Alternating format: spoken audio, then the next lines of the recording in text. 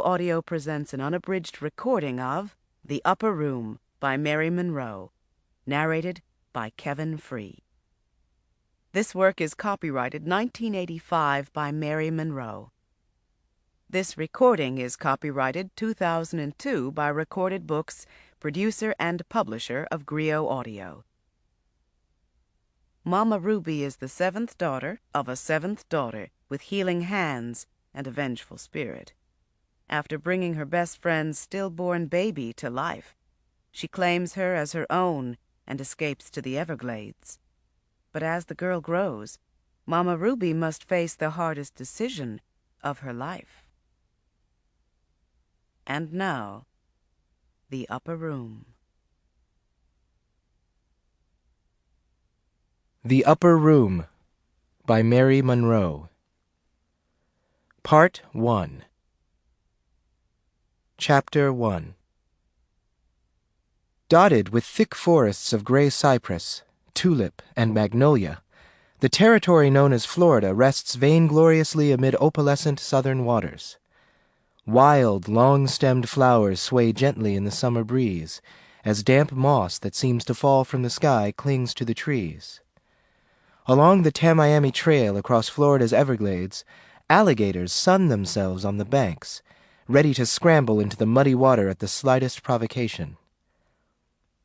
Maureen Montgomery was born in Silo, near the Everglades, on a humid evening in July during dog days, that period of inactivity between early July and early September when the sultry summer weather comes to the northern hemisphere. It was so warm that day that the lazy alligators, seduced by pleasure, lay lined up along the swamp banks in orderly fashion, waiting. In the midst of the swamp stood a crudely built shanty. Inside, on a living room sofa, lay a woman who was almost as big around as she was tall. Ruby Montgomery, wearing a long, shapeless black flannel duster, rested on her side, sipping her 12th can of beer that day.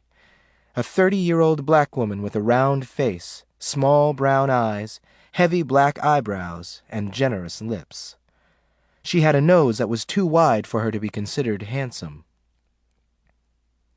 Her house smelled of boiled pork and steamed cabbage. She had just lit the coal oil lamps, and the dim light illuminated the walls of the living room with huge, distorted shadows. The furniture was cheap and shabby, but everything was neatly arranged, for orderliness and godliness were part of Southern tradition. An immaculate home, no matter how humble and plain, would surely please the Lord, it was preached in Southern churches. Ruby tried to live up to the Lord's expectations, most of the time. Outside, a chorus of barking coon dogs challenged the sweet calls of a remarkably fine lot of little birds, the mockingbird, the blue jay, the woodpecker. In the sky above, a broad-winged turkey buzzard made a swooping, whistling sound. Not too far away, in a desolate swamp, a panther cried plaintively beneath the hot Florida sun. In the dense huckleberry patch beyond the palmetto jungles to the north, a small black bear ambled about in search of its mate. The day was coming to a dramatic close. Now only a sleeve of orange sunlight separated the horizon from the heavens, and darkness was descending rapidly. A great hoot owl, the nocturnal lord of the South, perched anxiously atop a moss-draped tree outside Ruby's ramshackle house, a house almost hidden behind a knot of jasmine bushes. The hoot owl circled the house twice, then reluctantly returned to the moss-draped tree and waited.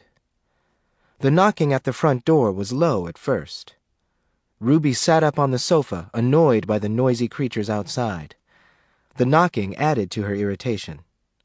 "Virgil?" she yelled. There was no answer.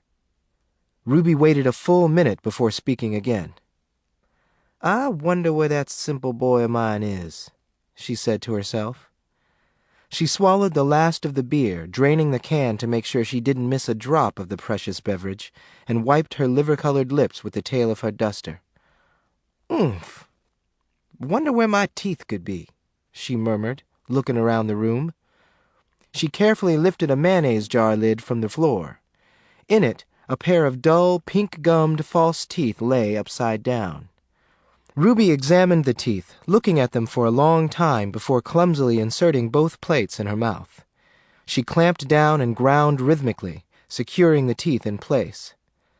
"Now," she said, as if proud of her accomplishment. "Virgil!" Ruby yelled again, looking around the room. She felt her chest where she carried a cross and a switchblade at all times. A frail, light-skinned boy of 11, with gray eyes and wavy black hair, appeared in the doorway between the living room and the kitchen. He was a reasonably attractive child with a small nose and thin lips. His square, angry face displayed a continent of dark brown freckles. "What you want now, Mama Ruby? Seem like every time I get me in a comfortable position, you start to meddle me. Virgil, get me a beer. Virgil, let the dog outside. Virgil, get me a beer. Virgil, change the channel on the TV set. Virgil, get me a beer." "Shut up, boy," Ruby said, slapping her thigh with her hand and stomping her foot. "Yes, ma'am," Virgil muttered. His denim overalls were way too loose for his slender frame. He was shoeless, and his long, dusty feet were hard and reptilian, with curled toenails almost 2 inches long. "Somebody at the door, sugar. Go answer it. I'm too tired to get up." "Mama Ruby, I'm tired, too. And I ain't your slave," Virgil whined. "You been pestering me all evening." "Answer the door, boy." "But, Mama Ruby—" "It liable to be that old bill collector from the grocery store again, or the candy man what we owe for the peanut brittle. Could even be old man Parker coming to collect rent, which we ain't got." "It could be just about anybody, Mama Ruby. You know how you is," Virgil said. Ruby remained silent for a moment, thinking about what her son had said as if it were a startling revelation. She looked at him and sighed, shrugging her huge shoulders and shaking her head slowly. "Praise the Lord." Ruby set the empty beer can on the floor and rose up from the sofa with great difficulty. Virgil ran across the room to assist her. He grabbed her arm to steady her, almost falling himself, for even with years of practice, balancing this elephantine woman was no easy feat. The boy's arms ached, and he gasped. "Have mercy on my soul," he said, cursing his strain. "Thank you, son." Ruby smoothed her duster along the sides of her thighs. "Now, go answer the door. Tell whoever it is I'm at the church or something. I'm sure enough tired and I don't want to see no more human beings this evening." Ruby waddled swiftly across the room on into the kitchen. Virgil giggled and tiptoed to the front window. He pulled back the drapes and peeked out. "Mama Ruby, I don't see nobody," he shouted over his shoulder. The knocking continued, louder. "Who it is, Virgil?" Ruby hollered from the kitchen, peeking from behind a large white cabinet that sat next to the sink. "Ax who it is, boy." "Who it is?" Virgil shouted toward the door. "It's me, y'all." It was the small, whining voice of a girl child. "In the name of the Lord, what you want this time of evening, Alice May? I just left your house a little while ago. What you looking for now, trouble?" "If she is, she come to the right place," Ruby roared, walking back into the living room. She stood in the middle of the floor with her arms folded. "My mama say to send Mama Ruby to her. She sure enough sick. The devil done put something on her a doctor can't take off," the voice outside said. "Sure enough?" Virgil asked. He lifted the window wide enough to stick his head out. "My mama sick as a dog. She say what she got she wouldn't wish on Judas. She need Mama Ruby. I think she fixin' to up and die," Alice May replied. "Come on in this house, sweetie," Virgil said. "Come on in before them mosquitoes eat you alive." He closed the window and went to open the door. A tiny, fair-skinned black girl of 4 with thick auburn hair stood timidly on the porch. She had her thumb in her mouth, and it was obvious she had been crying. There were tear streaks on her sand-covered face, and her nose was red and snotty. "Unass that thumb, girl. You want your lips to end up looking like goldfish lips?" Virgil bellowed, stomping his foot. "Do you?" "No," the child said, removing her thumb from her mouth. She had on a soiled flour-sack smock and a pair of man's tennis shoes. She was thin, but uncommonly pretty. Her nose was aquiline and her lips narrow. She had large, light blue eyes with long, thick black lashes that gave her face an angelic appearance. Her father was an Irish grocery store owner in Miami whom her mother had had problems paying on time. "Come on in the house and praise the Lord," Ruby said. Alice May stumbled in. As soon as she was close enough, Ruby leaned down and wiped her nose with the tail of her duster. "Now, praise the Lord like I told you." "Praise the Lord," Alice May sighed mechanically. "Bless your soul. You ought to give thanks and praise every day. That way you'll be blessed. Now what's the matter with your mama? Her baby's fixin' to come, ain't it?" Ruby said. "I knowed today was the day." "Yes, ma'am," Alice May agreed, nodding her head vigorously. She stood watching with interest as Ruby ran across the floor and stepped into a pair of limp, flat brown moccasins sitting near the back of the room. The whole floor shook when Ruby moved across it. Virgil now occupied the sofa and lay with one leg tossed carelessly across the arm. "Get your leg off the arm of my good couch, boy," Ruby growled, glaring at him. She sighed and brushed off her duster as Virgil obeyed silently. She pulled a red bandana from the pocket of her frock and tied it neatly around her thick, knotty black hair. "Boy, find me my teeth." "Good gracious alive, Mama Ruby, you already got your teeth in," Virgil said. Ruby felt around inside her mouth with her finger. "Oh." "Mama Ruby, can I play with your teeth?" Alice May asked. "Say what? Girl, you must be out of your mind. My teeth ain't nothing to play with," Ruby shouted, frightening the child. Alice May turned quickly to Virgil, whose eyes darted from side to side. "But Virgil let me play with them all the time when you get drunk and they fall out," Alice May said. Ruby gasped and ran across the floor with her fist poised. She slid her knuckles across the side of Virgil's face. "Ah!" he screamed, leaping up from the sofa.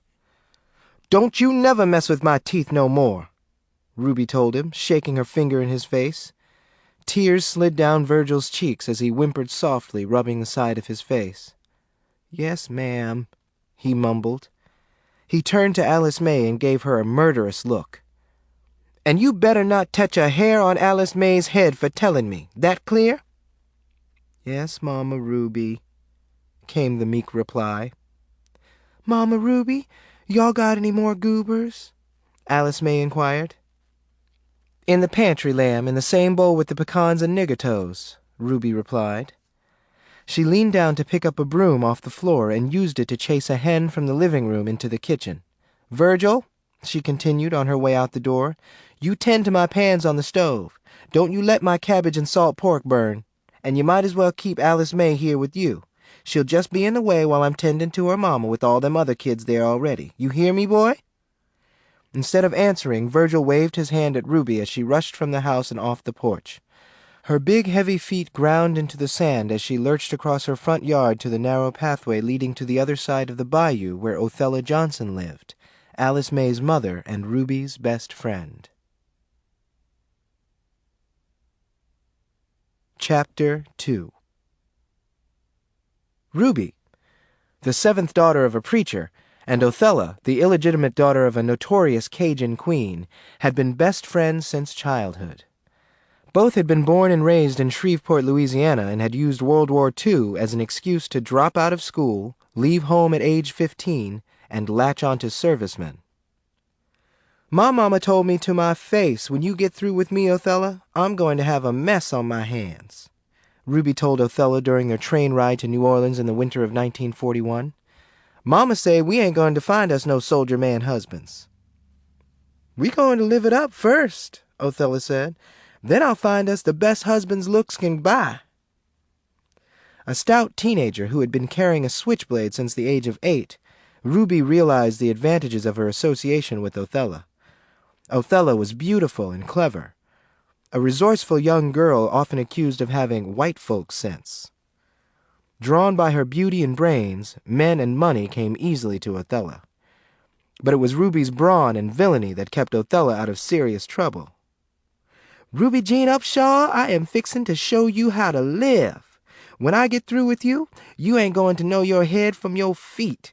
I ain't got all this Cajun blood in me for nothing. First off, I got a notion we could make a killin' if we could get set up in one of them sporting houses in the district soon as we blow into New Orleans. I know this old Irish madam named Miss Maureen my mama used to turn tricks for. Old Miss Maureen could probably use a couple of brown cookies like us, huh?" "Sure enough," Ruby said eagerly. Now, New Orleans was a wild town, and the bordellos were booming with business.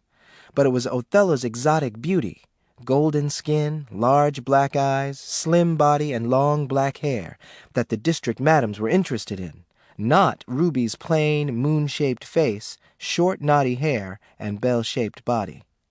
"You get us a job yet?" Ruby asked, greeting Oella just returning to the small, dark room they had rented in a musty boarding house on St. Jacques Square. They had been in town 4 days introducing themselves around. Aware that Ruby was a handicap, but not telling her, Oella made Ruby stay in the room while she visited the madams who had not yet rejected them, because once the madams saw Ruby, they lost interest in Oella. Finally, after a week, 54-year-old Maureen O'Leary took them in.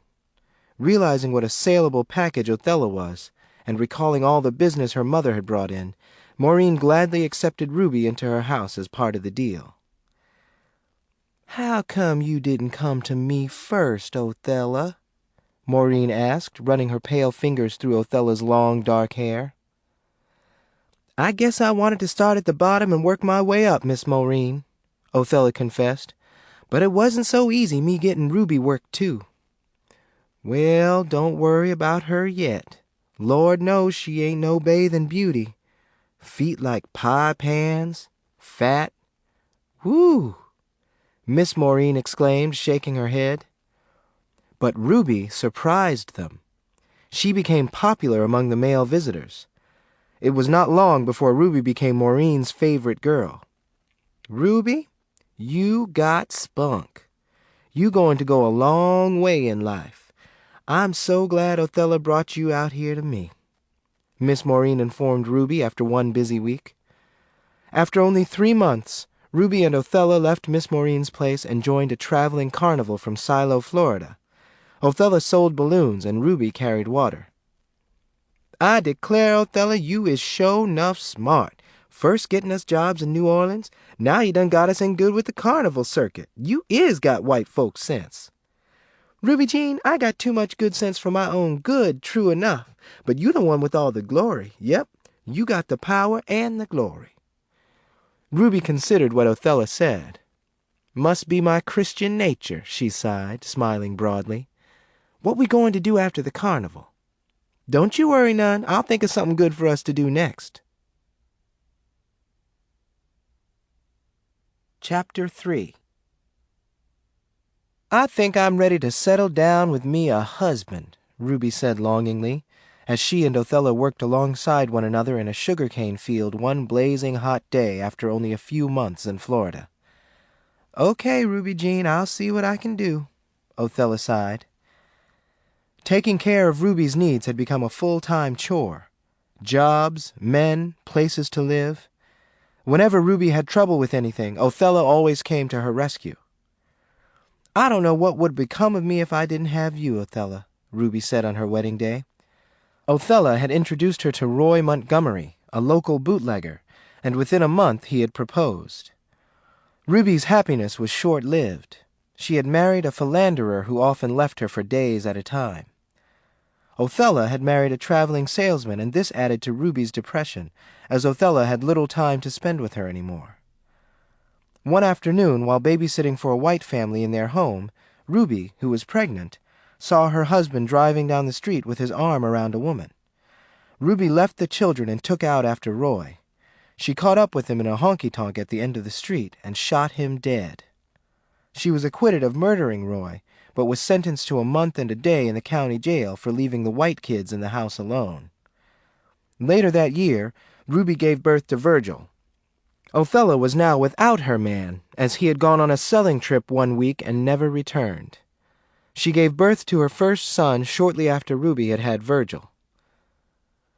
"Just imagine us having babies this close to one another," Oella smiled proudly. "It's the Lord's doing," Ruby replied. "Ain't it so?" "Just one little thing." "What's that, Ruby Jean?" "I kind of wanted me a little girl." "Well, maybe your next one will be a girl." I sure enough hope so. Remember how you used to go upside my head when we was kids and take my girl dolls? Oella said. I remember. And I would always break down and give 'em to you. Yeah, every time. It seemed like I always had something you wanted, huh, Ruby Jean? Sure did. Ruby agreed, looking deep into Oella's eyes. Chapter 4. The years passed quickly. Before Ruby and Oella knew it, they were 30. And I still ain't got me no daughter, Ruby lamented. Well, it sure ain't because you ain't been trying, Oella reminded her, adding, Shoot, you just barely feeding you and Virgil. Your little Social Security check can't stand another mouth to feed. I don't care. I still want me one, Ruby said. The women lived beggarly lives. Oella worked in the fields most of the time and did domestic work when it was available. Ruby collected a Social Security check. Because of her poor eating habits, Ruby developed a gum disease and lost all her teeth within a month. The cost of a pair of false teeth sickened her. Satan sure like to pile a load on me, Ruby complained after receiving a threatening letter from a lawyer regarding non-payment of her dental bill. I need a man to live good. Or $1 million, Oella added. There had been many men in Oella's life over the last 14 years. She now had 8 children, all with different fathers. Ruby had delivered the last 6 babies. Now, experiencing her most difficult pregnancy, Oella depended on Ruby more than ever. They had been sitting on Oella's front porch drinking beer that afternoon in July when Oella's labor started. Mama Ruby, you reckon I'll make it through the night? My labor usually don't get real bad until after my 10th hour. You'll be lucky to make it through the dinner hour. We got a mess on our hands this time. You've been sick every other day since you got pregnant. When the pains start to come at every 10 minutes, send one of the kids to get me, Ruby said as she was about to leave. Don't go yet, Mama Ruby. Stay and set with me a while. I need somebody to talk to. I'm feeling right depressed. Oella, you ain't got no reason in the world to be depressed. You got you all these fine children, this lovely house, men coming from every direction, and talk about pretty, girl, you sharp as a tack. You know how heavy my load is. What good is a bunch of kids to me when I work from sunup to sundown 5 days a week just to feed 'em? You think I like working in that cane field? And them beans, woo! Stringing beans is something they can't get the chain gang to do no more. And my men friends, where is they when I need 'em? Like now. Where's the one what rolled off top me and left me with this baby what now kicking my tail right and left? You tell me I ain't got nothing to be depressed about. Well, it could be a whole lot worse. You could be struck by lightning and paralyzed from the neck down from now on. You could get raped by a Jew, foreigner, or gypsy. You could accidental walk out in front of a bus and get both legs squashed. You could lose your religion. I declare, Oella said, looking Ruby over carefully. I hadn't thought about all that. I guess you're right. I ought to be on my knees right this minute praising God. And another thing, as long as you got me, you got a friend. True blue. I ain't going to let nothing happen to you or them children of yours. Now, like I said, I'll help you with this baby when the time come, Ruby assured her. I know you will, but just for a little while. Lay your healing hands on my wretched bosom and soothe my broke heart. My man running off is something I ain't never got over. Ruby sighed and placed her hands across Oella's chest. Lord, let this woman forget that scoundrel what run off and left her for dead. He's a low-down, funky black dog what ain't fit to tetch the devil's hem. Oella closed her eyes and moaned as Ruby continued. Lord, I went up to Satan last Sunday and slapped him down where he stood with my powerful prayer. Now I ask you, will you let this woman here be in peace? Will you help us birth her baby when the time come? In Jesus' name I pray. Amen. When Ruby left Oella's house, she did so with tears in her eyes. for she felt she had delivered Oella from evil as she left Oella with a broad smile on her face and not feeling the pain of her labor half as much. Then, as promised, Ruby returned to assist Oella to deliver her latest child. Chapter 5. Come on here, Oella. It's almost here. That's it. That's it. I can see the head. Woo-wee! Ruby exclaimed. She stood back from the bed where Oella lay, writhing in agony. Mama Ruby, lay your healing hands on me. Help me, Oella begged. You leave my healing hands out of this. This nature what you going through. My healing hands is for special occasions. And didn't I just lay hands on you this afternoon? Ruby waved her hands high above her head. You just better come on and birth this baby so I can get on back home. I got a cabbage and some pork on the stove. I leave that simple boy of mine by himself too long. He's subject to set my house afire. Oh, Mama Ruby, I can't stand this misery. Shut up, Oella, Ruby grunted, gently slapping the side of Othella's head with her palm. Oella gasped and trembled violently. Her legs were splayed and she clawed at the insides of her thighs. Oh, Mama Ruby, please do something. Get me a shot of gin. Call a roots woman. Do something. Didn't I tell you to shut up? Ruby placed her hands on her hips and glared down at the desperate woman. Oh, Colette, bring me another beer, sweetie, Ruby called over her shoulder. Within seconds, a slender, dark brown girl of 8 with numerous braids came to the door of the bedroom and handed Ruby a can of beer. Ruby snatched it and drank hungrily. The girl disappeared as quietly and quickly as she had come. Ah! Oella screamed, arching herself off the bed, almost folding her back in half. Damn, Ruby said. Colette, bring me a spittoon. Again, the dark young girl came to the door. She handed Ruby a spittoon and disappeared. Ruby cleared her throat into the spittoon, then set it on the floor and continued drinking her beer. As soon as she finished, she set the can on the floor next to the spittoon and 5 other empty beer cans. She wiped her lips with the tail of her duster and sighed, looking at Oella with pity. Ruby removed a limp blue towel she had draped across her shoulder and leaned over the bed to wipe the perspiration from Othella's face. She then wiped her own face with the towel. Suddenly, Othella's children entered the room and began to move about.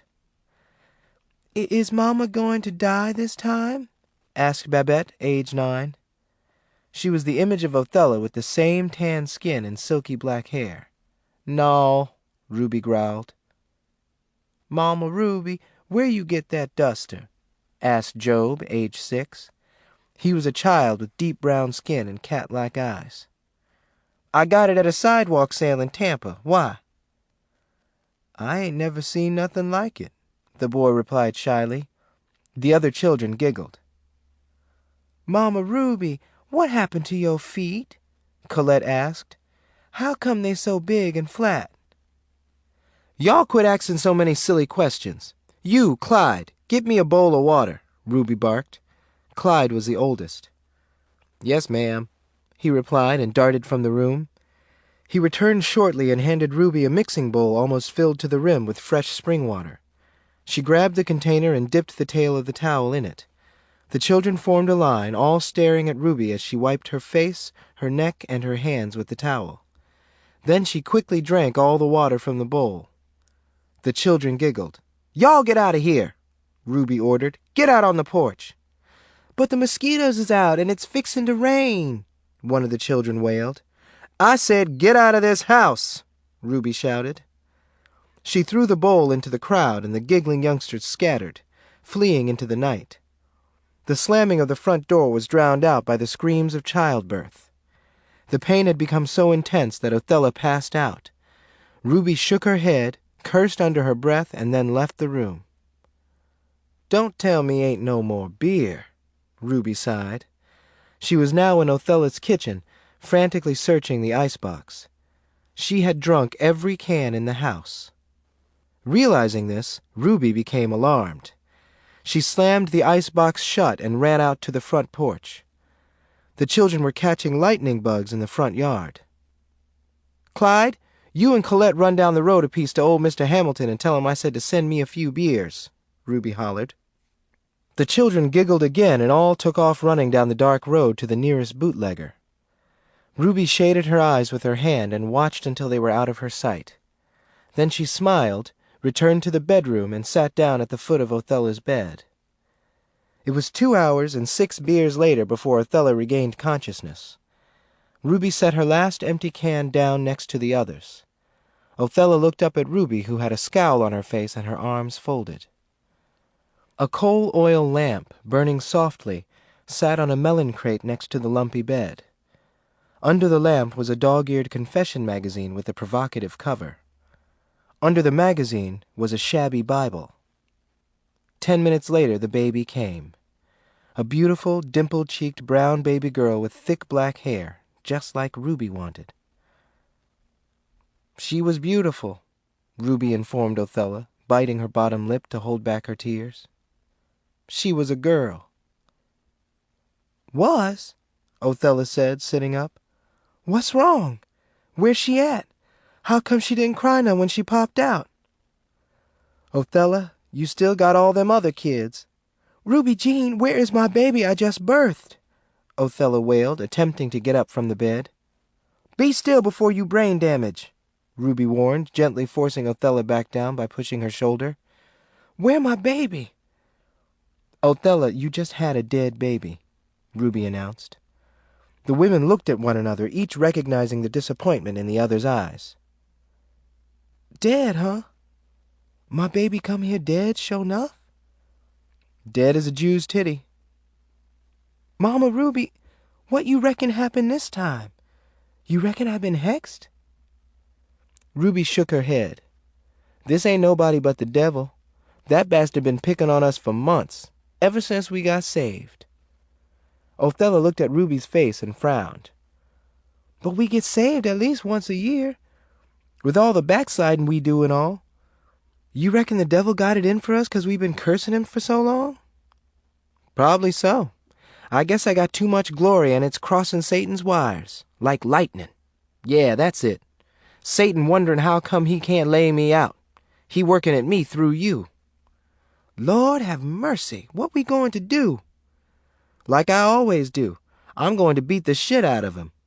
Tonight I plan to get on my knees and pray like I ain't never prayed before.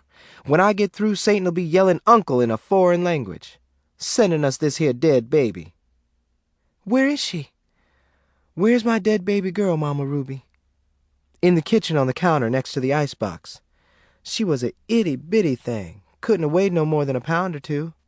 "Sure enough?" "Sure enough." "Well, I declare." Oella paused and closed her eyes. She rubbed her face, then looked up at Ruby again. "Mama Ruby, is it true what they say about you?" "What?" Ruby asked, alarmed.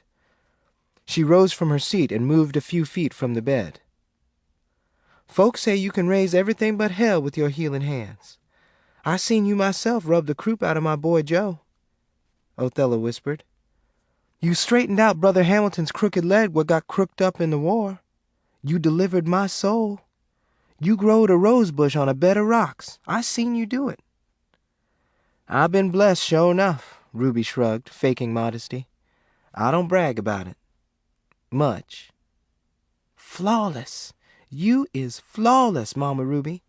If anybody was ever able to help folks, it's you. Why you think I took up with you as my best friend when we was playing in sandboxes and just being weaned?" "You was smart, I guess. Shoot, I never denied your white folks sense." "Then you gotta help me. You got to do what you can about my dead—" "I already tried it. I laid hands on the dead baby twice already, and it didn't do no good. She's sure enough dead." "You mean even you can't breathe life back in her? You is the Lord's pet nigger. And the devil's walking stick. You forgetting how much stock Satan got in my soul? You know how I've been battling my tail off trying to shake that low-down funky black dog? Shoot. Jesus been at a tug-of-war with that baboon since the day I was born, trying to set me free. I just thought I can do anything I set my mind to, Long as that low-down, funky black dog Satan ain't on my case. Now, like I said, I tried to raise that dead baby with my healing hands, but Satan say hell no. Oella blinked to hold back her tears. My poor little old dead baby girl, she mumbled. She closed her eyes and shook her head sadly. Suddenly she looked up again at Ruby. Was she pretty? Was my dead baby girl pretty like all my other girls? Flawless. She had your hair. She had skin that was brown like a niggertoe nut. And you couldn't save her? I kind of thought you could do anything you set your mind to. You having a hot line to heaven and all. Well, the devil sometime disconnects my line. Oh. Ruby watched Oella swing her legs across the side of the bed. Where you going, Oella? I'm going in the kitchen to look at my dead baby. You ain't going no place. You want a brain damage? I'll get that baby so you can look at her. Ruby rushed from the bedroom and returned a few moments later holding the baby, which had been wrapped in a faded green towel. Let me see her, Oella mumbled, coughing. A angel if ever there was one, Ruby said, unwrapping the towel. She wiped tears from her eyes with the sleeve of her duster while Oella stared at the child's face. Flawless, Oella said and turned her head. Take her away. Don't you want to hold her one time? No, Oella said, returning her attention to the child. Oella was tired and anxious to be left alone. She wanted to cry. Her last child had also been stillborn. I'd have given my soul for this child to have lived. I declare I would have. Mama Ruby, please take care of her for me, the burying and all, like you done with my other dead child. Oella fell back onto the bed and breathed hard, thankful that her ordeal was over. It just don't add up, her coming dead. She seemed so healthy in my belly, with all that kicking and flipping and flopping and all. I even dreamed about her. A bad dream. I dreamed she was a happy little girl what got took away. Death or something. Nothing but the devil letting you know he was sending her here dead. I done told you Satan's a low-down, funky black dog.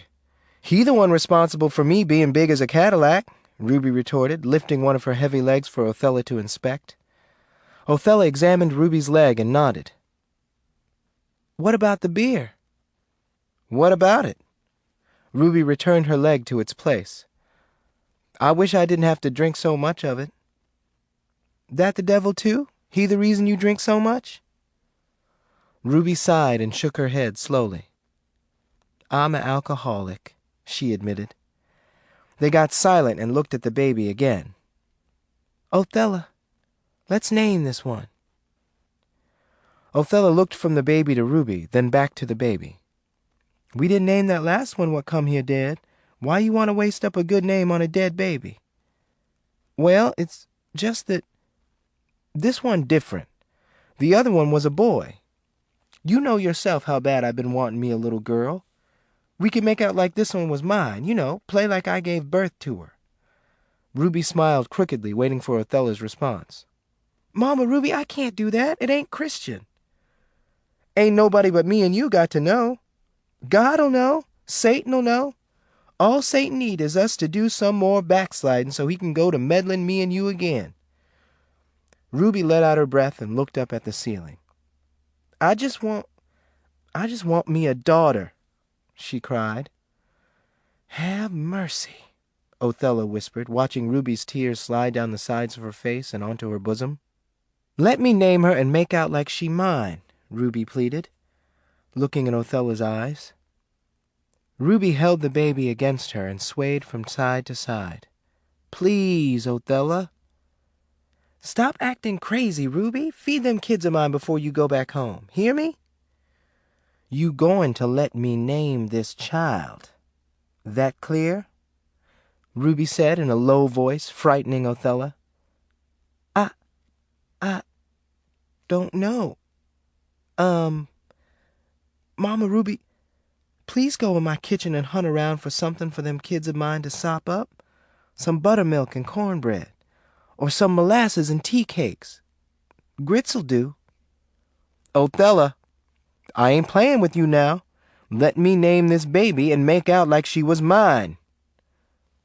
"Lord, that's just what you used to say when we was kids and you wanted my girl dolls. Just before you would maul my head with your fist. If it mean that much to you, you can name her, Ruby." Ruby's eyes got wide and she smiled. "I'm naming her for Miss Maureen," Ruby said. "I hope you happy. You write Miss Maureen a letter and tell her she got a dead baby named after her. Miss Maureen busy running her sporting house. You think she care about some dead baby named for her?" "I don't care if Miss Maureen care or not. I don't care if nobody care. I can say I had me a baby girl I named Maureen," Ruby said, dancing around the room, cradling the baby. Oella shook her head and laughed. "Okay now. Time for you to stop acting the fool you is. Feed my kids and go home so I can get me some rest. Tell that boy Clyde to get you a shoebox out the chifforobe to bury that baby in." As soon as Ruby had set out food on the kitchen table and arranged the noisy children in an orderly fashion, she left Othella's house. It was dark outside. Lightning bugs led the way as Ruby returned to her shack through the bayou. She stopped and looked up at the glowing moon, the shoebox containing Maureen held against her bosom. She kissed the shoebox and thanked God for letting her get this close to having her own daughter. Outside her house, Ruby spoke to Maureen. "You is my very own little girl. I prayed to get you, and I got you." Virgil appeared in the living room window and snatched it open. "Mama Ruby, what you doing out there in the dark? What you mumbling about?" he asked. Before Ruby could respond, Virgil came out on the porch holding a coal oil lamp. Alice May followed behind him. "What you got, Mama Ruby? Who you talking to?" Virgil said, holding the lamp up high. "Who, me? Huh? Oh, I was talking to these mangy coon dogs what's blocking my way. Shoo! Shoo! Get out my front yard!" The two snoozing hounds ignored her. Virgil looked at her suspiciously. "You wasn't talking to no coon dogs a minute ago." "I was talking to myself," Ruby lied, annoyed. "Mama Ruby, Virgil went upside my head with a spoon 'cause I told you he let me play with your teeth," Alice May complained. "I got a rising on my head already." "I'll get him, Alice May," Ruby said calmly, unlike her usual self. This made Virgil even more suspicious. "Mama Ruby, what you got? Oh, damn!" he cursed. He held the lamp out toward Ruby and saw that she carried a shoebox. It meant only one thing. Another dead baby I got to be up half the night digging a grave for. Chapter 6. "Is this here enough, Mama Ruby?" Virgil asked as he held out an armful of newspaper. They stood in Ruby's cool, dimly lit kitchen over a table cluttered with plates and pots and pans. They had eaten the cabbage Virgil had finished cooking while Ruby was with Oella. Breadcrumbs, empty plates, beer cans, and assorted bones lay scattered about the table. "Yeah, little as this child is, she won't be needing that much paper to be wrapped up in," Ruby replied. She took the paper from Virgil and looked at him, blinking her eyes rapidly. He looked up at her and bit his bottom lip. "What's the matter with you now? You standing here looking at me like I'm something good to eat," he murmured. "I thought I heard something, like somebody crying," Ruby replied in a whisper. "Aw, you ain't heard nothing." Virgil waved his hand in her face. "And you hurry your slow self on here. You done had this dead baby laying around a whole hour." "Did you walk Alice May all the way home?" "I walked her to the clearing," Virgil answered. "You was supposed to walk that child all the way home, boy. You want her to get snatched up by some maniac?" "Mama Ruby, everybody say you the only maniac in Silo," Virgil answered seriously with his hands on his hips. Ruby looked away and thought about what Virgil said. She turned to face him again and quickly slapped him alongside his face with the newspaper. "Boy, I did hear somebody crying. You go take a look-see out on that back porch and see if that girl Alice May is out there. That clear?" "Yes, ma'am." Virgil went to the kitchen door and opened it angrily as Ruby stood looking at him. He leaned his head out and looked around quickly. Convinced that there was no one on the back porch, he slammed the door shut and returned to Ruby.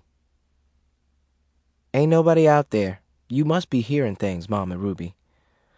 "I know doggone well I heard something. Moaning and groaning." Virgil gave Ruby a thoughtful look. "It was probably your conscience," he suggested. Ruby slapped his face with the newspaper again. He only laughed and made a face at her as she walked over to the kitchen counter where the baby lay.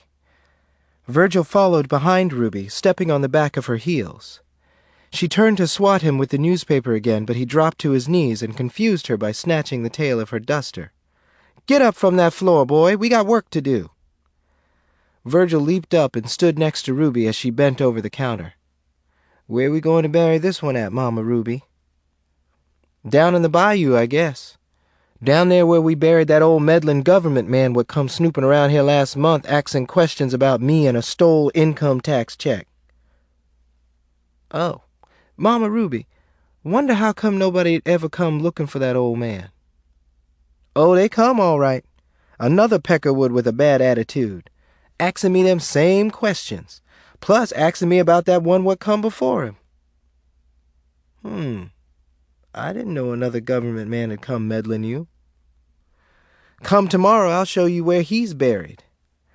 Ruby closed her eyes and shook her head. "I'm out here in these swamps minding my own business, dedicating my soul to the Lord. I don't know why folks come out here to meddle me. I don't mess with nobody, lest they mess with me. Nothing but the devil." Ruby opened her eyes and looked at the baby. "How come we ain't putting this baby where them other dead babies is buried? Othella's other dead baby, Anna Simpson's dead baby, all them other dead babies you done birthed." "'Cause I want to get this took care of tonight, these dog days. We was to let this baby set out all night, she liable to bust wide open. Remember that time me and Othella forgot we had that dead rabbit in the chicken coop last summer during dog days? You remember how it swole up from the heat and busted? I know you don't want no busted baby to be cleaning up." Ruby looked at Virgil and wiggled her nose. "Good God, no. Ain't nothing worse than busted, rotted humans. Remember that time that man tried to rape Othella and we put him in the chicken coop?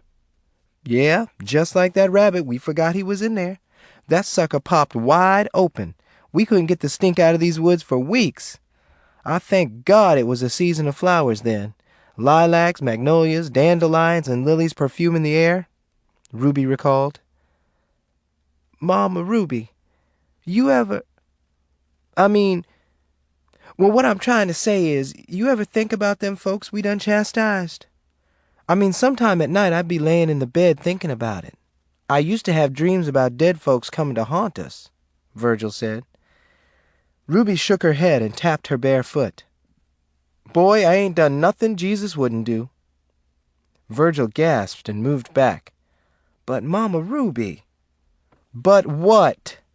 Ruby said, with her eyebrows arched. "Nothing. What you looking at me so funny for now, boy?" "I guess I don't know all I need to know about Jesus, huh? I guess you don't. Let me tell you something, boy. I carry Jesus with me everywhere I go. I always have. On account of that was how I was raised. I know I ain't perfect. Wasn't nobody perfect but Jesus. But I apply myself to the Bible to a T. Remember that time we was coming back from Miami and that spick gave us a ride? The one what got to my house and sucked up all my beer, then had a notion to rape me?" "Rape you? I didn't know he'd had a notion to rape you. Did he try to rape you sure enough, Mama Ruby?" "No, but he wanted to. Why else would we carry him to the swamp?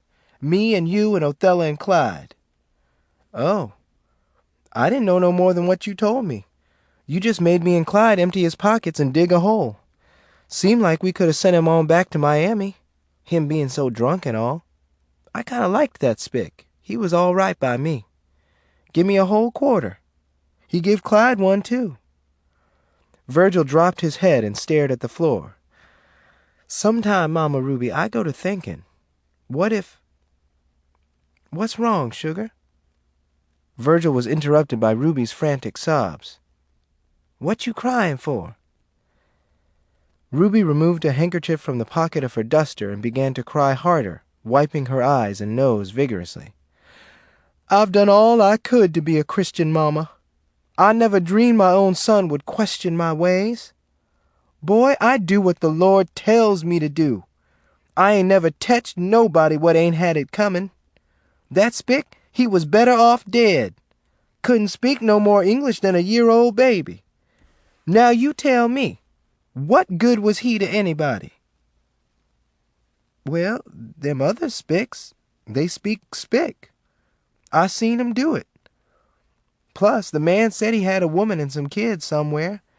It don't seem right him getting himself killed like he done. What all he do, anyway?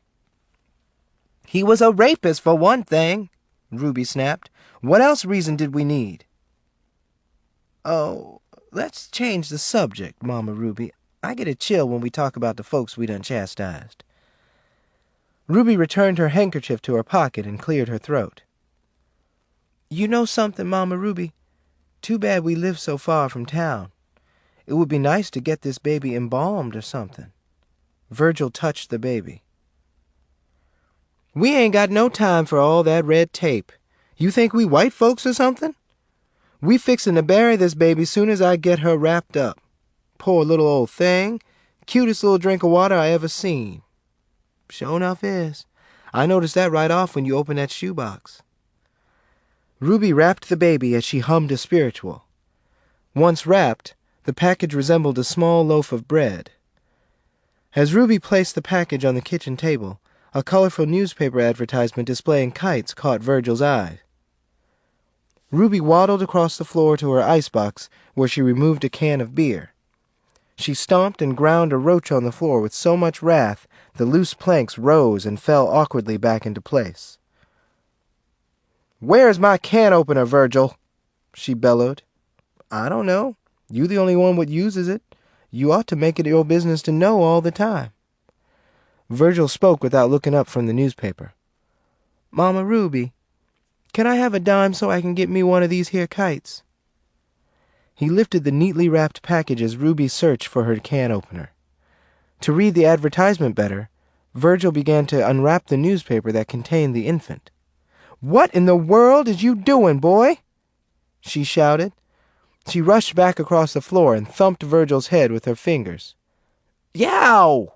he screamed. "What you call yourself doing to that baby?" "I'm going to wrap her back up. I was just trying to see these kites better. Don't you go upside my head no more, Mama Ruby. Shoot! I got so many risings on my head from you mauling it. You do it again, I'm going to learn you a lesson you won't forget."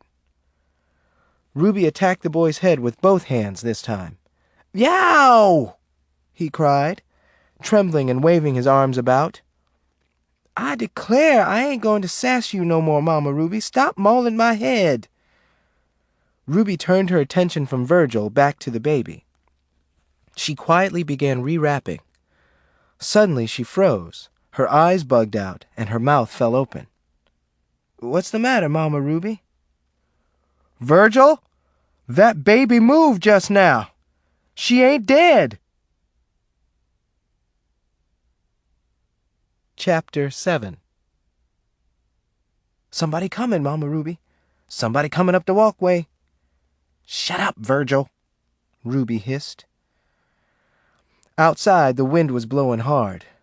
The branches of the pecan tree in front of Ruby's house scraped against the side of the old building. "Shh! It's just the wind, boy." Ruby hoped it was just the wind. She sat in her living room in semi-darkness, holding the pitiful infant she had wrapped in a freshly laundered flour sack.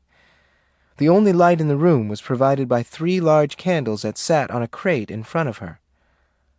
"I swear to God, it sounded like somebody was coming this way, just itching to catch us," Virgil exclaimed, listening and looking around nervously. "Wouldn't nobody but a stranger be fooling around my house this time of night. Or a fool. But just in case, go put your ear to the door. Let's be on the safe side. Go on now, listen at the door, Ruby instructed. Okay, Mama Ruby.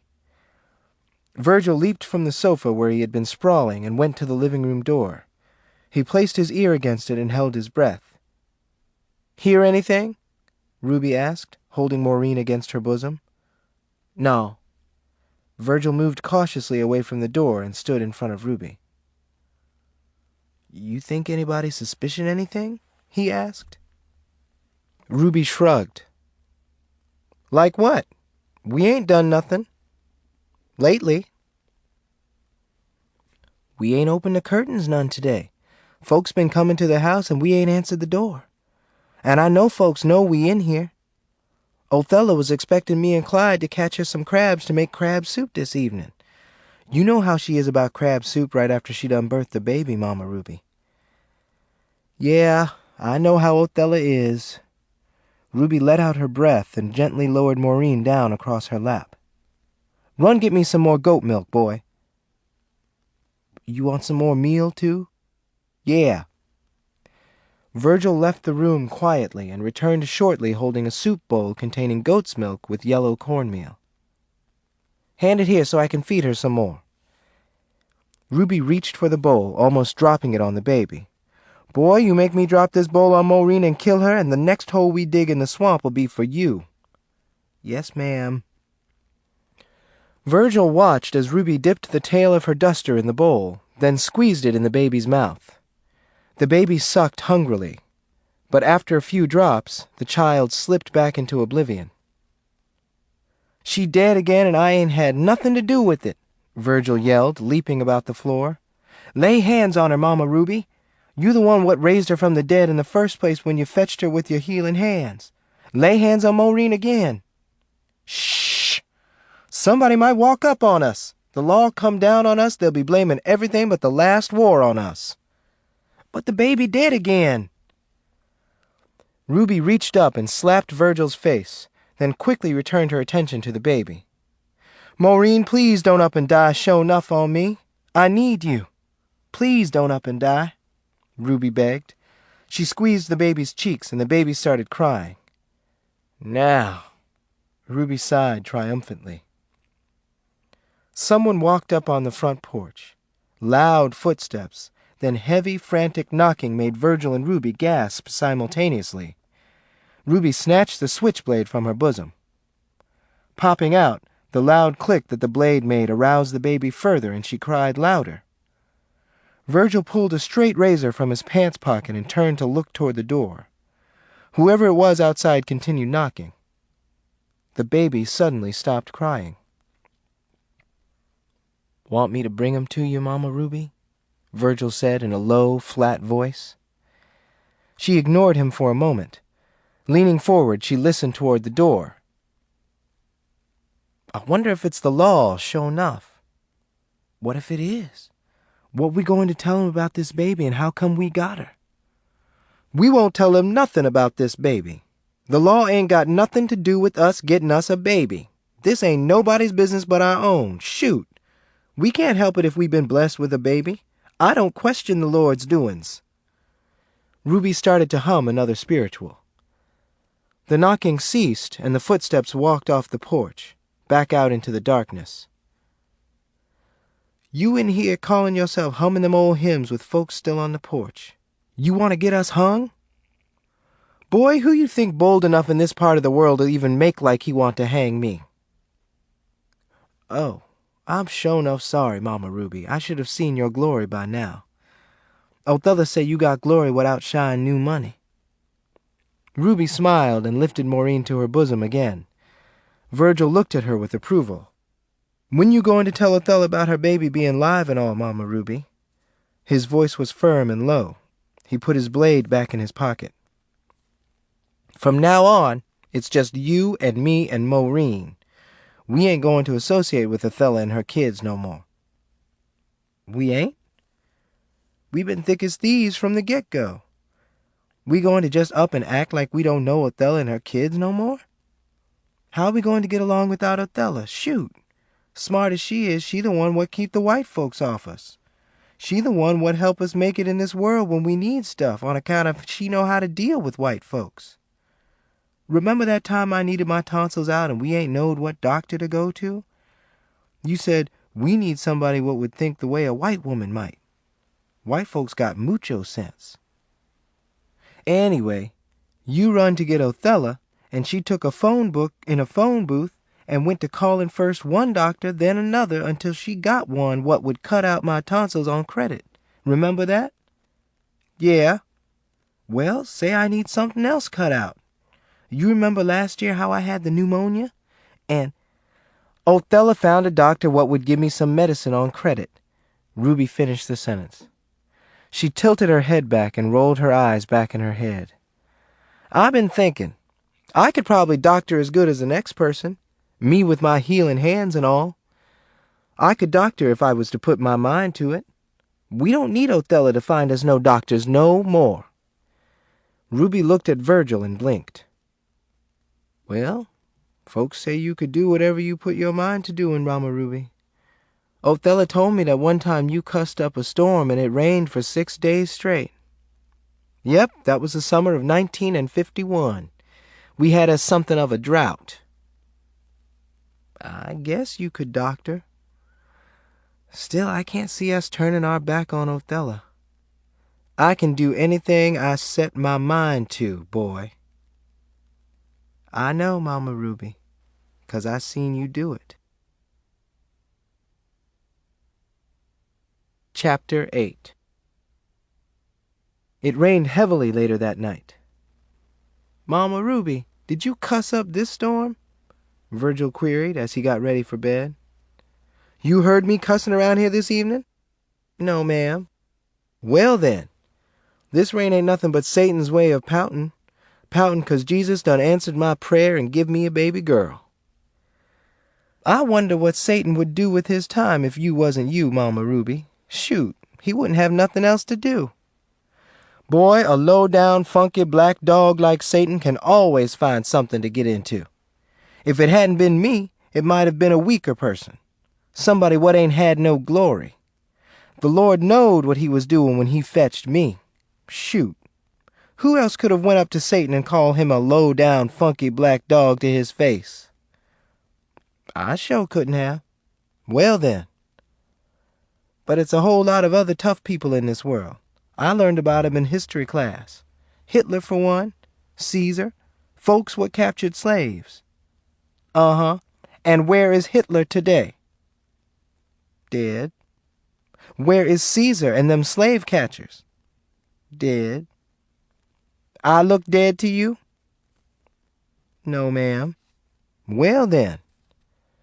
But what I meant was, boy, go to bed, Ruby ordered. Later that night, Virgil was awakened by loud footsteps outside his cluttered bedroom. He fumbled under 2 flat pillows on his bed to remove his razor and ran to the wall, where he clicked on the light. Ruby was standing in his doorway, holding Maureen. She was fully dressed, and a bulging suitcase sat at her feet. Get ready, she ordered.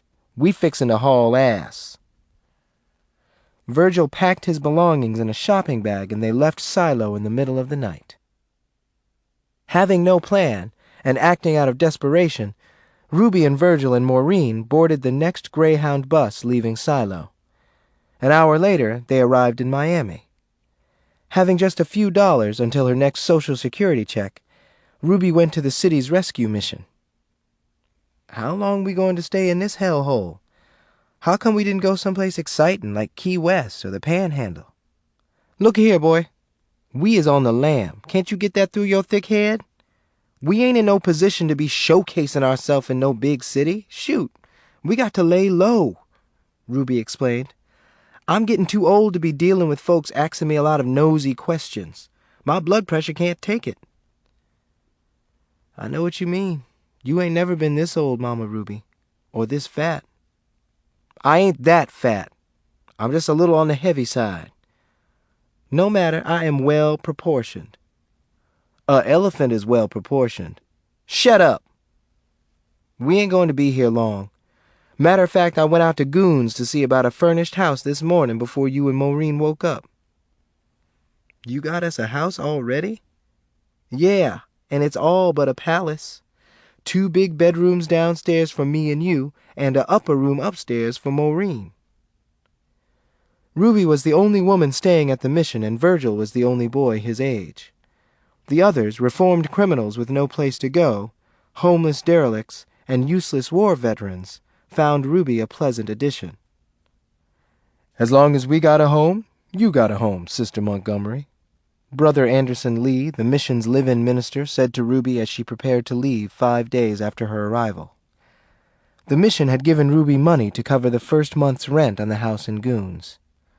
"You is a man of God, and you ain't going to have nothing but good luck," Ruby informed the preacher, patting his frail shoulder on her way out the door.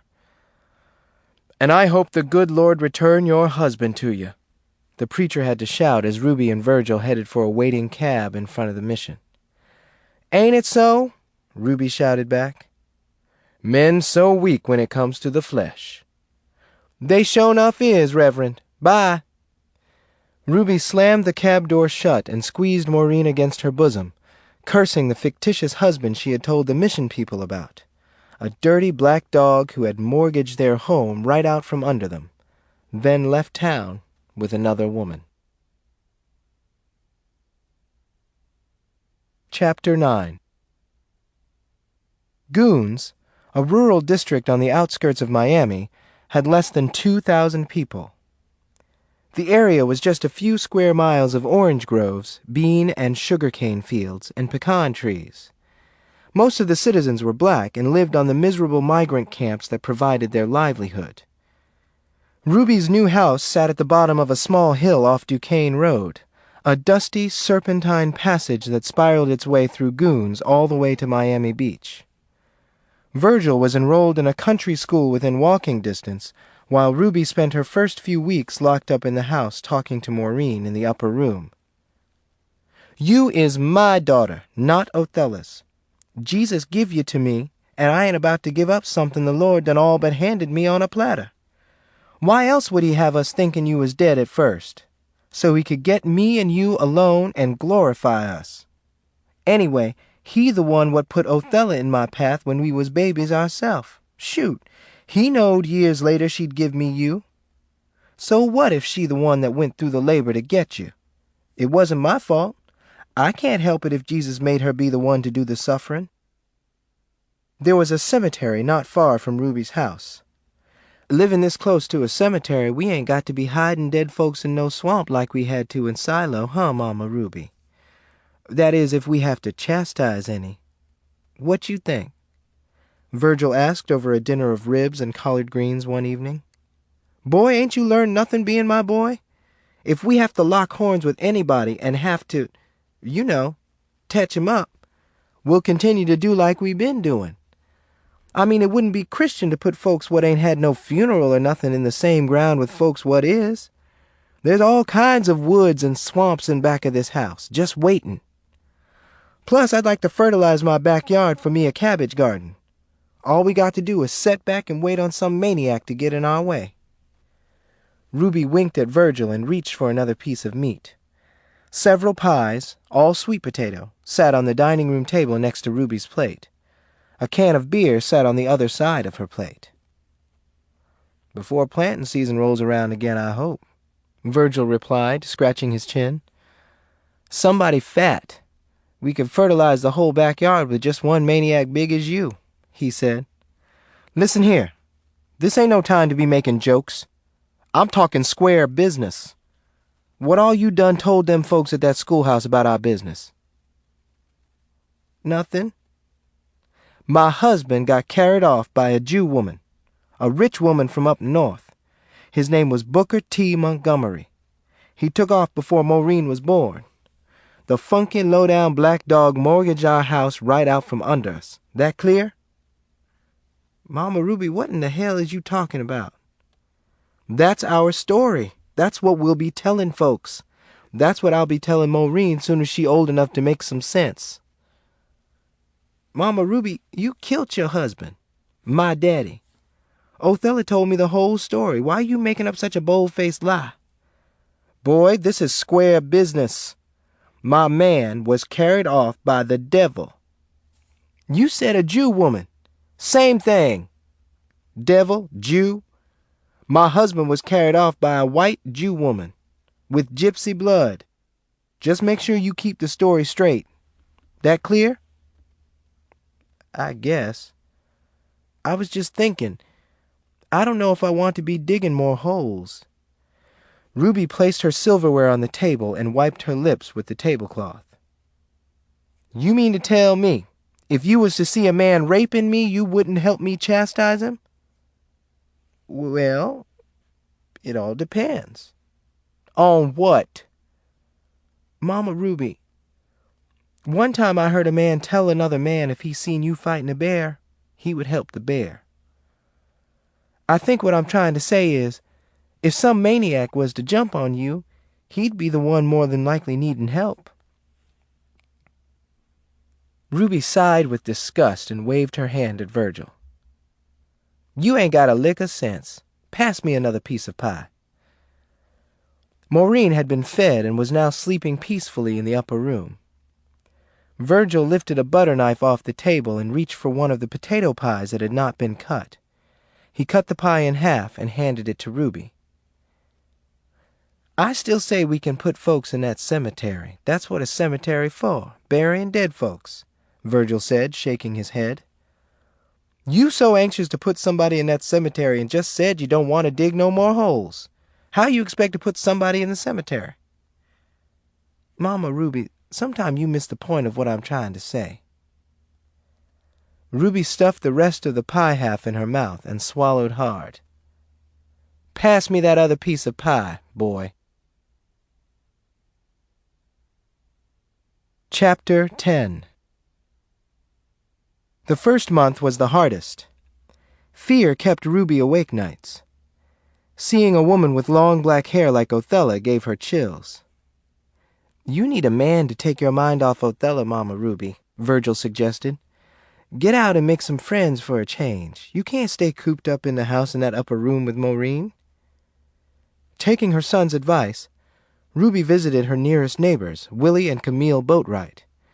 Willie was a bootlegger. He and Camille had 5 sons. All but an infant named Bobby were in prison.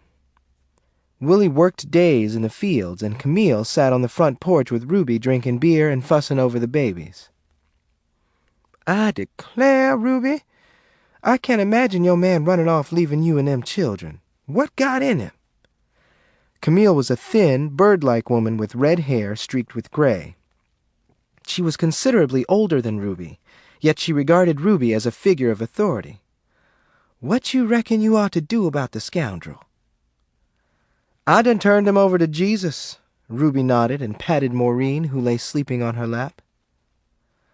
And that baby girl of yours is just a living doll. Ain't it a shame your man didn't stick around to see what a fine job he done making her? A doggone shame.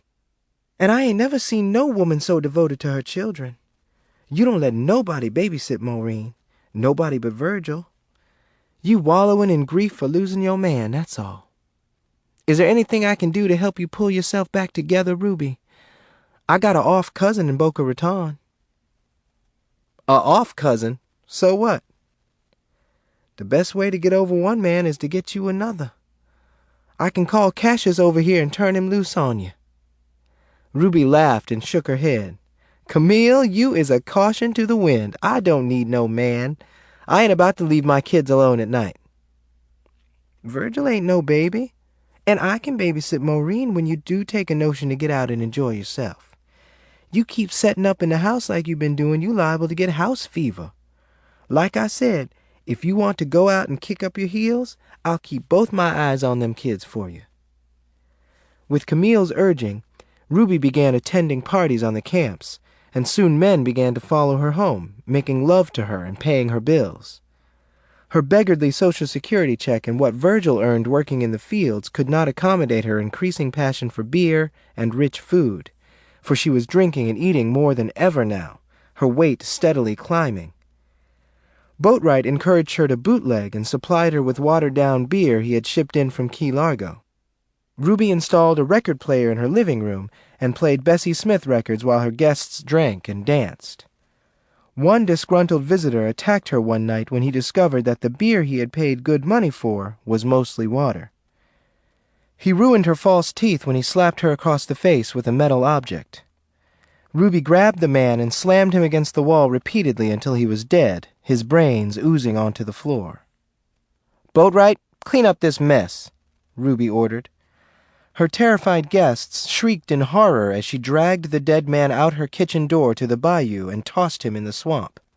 She returned to the living room. "Ain't nobody seen nothin'," she warned. None of the people present ever mentioned the incident, not to her or among themselves. A few told Ruby where she might find a set of false teeth to replace the ones she lost. Ruby did not buy another set of teeth right away. It was not until Virgil complained about her shabby smile and slovenly appearance. "You with your loose mouth and gray hair look like an old witch." "I like my gray hair. It gives me a distinguished look," Ruby said, running her thick fingers through her tangled hair. "Well, I don't like your messed up mouth, especially when my friends come around and you go to kissing all over me. I know Maureen don't like you slobbering all over her face with them slimy gums. And how you get up enough nerve to romance a man looking like a fat old no-teeth witch?" Ruby pursed her lips and gave careful consideration to Virgil's comments. You really think I look bad? Wonder how come my friends or Camille ain't told me that." "'Cause they all seen you get loose on that drunk at the house the other night. Them folks don't want to end up out there in that swamp with him." Some of Ruby's friends went out of their way trying to find her another set of false teeth. It was Boatwright who finally presented her with a pair he had picked up at a Panhandle flea market. "Willie Boatwright, I ought to kiss you all over," Ruby grinned when Boatwright handed her the teeth on a paper plate. The big, dark man with the shiny, bald head moved away immediately. Ain't nobody but my woman to be kissing me all over," he said defensively. "Ha ha ha ha ha! Boatwright, you is the dickens!" Ruby admired the teeth for 2 days before wearing them. Chapter 11. A week before Christmas, Camille had a massive stroke and died sitting next to Ruby on Ruby's front porch glider. Ruby grieved for a month and stopped going out. She went back to sitting in the house with Maureen. "It ain't the end of the world, Ruby. Camille wouldn't have wanted you to go back to setting in the house. I want you to get you a man friend what'll carry you out and spend some serious time with you. Not another one of these hit-and-run jokers like you've been latching on to." "But, Boatwright, I got me a man. Me and Roscoe Maddox from the Kaiser camp engaged to get married," Ruby protested. "Roscoe is slow and lazy. He don't go nowhere but to church and down here hisself. You need a fancy man. A man what know how to go out and shake his tail feathers. Somebody like that Slim Dixon from Miami. I'm going to put a bug in Slim's ear when I see him again. He told me to my face, you one of the finest looking women he ever seen." "Slim told you that?" Ruby asked, eager and interested.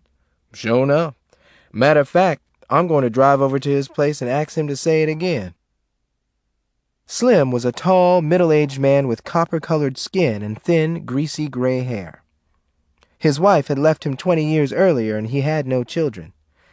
Slim was a frequent visitor to Goons. On weekends, he bought beer from Boatwright and Ruby and danced like a teenager with some of the other drinkers. With a little encouragement from Boatwright, Slim asked Ruby to go out with him. Virgil was glad Ruby started to go out once again. Slim took her to a saloon in West Miami that he frequently attended, a notorious place called Yacco's. Yacco's was unusually crowded this particular Saturday night. While dancing with Slim, Ruby accidentally knocked over the table of a short, brown-skinned ex-convict named Mac Pruitt. "You big black cow, you!" Mac shouted. The attractive young woman with him covered her mouth and giggled as she and Mac leaped up from the falling table. "What you call me?" Ruby asked calmly. She had stopped dancing and stood with her massive arms folded. A blue vein on the side of her neck wiggled as her anger rose. "You heard me," Mac shouted, showing out for his female companion. The bar's band, 4 sleepy Cubans, ceased playing. Patrons at surrounding tables moved away. Slim backed away quietly, hiding behind the bar, holding his breath. Everyone watched and waited. Nervous whispers and a loud wall clock were the only sounds that could be heard. "That man's going to hurt that lady," one woman whispered to another as they crouched behind a dusty, defunct jukebox. "That ain't no regular lady. That's Mama Ruby," the other woman gasped. Ruby started to move toward Mac. Her eyes narrowed. Her knees always knocked together when she walked, and her enormous feet and legs were penguin-like. "One other man on this planet called me a black cow. I carried him out to Squire's pasture and showed him what a black cow looked like. That's where he at to this day," Ruby said, dropping her arms to her side, standing in front of Mac. "I say you is a big black cow, and your mama one too," Mac yelled, turning to his lady friend, who was having trouble suppressing her laughter. "I guess I told her, huh?" Mac said, winking at his lady. "I'm fixin' to beat you till you piss. Then I'm going to beat you for pissin'," Ruby told him. Mac stepped back as she reached for him. Quickly he removed a .32 from his jacket pocket and started firing in her direction. Every woman present screamed. Every woman but Ruby. She grabbed his arm and shook the gun from his hand. Then she tore the arm completely from his body at the socket. Slim rushed Ruby home and insisted on staying the night to make sure she was all right. "You sure you okay, Mama Ruby?" Slim asked repeatedly. He sat close to Ruby on her living room sofa, his arm draped lovingly around her shoulder. Blood covered the front half of her dress. "I'm fine," she coughed. She was having difficulty speaking. Virgil hovered over the sofa, breathing loudly, worried about his mother. Maureen stood in front of Ruby with a puzzled expression on her 3-year-old face. Ruby looked at her and smiled. Candy and sand all but covered Maureen's pudgy brown face. Her long black hair was dotted with cockleburs and leaves. "I can't see how Mac missed you, close as he was when he went to shooting," Slim said, shaking his head. He scratched the back of his neck, not taking his eyes off Ruby's face. Her eyes were bloodshot, and beads of perspiration covered her forehead. Slim became more alarmed when he looked down and saw that Ruby's hands were trembling. "Ruby, I'm fixin' to go up to Kaiser's camp and bring a jackleg doctor down here to see you." "You ain't fine. Just look how you settin' here shaking. I'm going to get a jackleg doctor." "You better bring one for yourself, too. I'm going to cold cock you if you come bringing a doctor down here and I ain't sick. Shoot, I'm some kind of doctor myself. Any doctoring I need these days, I can do it. Lest I need doctoring in a spot I can't reach," Ruby said in a low, weak voice. "You do need a doctor, Mama Ruby," Virgil insisted, moving around to stand in front of her. "Jesus is the only doctor I need," she replied with conviction. "Virgil, run get me a beer." Virgil silently obeyed. "I bet that gun-toting nigger won't mean-mouth his maker, which he is sure enough on his way to meet right now," Ruby sighed. "Shoot, Mac ain't dead. I called Yakos and they told me Mac was hauled out of there, him on a stretcher and his messed up arm on a tray. Shoot, that nigger ain't dead. They tell me after they got that nigger to the hospital, he set up like nothing ain't happened. Say he going to hunt you and cut your head off, Ruby." "Who told you all this, Slim?" "Old man Yako told me. Soon as I got you back here, I run down to the camp to use the phone and called out there. I was scared the law was on the way out here." "Ain't no law coming out here to mess with me. You know that." Yeah, but you never know. White folks is so unpredictable. Who knows? You kill up enough folks and they just might take a notion to come out here trying to arrest you. I doubt it. Ruby coughed again and sighed heavily. I got trouble enough without the law coming down on me. Me with the devil riding my coattails. Shoot. My load done got so heavy I'm about to fall out. Ruby stopped talking and drank the beer Virgil had handed her. I'm coming back out here in a couple of days to check on you, Ruby, Slim said firmly. When he did return, Ruby had taken to her bed with what she at first believed was just a severe case of gas. Virgil, get me my butcher knife. Slim, you get me a beer. Her voice had become a whisper. Virgil, make sure you scorch the blade first, she added. Maureen lay in her arms. Mama Ruby, is you fixin' to die? Maureen asked with concern. She had never seen Ruby so sick that she had to be in bed. You don't talk right, and your eyes looking funny. I ain't going to die, at least no time soon. Slim say that man tried to kill you. Why that man tried to kill you, Mama Ruby? Girl, there is crazy folks all over the place. He was crazy and too blind to see my glory. You going to get him, Mama Ruby? Uh-huh. Virgil left the room and returned within minutes with the knife. Slim still stood over the bed looking down at Ruby. Slim, I told you to get me a beer, Ruby coughed. You ain't drinking no more beer till we find out you ain't going to get sure enough sick. Shoot, Ruby, I ain't never seen you this bad off. Virgil handed Ruby the knife and stood back to watch her sit up. Help me, she told Slim.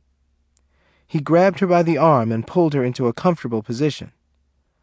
Maureen climbed out of the bed and stood between Virgil and Slim as Ruby removed her gown and bra and proceeded to feel around her spacious torso. Look at there! Virgil pointed to an unfamiliar spot on Ruby's middle. His eyes bugged out and he leaned forward to touch the dry wound. I declare, you is been hit, Ruby. You been hit sure enough, Slim shouted. Stand back, Ruby ordered, waving them away with her arm. Maureen whimpered and Virgil quickly scooped her up in his arms and held her as they watched Ruby perform surgery on herself. She removed the bullet with her fingernail and the butcher knife and placed it in a mayonnaise jar lid on her nightstand. She had made no sound. Slim? Virgil? She began, pausing to look at Maureen. Maureen? Y'all, somewhere in this world is a one-armed, dead man. Part 2. Chapter 12.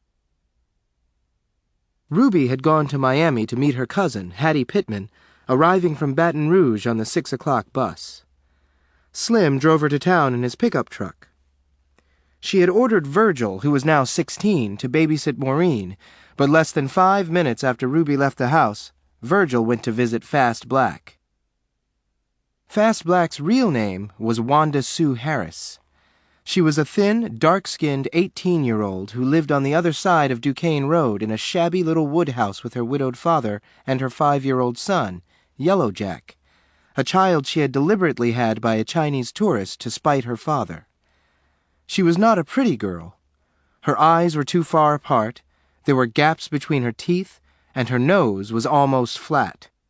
She had just been released from a school for wayward colored girls where she had been sent for robbing a schoolteacher with a weapon she had made out of fish hooks and a bicycle chain. When the girl was not in a reform school, her father never locked the door to his house, since when Fast Black was at home, the police visited frequently. After they had kicked down the door a few times, Fast Black's father, a humble, hard-working man named Zeus, stopped wasting money on latches. Certain people in Goons did not allow Fast Black to visit. "Don't let that fast girl in my house. She might get loose," one woman told her teenagers. "That Fast Black is forever in a mess," Virgil said to Ruby the day Fast Black was sent to jail for robbing the teacher. Ruby had laughed long and loud. "She ain't eatin' right, that's all that's wrong with her. It done drove her crazy. Shoot." Ruby laughed again. Ruby knew that every time she left the house, Virgil went to visit Fast Black. Zeus worked as a cook in a Miami hotel nights and in the fields during the day. So he was rarely around to control his daughter, but he was a man with many good qualities. He saw that Yellowjack was left with a responsible babysitter when Fast Black was on the loose. And since Ruby was usually the one taking care of Yellowjack, he became Maureen's favorite playmate. This particular day, Yellowjack was in Miami with his grandfather helping him prepare advance meals for the springtime spate of northern tourists. As usual, Maureen ruined Virgil's visit to Fast Black. 10 minutes after he had dashed up the hill, Maureen followed him. With her, in a meal sack full of holes, was her pet piglet, Le Pig, squealing and thrashing about madly. The pig weighed close to 20 pounds, and it was a struggle for Maureen to carry him around with her, but she managed. She was rarely seen without Le Pig, either in the sack or walking along with her. He went to church in a picnic basket and was more pampered than any baby in Goons. After Virgil arrived at Fast Black's and she had settled him in her living room, he recognized the pig's persistent squeals as Maureen stumbled up on the front porch. The front door opened and Maureen marched in boldly. "Great balls of fire!" Fast Black yelled. "Maureen, what's wrong with you, girl?" Virgil hollered, leaping up from the sofa. "Sweet Jesus, Maureen! Ain't you got sense enough to knock on folks' door?" Fast Black asked angrily. She stood up and smoothed her skirt down. "And you look-a-here, girl. You get that nasty pig out my daddy's house before he footprint this clean floor. I don't go around here mopping for my health." She turned to Virgil. "You straighten out this mess." "Yes, ma'am," Virgil replied contritely. He shook a finger in Maureen's face. "What you got coming I wouldn't wish on a dog." "Virgil, you got to come home and babysit me," Maureen whined.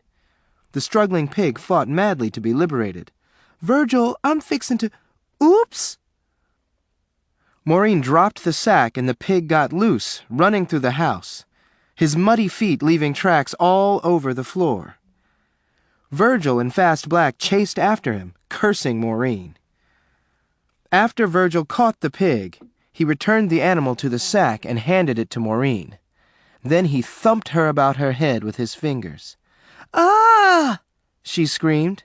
"Shut up!" Virgil shouted. "I'm telling you for the last time, Virgil, you better do something about Maureen coming here messing up everything. Otherwise, I'm going to get me a man what ain't got no baby sister." "Fast Black, you couldn't just quit me like that." "You just watch me. You don't straighten out this girl, I'm going to be spending my time with another man. Shoot!" "Okay," Virgil mumbled, and backed out the front door. Maureen ran behind him, dropping the pig again on Fast Black's porch and leaving him to scramble after her. Chapter 13. Virgil stomped angrily down the hill with Maureen running to keep up with him. "Wait on me, Virgil," she begged. Her short legs were no match for his, so much longer and determined to reach his destination. Her braids swayed in the wind. It was springtime. The smell of dandelions and lilacs filled the air. It seemed that every other day it rained. After the rain, the wind, which was always mysteriously warm, would rush down their hill, lifting and scattering the sand. "Doggone your soul, girl," Virgil cursed, not looking back at Maureen. The wind suddenly blew sand in his face, obscuring his vision. He coughed, then stopped to rub his eyes. Maureen stopped with him, wrapping her arms around his legs. "Virgil, carry me," she pleaded, coughing. Sand had blown into her mouth. "Unass me, Maureen," Virgil ordered. He removed her hands and arms from his legs and continued walking. "You going to get a whipping from Mama Ruby," Maureen informed Virgil, again running to keep up with him. She was a lovely child with a doll's face, dimples, large black eyes, and her mother's long, silky black hair. "I'm going to beat a scab on you when I get you home, Maureen," Virgil threatened, not slowing down as he turned around to look at her. "I ain't got no time to be fooling around with you and Mama Ruby. Shoot, I'm a man. I told you to stay home in that upper room while I go pay a visit to Fast Black. How you expect me to spend time with my woman and babysit you at the same time? I done told you, Mama Ruby, I ain't no babysitter. I ought to take a notion and join the army. See how you and Mama Ruby would like that." Maureen blinked to hold back her tears. "You don't like me no more, Virgil?" "Girl, I ain't never liked you. You been trouble since the day you was born.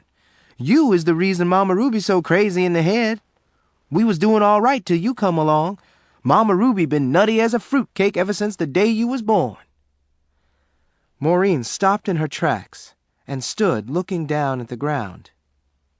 Virgil stopped and glared at her. "What's the matter with you now, Maureen?" "I wish I was dead. I wish I was dead if you don't like me," she sobbed. "I'm going to up and die." She threw herself to the ground, face down. Virgil ran to her and forced her up, snatching her by the arm. He brushed sand off her smock. "Girl, Mama Ruby ain't no regular woman. She say you can't die, 'less she let you. She say you ain't never going to die long as she live. That big black woman is some kind of supernatural. She is mucho crazy." "What you mean?" "You'll find out soon enough. Mama Ruby ain't like nobody else alive. She done changed this whole town. She do what she want, and nobody mess with her, 'less they ready to die. Mama Ruby done put a spell on goons, just like you done put a spell on her."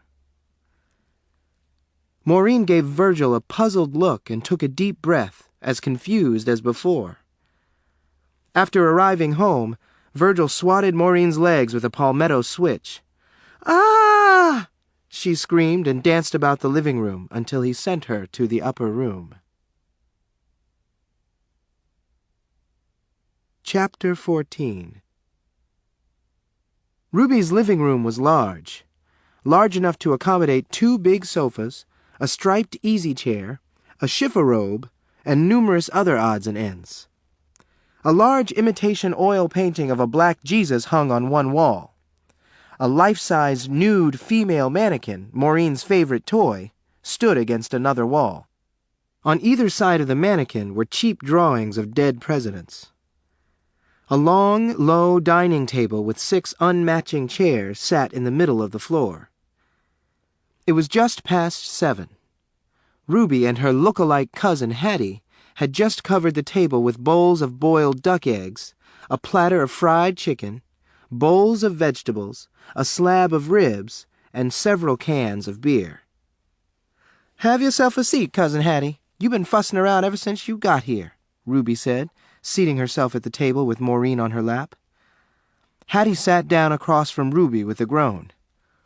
"That bus ride just about done wore me out," Hattie complained.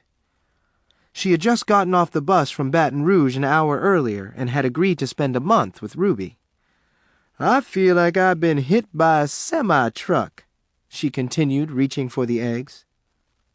"Mama Ruby, don't forget to beat Virgil for whipping me," Maureen said, tapping Ruby's knees.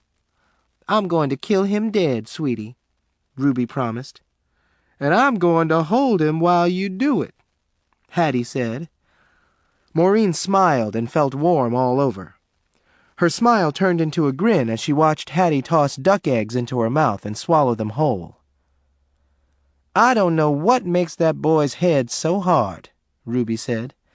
She lifted a chicken leg, stuffed it in her mouth, and chewed furiously. "Got the devil in him, I guess." She lifted a can of beer and drank it down. Maureen feasted quietly on a chicken wing. 10 minutes after dinner had started, Virgil came racing down the hill. He stumbled up on the porch and fell again, trying to get into the house in a hurry. Ruby looked over at him, struggling to lift himself from the floor. "What all ail you, boy?" Hattie asked, not looking up from the table. It better be the devil after him at least for him to come tearing into my house like a wild man, Ruby barked, rising. She gently stood Maureen on the floor and moved toward him with her fist poised. Don't kill me, Mama Ruby. I got some news. I got some big news. I just come back from Fast Black's house. Me and her and Yellow Jack and her cousin Loomis what just got out of prison and Mo Wilson from Kaiser's camp. We was all setting around eating plums.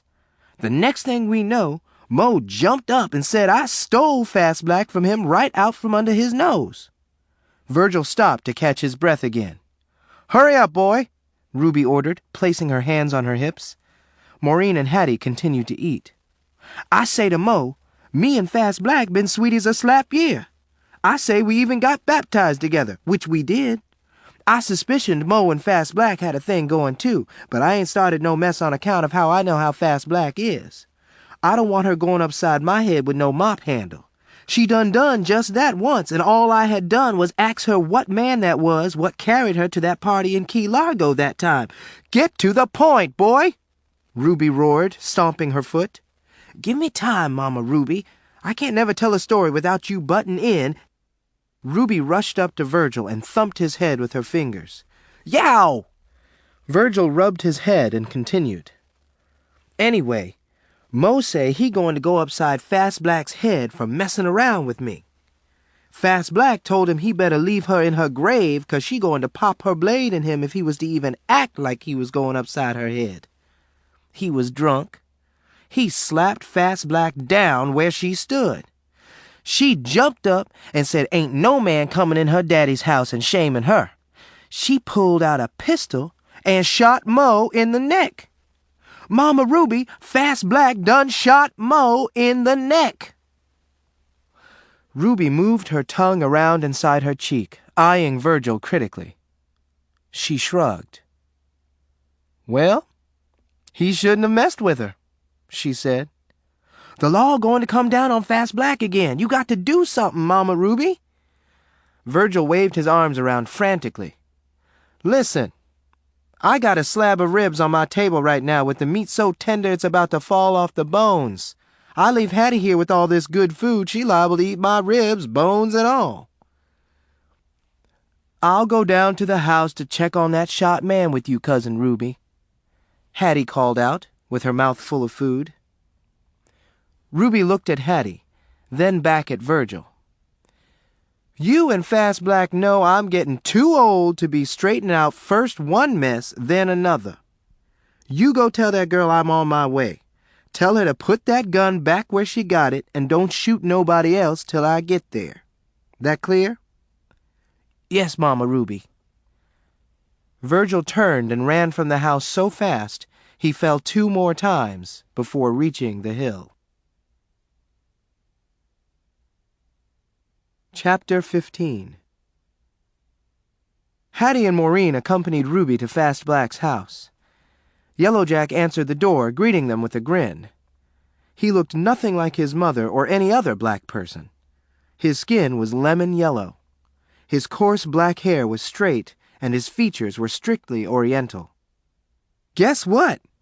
My mama done shot Mo in the goosum pipe and he bleeding like a stuck pig, Yellow Jack shouted. So I hear, Ruby said, following the boy to the cluttered bedroom where the injured man had been placed. Fast Black was relieved to see Ruby. Come on in, Mama Ruby, if you can get into this messy room. That boy of mine is about as organized as a train wreck. Loomis is fixing to move in and Yellow Jack mad 'cause he got to sleep in a chair so Loomis can have the bed. That's why he won't clean up this room. Fast Black apologized. She picked up a toy truck from the floor and sailed it across the room, where it landed in a basket of clean clothes. What's going on up here? Can't I have dinner without y'all shooting up folks? Ruby demanded, stomping her foot. Loomis Mitchell, Fast Black's 23-year-old bull-necked, bald, dark-skinned cousin, had just been released from prison after serving 5 years for robbery. Having nowhere to go, as his woman had run off with another man and his parents in Key Largo wanted nothing more to do with him, he had drifted to Goons. He sat with his legs crossed at the foot of the bed where the man Fast Black had shot lay. "Mama Ruby, this bold nigger had it comin'," Loomis interjected, nodding toward Mo, who lay on his back glassy-eyed and frightened, blood trickling out from his neck. Hattie and Virgil stood in back of Ruby. Maureen and Yellowjack had disappeared from the house and were running and squealing in the front yard, beating one another with sticks, playing a game they had made up called Grown Folks. The bleeding man tried to speak, but was only able to gurgle. "Fast Black, you got a itchin' to go back to jail?" Ruby asked angrily. "The only way I am ever going back to jail is if a storm was to blow me there. Another law come here to mess with me, and I'm subject to—" "Shut up, Fast Black. I fixed it with them white folks so you wouldn't have to go to jail for that commotion in Key Largo last week.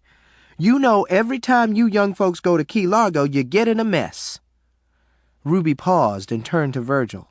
"And you ain't going to Key Largo no more." Ruby looked at Loomis.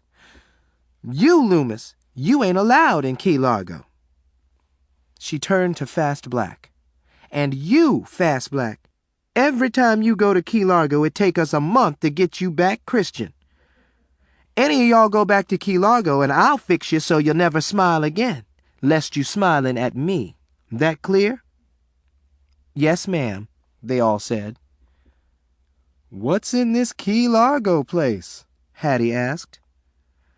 "I don't know, but I'm going to have Slim carry me there so I can find out. I've been expecting trouble on account of Fast Black went there to a party last week and ain't been right since," Ruby told Hattie. "Now," Ruby looked at Loomis, "you run up to the camp to use somebody's phone and call the law. Ask for Big Red. Tell him I say, come quick. Tell him I say I seen some nigger man fixin' to rape a white woman and I can't stop him." Loomis jumped up from the bed and ran from the room.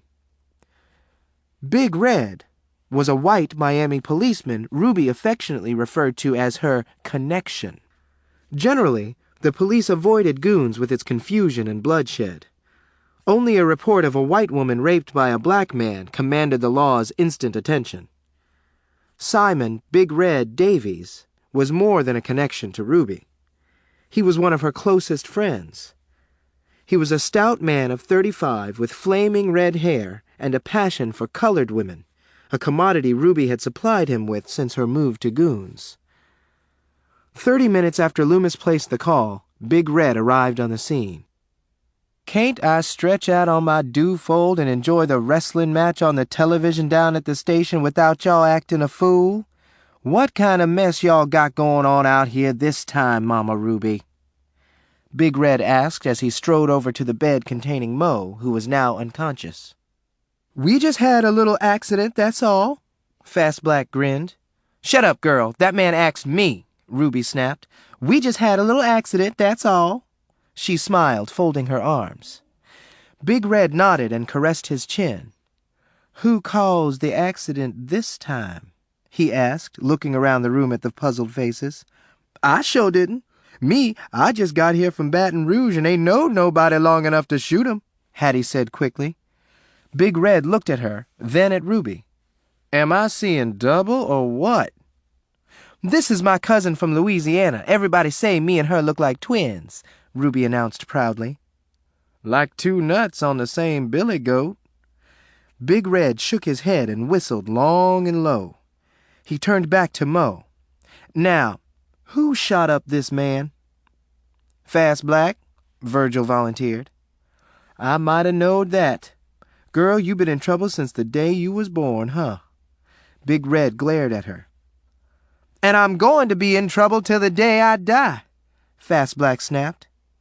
"Well, what happened here? And be quick about it. I want to get back to finish seeing the wrestling match," Big Red exclaimed, facing Ruby. "We just had a little accident out here, that's all," Ruby explained. "Uh-huh. Accident," Big Red said sarcastically. He removed his cap and ran his thick fingers through his hair. "That nigger dead or what?" "No, Big Red, that's the problem. He just playing possum. We got to get him to a hospital sooner or later. The thing is, them white folks is bound to be asking a bunch of questions. You know how nosy them white folks in Miami is," Ruby sighed. Big Red looked at Ruby thoughtfully. "Let's make out like Mo here with his clumsy self dropped Fast Black's gun and it went off." "Accidental," Loomis suggested. "I say, let's make out like Yellow Jack was playing with the gun and it went off," Virgil said. No, that ain't even believable. Let's make out like Maureen broke in the house, stole the gun, and it went off, Fast Black insisted. "Y'all tell a barefaced lie like that on my baby and I'm going to shoot somebody," Ruby said seriously. "Loomis got the best story," Hattie muttered, tapping her toe rhythmically. "I reckon so," Big Red sighed. He looked at Mo and shook his head impatiently. At that moment, Mo came to. He looked around the room and tried to speak. Still, the only sound he was able to make was a gurgle. From that day on, he was referred to as No Talk. Chapter 16. A week after being shot, No Talk resumed his relationship with Fast Black. "You got a thing for No Talk or what?" Virgil asked her one day as they strolled down Duquesne Road. He had been hearing rumors about Fast Black dumping him entirely and devoting all her time to No Talk. "Why?" she roared. I was just axin'," Virgil replied. 2 days went by, and Fast Black made herself unreachable as far as Virgil was concerned. Each time he went to her house, he was greeted by Yellow Jack or Zeus. Everybody in Goons told Virgil to forget about her and settle down with a more stable woman. No Talk was even threatening to marry her. Since he was now eligible to collect a sizable disability check due to his neck injury, Fast Black saw him in a different light. This man, who never could keep a job, was now financially set for life, in addition to the fact that he would never be able to argue with her. "My mama and No Talk went to look at a wedding ring," Yellow Jack told Virgil one time Virgil tried to see her. "I done heard just about everything now," Virgil hissed. "The bitch!" "He done asked her to marry him. He wrote it on a piece of paper," Yellow Jack continued. "What Fast Black say?" Virgil asked. "She say she going to marry up with No Talk?" "She say she might and she might not," Yellow Jack giggled. No Talk was a short, brown-skinned man of 21 with curly brown hair and boyish features. He lived on the Kaiser camp, also off Duquesne Road, with his uncle, Roscoe Maddox, who was Ruby's so-called fiancé. Depressed about Fast Black and No Talk, Virgil spent less and less time at home, where Fast Black was a constant visitor, and when she came, she usually brought No Talk with her. "Where Virgil at today? I ain't seen him since he come home from school," Hattie mentioned one day. She sat next to Ruby on the living room sofa. Both women were fanning themselves vigorously with rolled newspaper. Ruby stared at the can of beer in her hand as if she could not make up her mind whether to drink it or not. "He went fishing with Big Red," Ruby replied. She paused to drink. "Virgil got the vapors on account of Fast Black is on the verge of giving him his walking papers." Hattie shook her head. "These young folks," she complained. She turned suddenly to face Ruby. "Where's Maureen?" "In the upper room. I suspect she got the measles. She broke out with itty-bitty red bumps a while ago." Hattie continued to look at Ruby. She looked at her so long, Ruby became uneasy. She set her beer can on the coffee table and roughly wiped her lips with the back of her hand. "What's the matter? Did a gnat light on my jaw or something? Why are you looking at me so strange, Cousin Hattie?" Hattie shook her head slowly. "I declare, Cousin Ruby, you doing so well out here in Florida. You done raised 2 fine children with not a penny from that scoundrel husband of yours. You reckon he'll ever get away from that Jew woman and come home?" If he ever come back to Florida, he better keep away from me. But wouldn't you want him to live close to you? If that low-down, funky black dog was to move in a house close to me, he wouldn't live long. Oh, don't you miss him? Like I miss labor.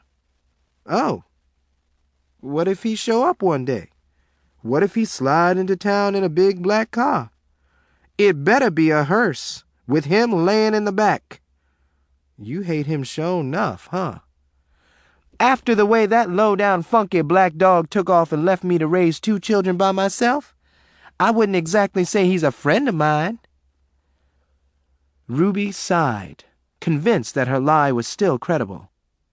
She removed a handkerchief from her duster pocket and started to cry softly. "What's the matter, darling?" Hattie rose up and stood in front of Ruby, gently patting her back with both hands. "Cousin Hattie, I took a bad turn. I done run off from my daddy's house and ain't been back since. My man done me wrong. Nothing never works out for me. I ain't got nothing but my children and Slim and Roscoe and Boatwright and Fast Black and Zeus to see after me. I'm a old woman and ain't in no shape to work. Them white folks in town, they signed me up for disability checks on account of my high blood pressure, and flat feet and all this fat won't let me get a job." "Well, don't cry, cousin. You been blessed. You got them children, this house, men friends. What more could a woman want? Gold? I should be half as lucky as you is.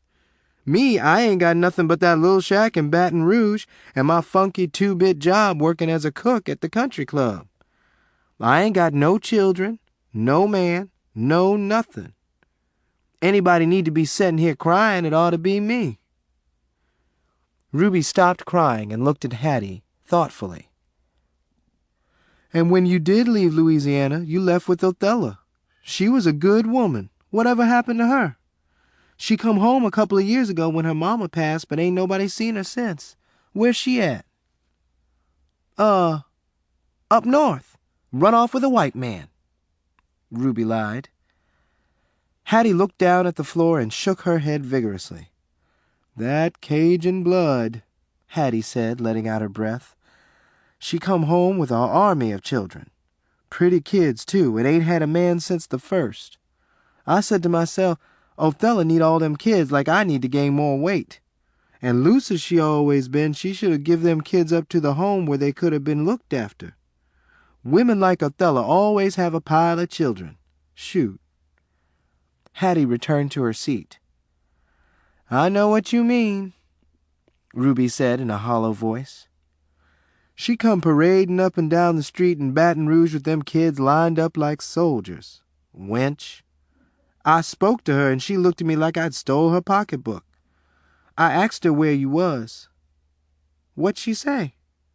She say, 'That's something that's unknown to everybody but God.' See, she knowed ain't none of us knowed exactly where you was till you started writing me a while back." "What else she say about me, Cousin Hattie?" "Something I couldn't make no sense out of. Say you'd listened to the wind one time too many, and that the wind had carried you off. Wonder what she meant." Ruby scratched her neck and gave Oella serious thought. "Who cares?" Hattie turned to face Ruby and looked at her for a long time again. "What's wrong now?" "Aunt Ida would sure enough love hearing from you. Your papa would, too. And they would have a fit over them kids of yours, Ruby. How come you ain't been in touch with 'em?" "I been too shame. After the way me and Oella took off, I didn't want my sisters to pick on me about losing my husband. You know how meddlesome they is, all 6 of 'em. Hattie sighed and shook her head. Cousin Ruby, you should have been writing your family. Girl, you ain't got no 6 sisters to worry you no more." Ruby bit her bottom lip and looked at the door. She waited a while before looking at Hattie again. "What happened to my 6 sisters?" "Flodell passed. 5 years ago she fell off a porch in Baton Rouge and hit her head on a cement block. Lizzie and Lola married military men, and last I heard of them, they was living in some foreign country. Bessie married a man from Chicago, and that's where she lived these days. Just Beulah and Carrie left in Louisiana." Hattie sighed. "They done scattered like leaves, your sisters. Lord, I got to go home and see my family. I want them all to see what a success I turned out to be." Ruby lifted another can of beer off the coffee table and popped the top with her teeth. Hattie watched a blue vein on the side of Ruby's throat wiggle as she drank from the can, turning it upside down. In the upper room, Maureen and LePig were performing acrobatics on Maureen's bed. Maureen was facing the window in the front of the room and spotted Reverend Tiggs sauntering down the hill toward the house. "Come on, sugar," Maureen said to her pet, scooping him up in her arms. She ran from the room and slid down the stairs. Ruby was surprised to see Maureen suddenly show up in the living room. "Where you going with that pig and them measles, Maureen?" Ruby asked. She stood up and placed her hands on her hips. "The preacher man's coming. I seen the preacher man come down the hill," Maureen announced, "and looked like he got the Bible in his hand."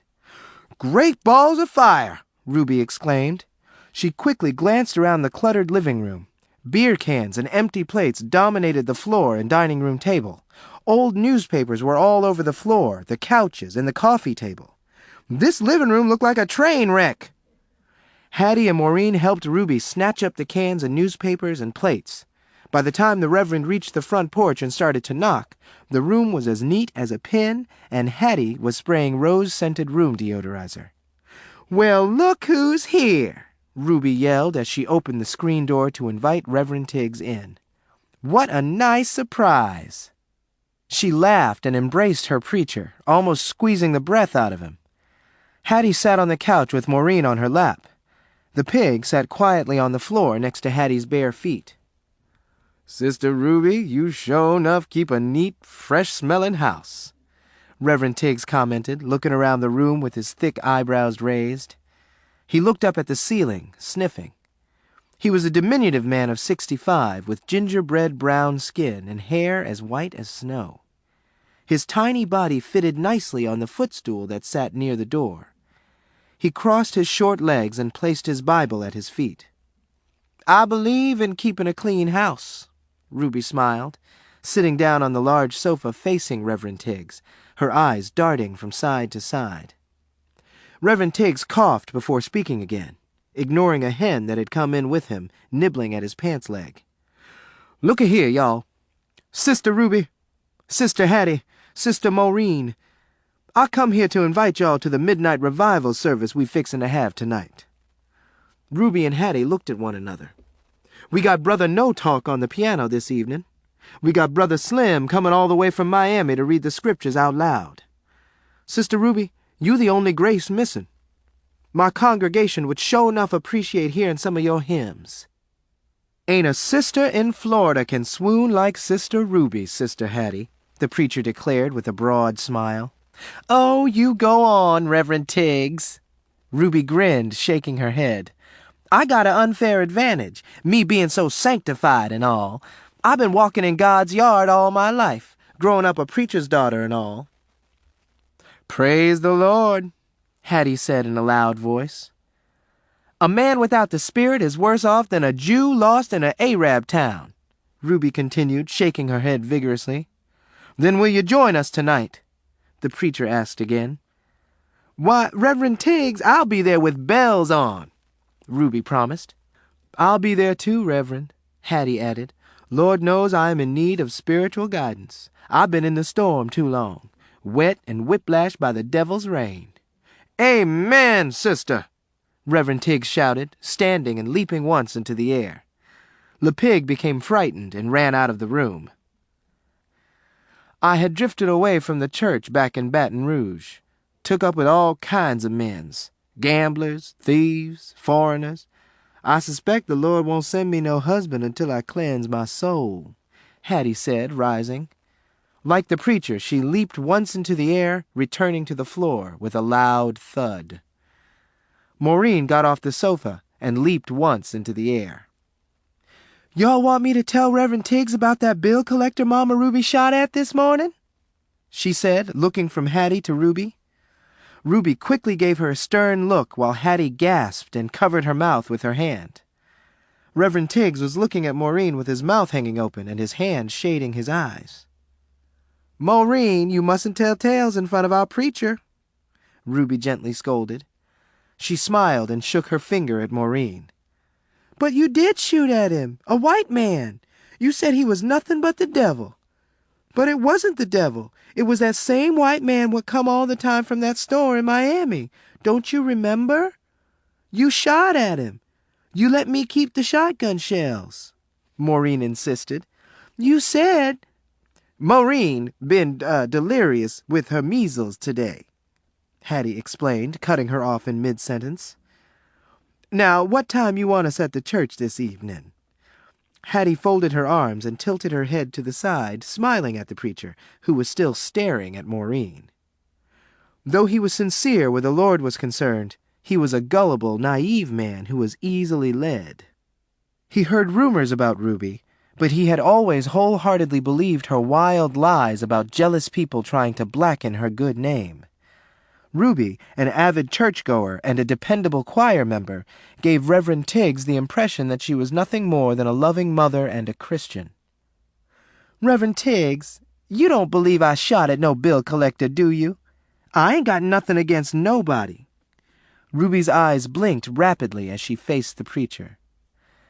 Reverend Tiggs turned slowly to face her. "Huh? Oh, no, I don't.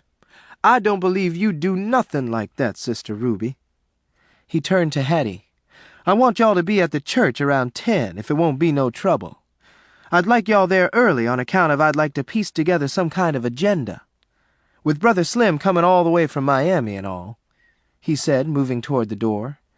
Ruby walked along with him, humming a spiritual. "Then we'll see you tonight." Ruby suddenly rushed the man on out the door so fast she caught the tail of his shirt in it. Hattie and Maureen ran to the door and stood next to Ruby. They all waved at the preacher and watched until he was far enough up the hill that he could no longer hear them. "Cousin Ruby, what about Zeus's fish fry tonight? Me and you been invited up there. Fast Black been in the kitchen scaling carps and cleaning catfish all day," Hattie exclaimed. Ruby bit her bottom lip and stared off into space. She had forgotten about the latest neighborhood gathering. "Shoot! I had plumb forgot about Zeus and Fast Black putting together a fish fry, and they was dependent on us to be there. I hear folks from everywhere coming." Ruby let out her breath and shook her head. "Shoot!" She slapped her thigh and stomped her foot. "What we going to do? You just promised the Reverend we would be at church tonight, Cousin Ruby." Ruby had to think for a minute. "I promised him I'd sing. I don't think he would mind so much if you didn't come.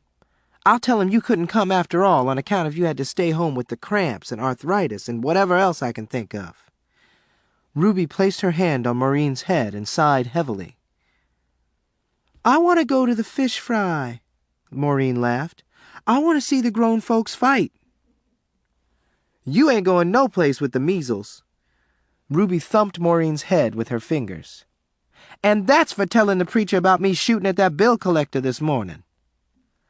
Maureen backed away and left quietly, returning to the upper room. Hattie and Ruby sauntered across the room and sat back down on the sofa. Both groaned and breathed deeply. "What we going to do?" Hattie asked, snatching her rolled newspaper and fanning herself again. Perspiration slid down the side of her face and dropped onto her bosom. Ruby wiped her own sweat from her face with the tail of her dress. "You go. To the fish fry, I mean. I'll go on to church. Later I might take a notion to come on over to Zeus's after church," Ruby replied. Chapter 17. Later that evening, while Hattie prepared herself for the fish fry, Ruby lay on the sofa eating from a bowl of pecans and drinking beer. "Have a good time," she called as Hattie rushed out the door wearing a loud orange silk dress and white heels. Her thick black hair was pulled back into a bun and pinned at the nape of her neck. Zeus met Hattie at the door when she arrived. "Come on in here, sister," he greeted her, all but snatching her off the front porch. There was loud music coming from a record player in the center of the small living room, and about 36 people were crowded throughout the tiny house. A wash tub filled with cracked ice and cans of beer sat in a corner.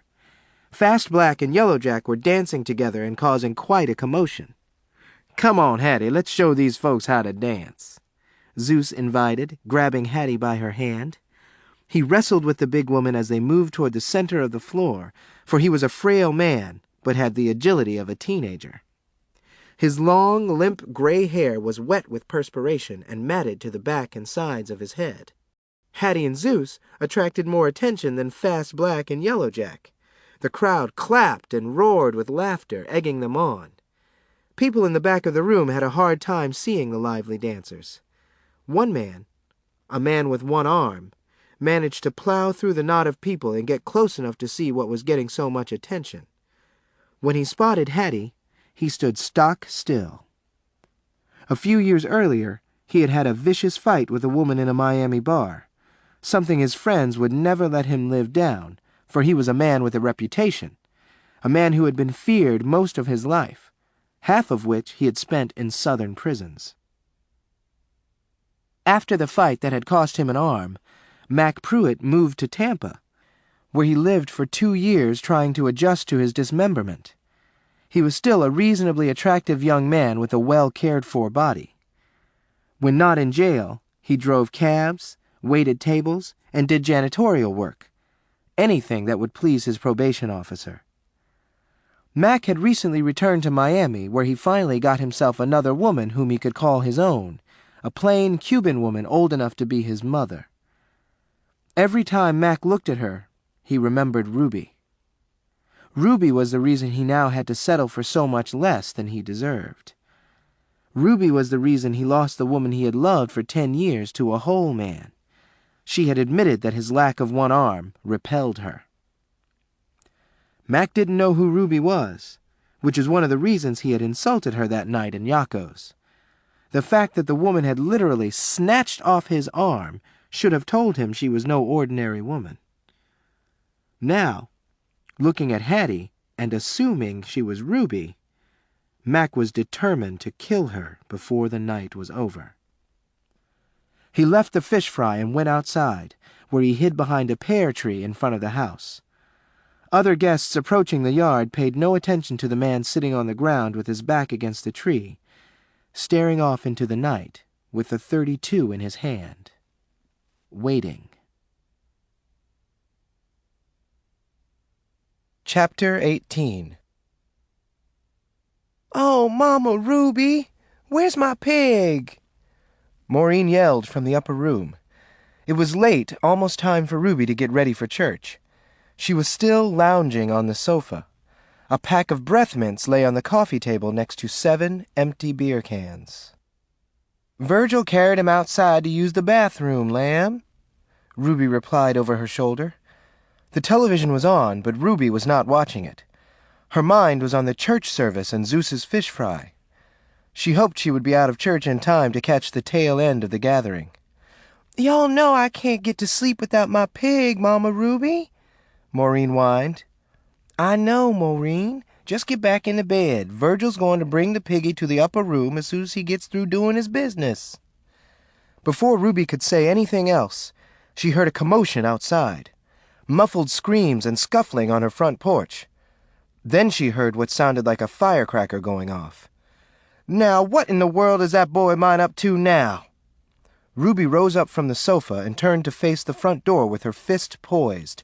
"Virgil, come on in this house and stop acting the fool you is." Ruby was surprised when Hattie snatched open the door and fell forward onto the living room floor. "Cousin Ruby, I've been shot in my butt," Hattie cried. Ruby ran to her. The door was still open, and she stopped dead in her tracks when she saw Mac standing on the porch with the gun in his hand. Ruby was surprised to see Mac, but not nearly as surprised as he was to see her. The resemblance between Ruby and Hattie was uncanny. The man's mind went blank as he lost control of his senses and started to babble incoherently, pointing from Ruby to Hattie. Ruby stepped over Hattie as she lay on the floor, terrified but not seriously injured. The back of her dress had a small red stain where the bullet had brushed her body. Virgil was walking up into the yard with Le Pig in one arm and a pitchfork in the other. After the pig had relieved himself, Virgil had covered the droppings with sand. This was a nightly chore Ruby had assigned him ever since Slim had presented Maureen with the pig. One could expect just about anything to be happening with Ruby Montgomery. To approach her house and see her chasing a one-armed man off her front porch and the body of a 300-pound woman lying in the doorway was really not so out of the ordinary. Virgil said nothing, but continued to walk, whistling. He stepped aside as the man darted past him. Virgil saw the man had a gun in his hand. This caused Virgil to stop, looking from the man to Ruby. "I don't know who you is, mister, but I'd rather be in hell than where you is right now," Virgil said in a low voice. Ruby, running past, snatched the pitchfork out of Virgil's hand, knocking him to the ground. Virgil dropped the pig, and it ran squealing into the woods. He stood up and watched as Ruby caught up with her prey just as he was about to run up the hill.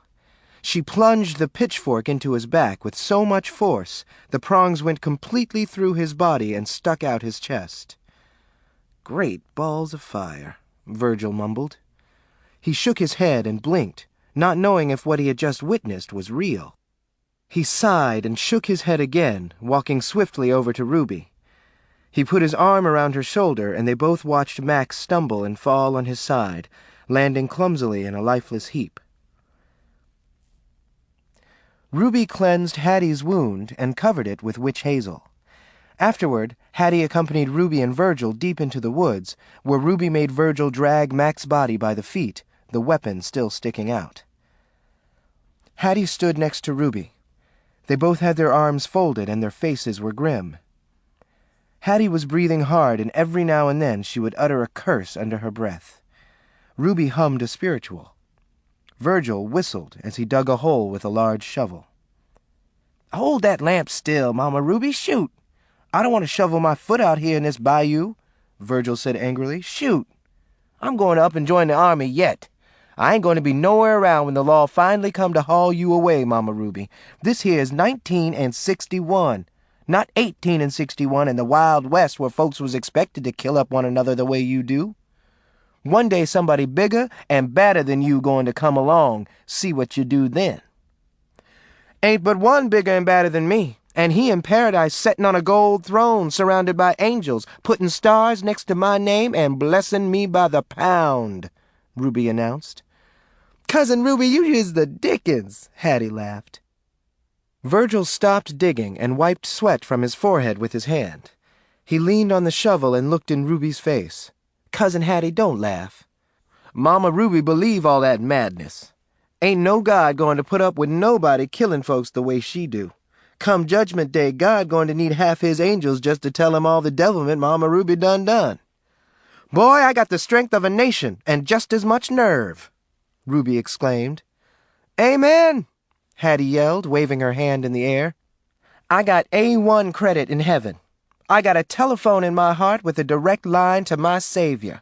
I got the wisdom of a Jew. I got the glory of a saint. How can you stand there and fix your lips to low-rate me so, boy?" Ruby growled, waving the lamp about.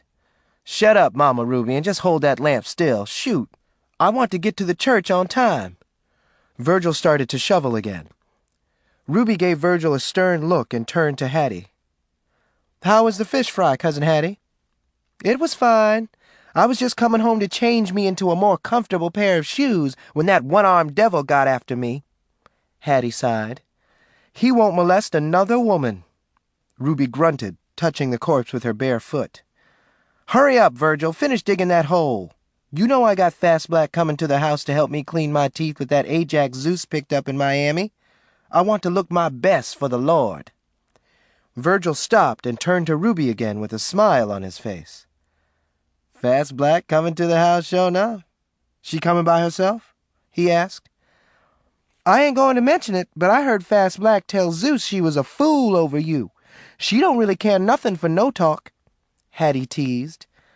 Virgil whistled and began to dig fast and vigorously. "Dig deeper, boy," Ruby repeated firmly. "You remember what happened that time you dug that shallow grave for that half-breed from the Panhandle what was down here in Goons causing trouble?" Ruby paused and turned to Hattie.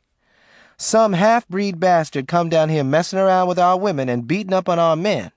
Even had Loomis scared. Yellow Jack come to get me. I crawled out my bed on account of Fast Black told Yellow Jack she would give me some rock candy to come to the house. Now, I ain't knowed about this half-breed down the camp raising so much hell. When I got there was Loomis sitting on the back porch with his nose broke. There was No Talk sitting in the living room with a scab already formed on his lip. There was Boatwright crying the blues 'cause the half-breed won't pay for drinking up his liquor.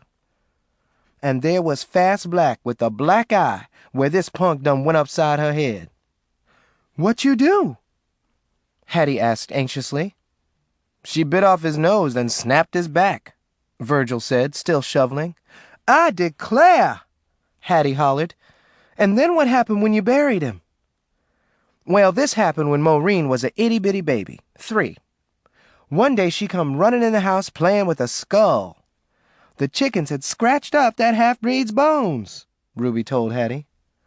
"Have mercy!" Hattie gasped. A chill passed through her body. After the burial, Fast Black came to the house and scrubbed Ruby's teeth. Then she and Virgil escorted Ruby to church. They were eagerly greeted by the anxious Reverend Tiggs. The service began. No Talk, with his bandaged neck, played the piano off-key, and could not keep his eyes off Fast Black and Virgil, sitting dangerously close together on a bench near the back of the small room. "Say, Mama Ruby sent another maniac to glory, huh?" Fast Black asked Virgil in a whisper.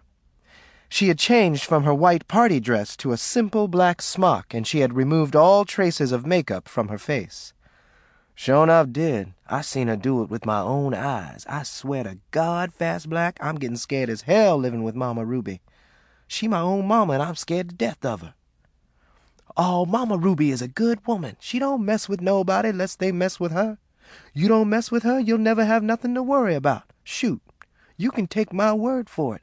I never is going to cross Mama Ruby. Shoot, I don't want my tongue snatched out like that gambler from Tampa." "What gambler? What tongue got snatched out? What you talking about, girl?" You didn't know?" Several annoyed church members gave the young couple stern glances and loudly advised them to stop talking, as everyone present had come specifically to hear Ruby sing. "You didn't know about that?" Fast Black whispered to Virgil, loud enough for the woman sitting next to her to hear. "Shh," the woman said. "Girl, you in the Lord's house, and stop talking about Mama Ruby before she come down here and snatch a knot in you." "Yes, ma'am," Fast Black muttered. "Psst!" Virgil got Fast Black's attention. "What?" she mouthed. He leaned over and whispered in her ear. "Take my word for it. You better not go blabbing about what I just told you what Mama Ruby done tonight. You do, you'll never smile again, lest you smiling at her. You go to putting bugs in folks' ear about what happened tonight, the law might come down on my mama. Virgil, if I live to be 100, I ain't going to never put the word out on Mama Ruby. She told me to my face I better not tell nobody about that man what she snatched a tongue from. I ain't told nobody yet." Chapter 19. The dusty police car driving along Duquesne Road slowed down as it approached Ruby and Maureen walking toward their hill. When Ruby and Maureen went out walking, which they did daily, they rarely walked side by side. Instead, Ruby usually walked several feet in front of Maureen and a few feet off to the side. 10 minutes away from Ruby's house were 4 migrant camps, each containing 2-room houses lined up like gray children's blocks. Most of Ruby's friends lived on the camps. Ruby and Maureen were just returning from a visit with Roscoe Maddox, Ruby's fiancé, who lived on one of the camps. "I've been meaning to come to the house and set with you, Ruby," Roscoe had said, walking them part of the way down Duquesne Road. Ruby turned to face Roscoe, looking him up and down. He was a tall, stout man with bright green eyes and light brown skin. His thin gray hair was always combed back and plastered to his neck with a heavy pomade. "I want you to come by the house to see Cousin Hattie before she leave," Ruby replied in a deep voice. "I'll be there," Roscoe promised, stopping. The hot sun temporarily blinded him as he stood and watched Ruby and Maureen continue their walk. Maureen leaned down, lifted a rock, and threw it at Roscoe, missing his head by inches. "Them rocks going to get you in a heap of trouble, Maureen," Roscoe scolded, laughing. Roscoe turned and started back to the camp, and Ruby and Maureen watched until he was out of sight. Ruby became annoyed when she recognized Big Red's police car pulling up. The car stopped, and Ruby folded her arms as she faced Big Red. He rolled the window down on the passenger side and leaned toward it. "Evening, Mama Ruby," he said. "Evening," Ruby grunted. "Who done raped a white woman?" "Nobody I know of," Big Red chuckled. "Then why is you out here? I didn't call for you." Maureen stood next to Ruby, kicking one of the car's front tires with her bare toe. "I'm kinda hunting some nigger what was last seen at Zeus's house. Ain't nobody seen him since the fish fry. We got him down as a missing person. Loomis, who brought that nigger out to goons, suspect he met with foul play. Know what I mean?" Big Red said, looking up into Ruby's dilated eyes. What's wrong with your eyes, darling?" "The sun getting to 'em, I guess." Ruby's voice was hoarse and deep. "About this missing nigger. You ain't seen him, is you, Mama Ruby?" "No." Ruby shook her head and shrugged her shoulders. "Think hard now, Mama Ruby. Maybe you seen him and forgot. Think hard now, darling. Is you seen this here missing spook?" "You thinking he might be in my back pocket or something?" Ruby asked with her eyebrow raised. "No." "Then why you axing me about him? I ain't seen nothing." "You ain't seen nothing. Well, that takes care of that." Big Red grinned, slapping his forehead with the palm of his hand. "See, this missing nigger, he was a one-armed man. Fact is, he the same one you locked horns with in Yakos some years back. Snatched his arm clean off, I hear." "Ooh, that man! A pitch-black nigger with a bad attitude? Lopsided head? Buck teeth?" "That sure enough sound like that nigger." "No, I ain't seen him," Ruby repeated. Big Red looked in Ruby's eyes and sighed with exasperation. "Look-a here. I'm on your side, darling. You and me thick as thieves. In the first place, I ain't going to let nobody come down here and haul you off to jail, Mama Ruby." "Whatever gave you the notion I needed protecting?" "What I meant was, since when was it up to you to keep them laws off my tail?" "Mama Ruby, I didn't come out here to argue with you. I'm just doing my job." "Then how come you ain't doing your job? How come you out here axing me about a dead man?" "Whoa there. I ain't said nothing about no dead man." "I'm looking at one," Ruby threatened. Big Red gasped and covered his mouth with his hand. "Mama Ruby, me and you been cut buddies since you come here. We ain't never had a cross word between us. But I'm a sure-'nough lawman. Folks expect me to keep some kind of order among y'all. You know how y'all colored folks is. Fighting and cutting up one another all the time. We got to keep y'all in line. Them jealous up-north agitators just waiting for us to cause a commotion down here so they can have something to politic about. We all Christians down here, that's the trouble. Them up north folks done been took over by Jews and communists. Now they itching to come down here and mess with us. When the war break out between us Christians and the rest of 'em, me and you'll be on the same side. Now you take somebody like that Loomis, or No Talk. Folks will be shooting at them from both sides, they so ornery. You through? Ruby asked, impatient. Ma'am, I asked if you was through. Yeah. By the by, I got to report something about this here missing man. Can you tell me anything at all? I ain't seen no one-armed man. Now, if you'll excuse me. Ruby took Maureen by the hand and resumed her walk down the hill. The police car turned around in the middle of the road and slowly left. Mama Ruby, you think Big Red got my pig? Maureen asked, turning to watch the car. The pig had not been seen since the night Ruby attacked Mac in the front yard. I doubt it, Angel. Old goats and pigs don't mix. Come on now, sugar. Let's get on back to the house so we can help Cousin Hattie get packed. Ruby lifted Maureen up in her arm and descended the hill, running wildly, her other arm flapping like a wing. Virgil sat on the front porch shelling peanuts. He ignored Maureen and Ruby as they stepped on the porch. Cousin Hattie? Ruby called, leaving Maureen on the porch with Virgil as she went inside the house. Seconds later, Maureen went inside, following Ruby to Virgil's bedroom, where Hattie was quietly packing her clothes. Y'all back already, you fine little pig? Hattie asked. She had occupied Virgil's room during her visit. Ruby had made Virgil sleep on a pallet on the kitchen floor. We just had a nice little walk in the woods and a nice visit with my fiancé. Ruby smiled. And we didn't find my pig, Maureen pouted as she climbed up on the bed next to Hattie's open suitcase. As if on cue, Virgil entered the room with a can of beer. He handed it to Ruby and left without a word. I'm sure enough going to miss y'all. I had me such a good time, Hattie said sadly.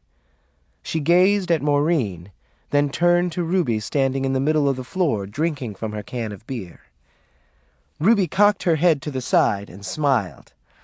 I sure enough wish you would consider moving to Florida. I tell you, it's the land of opportunity. Me, I've been in hog heaven since I come to Florida. I know. I just can't up and leave Louisiana, though. I'm too used to that Creole atmosphere. Least you was a young girl when you left, Cousin Ruby. An old woman like me, I ain't got no business leaving my hometown, Hattie declared. Ruby laughed and shook her head, then turned the can upside down to finish her beer. Cousin Hattie, ain't you going to stay and help us find my pig? Maureen inquired, looking at Hattie with tears in her eyes. I wish I could, Angel. But you see, your cousin got to get on back to Baton Rouge. Somebody liable to rob my house and set it afire. Them niggers are so jealous of me back there, Hattie lamented. Better you than me, Ruby growled. I declare, Cousin Ruby, you ain't never been one to take no mess. Me, I believe in an eye for an eye and all, but you do everything so final. Burying devils right and left. Hattie looked at Ruby for a full minute. Virgil entered the room again and stood quietly in the doorway with his hands in his pants pockets as he listened to Ruby. Papa say I been had a mean streak since I was a baby. Say I used to bite plugs out my crib mattress just to be spiteful. I come by my meanness natural. Yeah, we all got mean blood, but I'm the one that come out the meanest in. Papa say his papa told him and his papa told him that his mama told him our folks come from one of the most warlike tribes in Africa. Say during slavery couldn't nobody do nothing with us. Shoot, I ain't scared of nothing, Ruby announced. Not a snake. Amen, Hattie shouted. Not a gun, Ruby added. Amen, Hattie repeated. Virgil and Maureen looked at one another and held back their laughter. Maureen ran to stand next to Virgil.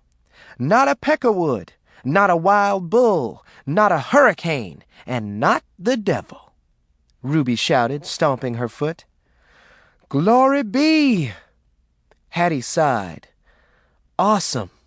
That's what you is, Cousin Ruby. Sho' nuff awesome. Sho' nuff, Ruby agreed. Mama Ruby don't take nothing off nobody, Virgil interjected. Ruby looked at Virgil, then back to Hattie. The boy's right, Ruby nodded. Mama Ruby, will you kill whoever stole my pig? Maureen asked. Probably so, Ruby shrugged. I'm convinced some cheapskate snatched this girl's piggy, Mama Ruby. With Memorial Day coming up and all, everybody'll be barbecuing pork. A pig napping sounds a likely thing, Virgil insisted. Somebody going to eat up my piggy? Maureen sobbed. Don't cry, darling. I'll make Virgil find you a better pig, Ruby soothed, walking to Maureen. I don't want no better pig. I want my old one, Maureen wailed. Ruby picked Maureen up and carried her to the bed and sat her down. That poor little angel, Hattie commented, looking at Maureen and shaking her head. I ain't never seen no child so devoted to a pig. When Slim arrived with his truck to take Hattie back to the bus station, the first thing he asked Ruby was, What you ladies been up to? Ain't heard from y'all in a week. We ain't been up to nothing, Ruby said, giving Hattie a peculiar look. Virgil and Fast Black lay on the living room floor shelling peanuts. I heard something about a commotion happening out here, Slim continued. Oh? Ruby looked at him with her mouth open and her eyebrows raised. She then turned around in her seat on the sofa to face Virgil and Fast Black. Y'all kids know anything about a commotion out here? No, Fast Black coughed, shaking her head. No, Virgil replied, unable to face Slim. You, Cousin Hattie? Ruby asked, turning to Hattie. No, Hattie agreed, unable to face Slim. See? Ain't none of us know nothing about no commotion. Ruby looked at Slim and smiled broadly. Ain't you going to ask me? Maureen asked. Ruby snatched her head around to face Maureen. Lamb, you know anything about a commotion out here? Ruby cooed. I don't know nothing about no commotion, but I know something about that man y'all killed. Virgil rose quickly and eased out the front door. Fast Black followed. Hattie snatched a newspaper from the coffee table and pretended to read. Slim looked from Ruby to Maureen. Slim, you ever killed you a man? Maureen continued. No, darling. Slim sighed, rolling his eyes back in his head. It'd take a special kind to go to killing. Ruby sat with her face straight, her eyes staring along the wall. The room got uncomfortably quiet. Like Mama Ruby? Maureen asked, moving toward Slim. She ain't no real lady on account of Virgil say she got more nerve than a Russian, huh, Mama Ruby? Darling, why don't you go to the upper room and look out the window? You might see something, Hattie suggested. She rose from the sofa and walked over to Maureen. Come on, darling, let me carry you to the upper room, where you belong. Ruby, I know it ain't my business, this here missing, dead, one-armed man, but you said it, Slim. It ain't none of your business. Now, you about ready to carry my cousin to the bus station? Ruby stood up and folded her arms. Hattie escorted Maureen to the upper room. Like I said, this man what can't nobody find, his folks been down here asking questions, Ruby. Ruby sighed and cocked her head to the side, giving Slim an exasperated look. Anybody got any questions, send 'em to me. Uh-huh. And they'll meet up with the accident, Mama Ruby? I ain't got nothing to do with no accidents, no murders, no nothing. Shoot. Big Red done already been out here messing with me. The last thing I need is for my man to third-degree me. I don't want to hear nothing else about that missing man. That clear? Slim nodded and joined Virgil and Fast Black on the front porch. Chapter 20. After Slim and Ruby left with Hetty, Virgil chased Maureen back to the upper room so he could romance Fast Black in private on the living room sofa. Staring out the front window of her room, Maureen hoped to see her pet pig waddle down the hill. After sitting in the window for an hour, she was convinced she would never see the pig again. Suddenly she leaped up and ran from the room and down the stairs. Virgil had transferred Fast Black to his bedroom and was unaware of Maureen's frenzy. She threw herself on the living room floor and sobbed frantically. An hour later, when Slim and Ruby returned, Virgil greeted them by running out on the porch with his mouth stretched open and his arms waving. Fast Black stood in the window peeking out, biting her nails. Mama Ruby, Maureen done run away from home on account of her pig got kidnapped," Virgil shouted. Ruby took a deep breath and narrowed her eyes to see Virgil better. "What did you say?" she roared. "I said Maureen done run away from home 'cause her pig got stole." Ruby fainted on the front porch, and the whole house shook. Chapter 21. The upper room was deathly silent as Fast Black entered to search for Maureen. Because of the palm trees on one side of the house, the room always seemed dark. At the back window, the view was obscured by a sumac tree and a jasmine bush, but there was only the bayou to be gazed at anyway. Maureen's favorite spot was the front window. A footstool sat before it, and she would sit for hours at a time looking up the hill toward Duquesne Road, hoping to see something. But the most fascinating thing to be seen from the upper room was the blue lake, off to the side of the hill. People came from as far away as the state's panhandle to fish in it. The lake was a popular swimming pool among Goon's youth, and in the summertime, fish fries were held on its banks. Everyone Maureen knew who had been baptized in the Blue Lake, at least twice. But the Blue Lake had also been a source of misery. 20-year-old Earl Cundiff, just back from 4 years in the Marines, had got drunk at his welcome-home party on the bank of the lake, had fallen in, and had drowned. 2 of Maisie Carter's teenage daughters stole a visiting preacher's car and drove it down by the lake. The youngsters lost control of the vehicle, and it went into the water. Both girls had drowned. Too young to understand death, Maureen had not been bothered by the drownings. The Blue Lake was her favorite playground. Parts of it were shallow enough to wade in, and she loved making mud pies with water from the lake. On a very hot day, the water on the Blue Lake glistened, and gnats, crayfish, and turtles kept Maureen and her young friends from under Ruby's feet for hours. Fast Black stared out the front window in the upper room with her eyes shaded, looking at the Blue Lake. She sighed and turned away. "Maureen!" she called out, looking slowly around the room. "Come out from hiding, and I'll give you a kiss and a nickel." There was no response. This was the first time Fast Black had ever been in the upper room. No man, excluding Virgil and the preacher, had ever been allowed in.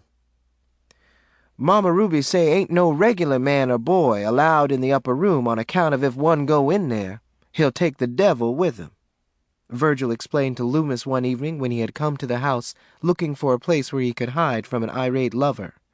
Fast Black had never been allowed to enter the upper room. Fast Black is too much like a man, Ruby had decided. She get loose in the upper room and Maureen'll never be the same. Fast Black was not liking what she felt, saw, or smelled. There were fresh-picked flowers in jars sitting on the floor and on all 3 of the windowsills. Lilac, dandelion, rose, and other wild fragrances filled the air. "Smell like a funeral parlor in here," Fast Black said out loud. "Feel like one, too." The wallpaper had started to crack and curl up at the ends. Long, jagged cracks had formed on the ceiling. Other than Maureen's bed, a limp rollaway with 2 wheels missing, A large chifforobe backed up into the corner next to the back window, and a lopsided easy chair at the foot of the bed. There was little else in the room.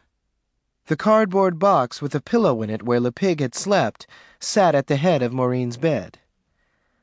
After looking under the bed and in the chifforobe, Fast Black left quietly and returned to the living room to join the others. Y'all, I bet that girl's halfway to Mexico by now, she hollered. Chapter 22. Maureen, blinded by her tears, stumbled along the bank of the blue lake. "What's your name, girl?" she heard a masculine voice, unfamiliar to her, ask. She stopped crying and looked up. "My name Maureen," she replied to the fisherman, an elderly white man holding a bait can in one hand and a fishing reel in his other. "What's the matter with you?" "Nothing. I'm just running away from home," Maureen wailed. "I had me a pig, and some crook stole him and ate him up." The man looked Maureen over thoroughly. "Whose little old girl is you?" "I'm Mama Ruby's little old girl." The man looked at her hard.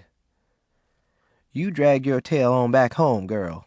Something was to happen to you, and Mama Ruby'll raise everything but the Titanic." Back at the house, Virgil fussed and fought with Slim. Reverend Tiggs had just arrived and was standing over Ruby, who lay in a death-like state in the middle of the floor, her eyes rolled back in her head, her mouth wide open. Fast Black stood over Ruby and fanned her face. Suddenly she removed Ruby's teeth and backed over to the coffee table to place them in an ashtray. Then she returned to Ruby and resumed fanning. "You ain't had no business letting Maureen out your sight, boy," Slim shouted at Virgil. "Shut up, Slim, and let me finish explaining. I am telling you, I had just run outside to get me a breath of fresh air. You can ask Fast Black." "He ain't lying, Slim. He had just run outside to get a fresh breath of air. I seen him do it," Fast Black agreed. "How Maureen get out this house without you or Fast Black seeing her?" Reverend Tiggs asked Virgil.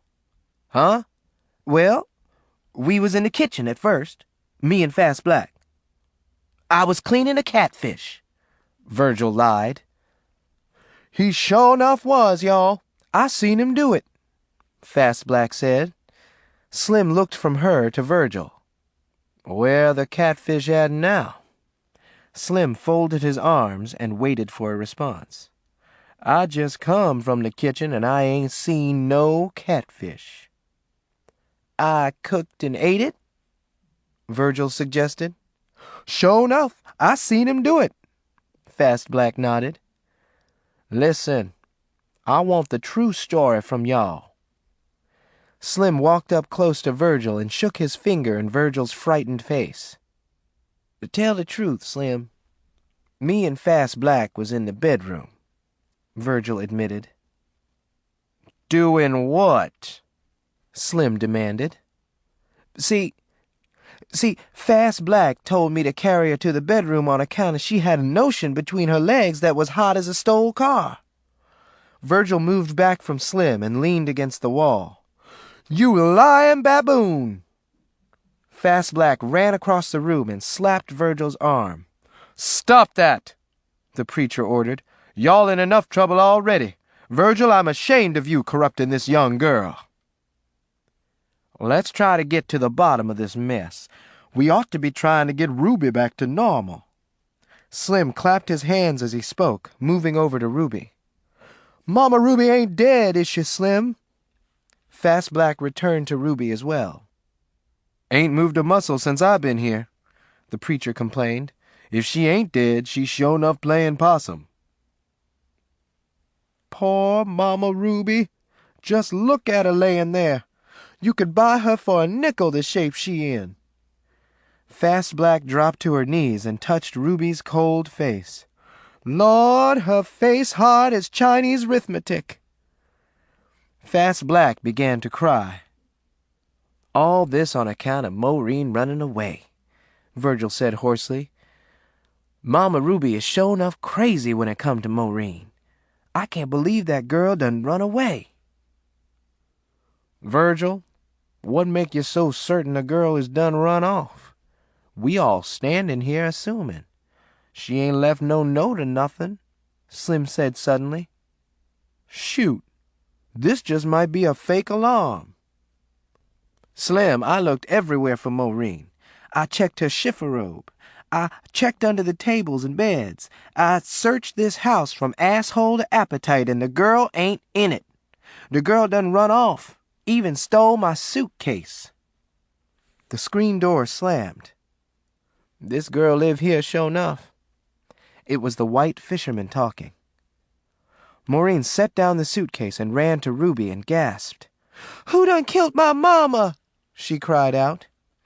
She leaned over Ruby and placed her hands on Ruby's shoulders and shook her violently. Mama Ruby, don't be dead." The pupils in Ruby's eyes returned to their proper place. Her mouth closed, and she sat up, coughing. She ignored the others and rose from the floor with Maureen in her arms, and they went to the upper room. Slim and Reverend Tiggs looked at one another. Virgil looked at the fisherman and shrugged. "I declare, y'all, something was to ever happen to Maureen, we just as well give Mama Ruby up for dead," Slim muttered. Chapter 23. Across from Ruby at her living room table, Zeus shuffled a tattered deck of playing cards. To Ruby's left was Irene Flatt, a woman who lived near the camps. Irene was a florid, gap-toothed woman of 40, with limp, greasy hair and dull brown skin.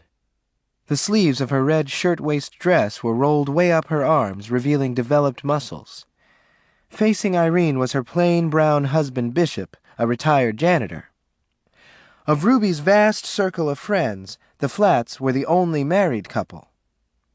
Catherine, the Flatts' 8-year-old daughter, was Maureen's schoolmate and best girlfriend. "You going to read them cards or eat 'em?" Ruby asked Zeus.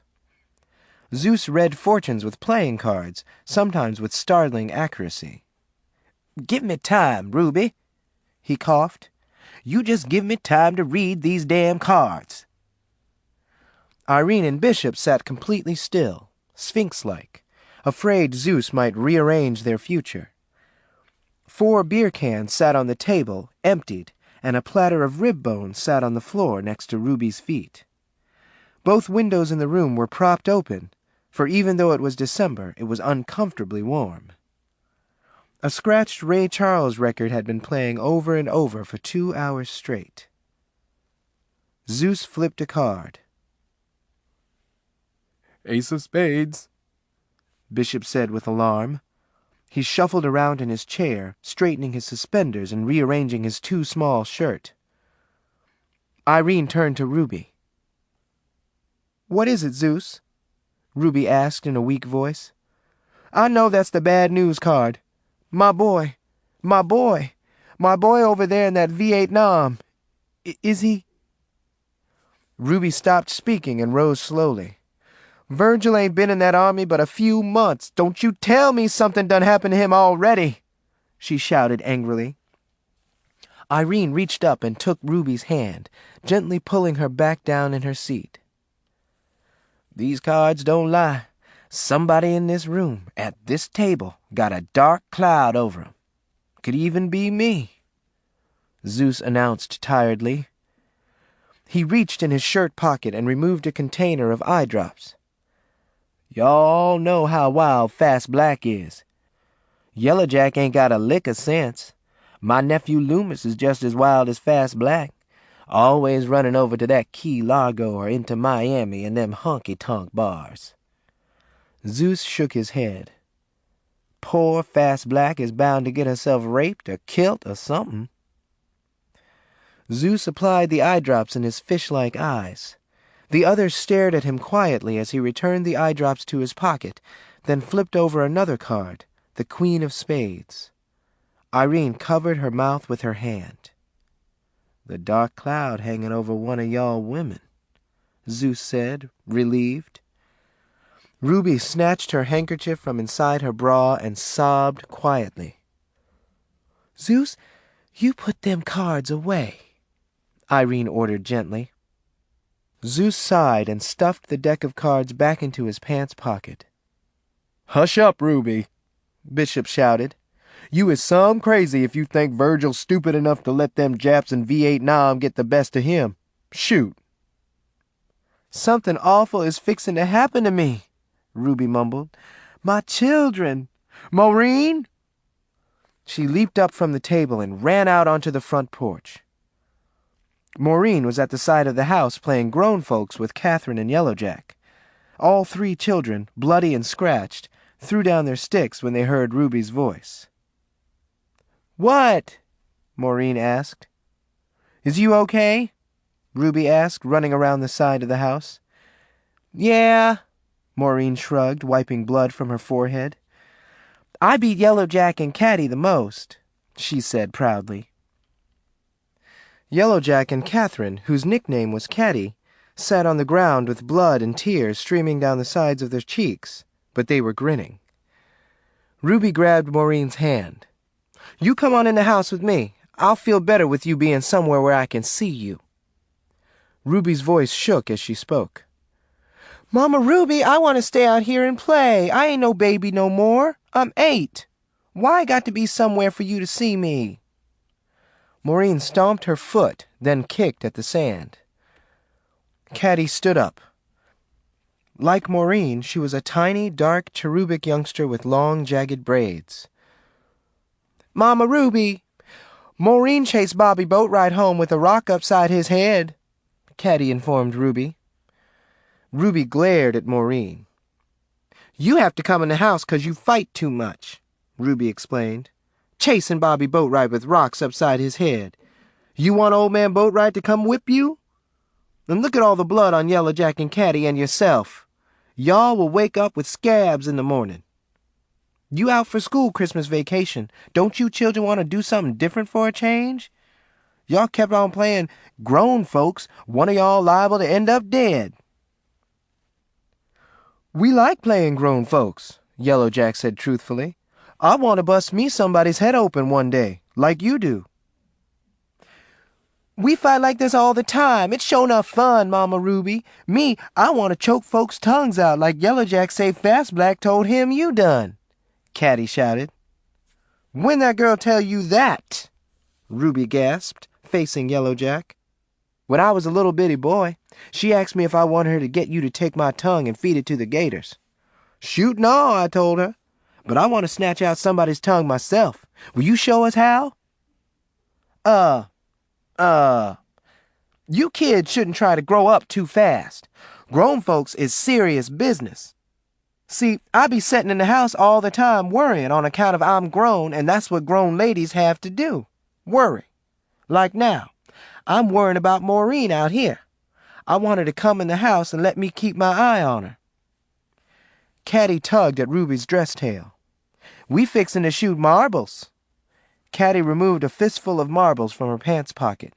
Please let Maureen play with us. Well, I guess it's okay. But no more playing grown folks today. Catty, you run down to Roscoe's and tell him I said to send me some beers, Ruby commanded. Catty darted off toward the hill. Don't y'all leave the yard, Ruby called to the other children as she turned and went back inside. Yellowjack removed a fistful of marbles from his pants pocket, and Maureen lifted a coffee can containing her marbles off the ground. Within 10 minutes, Yellowjack had won all of Maureen's marbles. I declare I ain't playing with you no more. I'm going to go back in the house and play with my mannequin if you don't give me back my marbles, Maureen threatened. You ain't no fun, girl. I'm going to stop walking to school with you. Yellowjack stabbed Maureen in the chest with his finger. And I ain't going to eat lunch with you no more, neither. I might take a notion and beat you upside the head with a stick and bust your goddamn brains out. Sure enough, Yellowjack? Sure enough. Maureen sighed and shrugged. Okay. Give me back some of my marbles so we can play some more, Yellowjack. I don't really want to go in the house and play with that old mannequin nohow. Yellowjack looked around and moved closer to Maureen. Maureen, you want your marbles back?" he asked in a low, deep voice that did not sound like an 8-year-old boy. He placed his arm around Maureen's waist. "Yeah," she replied, bug-eyed and anxious. "You give me some pussy and I'll give you back all your marbles." Maureen jerked her head back and looked Yellow Jack in the eyes. "What's pussy?" she asked. Instead of speaking, he lightly touched her crotch. "What you going to do with it?" Maureen giggled. "See, grown folks do this thing. I seen my mama do it with No Talk, and I seen her do it with Virgil. One time I peeped in Mama Ruby's room and I seen her do it with Slim. I have to lay on top of you." "Oh yeah, that! I seen Fast Black and Virgil doing that in Virgil's bed that night before he went to Vietnam. You want to lay on top of me and shake?" "Well, there's more to it than that. From what I seen No Talk do, I have to put my thing inside you. Then we shake." "Oh." Maureen thought for a moment, then frowned. "That don't sound like much fun, and it'll make us talk crazy. Virgil and Fast Black was saying, 'Oh, baby, baby, baby,' and 'ooh, ooh, ooh.' I don't want to talk crazy." Maureen giggled, turning up her nose and frowning. "Listen here, girl, you ain't got to talk crazy. All you got to do is shake." "That all?" "I swear to God, that's all you got to do." "Okay, first let me ask Mama Ruby," Maureen said, running up the stairs. "Wait a minute!" Yellow Jack yelled after her, but he was not quick enough. As soon as he heard the screen door slam, he fled into the bayou. Maureen entered the house and ran across the room to Ruby. "Mama Ruby, can I give Yellow Jack some pussy? Can I, Mama Ruby?" she asked excitedly. "Say what? Get thee behind me, Satan!" Ruby shouted. She jumped up so fast she knocked her chair over. Irene, Bishop, and Zeus roared with laughter. "Yellow Jack asked me to give him some pussy, and I told him I had to come ask you first. Can't I, Mama Ruby?" Maureen begged. Ruby ran outside, calling Yellow Jack. Irene grabbed Maureen by her hand and pulled her close. "That's a bad word," she scolded, shaking a finger in Maureen's face. "How come?" That's something just grown folks do, Bishop explained. Kids can't do what grown folks do. "We fight like grown folks. Caddy say next time we play grown folks, we going to kill somebody. Maybe Yellow Jack or Bobby Boatwright. We going to kill Bobby Boatwright next time we play grown folks." Maureen smiled. "Maureen, child, just 'cause grown folks do certain things don't mean they right," Zeus informed Maureen. Confused, Maureen pulled away from Irene and retreated to the upper room. 20 minutes later, from her footstool at the upper room's front window, Maureen watched Caddy moving down the hill hugging a large brown bag with the beer Ruby had sent her for. Before Caddy made it to the porch, Maureen spotted an unfamiliar car coming down the hill. "White folks!" she gasped. She leaped up from her stool and ran downstairs. "Mama Ruby, here come the white folks driving down the hill. Real white folks, not the kind like Big Red. They in a police car." Irene and Bishop ran to the door. Caddy rushed in and handed the beer to Ruby, who quickly set it on the floor, then ran to the window. "Who is that, Irene?" Ruby asked. "Who is them white folks coming here?" Zeus ran to the door. "That a police car or what?" Ruby asked. "Yeah," Zeus said. "Look like they might be some of J. Edgar Hoover's men's." Lord, no it ain't. Them ain't no J. Edgar Hoover men's. That's a government car. The same kind what came when Lottie's boy got himself shot up in Vietnam." Bishop's voice trailed off. Ruby started to tremble as she watched the car come to a stop in her front yard. Dust rose up and drifted slowly back to the ground, like sheets of sepia. 2 tall white men in military uniforms got out. They coughed and fanned the dust as they walked toward the house, their colorless faces grim and stone-like. "I seen them men's before, last year. Ooh, y'all, them is the same two what come to tell Lottie about her boy getting himself shot up in that V8 Nam, Bishop said again. Wonder who they got bad news for. Shut up, Bishop, Irene hollered. We all know Ruby the only one living in this house what got a boy in V8 Nam. Ruby, Irene stopped. Ruby stumbled backwards, sideways, and finally forward. When she hit the floor, she fell on Irene, almost squashing the life out of her.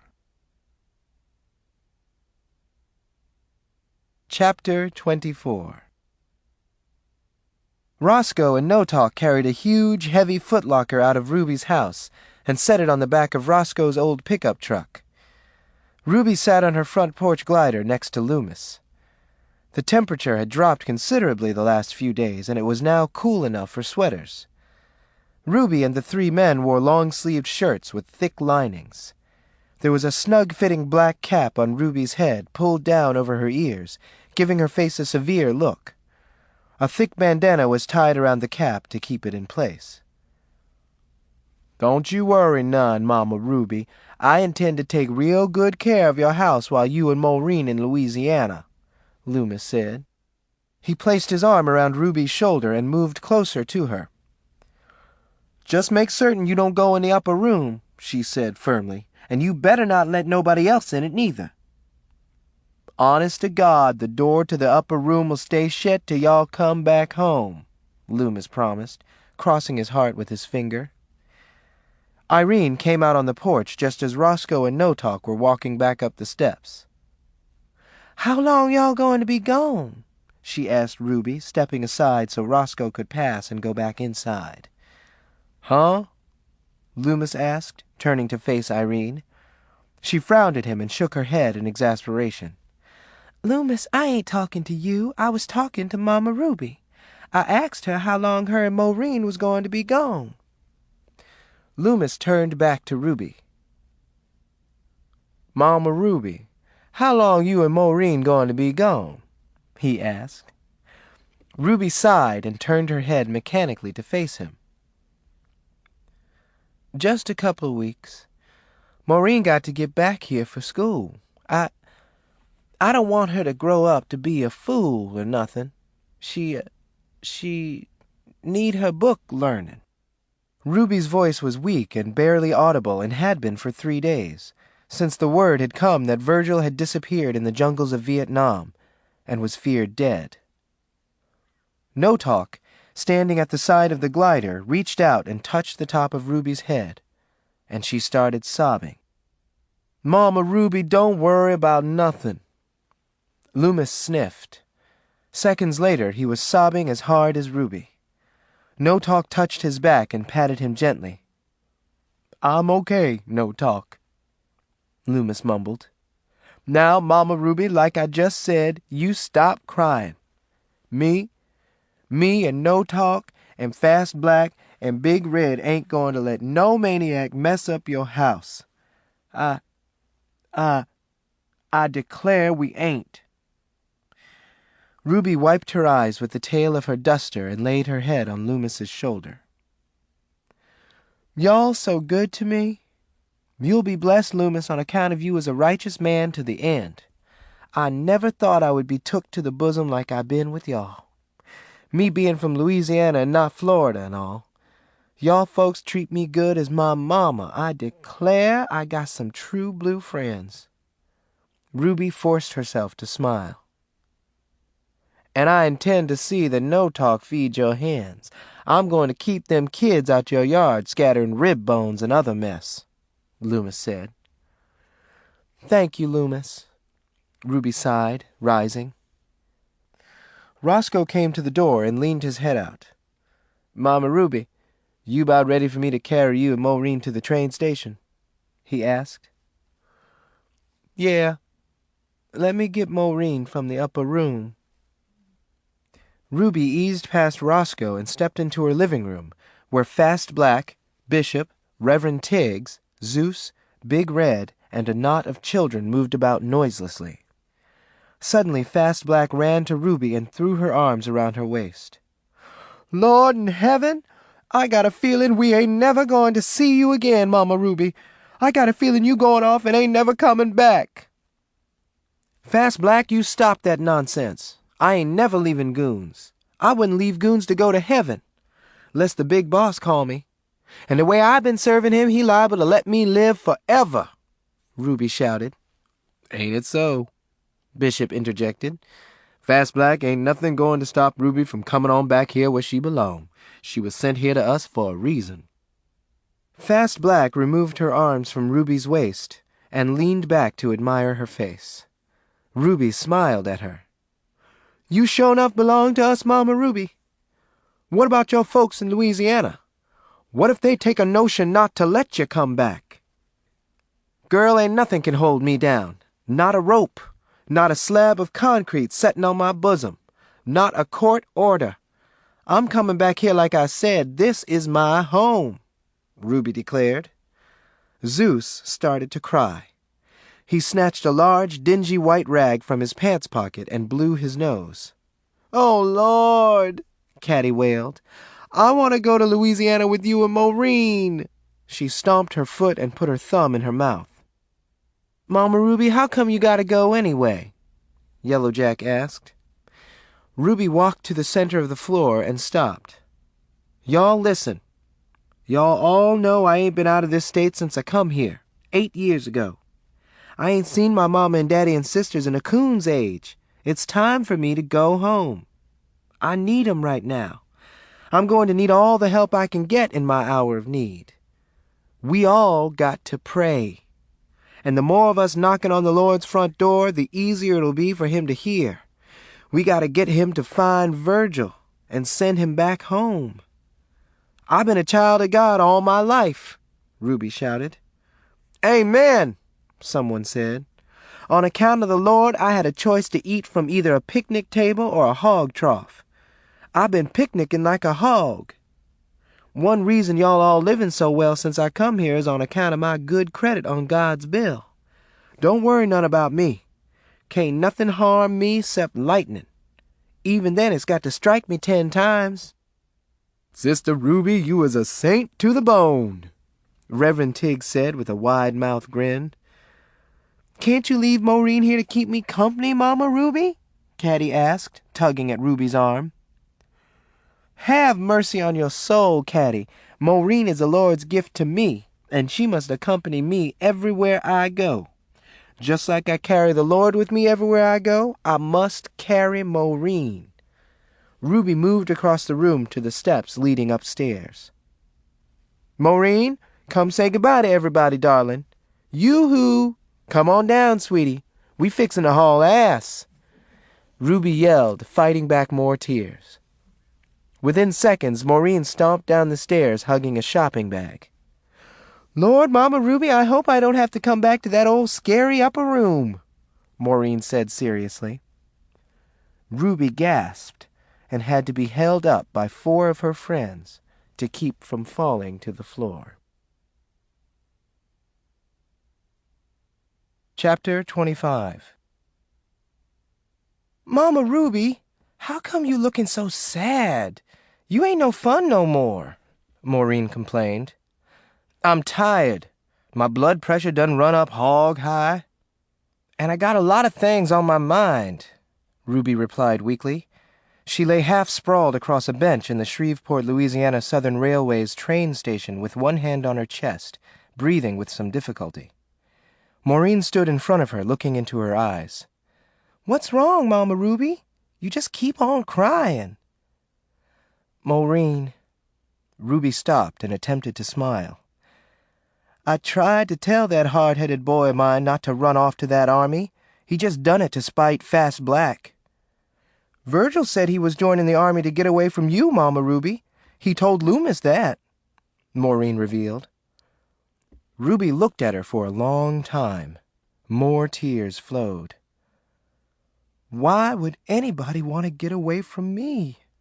Ruby whispered. 'Cause you crazy, I guess, Maureen shrugged. Virgil said he wanted to get away from you so you wouldn't drive him crazy. Mama Ruby, is you going to drive me crazy? Ruby removed her handkerchief from her bosom and wiped her eyes and nose. "Stop crying, Mama Ruby." "Maureen, as much as I've done for you and Virgil, why would y'all think I'm crazy?" Maureen shrugged. "Everybody say you is. Loomis, Zeus, Bishop, Yellowjack, Big Red, Caddy, Bobby Boatwright, Bobby Boatwright's daddy, everybody." Ruby considered what Maureen told her. "Is there anybody what ain't said I'm crazy?" "No talk. And I guess that's on account if he can't say nothing. But I bet he think you crazy too." "I'm different." "I know," Maureen said. "Loomis said if God made another one like you, she up there raising sand in heaven 'cause this planet wasn't big enough for two of you." "Ain't nothing wrong with me. I ain't crazy. I'm just a little touched 'cause my boy gone. He ain't had no business joining no army." "Virgil was a growed-up man," Maureen reminded Ruby. "That ain't had nothing to do with him leaving home. I didn't want him to go." "You don't never want me to go neither? Nowhere?" "Girl, Virgil running off is one thing, but you ain't never ever going nowhere lest you goin' with me. You is my gift from the Lord above." Maureen gave Ruby a critical look. "I don't want to stay with you forever, Mama Ruby." "Why not?" "Well, I want to be like other girls. I want to move in a house in Miami or something. Fast Black say if I ever was to want to have me a good time, I should go live in San Francisco. She went there when she was 15 and stayed for a whole year. She say ain't no place in this world like San Francisco." "San Francisco is the most wicked city since Sodom and Gomorrah. A girl with your upbringing ain't got no business in no San Francisco. Don't you never let me hear you mention that place no more. Only way you'll go to San Francisco is if I was to die. And I ain't got no plans to die." "Okay," Maureen mumbled, moving back a few steps. She was close enough to see out the window. "I see a cab. I think it's ours on account of we the only ones left in here." Outside, a young black cab driver groaned when he saw the gigantic black woman emerge from the train station. The large footlocker she carried was one thing. That would take up enough space. He would probably have to put it in the trunk. But the woman herself had to weigh at least 350 pounds. He wondered if the springs in the back seat of the old taxi would survive the long ride from the train station all the way out to Thelma City, a black residential area in Shreveport. Ruby slid the footlocker down on the ground next to the cab, and the driver quickly got out and put it in the trunk. She smiled at him, then snatched open the back door and fell into the vehicle. Her flesh, now loose and saggy, seemed to spread over the entire length of the seat. "Where I'm going to sit," Maureen whined. "You so big and fat you take up all the room, Mama Ruby."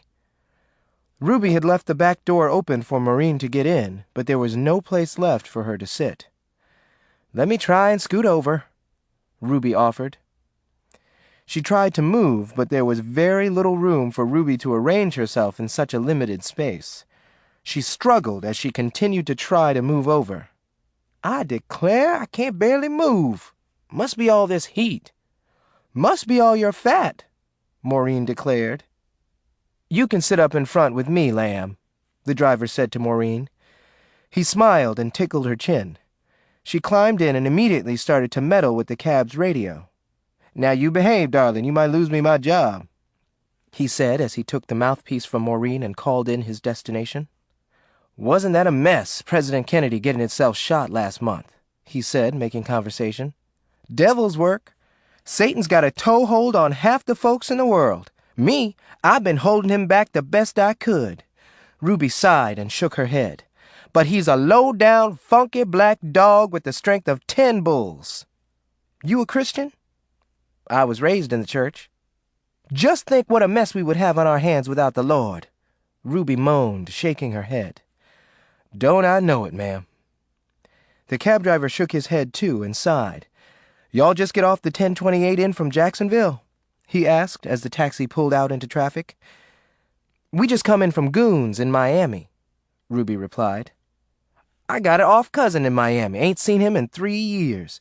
I've been meaning to drag my tail to Florida to see him someday. I don't know, though. Them niggas out in Florida is sure enough mean. Woo-wee! Every time I talk to my cousin on the phone, he just getting out either the hospital where some maniac done cut him up or shot him up, or he just getting out of jail for cutting up or shooting somebody. What's wrong with them folks in Florida? Them white folks must put something in the water, huh?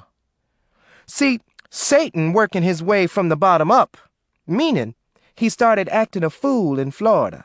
The thing is, he done got there and took up residence. I declare you got more religion than a little bit. I feel shamed to be sitting here amongst all your glory, miss, the cab driver said with embarrassment. My prayers is with you, son. I got a boy round your age. We done got himself caught by them Japs in Vietnam, and they done hid him somewhere where the U.S. Army can't find him. The driver looked at Ruby through his rear-view mirror and bit his lip, feeling sorry for her. Ma'am, 2 of my brothers got killed over there. I tried to join up, but they wouldn't take me on account of I got flat feet and a nervous condition on account of I seen my own mama get killed. She involved herself with a sailor, and he shot her down like a dog when she tried to break off with him. Devil's work? I see I'm going to have to go up to that low-down funky black dog again. Devil.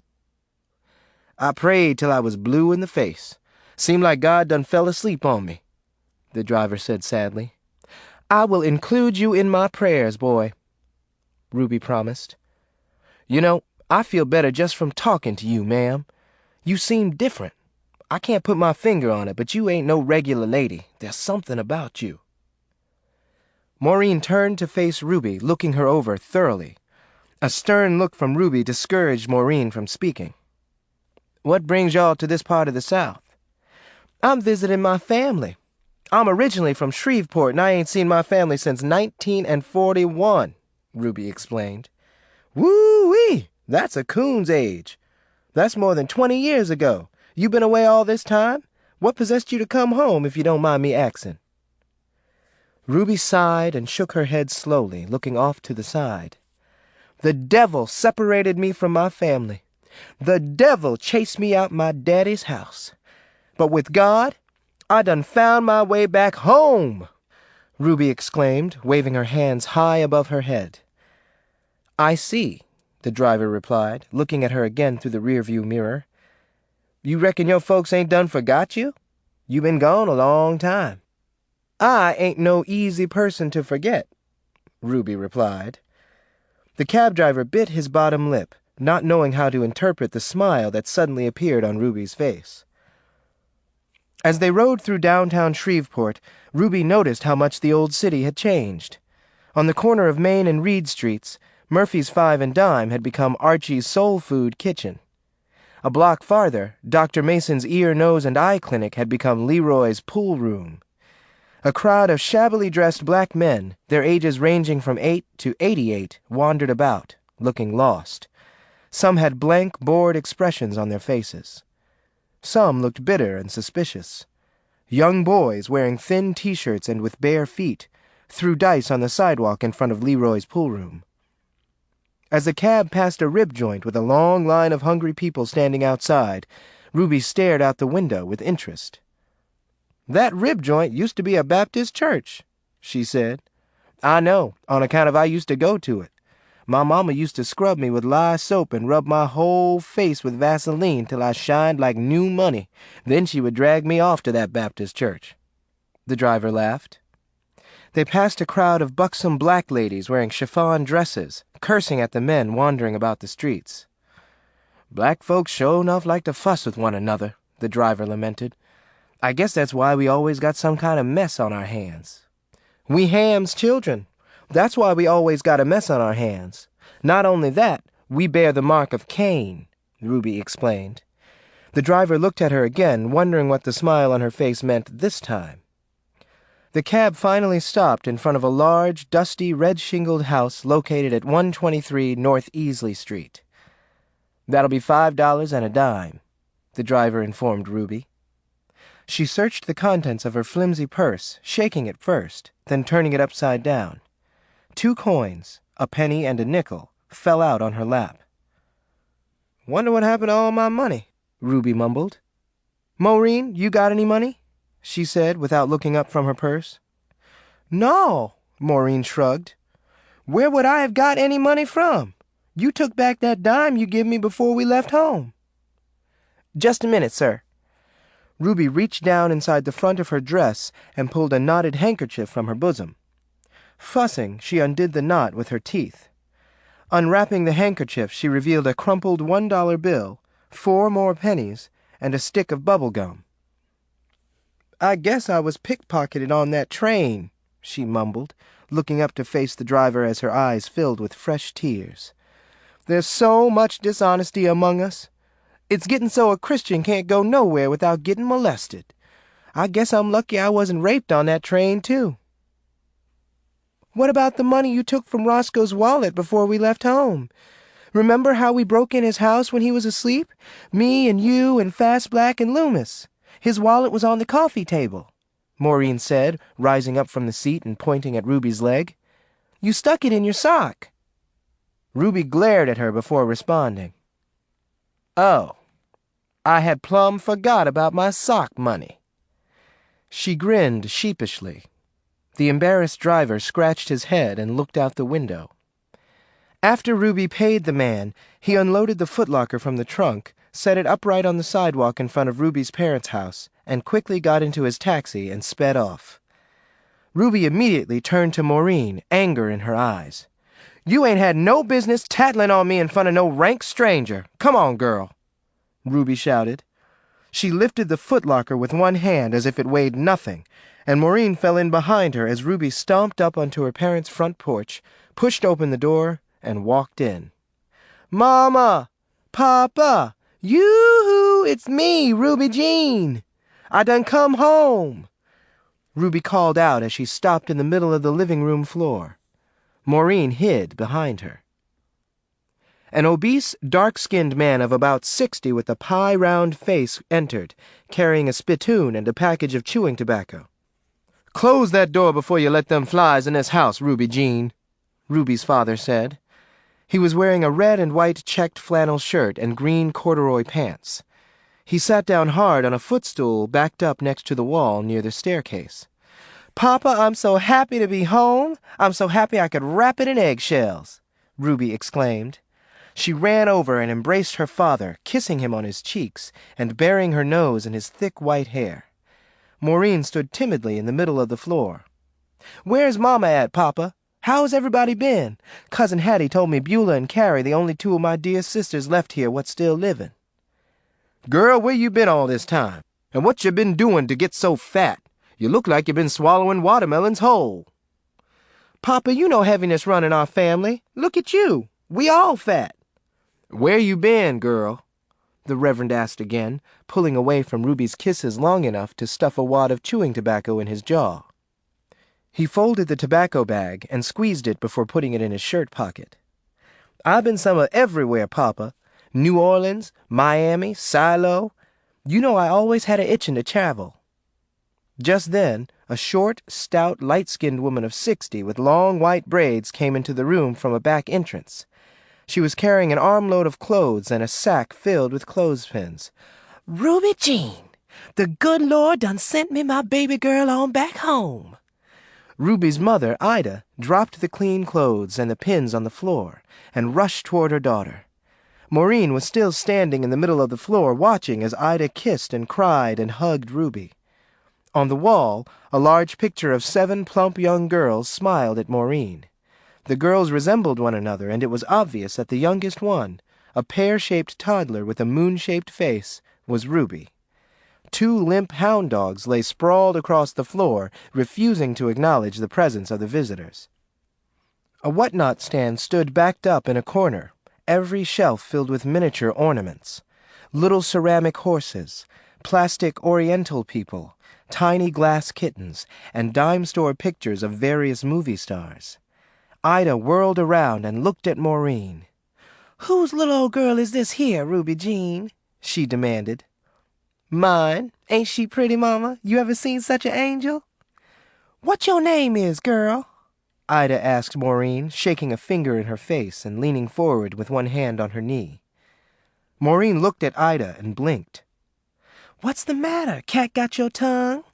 Ida asked, looking at Maureen out of the corner of her eye. Maureen opened her mouth wide and pointed inside. "Ain't no cats in my mouth," she said. Ida laughed and looked at her husband, who had fallen asleep, his thick arms folded across his chest. "Wake up, old man," she shouted, receiving no response. "That old goat ain't worth a nickel no more," Ida said to Ruby. Ruby turned to look at her aging father. "Ruby Jean, how come you didn't come back with Oella for her mama's funeral?" Instead of answering right away, Ruby removed her handkerchief from her bosom and wiped tears from her eyes. "Oella got on a high horse and acted like she ain't knowed me. I ain't knowed nothing about her mama passing till Cousin Hattie told me when she come to visit with me that time." "Well, you couldn't expect nobody with Cajun blood to act like regular folks. I always said Oella was crazy. I guess I've been proved right." "I pray for her every night," Ruby said, returning her handkerchief to her bra. Ida caressed her chin and nodded. "Uh-huh. Now, how come you ain't been in touch?" "Oh, Mama, it was awful. I got myself mixed up with the devil and he led me to the ruins. I'm in worse shape than a foreigner with nowhere to go." The Reverend looked up and faced Ruby. He and Ida looked at one another. I raised you to dispute the devil.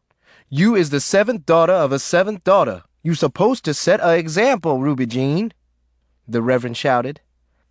"I know, Papa, and that's what I've been doing. Why so many folks in Florida done got on the right track on account of me. It's a wonder they ain't renamed their state the Holy Land, we got so much connection with the Lord." "I declare, Ruby Jean, you ain't forgot your upbringing. Most kids what leave home go to living like fools soon as they out of sight. I bet ain't a soul in Florida regret you come there, huh?" Ida said proudly, smiling. "Them folks would be lost without me." Ruby smiled and blinked her eyes as her parents took their time looking her over. Reverend Upshaw looked at Ida again and shook his head. "Don't your little girl talk?" Ida asked, turning to Maureen, brushing the tail of her dress, then inspecting her hair. "Maureen, talk to your grandmama and grandpapa," Rudy ordered. "Mama Ruby, you want me to tell 'em about—" Maureen began, but was abruptly cut off by Ruby. "I got me a boy, too," Ruby said. "Where he at?" Reverend Upshaw asked. "I don't know," Ruby replied, with her head lowered. She moved slowly across the room and sat down hard on the sofa facing her father. Ida looked at her suspiciously. "What you mean, you don't know?" she asked. "He run off and joined the army 'cause he was mad at some old fast-tailed girl named Fast Black and went and got himself lost or captured or something in that Vietnam," Ruby said in a low voice. "Praise be," Ida spoke under her breath. "That poor boy." "Mama, he looked just like you," Ruby muttered. Ida nodded. "Where your man?" she asked, locking eyes with Ruby. "Don't tell us you still single, running around loose as a goose like your cousin Hattie," the Reverend hollered. "Shoot, I married me a show-enough sport," Ruby shouted back. "A man what used to wear socks that matched the color of his underwear. A sport if ever there was one." "Where is he?" Ida demanded. "With another woman?" "I bet he left you for another woman," the Reverend said to Ruby. "Stubborn as you is, Ruby Jean." "Well, the first year it was wine what come between us. The second year it was wine and women. I took all I could, then the Lord run him off. I've been in goons by myself trying to raise my children and continue to live like a Christian should." "When your husband leave you, how old was your kids?" Ida asked. "Well, Virgil was 11. I was still carrying Maureen." "That ain't what Oella told folks when she come for her mama's funeral," Reverend Upshaw informed Ruby. "It ain't?" Ruby gasped. "Oella said you shot your husband down like a dog when Virgil was a baby." Ida folded her arms and glared at Ruby. I was too shamed to tell y'all. It was an accident. My husband got involved with this woman and run me crazy. I didn't mean to kill him. Oh, Papa, Mama, he asked for it. If you killed your husband, where you get Maureen from? You been married twice or what? Oella ain't said nothing about you having no 2 children. And what Oella do that was so bad you skipped town? Ruby removed her handkerchief from her bosom and wiped away her tears again. She staggered to the sofa and sat down. Maureen giggled and joined her, placing her arm around Ruby's shoulder. I declare, y'all, Oella wasn't no true friend of mine. She just wanted somebody to leave home with her. She tricked me into going from New Orleans on to Florida. I wanted to come home and take up ministry. She went to drinking home brew and listening to ex-convicts. She wanted to live like a gypsy. I told her I was a Christian to the bone and wanted nothing to do with her wicked ways. So I left Silo. Scared to death on account of her having all that heathen Cajun blood. I knowed if she found me, she'd take a plank and go upside my head and bust my brains out. She was that kind of woman. She'd bust your brains out in a minute. I know, 'cause I seen her do it. She was a terrible liar. Virgil was 11 when my man left, and I was pregnant with Maureen when I had to chastise him. Oella had me so scared of her. She had white folks sense, y'all know. She knowed how to talk to them white folks about keeping us dumb niggers in line. She held her smarts over me like a lamp. She was evil. She was violent. I declare, Ida sighed. And she was such a tiny little thing. To think she claimed Christian blood. Oh, the devil come in many disguises. Poor Ruby Jean. The Reverend went to Ruby and patted her shoulder. Well, I finally put Satan where he belonged, behind me. I felt him sneaking up on me the other day, trying to make me not come home to see y'all. I slapped him upside his head, bent his horns back, and he hauled ass. I ain't seen him since, Ruby said, waving her hand. Her smiling parents looked at her with pride.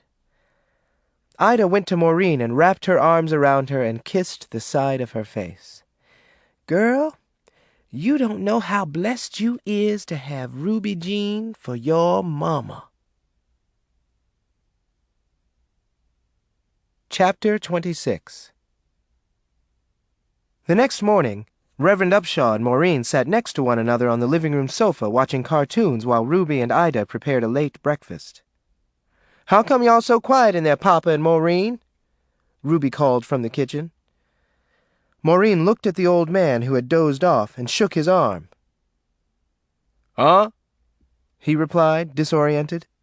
Ruby came to the door holding a spatula and a mixing bowl. Why come y'all so quiet in here? Ruby asked again. This baby is mad 'cause she wants some pretzels, the Reverend told Ruby, pointing at Maureen. You reckon she can run down to that corner store by herself, Ruby Jean? She ain't so big a fool she'll walk out in front of a bus, is she? Maureen ain't that simple-minded. She got white folks' sense, Ruby replied. She removed a dime from her bosom and tossed it in Maureen's lap. Run get you some pretzels and come straight on back here, Ruby instructed her. Papa, you don't reckon nobody'll kidnap her? Who other than a gypsy would kidnap a colored kid, Ruby Jean? Ida asked, walking in with her hands on her hips. Maureen ain't no regular colored kid, Ruby explained. And anyway, folks do kidnap colored kids. Ain't nobody going to snatch up Maureen and run off with her, taking her away from her own flesh and blood mama, Ida declared. Ruby's breath caught in her throat. What's wrong, Ruby Jean? You look like you just seen a ghost. Ain't nothing wrong, Mama. Maureen. Ruby turned from her mother and looked at Maureen. Go on to the store and get you some pretzels, Angel. Maureen grinned and ran from the house with a dime in her mouth. Having purchased her pretzels, she rushed back to the house and ate them while watching the cartoons. Ruby came and sat next to her. Mama Ruby, some kids was messing with me when I went to the store. They said you and Grandma and Grandpa and everybody in the family was big and fat and sloppy. Am I going to be big and fat and sloppy like you when I grow up? Maureen asked with concern. You took after your daddy's family. All the women and men in his family was small. You ain't got nothing to worry about.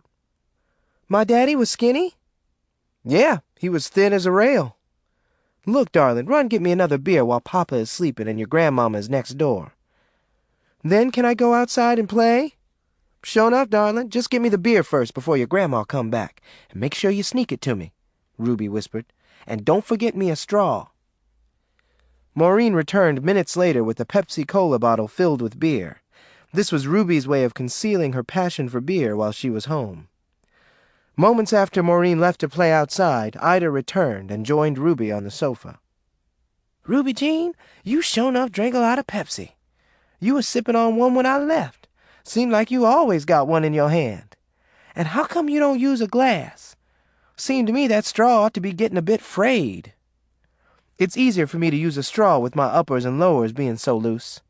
I drink a lot of Pepsi 'cause my doctor back in Miami, a respectable Jew, told me it was good for my blood pressure. Oh, well, one thing about it, you can't argue with no Jew. They is some smart. Doctors, lawyers, business folk. Give me a Jew every time.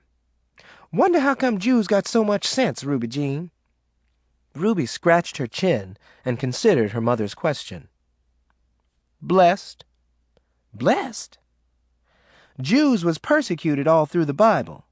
Being so smart is the blessing they received from the Lord for all the suffering they done, Ruby explained. Ida looked at Ruby for a moment before responding.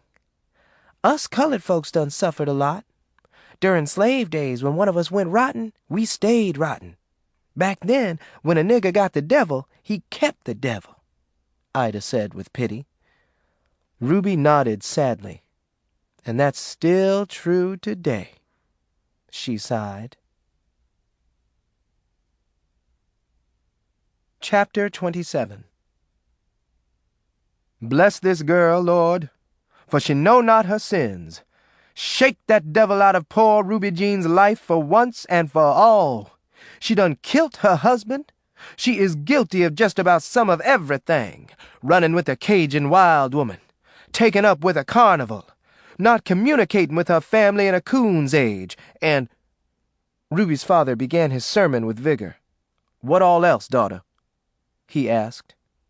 Ruby sat on a footstool in front of the whole congregation of the Reed Street Church of God in Christ, surrounded by flowers and crucifixes.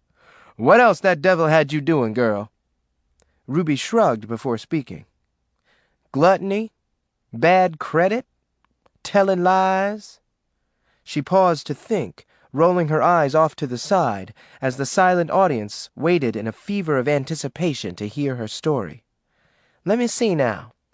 Name-calling and associating with foreigners, all the usual backsliding activities. Her father turned to face her with his hands on his hips. He was a big man, even more rotund than Ruby. He wore a long black robe that was noticeably shorter in the back than it was in the front, and in his hand he clutched a thick white cloth he used to wipe his brow during his foot-stomping sermons. I ax y'all, he continued, turning back to the audience, I ax y'all if you ever knowed of a sister with so much of the devil in her as Ruby Jean. My child done spent the last half of her life riding Satan's coattails. Amen, the congregation shouted. She been lost, the preacher yelled. Lost, the congregation agreed. But now she done found her way back home, the preacher grinned. Now, brethren, we got to get her boy Virgil back home. Lord, the boy done slid from the embrace of his mama's bosom into a heathen country. A country that don't even recognize the Holy Ghost. A country where the folks don't even believe in eating meat. Can y'all imagine not being allowed to eat ribs? No, the congregation hollered. A country where they worship cows when Jesus done told them he was the only way. A cow all. Cows, came the response. Some of the younger members of the congregation looked at one another with puzzled expressions on their faces. Hey, he don't know what he talking about. That's India where they worship and don't eat cows, not Vietnam, a young boy said, snickering. He received sharp looks from his elders. What's the difference? A woman asked the boy.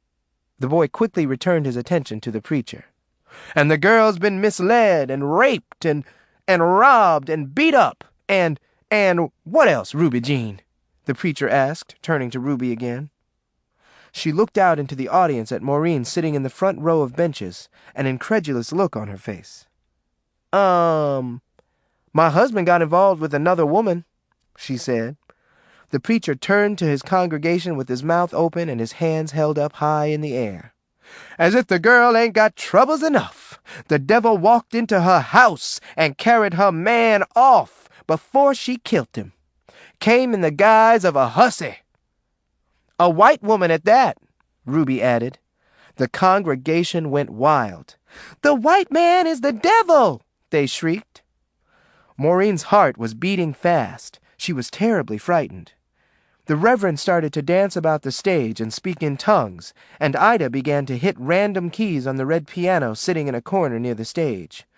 Women, men, and children joined in the confusion, dancing. Some started to sing, no two people singing the same song, and they all shouted and spoke in tongues. Some fell to the floor, writhing. A woman sitting next to Maureen lost her wig, and some young boys grabbed it up from the floor and started tossing it back and forth across the room. Maureen rose from her seat, eased out of the church, and ran down the street back to her grandparents' house 2 blocks away. When Ruby and the others returned home, Maureen was sitting on the bed in Ruby's old room, staring off into space. Ruby stood in the doorway for a moment, looking at Maureen lovingly before making her presence known. "What's the matter, Maureen?" Ruby gently closed the door. She moved to the bed and sat next to Maureen.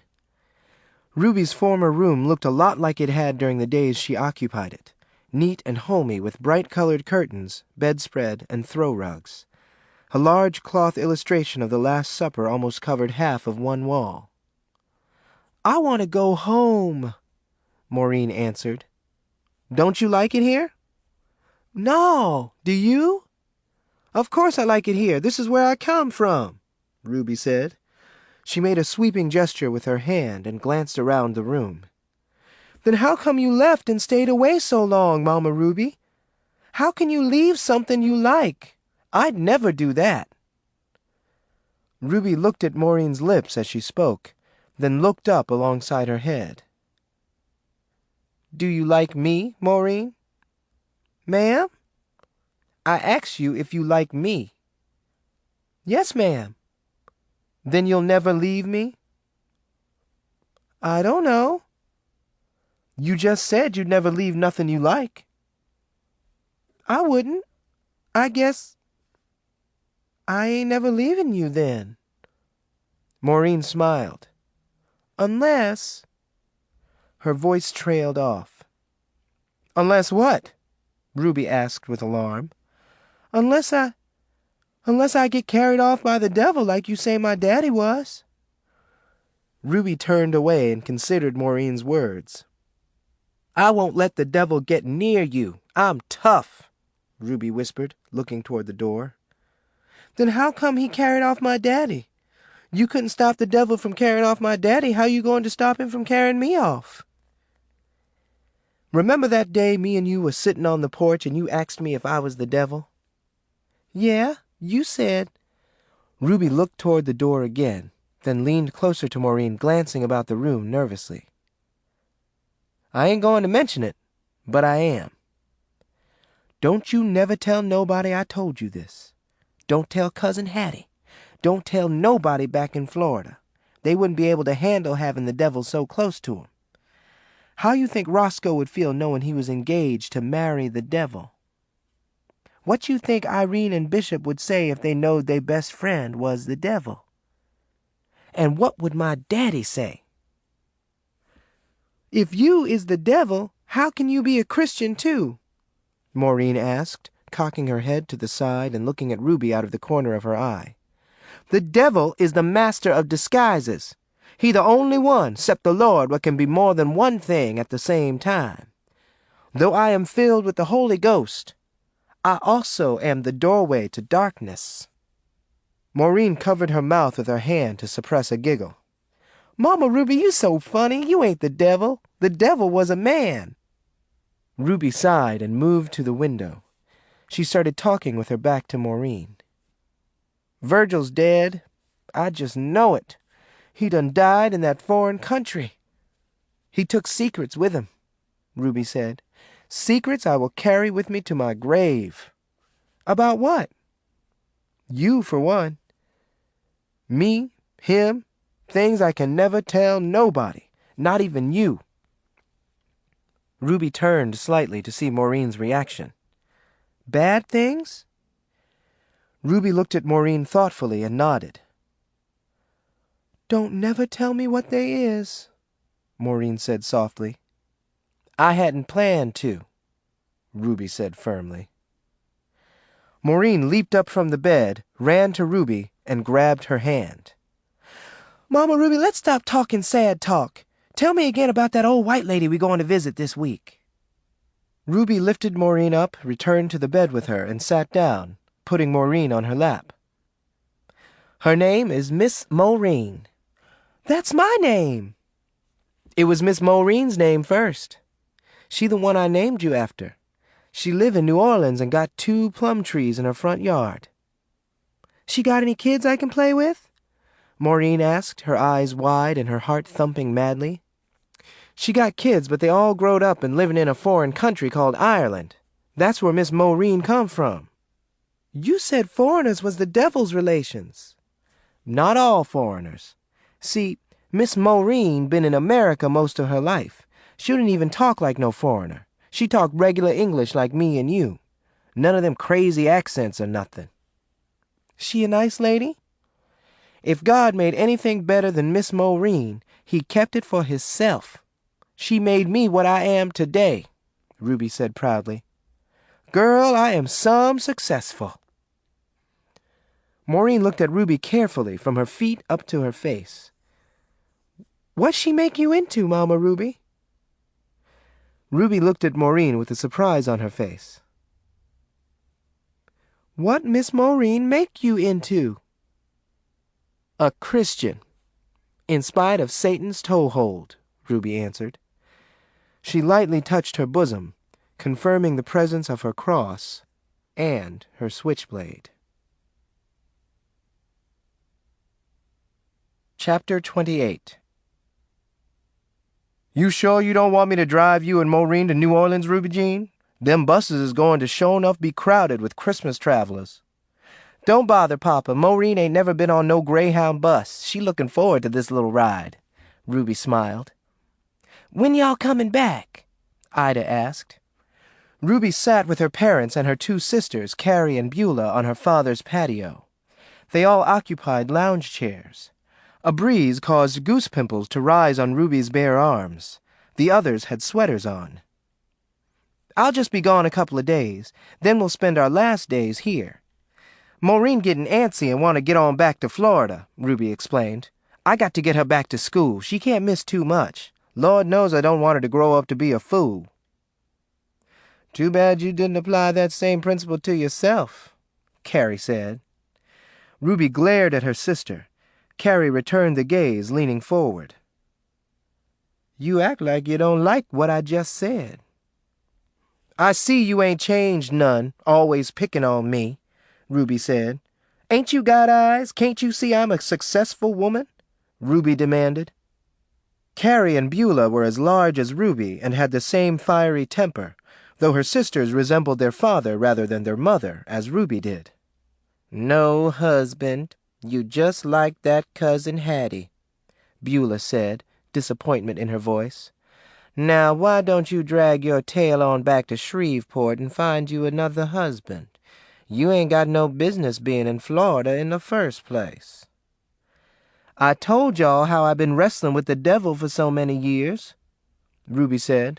Y'all leave Ruby Jean alone. Can't you see she is trying to get back on the right track?" Reverend Upshaw said, giving Carrie and Beulah stern looks. "Least I got Jesus to fall back on," Ruby said. "We all got Jesus to fall back on," Ida said. "What's keeping you in Florida anyway, girl?" "My lovely home, for one. I got a house fit for a king. Why, compared to what y'all got, my house is heaven," Ruby shouted. "I got me a house out in the country away from all the mess that go on in a city." Ruby Jean, Maureen say y'all live damn near in the Everglades, Carrie said, rising, facing Ruby with anger in her voice. She told me hens lay eggs on your living room sofa. And say every kind of bug you can name get loose in the house during bug season, Beulah added. Carrie returned to her seat after Ruby's glare got the better of her. Ruby Jean, what's so special about your house? Ida asked quietly, touching Ruby's knee. It's Maureen's room, Ruby said in a low voice. Each member of her family turned to look in her face. What about Maureen's room? Reverend Upshaw asked. It's sanctified, Ruby said. If I remove her from it, she'll surely die.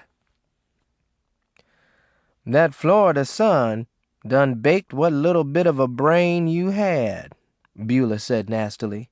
A bedroom is a bedroom. Y'all don't understand. Maureen ain't no regular child. She a gift from the Lord. Her presence make the upper room so special, Ruby wailed. The upper room, Beulah shouted, laughing so hard her sides hurt and she cried. She laughed until she started to choke on her own tongue. Ida leaped up from her seat to pound on Beulah's back. You see why I can't stay around y'all? Ruby said, rising. Papa, you know I never liked being laughed at. Ruby pouted. She went to her father and threw herself down on the ground, placing her hands on his lap. Papa, I love y'all, but I'm important in Florida. Them folks in Goons, they need me. They'd be lost without me. I can't turn my back on 'em. We need you too, daughter, the preacher said. Ruby looked at Beulah, who was holding her sides and trying desperately not to laugh again. I see now why you run off with that carnival woman. You is sure enough a clown, Ruby Jean, Carrie said. Carrie and Beulah were both married to preachers and lived in comfortable houses not far from their parents. My husband always said Ruby was a fool, Carrie laughed, even if she is a seventh daughter of a seventh daughter. Ruby Jean never had a lick of sense nohow, Beulah added. Ruby remained at her father's knee, looking up in his face for consolation. Carrie Mae, where is your husband today? The Reverend asked. Huh? I don't really know, she replied. Where your husband at today, Beulah Lou? He asked. I ain't seen him since this morning, she said nervously. Neither one of 'em was in church this morning, the Reverend pointed out, and their whereabouts at this moment is unknown. He looked down at Ruby. Where your husband, girl? He asked. Dead. I suspect his soul is popping like popcorn in the lake of fire. The devil he was, that's where he should be. I know it, Papa. Him with his white woman and his drinking and all. Ruby sobbed. The Reverend looked from Beulah to Carrie. Least Ruby Jean know where her man is, he said. Carrie and Beulah sighed and gave Ruby dirty looks. Carrie, didn't your man go upside your head last month with a pop bottle? Ida asked. And you, Beulah, didn't your man get caught with his hands in the church treasury? With all that commotion in y'all's own backyard, you ain't got no right to be low-rating Ruby Jean, is ya? No, ma'am, Beulah mumbled. No, ma'am, Carrie said, lowering her head and coughing to conceal her embarrassment. No, ma'am, she repeated contritely. Long as Ruby Jean here, don't let me hear y'all messing with her no more. Is that clear? The preacher said. The two sisters nodded. Now, Ruby Jean, what time your bus leaving for New Orleans? Reverend Upshaw asked, stroking Ruby's face. First thing tomorrow morning, she said. My bus leave here first thing tomorrow morning. Maureen suddenly came running out on the patio before the conversation could continue. Mama Ruby, carry me on back to Florida. I can't stand it here. I'm fixing to go out of my head, she wailed, throwing herself to the floor on her knees next to Ruby. Y'all see what I mean? This girl would have to be weaned before she could give up Florida, Ruby said. The visit had done nothing but depress Maureen. None of the kids in the neighborhood had ever heard of the game Grown Folks, and none had ever seen a murder. Only a few of them would admit to drinking pot liquor. And being surrounded by so much obesity annoyed Maureen. Both of Carrie's daughters were stout and made bad playmates.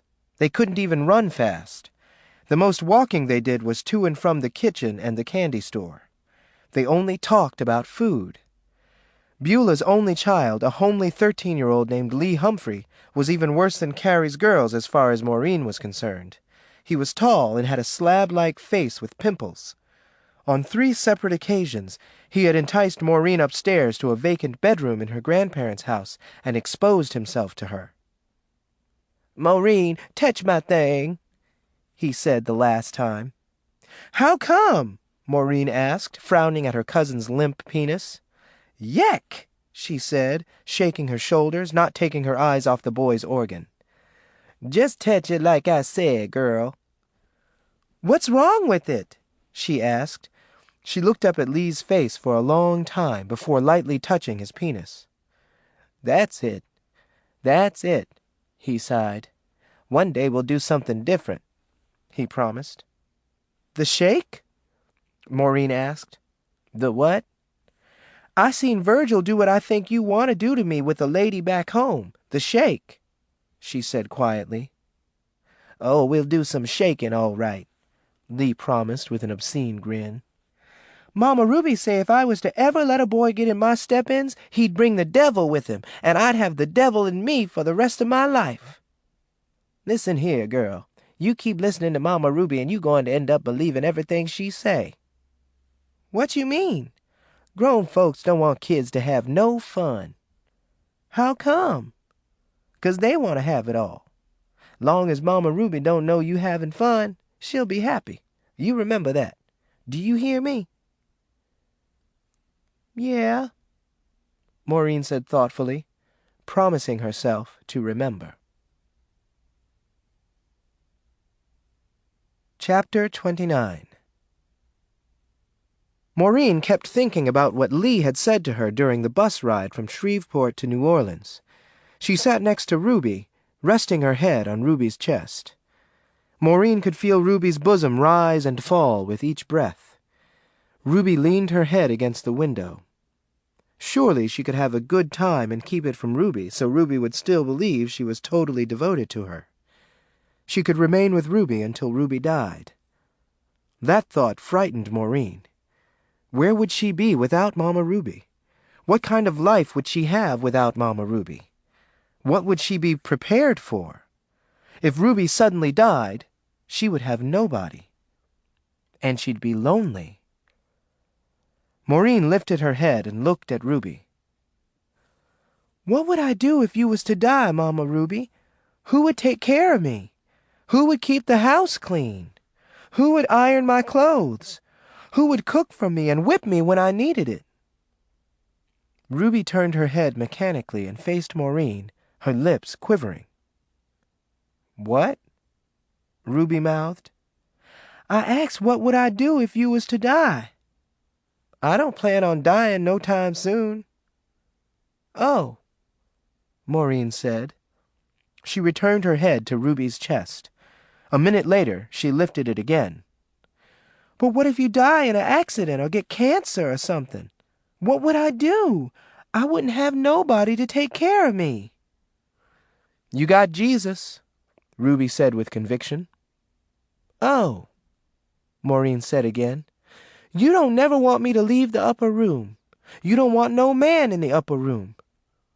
Then I can't never get married, right?" "Right."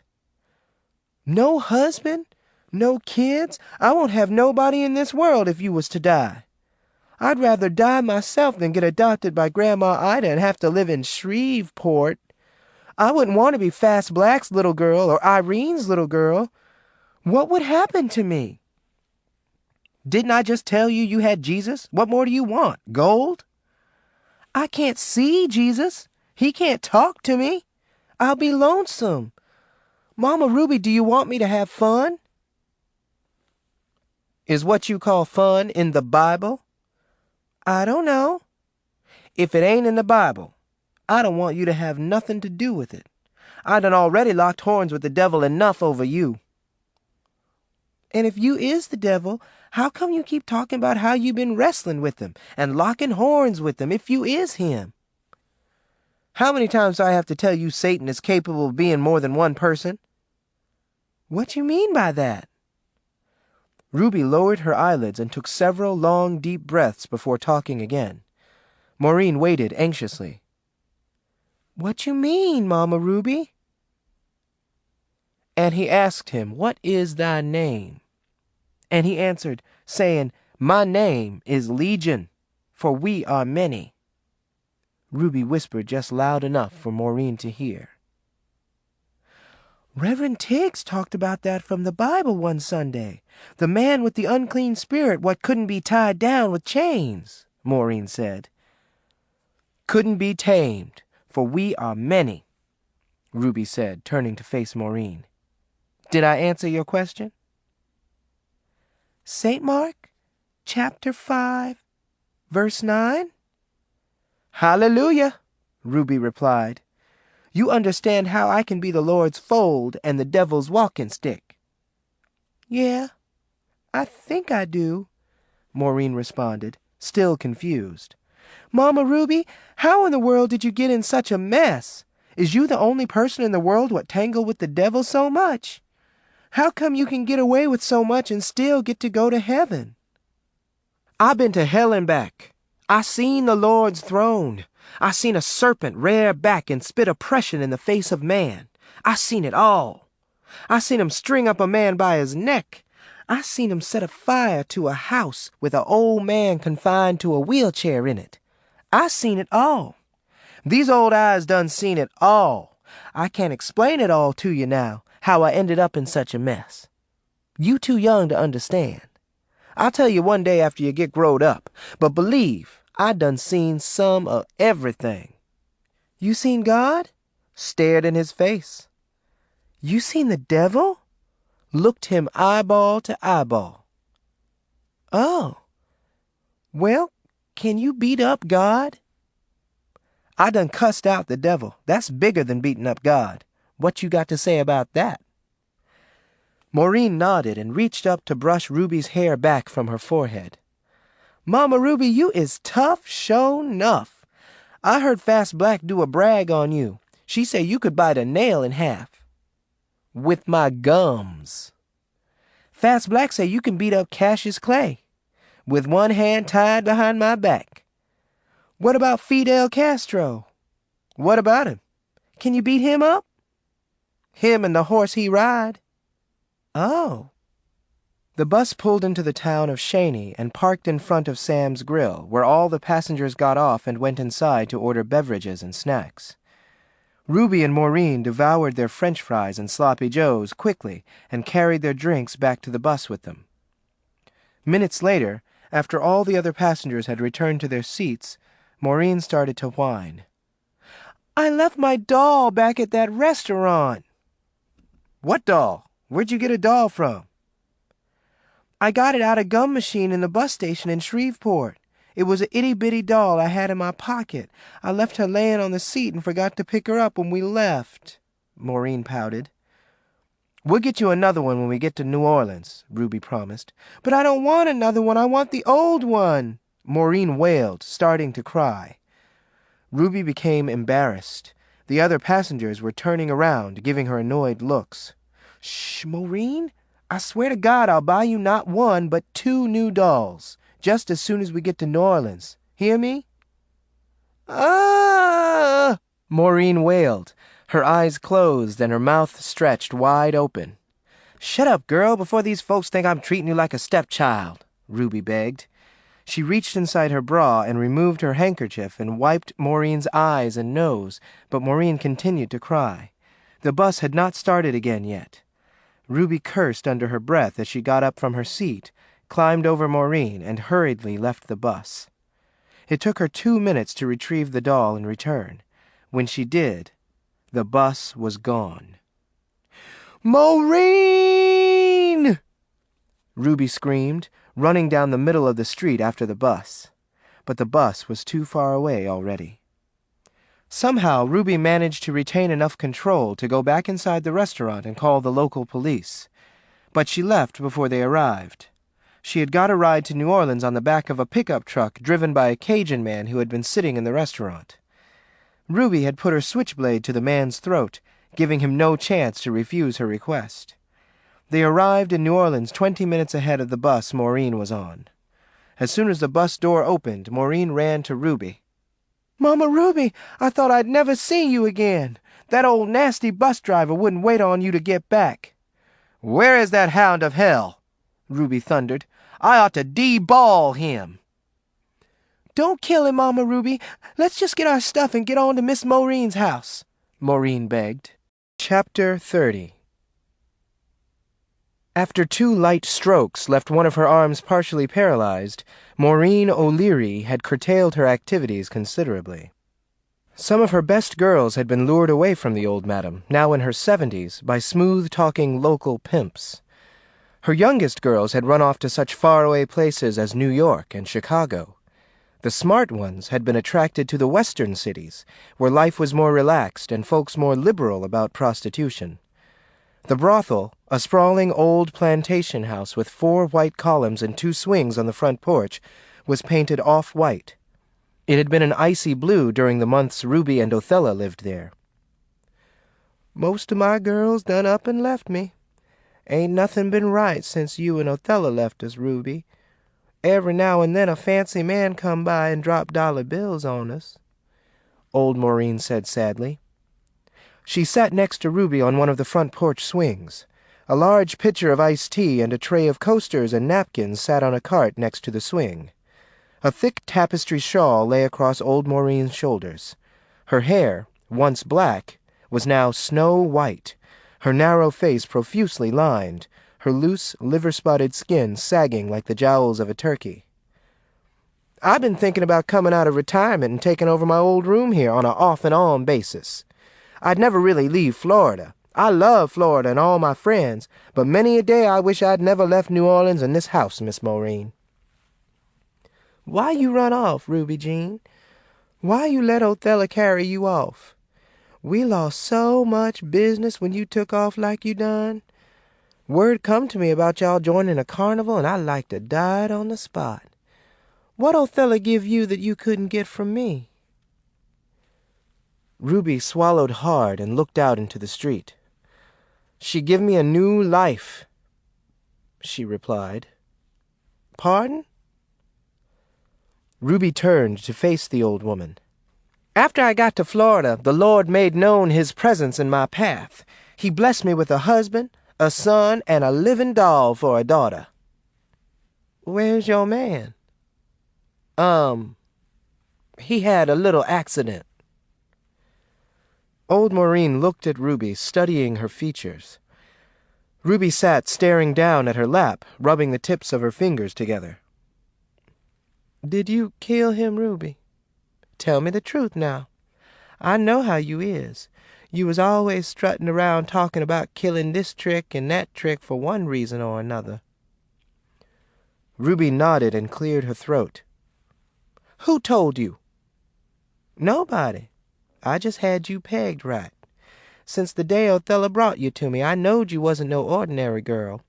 Folks can look at you and see you ain't like most folks. By the way, seem like you done put on a bit more weight since you left." "A pound or 2. The old madam looked at Ruby's gigantic arms and touched one. "How's your health, Ruby Jean? You was wheezing an awful lot this morning." "My blood pressure done gone wild. Other than that, I'm in pretty good health. Why?" "A woman your size can fall victim to just about some of everything. Heart attack, stroke, you name it. Look what happened to me, and I ain't half as big as you. Long as I got Jesus, I don't need nothing else. He is my mama, my daddy, and my doctor. That's why I ain't spent nary a day in jail for killing that low-down funky black dog I married." "Why'd you kill him? And how you get out of going to jail? They tell me the state of Florida is one of the worst states in the world to commit a crime. They got more folks on death row than the rest of the southern states put together. Well, my man had shamed me beyond redemption, and everybody knowed. I was scandalized before my friends and made to look like a fool in front of white folks. That nigger was better off dead anyway. I'd done it for his own good. He had women coming out his ear. I killed him for that reason. And the laws ain't fetched you? Well, not exactly. They give me a month and a day on account of when I went to kill that thing I married. I run off and left some white kids alone I was babysitting. That's what I went to jail for. Ruby explained. Old Maureen nodded and shivered. Ruby rose and rearranged the shawl on the old woman's shoulders. Well, Ruby, what else you been up to? Ruby smiled mysteriously. I got me a fiancé and a truckload of Christian friends and a house. Ooh, let me tell you about my house. While Ruby was giving old Maureen a detailed report about her house with its sanctified upper room, Maureen and two young girls came skipping from around the side of the house, where there was a wading pool and a sandbox behind a large chicken shed. In season, large plums fell from the 2 trees that shaded the pool. Debbie Starr was the 12-year-old daughter of old Maureen's black boarder, Rosalie, and Lola was the 9-year-old daughter of blonde, Mississippi-born Bonnie Henderson, old Maureen's current favorite girl. Maureen and her 2 companions stopped and carefully situated themselves on the steps leading up to the front porch. Debbie had a catalog she placed on the steps and began leafing through. Lola produced a pair of scissors, and they started cutting paper dolls from the catalog. Maureen, carrying a handful of plastic daisies in one hand and big rocks in the other, walked up the steps to old Maureen and climbed on her lap. "I brought you some flowers, Miss Old Maureen," she said. "Maureen, girl, climb down off Miss Maureen's lap before you cause her another stroke," Ruby said, clapping her hands together once. "Go on and play paper dolls with the girls." "You leave her alone, Ruby. Can't you see she done brought me some flowers?" Old Maureen hugged the girl with her one good arm, squeezing her until she squirmed. Bonnie and Rosalie sauntered through the front door onto the porch, taking over the other swing. Both carried fans and glasses of Pepsi. Bonnie, an occasional snuff dipper, carried an empty coffee can in her other hand that she kept spitting into. Both wore bandanas to conceal their uncombed hair. Their clothes were plain and wrinkled gray housecoats that were too small and soiled with barbecue sauce and pork drippings. Rosalie sighed and took a sip of her drink. She toyed with the ice cubes with her long nails and began talking quietly. "Ruby, was Santa Claus good to you this Christmas?" "I ain't had much of a Christmas this year. See, a couple of weeks ago my boy got lost in that Vietnam. I come to visit my family 'cause I needed some extra prayer assistance. I ain't thought much about no Christmas.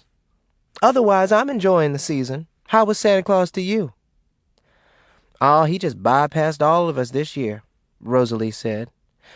"And everybody else been bypassing us the rest of the year," Bonnie added. "Ain't been a sport or a fancy man by here today.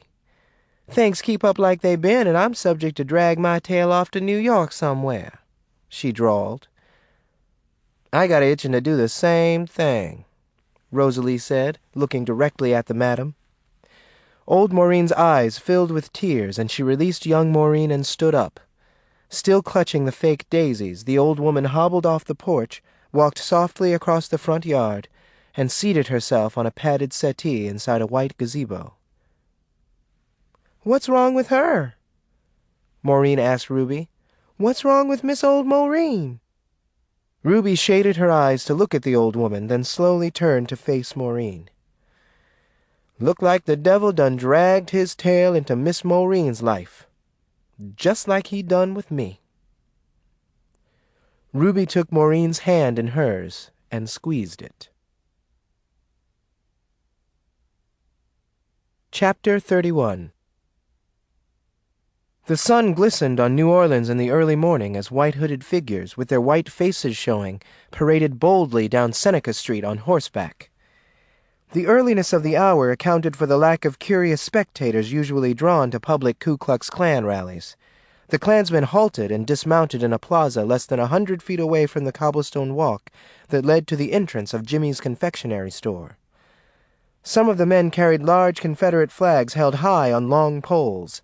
Some displayed crudely printed signs with logos. "Down with Martin Luther Coon" and "Niggers go back to Africa." Some of the signs were more malicious. Maureen and Debbie were skipping rope in front of the store while waiting for Ruby to come out. Ruby planned to return to Shreveport with Maureen the following morning, and old Maureen was throwing a pre-Mardi Gras party in their honor. Ruby and the girls had come to the store to pick up some last-minute items needed for the party. "Look, Debbie, a parade!" Maureen exclaimed as she dropped the rope and leaped into the air, clapping her hands and waving at the Klansmen. "Girl, that ain't no parade," Debbie informed her. "That's the Klan." Maureen looked at her with a puzzled expression and started to walk toward the rally, but Debbie grabbed the tail of Maureen's dress and held her back. "Let me go. I'm going to look at the parade. I like horses," Maureen said, pulling away. "You ain't going no place. Them folks'll kill you dead. They killed a boy from our school," Debbie said, placing her hand on Maureen's arm. "That's the Klan." "The what?" "The Klan. Look at them signs they carrying. They hate black folks like us. Here it is, almost 1964, and they still acting like fools." Maureen looked at her hands, turning them over for inspection. Then she looked at Debbie's hands. "We ain't black, we brown. Who they killed and why?" "Maureen, the Klan laws say they hate people like us. The boy they killed was a boy what messed with some nasty old white girl. I'm telling you, girl, they hate us." Maureen gasped and covered her mouth with her hand. Debbie roughly removed Maureen's hand and forced her to speak. "Don't be mumbling under your breath. You got something to say. Say it, Maureen." "I don't believe what you just said about them Klans, Debbie. You just don't want me to go to the parade. I'm fixin' to go. Maureen, them folks killed my brother, too," Debbie said, her voice wobbling on her words. Maureen looked at the Klansman, then quickly back to Debbie. "What your brother do?" "Nothing. He just happened to be in the wrong place at the wrong time." "Like my brother. Mama Ruby say he was just in the wrong place at the wrong time." Maureen turned to look at the Klansman again, this time with anger. Before Debbie realized what was happening, Maureen picked up a huge rock and hurled it into the crowd of Klansmen. One of the men, there were at least 20, screamed and stumbled off his horse. The rock had hit him on his forehead. His comrades helped him up, and as soon as he steadied himself, he grabbed his flag and ran in the children's direction. Debbie grabbed Maureen by the hand, and they disappeared around the corner leading to the back of the confectionery store. "Come on, Maureen! Something was to happen to you. Mama Ruby said she'd kill everybody in New Orleans," Debbie screamed, and she and Maureen ran as if the devil himself were in pursuit. Egged on by his companions, the Klansmen chased the girls into an alley in back of the store. Maureen ran up the back porch steps to the store, but fell down on her face. Debbie fell over her to shield Maureen's body as the Klansman brought his flagpole down across Debbie's back. Moaning and pretending to be hurt, Debbie lay motionless as the vengeful man turned and began to walk back to rejoin his party. A well-aimed switchblade thrown with the fury of the devil caught the Klansman at the base of his neck, and a small red stain soiled the white hood. The man staggered, then fell to the ground, dead. Ruby stood on the top step of the store's back porch. She calmly retrieved her knife, then lifted Maureen from the steps, and with Debbie close behind, they made it back to the brothel long before anyone discovered what had happened in the back alley. Old Maureen stood in the doorway of the bedroom Ruby and Maureen had been staying in, breathing with great difficulty and leaning on a cane, tears streaming down the sides of her face. "Ruby, stay here and let me help you. I got a lot of friends in this town what owe me big favors. You won't spend much time in prison," old Maureen cried. "I got news for you. I ain't spending no time in prison," Ruby replied, moving about the room quickly, collecting her belongings. "How far you think you'll get running off like this? You done killed another man. You got a record back in Florida. Running off like this will only make matters worse. That's the law." "Law schmaw. Law ain't got nothing to do with me," Ruby muttered. Only minutes had passed since Ruby and the children returned to the brothel. Debbie hid in her room. Lola stood in the window to see if the authorities knew where to start looking. Rosalie and Bonnie had hurriedly left the house. "We'll go spread the word we seen a foreigner running from where the Klansman was killed," Bonnie had assured Ruby. "And I'll swear on a stack of Bibles I seen the foreigner throw the knife myself," Rosalie said, dashing out the door behind Bonnie. Ruby thanked her friends for their help and rushed to start packing. "We going home now, Mama Ruby?" Maureen asked eagerly, as soon as Ruby brought out the shopping bag they had packed their belongings in. The footlocker remained at Ruby's parents' house with most of their clothes and their train tickets back to Florida. "Yeah, we going back home. I'll write Mama and Papa a letter and tell 'em we had to rush back 'cause somebody broke in my house. I can't hang around this state a minute too long," Ruby said, throwing clothes in the bag. "You ain't got no money. You ain't got no tickets. How you going to get back to Florida running off like this? Anyway, the law'll be looking for suspicious people at the bus station, the train station, and the airport. Ain't no way you can get out of this state alive, Ruby," old Maureen wailed. She struggled to move across the floor to the bed where Ruby stood. Maureen stood near the window, peeking out from behind the drapes. "I'ma worry about that bridge when I come to it," Ruby said, almost out of breath. Old Maureen grabbed Ruby's wrist. "You can't keep living the way you been. Your luck is bound to run out one day. Stay here. Let me get us a Jew lawyer to straighten out this mess. We don't know the whole story. Them kids leaving something out. I don't believe that Klansman just lit out after 'em for no reason at all." Old Maureen looked over at Maureen, who looked at her and blinked her eyes rapidly.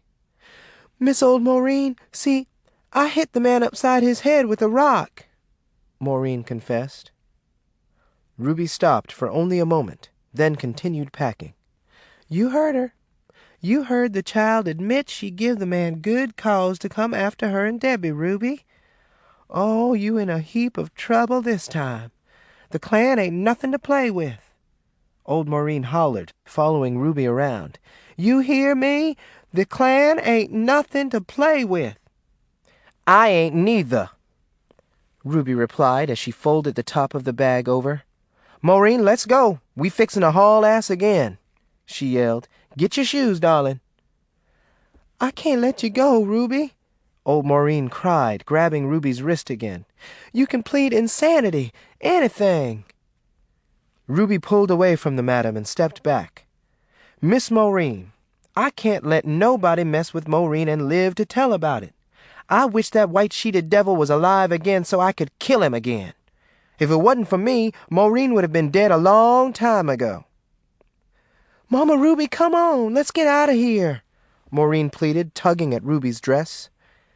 Ruby held out her hand to Maureen and they left. Old Maureen, sobbing softly, watched from a back window as Ruby and Maureen disappeared into the bayou behind the brothel. The old woman was still in the window when Bonnie and Rosalie returned more than a half-hour later. "Ruby and baby Maureen get away?" Bonnie asked with concern. She stood behind old Maureen with her hands on the old woman's shoulders. Old Maureen reached back and touched Bonnie's hand affectionately. "Yeah, they got away. This time," the madam sighed. Chapter 32. Cousin Hattie had just turned in for the night, but before she could get comfortable, someone knocked hard on her front door. "Now, who in the world is that?" Hattie asked, hurrying through her dark little congested house on Market Street in Baton Rouge. She held a coal oil lamp in one hand and a rolling pin in the other. "Who is that knocking on my door this time of night?" Hattie shouted toward the door.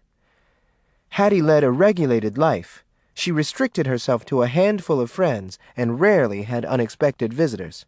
"Open this door before I come through it!" Ruby shouted from outside. Hattie dropped her rolling pin and snatched open the door. She was not prepared for what she saw.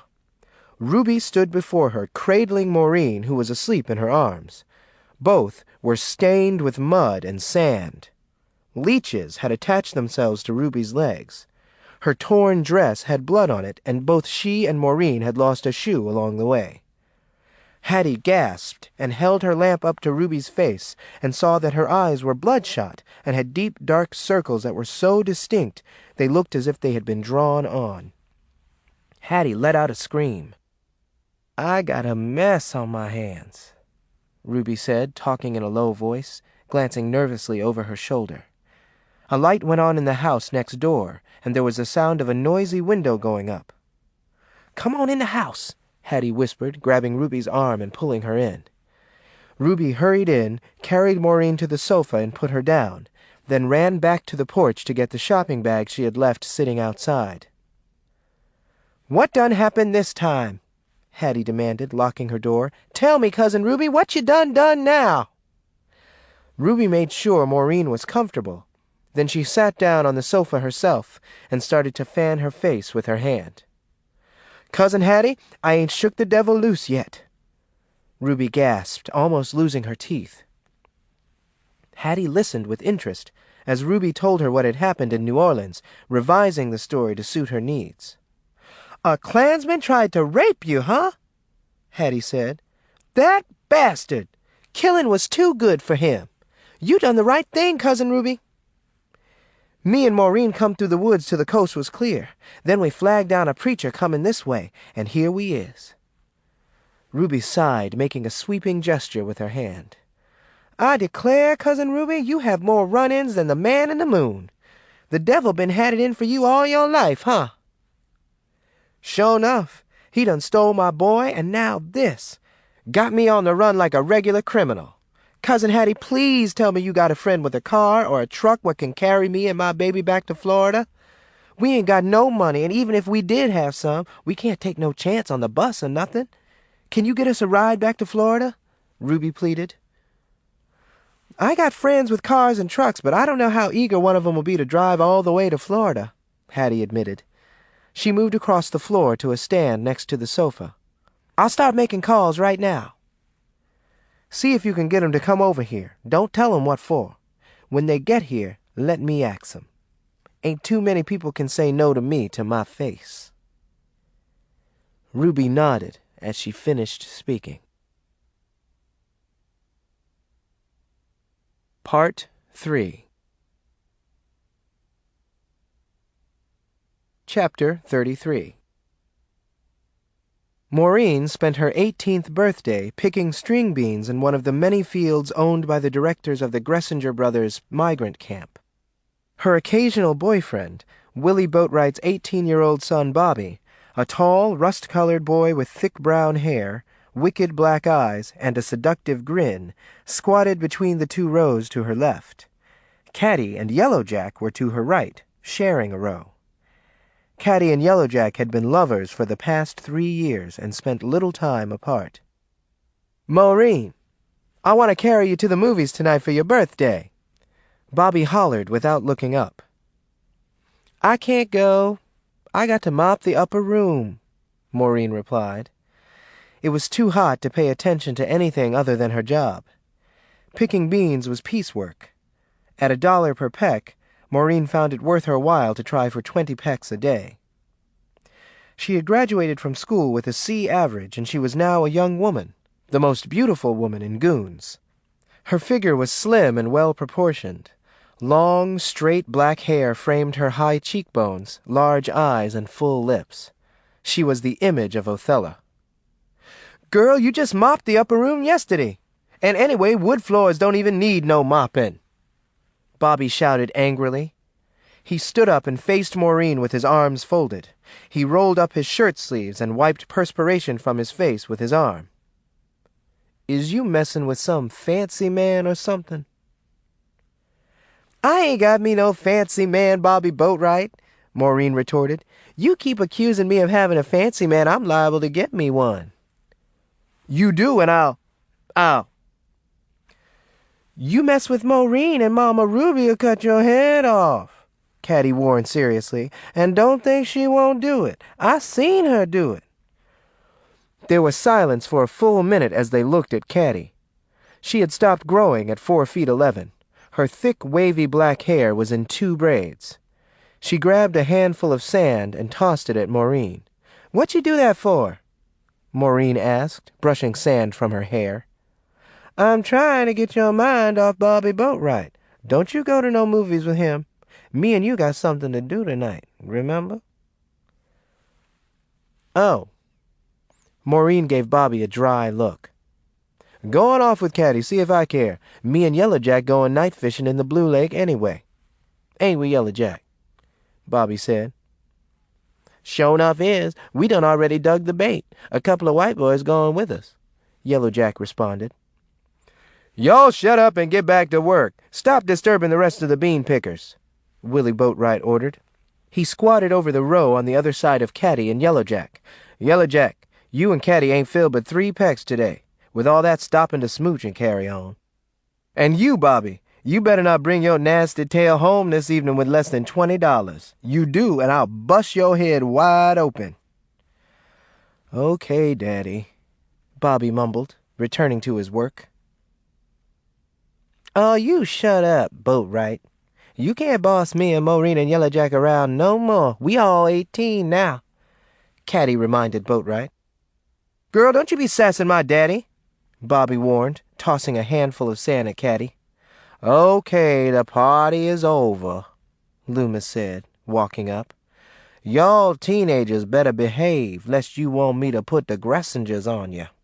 They done told me to tell 'em which ones act a fool and they wouldn't pay 'em. Yellow Jack, you know I'll slap you upside the head in a minute, and make Fast Black do the same thing after I'm through with you."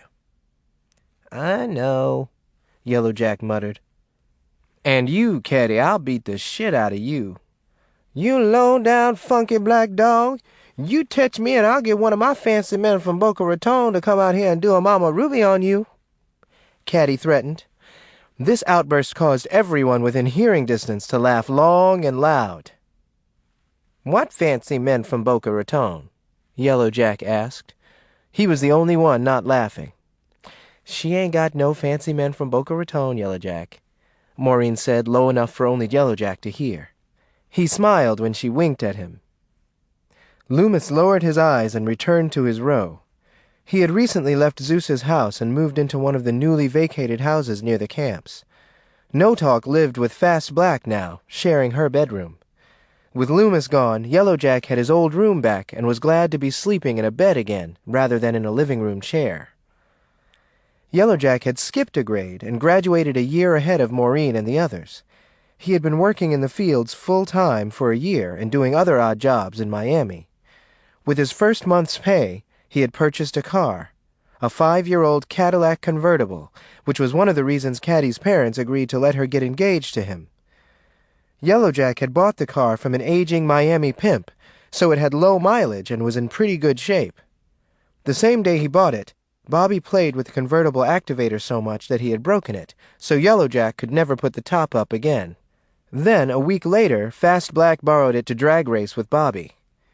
Mr. Boatwright had bought Bobby a rusty old Mustang to compete with the overly proud Yellow Jack. During the race, Fast Black had slammed into a chinaberry tree and damaged the left headlight. From that day on, Yellow Jack's topless Cadillac had only one headlight. "Maureen, can you go to the movie with me tomorrow night, then?" Bobby begged.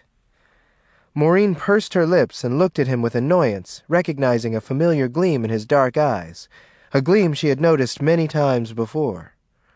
A year earlier, she had succumbed to that gleam and allowed Bobby to talk her into surrendering her virginity on the bank of the Blue Lake one hot evening in June. "I declare I can't do what you axing me to do, Bobby Boatwright," she had said. "I done told you 1,000 times Mama Ruby say I got to live by the Bible." She glanced over Bobby's shoulder at Caddy and Yellow Jack rolling about frantically on the ground, half naked and oblivious. "Caddy let Yellow Jack do it to her," Bobby pouted. "Yeah, but they engaged." "Maureen, you say Mama Ruby told you if what you wanted to do wasn't in the Bible, don't do it, right?" Maureen nodded, looking at Bobby with a puzzled expression on her face.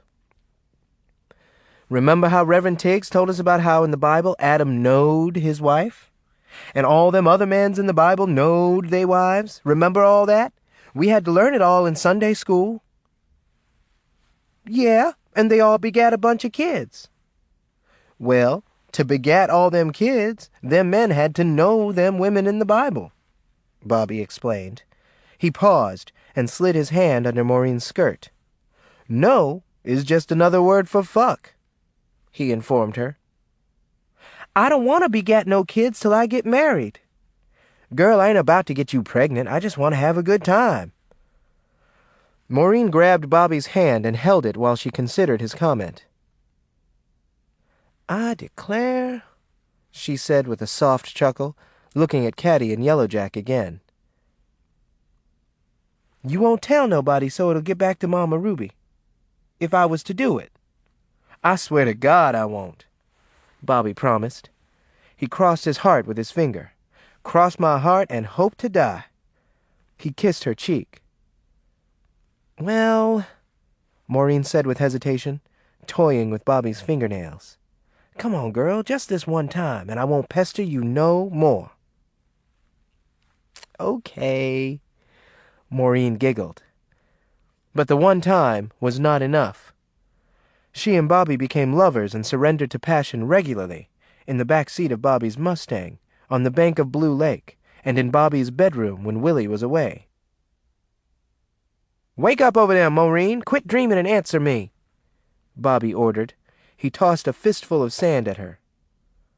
Later on tonight, come sit on the porch with us and we'll talk and eat ribs, Bobby Boatwright. She smiled. Chapter 34. Bobby arrived just before midnight. Caddy and Yellowjack were already on the porch with coal oil lamps at their feet and barbecued ribs on their laps.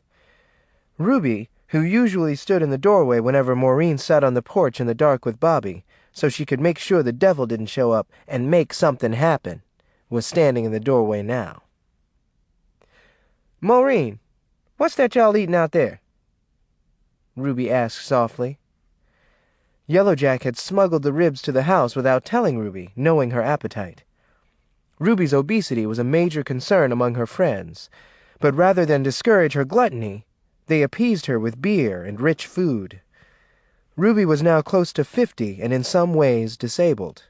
Her huge, flat feet troubled her constantly. The flab between her thighs caused painful friction when she walked, and her neck, which had always been short, seemed to have disappeared into her shoulders. I asked y'all what y'all had out there. I hear wax paper rattling, Ruby said, her voice loud. Some ribs, Maureen answered. The others groaned. It was hot that night. Ruby came out on the porch wearing only her slip. She snatched some ribs off Yellowjack's lap and started to devour them. I knowed I smelled something good out here, Ruby said between swallows. Caddy, let me have one of yours, too. Annoyed, the boys went home earlier than they had intended, leaving Maureen and Caddy with a pile of bones and empty pop bottles. Seeing that Maureen was in no more danger of being molested, Ruby excused herself and turned in for the night. When the screen door slammed, Maureen and Caddy breathed a sigh of relief as they sat together on the glider. Mama Ruby's sure enough careful not to let nothing bad happen to you, Maureen. I know. It's a wonder she let me out of her sight with Bobby Boatwright. She say the devil done slid into his pants. Bobby Boatwright have got too big for his britches since he got him a car, if you ask me. He just a copycat. 'Cause Yellowjack got him a car, Bobby Boatwright had to get him one, Caddy complained. You don't like Bobby Boatwright, do you? Not really. I know he's your man and all, but he is a little too uptown for me. With creases ironed in his pants legs and wearing cologne like a regular man, how you stand him? I don't know, Maureen admitted. I guess 'cause I ain't got nobody else. Is you jealous 'cause Yellowjack ain't as big a sport as Bobby Boatwright? Bobby Boatwright is a show-enough sport, you know. He the first black boy we ever knowed got his toenails clipped in a salon. I ain't jealous. I just don't trust him for some reason. He kind of remind me of Loomis with his bad self. See, Loomis is what you call a natural-born sport. A fancy man. Me, I don't think I could never love such a man. He got a different woman every week. I suspect Bobby Boatwright is going to change women like he changed socks, new ones every other week. Maureen looked at Caddy angrily. How in the world can you sit here and talk to me like that about my man? You know something, girl? I'm sure enough sick of you. I'm sick of Bobby Boatwright. I'm sick of goons. I'm sick of everything. Maureen cried. I'm sick of my half-assed job. I'm sick of being hemmed up in that old upper room like a convict. Oh, one day I'm going to haul ass. Caddy gasped and looked at Maureen, whose mouth was stretched open, her arms raised high above her head. Maureen, what done come over you? Caddy asked in a nervous whisper. Caddy was alarmed. Such an outburst was unlike Maureen. Where would you go? You ain't never lived in no town but goons, shoot. You moved to a big city with your dumb self, you liable to walk out in front of a bus and get your brains knocked out. Where would you go if Mama Ruby was to let you leave? I don't know. Somewhere far off. San Francisco, yeah.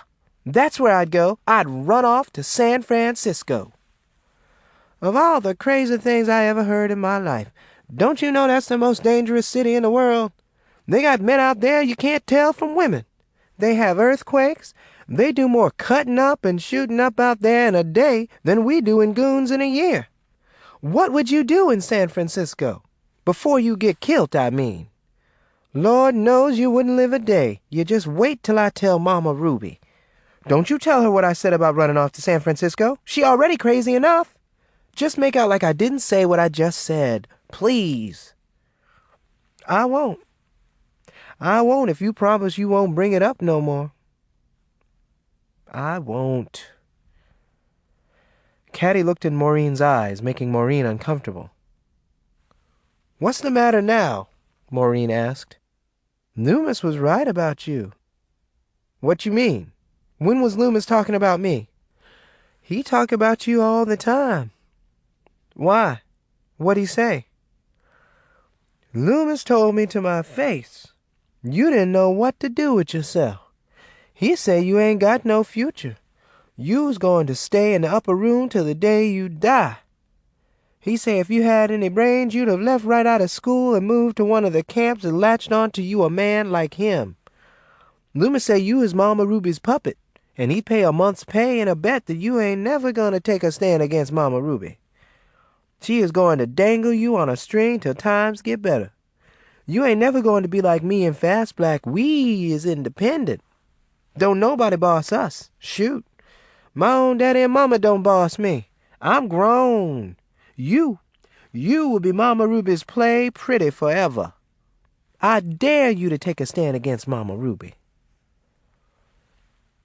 Maureen was thankful that there was so little light coming from the lamps. Caddy could not see the anger and misery in her eyes. I ain't got the strength to argue with you, Caddy. I'm just that tired. I'm tired of you, Mama Ruby, and everything here. I'm just like you and Fast Black. I want the same things, I mean. A husband, kids, my own house. I don't want Mama Ruby acting like my shadow for the rest of my life. Girl, don't you never holler at me again and talk down at me like I'm an in-law like you just did. I'm subject to bust your brains out and hand them to you. I'm sure enough sorry, Caddy. I didn't mean to show out like that. It's just that I'm so tired of the same old routine. Maureen paused and clasped her hands. I don't know what I'll do with myself, with you and Yellow Jack getting married and all. Marry Bobby Boatwright. He ain't much, but he'll do until somebody better come along. Caddy placed her arm around Maureen's shoulders. Maureen frowned and shook her head slowly. You ever seen Bobby Boatwright buck naked? Have mercy, girl. He your man, not mine. What make you think I seen him buck naked? Caddy asked, looking at Maureen with an incredulous expression on her face. Oh. Anyway, he got birthmarks on his butt, and my mama told me that was the mark of the devil. Having birthmarks on the butt, I mean. I don't need to start off married life with that against me. What else he got? Well, he got this string, Maureen whispered. Say what? Caddy gasped, moving closer to Maureen. Where? Maureen lowered her head. Down there. Lord, what is it? Maureen shrugged. I don't know. I've been wanting to ask him, but I don't know how. All you got to say is, Bobby Boatwright, how come you got a string on your thing? That's all you got to say, Maureen. Maureen giggled and removed Caddy's arm from her shoulder. Stop being so nosy, Caddy, she laughed. I wish I hadn't told you about Bobby Boatwright's string. Caddy took a deep breath and stood up to smooth her skirt down. She quickly returned to her seat and turned to face Maureen, looking at her with renewed interest. I feel so sorry for you, Maureen. Too bad you ain't the one marrying Yellowjack like me, huh? I wouldn't marry Yellowjack. I want somebody with excitement in his background. Somebody that's been around, Maureen said. You better not let Mama Ruby hear you talk like this, Caddy warned, glancing back at the screen door. Maureen gave her a hard look. I will get married one day. Mama Ruby can't run my life forever, Maureen insisted. I'll have to leave her sooner or later. I don't care what she say. You ain't going no place, Caddy informed Maureen, shaking her head vigorously. Mama Ruby say you ain't never going to leave the upper room, not as long as you live. Maureen remained silent for a full minute before speaking again. Let's talk about something else, she suggested. Okay. Now, what you going to get me for my wedding gift? Caddy, I wonder what would happen if I was to marry that albino what always after me. I thought you wanted to change the subject. Caddy slapped Maureen's shoulder roughly. I do. We talking about me and that albino. What albino? The one we call Snowball, the one from the Panhandle. What about him? He could marry me and carry me off to the Panhandle, huh? No, I don't think Mama Ruby would like living in the Panhandle, Caddy concluded. Caddy left and walked up the hill to her house. Maureen lay awake long after turning in, thinking of her future with increasing dread. Before daylight the next morning, Maureen heard Ruby stomping up the stairs to the upper room. Ruby entered noisily. She snatched open the door, singing Swing Low, Sweet Chariot at the top of her voice.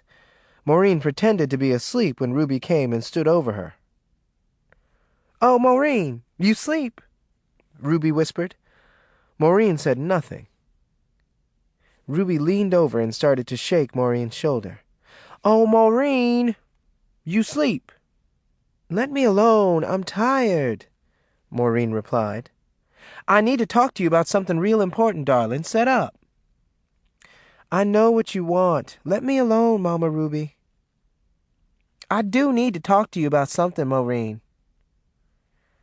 What is it, Mama Ruby?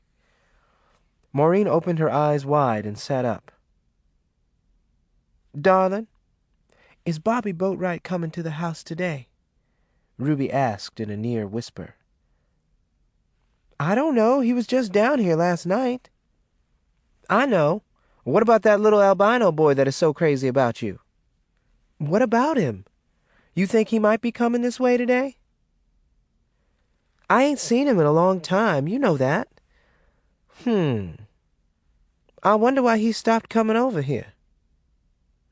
It's probably because you pulled a gun on him the last time he was here, Maureen reminded Ruby. Oh. Ruby sighed and bit her bottom lip. When you see him, tell him I ain't going to mess with him. Also ask him to bring me a few beers. If you see Bobby Boatwright first, ask him to get some of his daddy's beers and bring 'em to me. Boatwright say he ain't sending no more beer to you on credit on account of you never paid him the last time. Snowball scared to come here." The albino, Tommy Snowball Hutchins, was a 21-year-old who lived on the Belknap migrant camp. He was the only person Maureen knew who was involved with drugs. He had a heroin habit, and it was common knowledge that whenever he was coherent, he pursued Maureen. But Bobby was her man, and she had only a vague interest in Snowball. "I don't want him coming to see me on account of I don't want to see him," Maureen said tiredly. Ruby looked hurt and turned away from Maureen with tears starting to form in her eyes. "Well, if he do come here today, ask him to go get me a few beers. I ain't going to mention it, but you can run up to his camp and ask him if he plans to come see you today. That way you can put in a bid for them beers in advance." Maureen let out her breath and gritted her teeth. "Okay, Mama Ruby, you win again. I'll go see if I can find you some beer. When I get up. It's too early to be pecking on somebody's door." She turned over, turning her back to Ruby. "Oh, horse feathers!" Ruby pouted. She sighed heavily and started to ramble around in the upper room, humming another one of her spirituals. Maureen turned back over and sat up to find that Ruby was on her knees on the floor, looking under the bed. "What you looking for, Mama Ruby?" You got any peanut brittle?" "Since when did I start keeping peanut brittle under my bed?" Maureen hissed. She leaped from the bed and grabbed a wraparound housecoat from her footstool and put it on. Ruby followed behind as Maureen left the house, trotting down Duquesne Road to Caddy's house. "Caddy, Irene, Bishop, y'all come to the door," Maureen called. She stood in front of the house with her hand shading her eyes. Irene quickly leaned her head out her bedroom window and frowned. "What you want this time of morning, girl?" "Irene, y'all got any beers laying around in there?" Maureen asked. "No. Why don't you go ask Boatwright to lay some beers on you? You must be some crazy to be coming up here getting folks out the bed asking for beer," Irene retorted. "Mama Ruby having one of her beer fits. Have mercy," Maureen begged. Ruby stood next to Maureen with a blank expression on her face, leaning forward anxiously, hoping for a positive response from Irene. Irene shook her head as Ruby whispered in Maureen's ear. "Irene, Mama Ruby say get Bishop out the bed so he can go to Miami and get her some beer. Ain't nobody out here that'll give her credit anymore." "Maureen, you tell Ruby this old man of mine ain't worth salt. I was to drag his tail out of this bed, he liable to beat a scab on me," Irene said seriously. "Irene, please lend us some beer if you got any," Maureen pleaded. Irene left the window and Caddy suddenly appeared, wearing a stocking cap on her head. "I got a few beers stashed away for emergencies like this. Hold on, Mama Ruby," Caddy said, leaving the window. "Know what? I'm going to make Caddy's wedding dress for her," Ruby grinned. "With my own hands." Chapter 35. "Mama Ruby, that sure enough is some pretty material you making Caddy's wedding dress out of. So nice and white and everything," Fast Black commented. She stood in front of Ruby as Ruby sat on her front porch glider working on the dress. Maureen sat on the banister watching quietly. "Maureen, ain't this some pretty material? Lacy, snow white. All girls should wear such a pretty thing when they get married," Fast Black said longingly. "I declare I wish I'd have had me a real wedding. To this day I ain't never walked down the aisle. I thought for so long me and Virgil would cut the cake." She sighed sadly. "But he up and got hisself lost in that foreign country." Fast Black quickly turned to face Maureen. "Maureen, when you get married, get Mama Ruby to make you the same kind of pretty dress. Here?" "Maureen's already married," Ruby said without looking up from her sewing. Fast Black's breath caught in her throat as she turned back to Ruby. "When Maureen get married? And who?" she asked. "Maureen married to the Lord, just like me," Ruby answered calmly. Fast Black looked at Ruby and blinked. "Y'all is the most sanctified women I ever seen in all the days of my life. I was to get so sanctified no talk would be fit to be tied. Flawless, y'all is. Not a rotten bone in your body." Fast Black looked at Maureen, who was annoyed. Maureen excused herself to the living room. Ruby came in an hour later and found her lying on the sofa watching a comedy on the television. After putting her sewing materials away, Ruby sat next to Maureen. "Where's Fast Black?" Maureen asked, not really caring. "She went on back home. She been trying to brighten up Yellow Jack's bedroom. She got to make it fit for him to be bringing a wife. Shoot, Cattie's a sophisticated gal. She likes nice things." Ruby sighed and shook her head. "Lord, I remember when Cattie was a baby, and now here she is fixing to get married. Seems like just yesterday her and Yellow Jack was in diapers and cutting teeth." "So was I," Maureen reminded. Ruby touched Maureen's face. "I'm so happy I got you all to myself. I ain't got to worry about no nasty man carrying you off, huh?" "No," Maureen replied, rising. She was surprised when Ruby took her arm and gently pulled her back down. "What is the real reason you won't let me go, Mama Ruby? How come you don't want me to be like other folks?" "'Cause you ain't like other folks. I ain't neither. Why, you heard Fast Black. Me and you is some sanctified. Ain't a woman in this whole wide world as good off as you or me. We got it made, girl."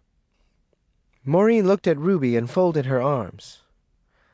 "Mama Ruby, tell me what it is about me and you that makes us so different. You keep telling me about how much glory we got and all this other stuff. What we got?" Maureen asked, making a sweeping gesture with her hand. "Girl, long as you got Jesus, you don't need nothing else. Everybody we know got religion. Yeah, but we got a little bit more. I bet I got more religion in my baby toe than Boatwright got in his whole body. I've been blessed with healing hands. You've been blessed with so much beauty. Girl, you as sharp as a tack. Everybody say you is. You could get you any man in the world if you wanted him." "What good would it do me to want any man in the world? I can't get married and lead no normal life." "Why would you want to lead a normal life? Don't you like living like a queen?" Maureen sighed heavily and threw up her hands.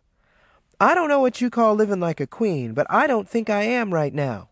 I ain't got nothing going for me." "Here you is with a whole upstairs to yourself." "A whole upstairs? Mama Ruby, ain't but one room up there. That upper room. That alone is more than any queen got. I bet Queen of England would give anything to have the upper room to come home to." "Mama Ruby, if you believe a mess like that, you'd believe anything. I ain't never seen or heard of nobody like you. Cousin Hattie, none of your family. They's crazy a little bit, but nothing like you. You is some nutty. I just want some good reason why you is so crazy about me staying with you forever." "I'm through talking. My head hurt when I get upset. Stop talking crazy to me. That clear?" Maureen slapped Ruby's hand. "If I make you mad enough, what would you do? Would you kill me, Mama Ruby?" "What?" Ruby gasped. "I really want to know what I'm up against." "You ain't up against nothing but the devil. I wouldn't harm a hair on your head, girl. Don't you know you is my life? I was to kill you, I'd be killing myself." "Why you don't never want me to go, Mama Ruby? Give me a straight answer. Don't give me no more of them crazy explanations like you used to give Virgil when he would ask you something about how come you the way you is. I'm sick of you telling me first Satan got me this way, then Jesus got me this way. I want to hear about you. I want to hear about why you have to hold on to me. Shoot! You act like I'm a dollar bill or something." Ruby started to cry. She slowly removed her handkerchief from her bosom and wiped her eyes and nose. Don't you know?" Ruby choked. I only know what you tell me. I got a feeling you leaving something out." Maureen looked into Ruby's tear-filled eyes. For years, Maureen had suspected Ruby was hiding something important from her. During their visit to Louisiana, Ruby had admitted there were secrets she wouldn't share with her. Maureen was convinced it had to do with her birth. Had she really had a lame, deformed daddy? Or perhaps he had been a foreigner or a Jew. Perhaps the man who had fathered her had been a villain of some sort, some ungodly rogue on the loose who had been unable to fulfill his role as a husband and a father. "Tell me everything I need to know about myself, Mama Ruby, and you tell me right now." Ruby jumped and cried harder. "Stop crying and tell me," Maureen ordered. After all I had to go through for you. Lost me my boy, my man. The devil is still on my case. Now you treating me like a stepmama," Ruby wailed. She started to choke on her teeth. Maureen slapped her hard on the back. "Don't sit here and choke to death. Not till I get the whole story out of you. What is the real reason you so crazy about me?" Ruby stopped crying and returned her handkerchief to her bosom. She took a deep breath and cleared her throat. "All you care about is Bobby Boatwright and that albino. You just itching to run off with one of them so you can spite me." "If I was going to do something like run off, why would I run off with Bobby Boatwright or Snowball? They some of the things I'd be running off from. Shoot. You talk about San Francisco being such a sordid place. I bet ain't nothing bad as what go on here going on in San Francisco. Girl, you go to San Francisco and you ain't never coming back. I told you the truth. That's Babylon. You subject to turn into a pillar of salt if you was to go there. It happened in the Bible when they was running to get out of Sodom and Gomorrah. You done said so many bad things about that place, I want to see it all the more. I just might." Ruby held her breath and her body stiffened. Maureen gasped as she watched Ruby's eyes dilate. "Lord? What's the matter, Mama Ruby?"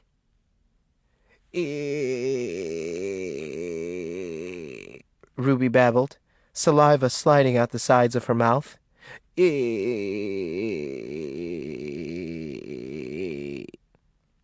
Maureen stood up and slapped Ruby on the back.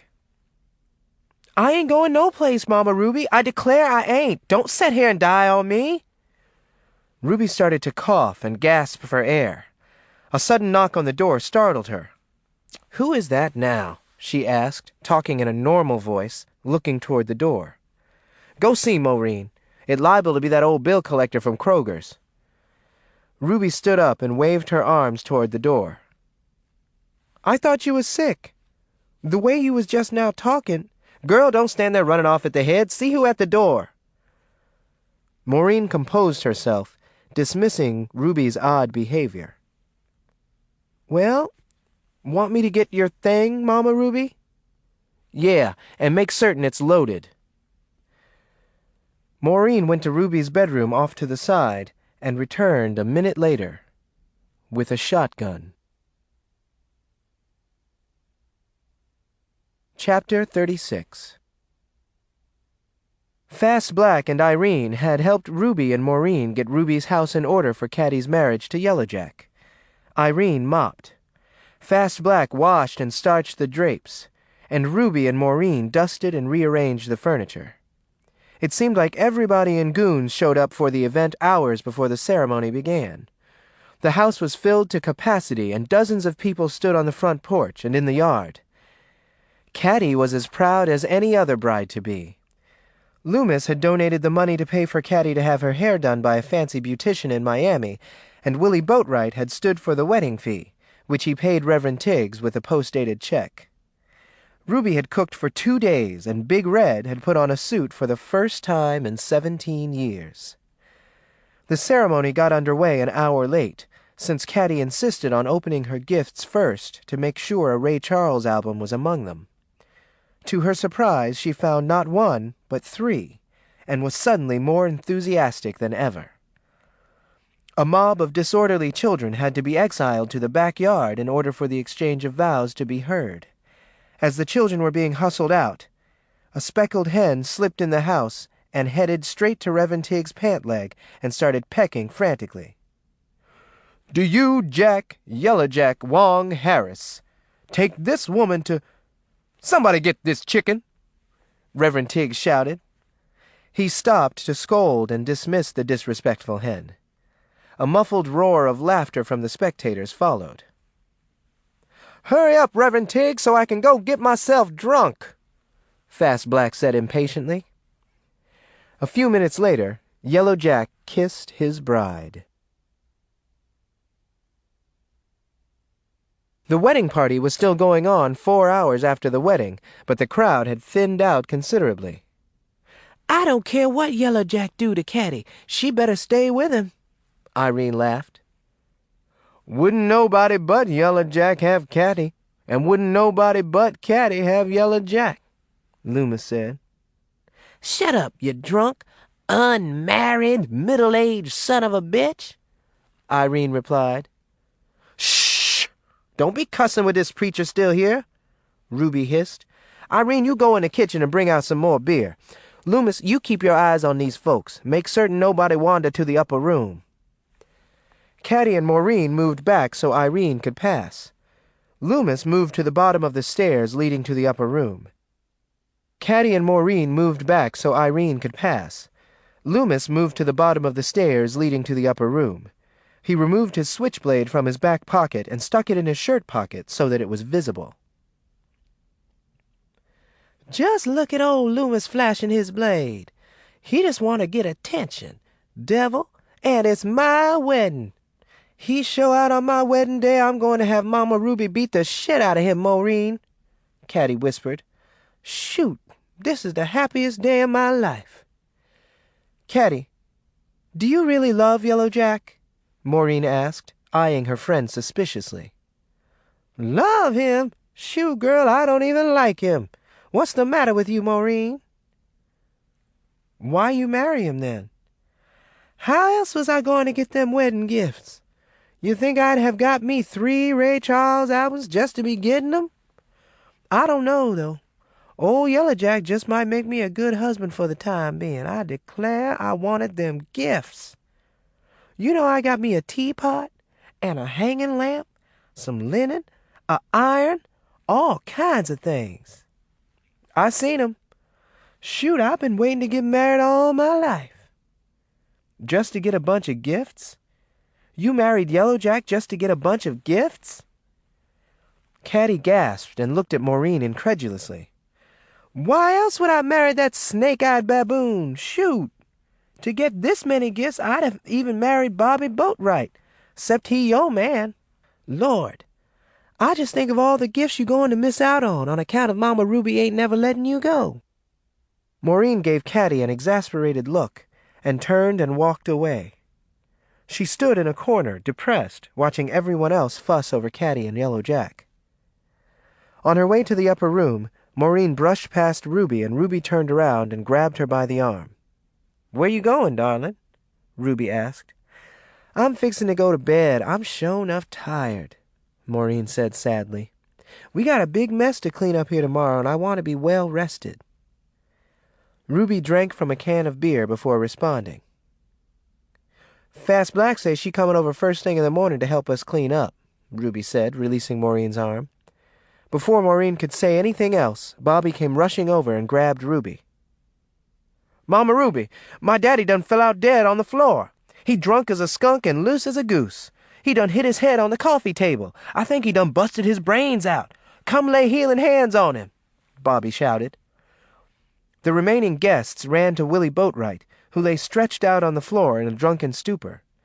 Maureen stood in back of the crowd watching Ruby perform one of her miracles. Boatwright, I say, oh, Boatwright, I'm fixing to haul you up off this floor. With the help of the Lord, I am fixing to bring you back to life. Lord. Ruby stopped and got on her knees and rubbed Boatwright's shoulders. Raise this man. Look here, Lord, you raise Boatwright like I just said. He's a Christian from his heart and your faithful servant to the end. walking in your light. He just had a little too much to drink, Lord, but you chastise him for that later on. Put it on the registrar. Get up, Boatwright. Boatwright sat bolt upright, opening his eyes wide, and the crowd cheered.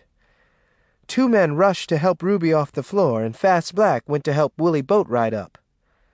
Maureen slipped into her room and lowered herself onto the bed. Another hour passed, and Ruby came to the upper room.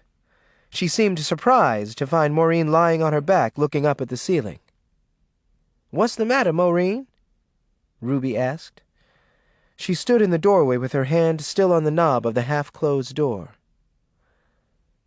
"Nothing," Maureen groaned, turning over on her side to face Ruby.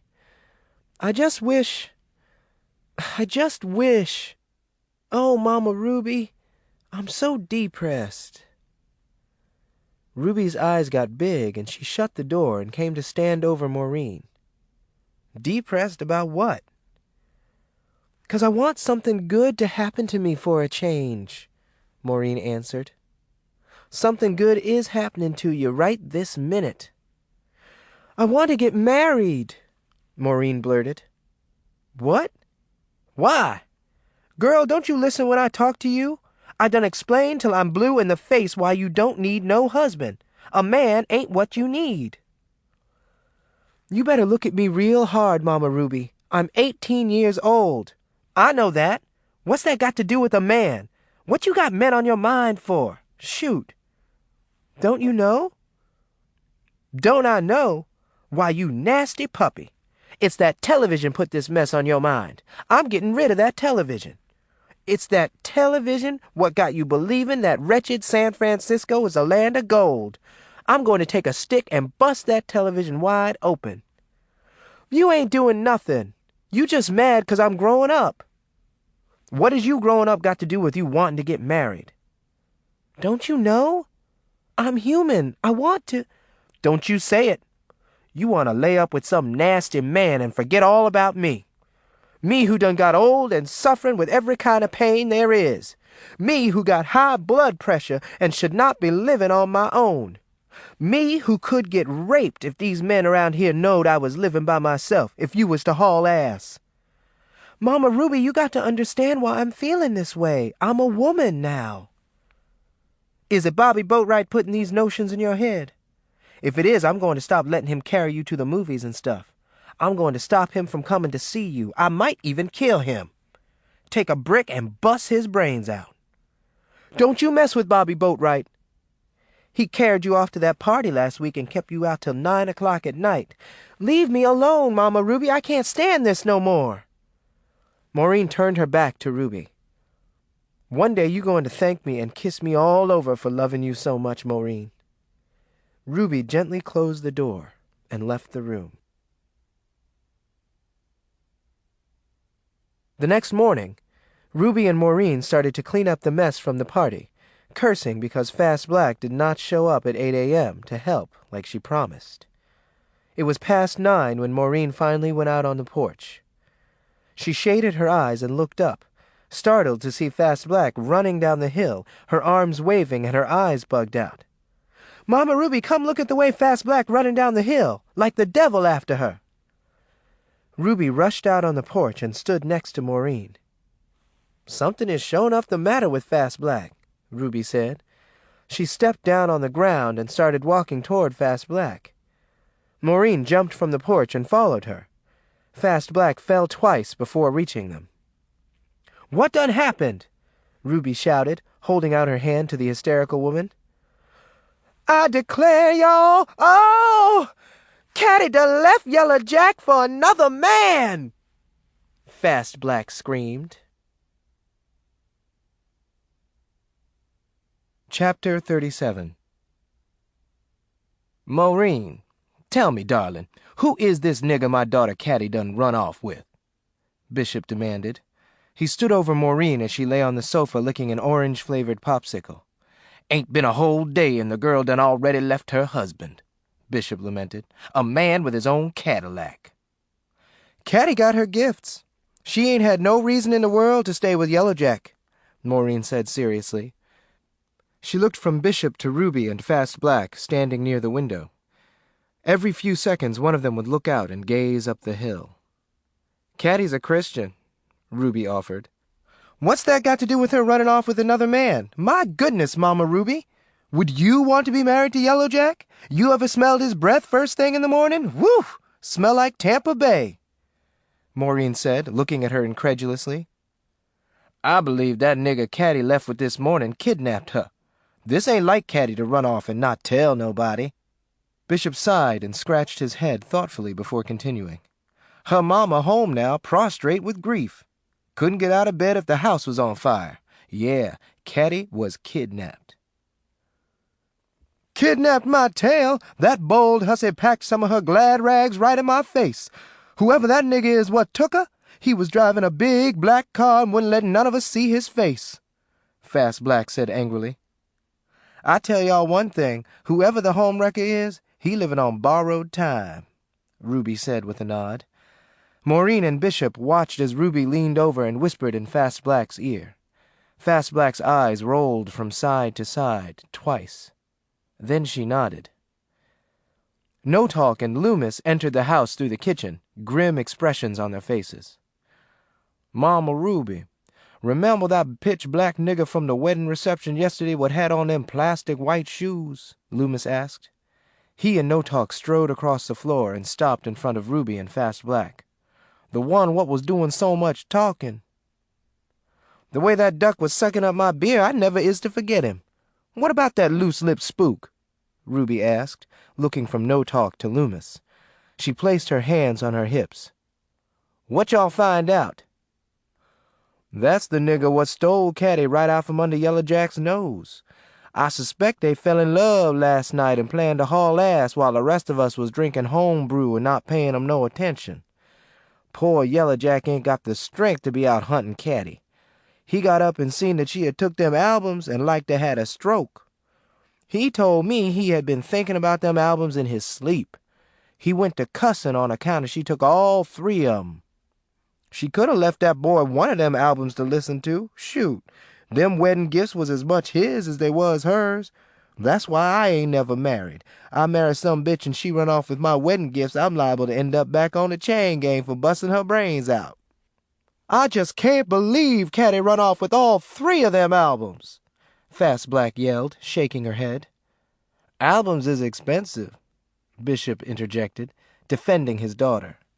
Y'all got to realize ain't none of us can go around buying 3 albums at a time. Caddy always was looking for bargains. Y'all got to give the girl credit for thinking about dollars and cents. Caddy ain't had sense enough to just up and run off.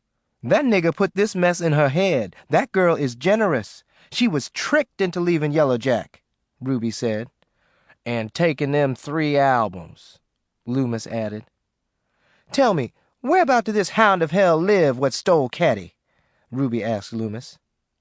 Believe it or not, Mama Ruby, he's some kind of businessman. He got him one of them Mickey Mouse rib joints in West Miami and got the nerve to live in a big white house on Crawford Street, trying to pass himself off as a sport. There was envy in Loomis's voice. This wife-stealer, who was his people, Loomis? Ruby asked. I heard Boatwright tell Roscoe the dog come from an old family in New Orleans, some uppity Creoles at that, Loomis said. Ruby shook her head sadly and let out her breath. You just can't trust them Creoles, stealing wives and taking folks' money. I suspect they all got Jew blood. Well, when we find this home wrecker, I'm going to treat him like he stole my pocketbook. Fast Black, when we get to Miami, you call Big Red and tell him to stand by. Loomis, you and No Talk go get Yellow Jack's Cadillac. We got a job to do, Ruby said. No Talk took a step back, and Loomis looked at Ruby with admiration. Mama Ruby, you ain't nobody to fool with. They couldn't pay me to cross you, Loomis said. Ruby nodded and reached out to touch Loomis's shoulder, and she patted him affectionately. Tell me more about the wife-stealer, Loomis. Okay, Mama Ruby. The baboon followed me and Slim to the wedding. We had been rolling dice with him at Slim's house, and he overheard me and Slim talking about the wedding and all. Slim had told me to my face that nigga was a crook of some kind. Him with his own rib joint and ain't no more than 25. He's up to something illegal, Loomis insisted, winking. Maureen's heart was beating fast, and she held her breath. She could already smell the blood in the air. The last time Ruby, Fast Black, Loomis, and No Talk had conferred the way they were doing now, a gambler from Atlanta working on the Kaiser camp had suddenly disappeared. The night of the disappearance, Maureen had been looking out the front window in the upper room. It had been late as she watched the foursome, along with Big Red, move slowly down the hill. No Talk, Loomis, Fast Black, and Big Red were carrying something wrapped in what looked like a blanket. Maureen had run downstairs and watched them disappear into the bayou in back of the house. The next morning, she found a man's shoe on the ground in front of the house. Later that day, she found its mate in the backyard. She never mentioned it to Ruby, and nothing was ever said, other than that a gambler caught cheating at dice at Zeus's house had mysteriously disappeared. "Maureen, I'll be back in an hour," Ruby said. She removed a red bandana from her housecoat pocket and tied it carefully around her head, concealing her uncombed hair. "Bishop, stay here with Maureen. She a little nervous right now, and I don't want her by herself. No Talk, Loomis, Fast Black, let's go on and get this over with." Maureen and Bishop stood on the porch watching as the four of them hurried up the hill. "There they go, my mama and her death squad. Bishop, when is all this mess going to end? I'm getting so sick of it. Mama Ruby, Fast Black, Loomis, and No Talk, and Big Red. Ain't there something somebody could do to straighten them out? They act like wild folks." "Girl, Mama Ruby could part the Red Sea if she put her mind to it. She got that much glory. What fool you think going to go up against a woman big as Ruby is? Shoot, she could stomp my brains out like she was stomping grapes. You don't see me trying to get in that woman's way. I'd rather lock horns with a bull than Ruby. Fast Black, Loomis, and No Talk wouldn't be the way they is if it wasn't for Mama Ruby egging 'em on. Yeah, but Mama Ruby just like a mama to them folks. She just like a mama to everybody. Why you think we all call Mama Ruby Mama Ruby? Shoot, I'd have to be weaned if Mama Ruby, was to ever leave Goons. Mama Ruby done opened all our eyes out here in these swamps. She was sent to us by the Lord, I sure enough believe. Healing hands and all.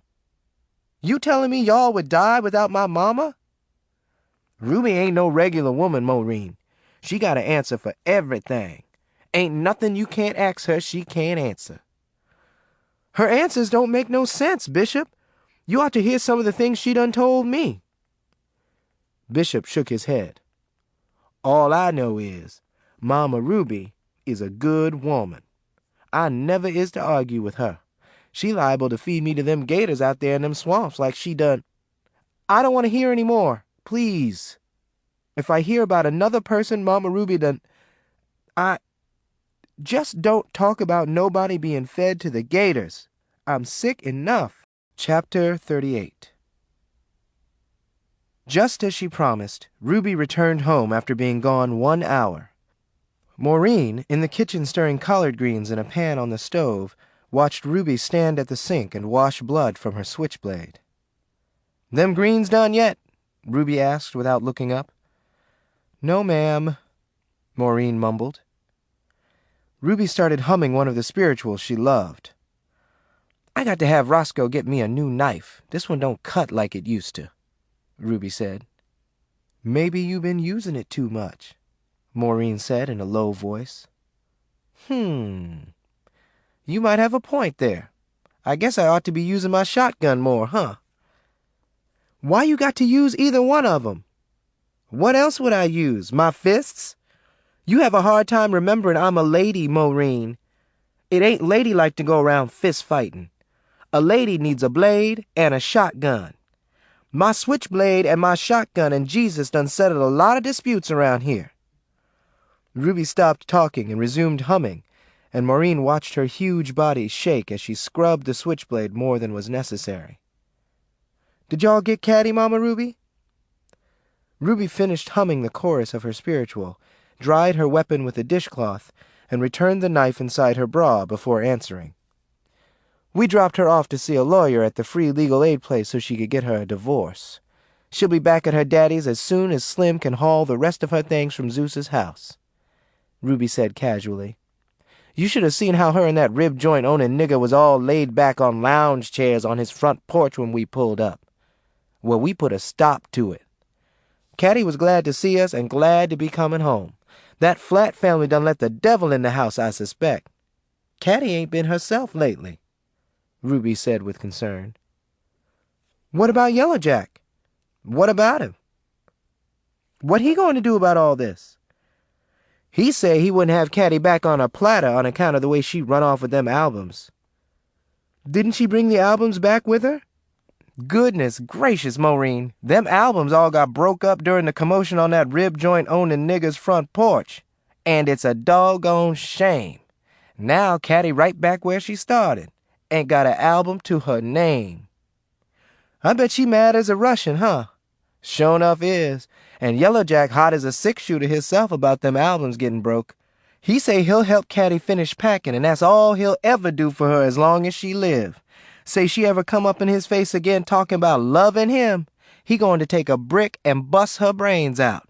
And Lord knows poor Caddy ain't got too many brains."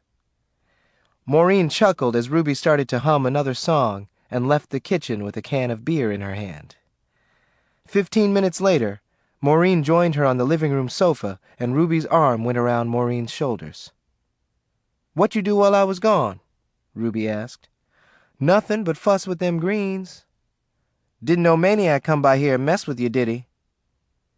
Maureen looked at Ruby for almost a minute before answering. "Mama Ruby, ain't nobody been here messing with me," she said evenly. Ruby drank from her can, not taking her eyes off Maureen. "Sure enough?" Ruby asked. She removed her arm from Maureen's shoulders and wiped her wet lips. "Lord," Maureen sighed, looking away. A knock on the door interrupted the conversation. Ruby and Maureen looked at one another and shrugged. "Reach me my thing," Ruby ordered, placing her beer can on the coffee table. Maureen leaned over the side of the sofa and lifted Ruby's shotgun from the floor. "Mama Ruby, if it's another bill collector or a maniac, don't kill him." "How come?" "Well, it's such a nice day. I don't want you to make no mess in the front yard." Ruby looked at the gun, then toward the door. "Oh, well," Ruby sighed. "Run to the door and see who it is, Maureen." Maureen leaped up and darted to the front window, where she snatched back the drapes and looked out. "Have mercy, it ain't nobody but old John French, white devil," Maureen said, stomping her foot. Ruby set the gun down on the floor, and Maureen opened the door. John was the teenage son of Ruby's landlord. A handsome youth with dark brown hair and green eyes, the boy had spent several years off and on in detention homes. Though he was a delinquent, he was well liked and had many black friends. Yellow Jack and Bobby Boatwright often invited him to go night fishing in the Blue Lake. During his earlier years, John and his younger sisters had often been left in Ruby's care, playing in the sandpile with Maureen. John considered Ruby something of a mammy to his family. "What do you want?" Maureen asked John, gently kicking his shin as he entered the house. "Mama Ruby, tell Maureen to quit picking at me," John pouted. "Every time I come here she go to jugin' at me." "John," Ruby laughed, "Maureen just loves to meddle with boys. She don't mean no harm." "No matter, she ain't got to be kicking me. Shoot. I got a rising on my knee from the last time I come over here and she kicked me. She upset on account of every time she want to go off to the movies with Bobby Boatwright, he done already made plans to go fishing in the Blue Lake with me and Yellow Jack," John whined, giving Maureen a dirty look. She stuck out her tongue at him. "Maureen, you behave. You getting too old to be carrying on that way," Ruby hollered. John gave Maureen a smug look and strode over to Ruby. He kissed her forehead and sat down next to her. "Mama Ruby, my mama want to know if you can send her a jar of your canned plum preserves," John said. "Sure enough can," Ruby replied, rising. John leaped up to help her. "Whose old sway-backed mule you rode up on, John?" Maureen asked, looking out the window. "Mine. My daddy give it to me for my 19th birthday. Want to go for a ride, Maureen?" Instead of answering, Maureen looked at Ruby. "Yeah, she can go for a ride," Ruby said with a smile. "I seen Zeus. He told me about Caddy running off with some dressed-up fancy man from the city. I declare, y'all, them flats sure enough have troubles. My daddy just loaned Irene $10 to get her some nerve medicine," John said. "I know the flats having troubles, but it ain't they fault. The devil done got loose in the house," Ruby said, leaving the room. Maureen had her back to John and was looking out the window at his mule, whose belly almost touched the ground. "Whoever sold your daddy that messed-up mule must have been mad at him," Maureen laughed. "Daddy got him for little or nothing," John said dryly, standing close to Maureen. She moved back a little and they touched. John lifted his hand and stroked her thick hair. Maureen turned and looked at him and their eyes locked. Without a word, John moved over to the side. "You seen Bobby Boatwright? My fiancé?" Maureen said, returning her gaze to the mule. "Not since the wedding last night. He left out of here with that gal Jolene." "Oh?" Maureen said, not surprised. Bobby was hardly discreet. She had seen him with many other girls, all the while claiming to be her man. "Maureen, after I carry you for a ride on my swayback mule, want to go swimming in the blue lake with me?" Maureen gasped and turned to face John with her mouth open and her eyes wide. "Bobby Boatwright would have a cow if I was to go off swimming with another man. And a white man? John, what's the matter with you? The sun getting to you or something?" "Maureen, me and you growed up together. I'm just as much your friend as Yellow Jack. You go swimming with him. He more like family, I think. I can trust him." "What do you mean by trust?" "Well, won't nothing happen." John looked in Maureen's eyes. "You do care about me, don't you?" he whispered, glancing over his shoulder nervously. "Whatever gave you that idea?" Maureen whispered back. She looked over John's shoulder toward the kitchen. "I swear to God, girl, you must be the cutest little colored girl I ever seen in my life. If you was to step on a nickel when you lift your foot, you'd leave a dollar bill behind. You sharp as a tack, Maureen." John's voice was low and level. He squinted his eyes as he looked at Maureen. Alarmed, Maureen quickly opened the screen door and went outside to the porch. When John emerged with the jar of plums, Maureen was already sitting on the mule's back. "Hurry up so I can get on back home," she said.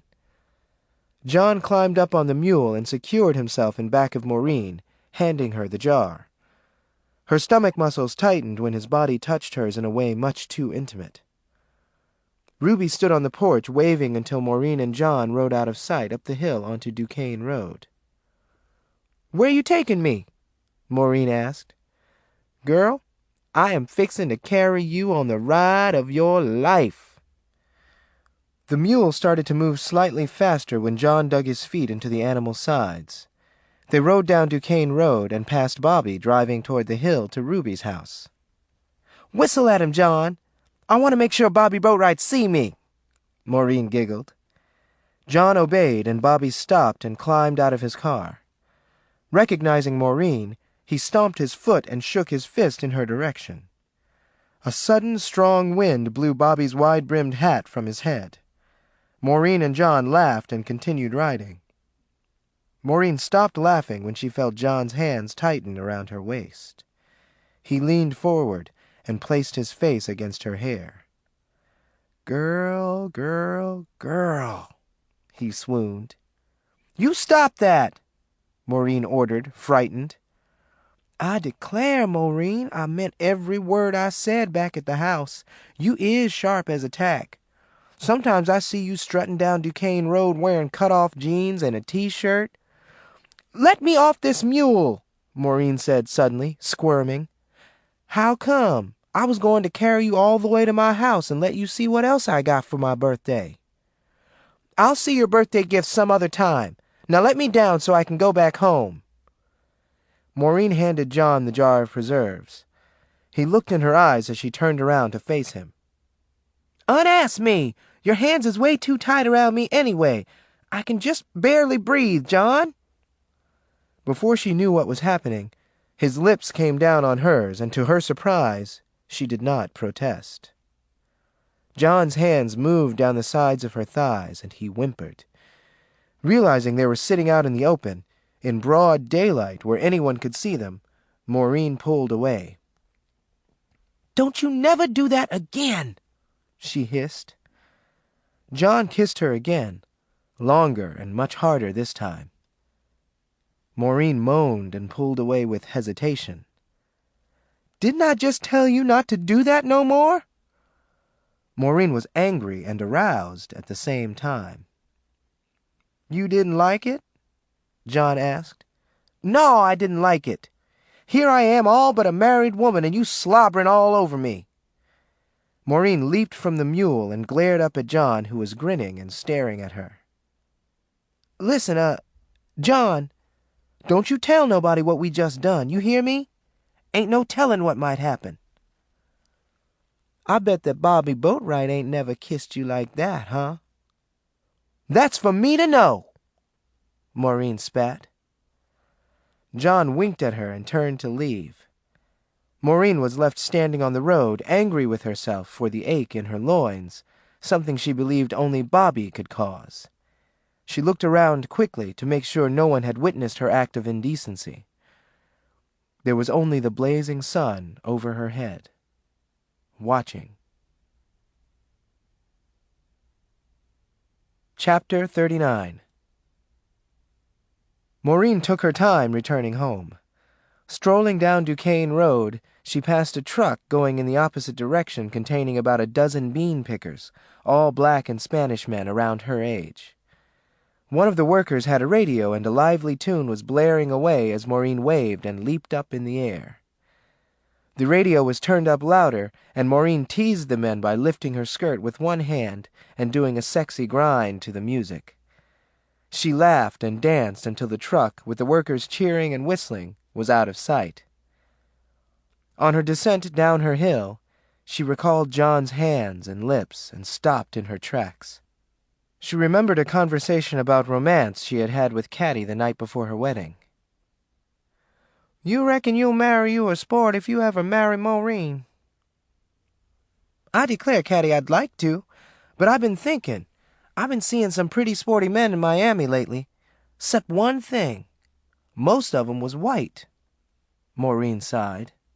Oh, I ain't got nothing against white men. I just might marry me one of 'em once to see what all the commotion about white folks is about, Caddy replied. I asked Fast Black one time. She been around. She been with Chinks, white men's, Spanish men's. She told me to my face a pecker is a pecker. Caddy laughed at Maureen's words.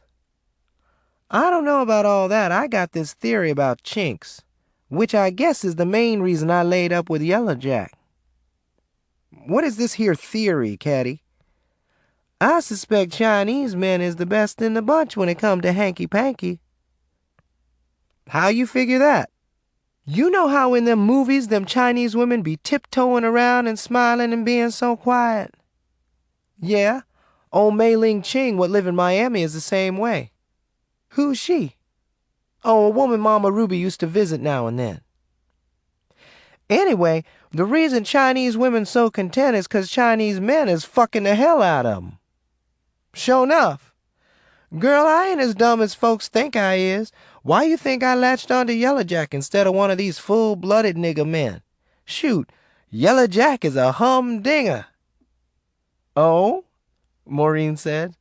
And let me tell you, he is what you call a show-nuff lover. Woo! Maureen laughed and gently slapped Caddy's head. I don't know about Chinese men for marrying. Anyway, ain't but a handful in Florida. That's why I've been thinking about white men a lot lately. Say I was to get married to a white man. Not your everyday white man now. Oh, I think I could probably stand being married to Al Pacino. Maureen paused and scratched the back of her neck. Course, if I hook up with him, he'd probably want to carry me off to live in Hollywood or somewhere. You think Al Pacino too good to live in Florida? No, but he's a city man. Miami is a city. He's sophisticated. He the kind of man you'd expect to live in New York or San Francisco. There you go talking about that San Francisco again. Lamb, I bet you one thing. That dago movie star was to come to Goons. Let's change the subject. Maureen had become uneasy and frightened. Maureen, I seen John French eyeballing you real hard the other day. Speaking of white men, Caddy purred. John ain't half bad, but he is much too country. And I know for a fact he don't like nothing but blondes. Maureen shook her head to get thoughts of John off her mind, and she continued walking down the hill. Roscoe and Snowball, the albino, were sitting at the table with Ruby drinking beer when Maureen reached the house. Before she could close the screen door, Zeus walked out of the kitchen carrying a tray with 4 beers and his tattered deck of cards. Hi, Zeus. Hi, Roscoe, Maureen said. She deliberately ignored the albino. Ain't you going to say hi to Snowball, Maureen? Ruby asked. Her eyes followed Maureen as she glided over to the sofa and sat down hard. Hi, Snowball, she said over her shoulder. Hey, Maureen, I just got out the halfway house in Miami. They almost cured me from my heroin, you know, Snowball said. He stood up and moved over to Maureen. I don't care, Snowball. You always just getting out of halfway house from messing with heroin. You ought to be ashamed of yourself. Messing with dope. If you had any sense, you'd be in a school somewhere learning a trade. Don't be too hard on Snowball, Maureen. He can't help it if he ain't been as blessed as you, Ruby scolded. Zeus started to shuffle the cards, and Ruby and Roscoe watched as he flipped over the ace of spades. Lord, no! Ruby gasped. Maureen and Snowball turned toward the table. What is it, Mama Ruby? Snowball asked, moving over to her. He looked on the table at the ace of spades, staring boldly up at him. Aye! He cried. Maureen rose and rushed to the table and stood next to Snowball, her hand on his trembling shoulder. Mama Ruby, something bad fixin' to happen? Snowball asked. Sure enough, Ruby said in a nervous whisper. Ruby, I want you to walk a chalk line these next few weeks, Zeus warned. And before you go running to Miami to any of them honky-tonks, you come to see me first so I can throw the cards to make sure the coast is clear. Zeus, you stop coming down here causing a commotion with them cards. You ain't nothing but a witch doctor and a sorcerer. Them cards is evil. Shut up, Maureen. This is serious business. I've been reading cards since I was 19. I know my business. This ace of spades mean death, Zeus said. Who is this ace of spades for? Maureen asked quietly. She moved closer to the table and faced Zeus, staring him straight in the eyes. Somebody in this room, Zeus answered, looking from one face to another. I'm sure enough scared. Maybe I'll stay here for the night, Snowball announced. I'm staying here so Mama Ruby can protect me. Ain't nothing'll get me if I'm with Mama Ruby. I might take a notion and stay here myself, Zeus said in a shaky voice. The others had not been aware that Zeus had flipped over another card, the king of spades. The doom is coming to one of us menfolk in this room. Ruby breathed a sigh of relief. Maureen eased quietly away and went to the upper room. She went to bed without dinner, with many thoughts on her mind. Caddy and Yellowjack, Chinese men, Bobby Boatwright, Snowball, and John French's hands and lips. At dawn, Maureen went to the upper room's front window and saw Roscoe walking up the hill. Apparently he had spent the night with Ruby, too. In Ruby's room, Maureen discovered Zeus and Snowball in the same bed with Ruby.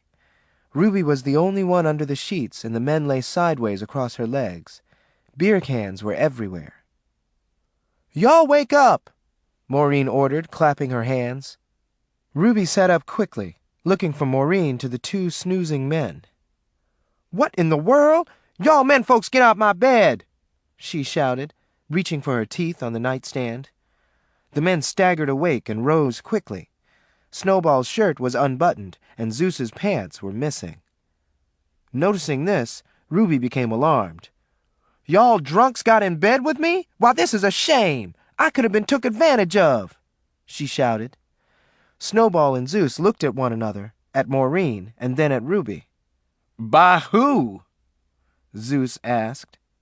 Maureen started to giggle and clap her hands together. "Maureen, you get these might-be rapists out my bedroom," Ruby ordered. "Now, Ruby, do you mean to sit there and tell me you think one of us might have raped you?" Zeus asked, hurt. "You's a man, ain't you?" Ruby cried. Zeus grabbed his pants from the foot of the bed and trotted out behind Maureen and Snowball into the living room. "Y'all better go on home. Give Mama Ruby time to wear her beer off," Maureen suggested. "We didn't mess with Mama Ruby," Snowball told Maureen. "Honest to God, we didn't. At least I didn't," he said, turning to Zeus. "Zeus, did you take advantage of Mama Ruby?" Maureen asked. "Did you rape her?" "Maureen, ain't a man alive that crazy. Anyway, me and Mama Ruby like brother and sister," Zeus answered, fumbling with his pants. "I know, Zeus. Y'all go on now. Come back later after Mama Ruby done come to her senses." Maureen ushered the man on out the door. "Maureen, can I come back to see you later today?" Snowball asked, buttoning his shirt. "Write me a letter or something. We'll talk about it some other time. Go on now," she insisted, closing the screen door in Snowball's face. Chapter 40. Instead of returning to his two-room compartment at the camp where he lived, Snowball went to visit Loomis. Loomis snatched open the door wearing only his pajama bottoms. "Set down, Snowball," he said nervously, as he eased himself down into a chair facing a lumpy sofa. On a coffee table were 2 glasses, one with lipstick on it, and 3 empty whiskey bottles. Snowball looked toward the back and saw a half-naked woman running out the door. "You got company?" he asked, embarrassed. Loomis turned and looked over his shoulder, then quickly back at Snowball. "Not no more," Loomis answered. You didn't see who that was, did you?" Snowball shook his head. "Good. She a married woman. I can't tell you her name on account of if a man was to find out about her and me, he would take a brick and bust her brains out. She a happily married woman." "Oh? If she happily married, how come she come to your house, Loomis?" "Snowball, let me put a bug in your ear. When I love a woman, she stay loved. These women round here ain't never had a man like me. That one what just snuck off, I had socked it to her best friend. Well, the woman bragged about me so much this woman had to start messing with me. I usually don't lay it on married women. Shoot. I'm a Christian to the bone, and I have a lot of respect for marriage. I'm hot as a 6-shooter now on account of what Caddy done to my cousin Yellow Jack, the bitch. But the people around here call me the lover," Loomis said, crossing his legs. "That's why I'm here right now," Snowball whispered.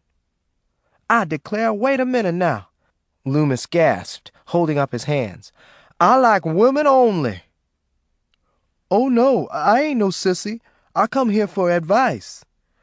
Snowball was more alarmed than Loomis. "A man like you done probably had more than 1,000,000 women, Loomis. You could probably tell me how I can get one." Can you? Oh. Loomis sighed, uncrossing his legs. What's the problem? You got the blue balls or something? Man, I had 'em last year.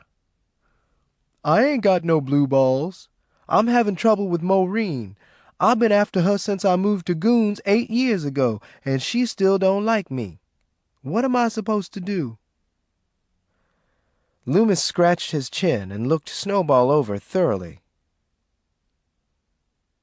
Maureen ever give you any? Loomis asked, with one eye closed. Any what? I declare, Loomis exclaimed, slapping his thighs. Is you ever had you a woman? 2. Ain't too many women want to lay up with a albino. You know that, Loomis. Shoot. Loomis looked at Snowball and shook his head. In the first place, Maureen been busted already. Bobby Boatwright told me he got it down by the Blue Lake. So she been experienced. She'll want her a man what know how to love her the way he's supposed to. Understand? Snowball nodded and leaned forward, listening. I want you to get you a French tickler and carry Maureen off private. Put your piece in her pocketbook. Slow down, Loomis. What's a French tickler? It's a little doodad you slide on your piece and tickle your woman with. I wear 'em all the time. I'll lend you a few. Oh, and what's a pocketbook? God damn, Snowball, don't you know nothing? A pocketbook is a coochie. A pussy, man. Damn. How you expect me to school you if you don't even know the basics? Okay. How long will it take you to learn me all I need to know so I can tickle Maureen in the pocketbook? Snowball asked. 20 minutes later, Snowball was knocking on Maureen's door. She answered, opening the screen just enough to stick her head out. Mama Ruby ain't here, she snapped. I know. I see Mama Ruby in the truck with Slim just now. I didn't come to see her, Maureen. Oh? Who did you come to see then? You? Maureen laughed. To talk to you about us. Loomis told me to say, listen, will you give me some pussy like you done Bobby Boatwright? What? Maureen shouted. Well, will you? Snowball asked impatiently. He told? Oh, yeah, he told. Now listen here, I'm even willing to buy you a bottle of pop. Snowball continued, fumbling in his pants pocket to remove a fistful of coins. Maureen stared at him. I ain't no rich man now. Don't be expecting more than 2 or 3 bottles of pop, Snowball said. You low-down, funky, no-color dope addict, you! Get out of my face! And when you see that low-down, funky Bobby Boatwright, tell him I'm going to kill him dead! Maureen shouted. She slammed the screen door shut and locked it, then threw herself on the sofa and sobbed. Chapter 41. Maureen lay on the couch crying for an hour. The sound of a car coming down the hill made her leave the sofa and stagger to the window. It was Yellow Jack's Cadillac, and Fast Black was driving. No Talk sat next to her, and Ruby and Loomis occupied the back seat. The car stopped, but Fast Black did not turn off the motor. She got out and ran up on the porch. Oh, Maureen, Mama Ruby say for you to give me... Fast Black stopped talking as soon as she got inside the door. What you crying for, Maureen? Instead of replying, Maureen's sobs intensified and she ran back to the sofa and fell forward. What's wrong, sugar? Is you been raped? Who done it? Fast Black asked, running to Maureen. Talk to me, girl. Who done it? Bobby Boatwright, Maureen stammered. Fast Black ran from the room back out to the car.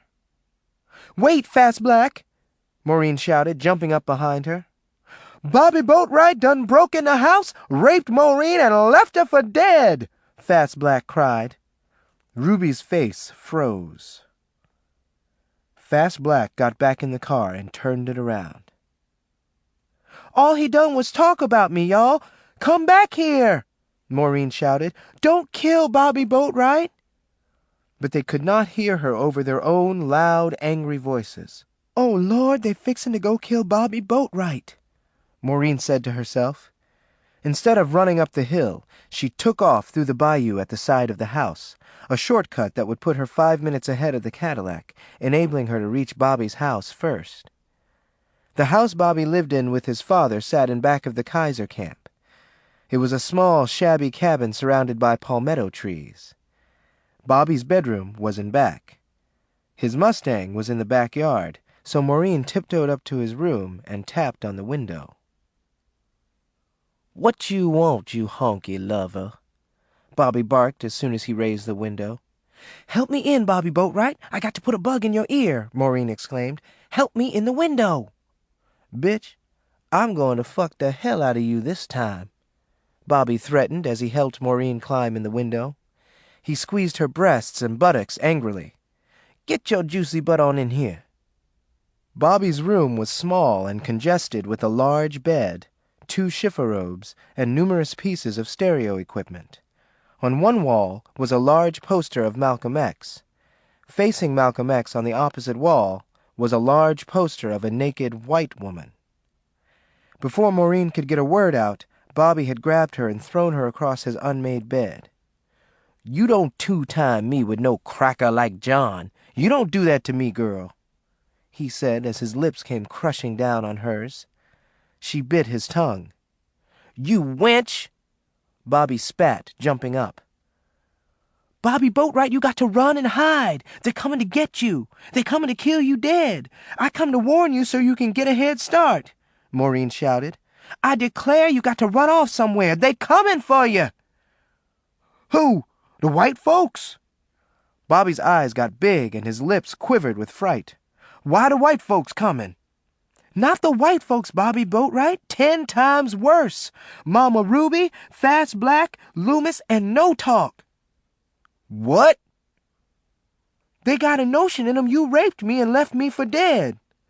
"I ain't raped nobody. Once I got you going, you the one like to rape me," Bobby cried. "I ain't raped you, Maureen."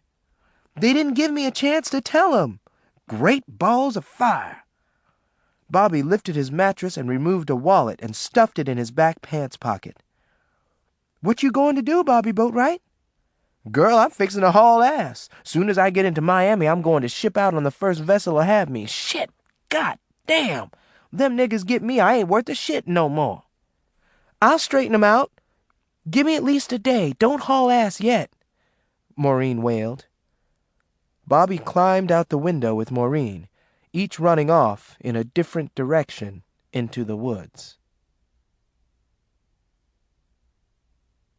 Chapter 42. It took Maureen, Caddy, and Yellowjack to convince Ruby that Bobby had not committed any crime. "I swear to God, Mama Ruby, Bobby Boatwright ain't done nothing to be ashamed of," Caddy said. "He sure enough ain't. Honest to God, Mama Ruby, Bobby Boatwright been leading a Christian life like you told him to. I seen him at that church on Brewster Street in Miami last night with my own eyes," Yellowjack lied. "I seen him too," Caddy agreed. "He can preach up a storm if you was to ask him," Yellowjack continued.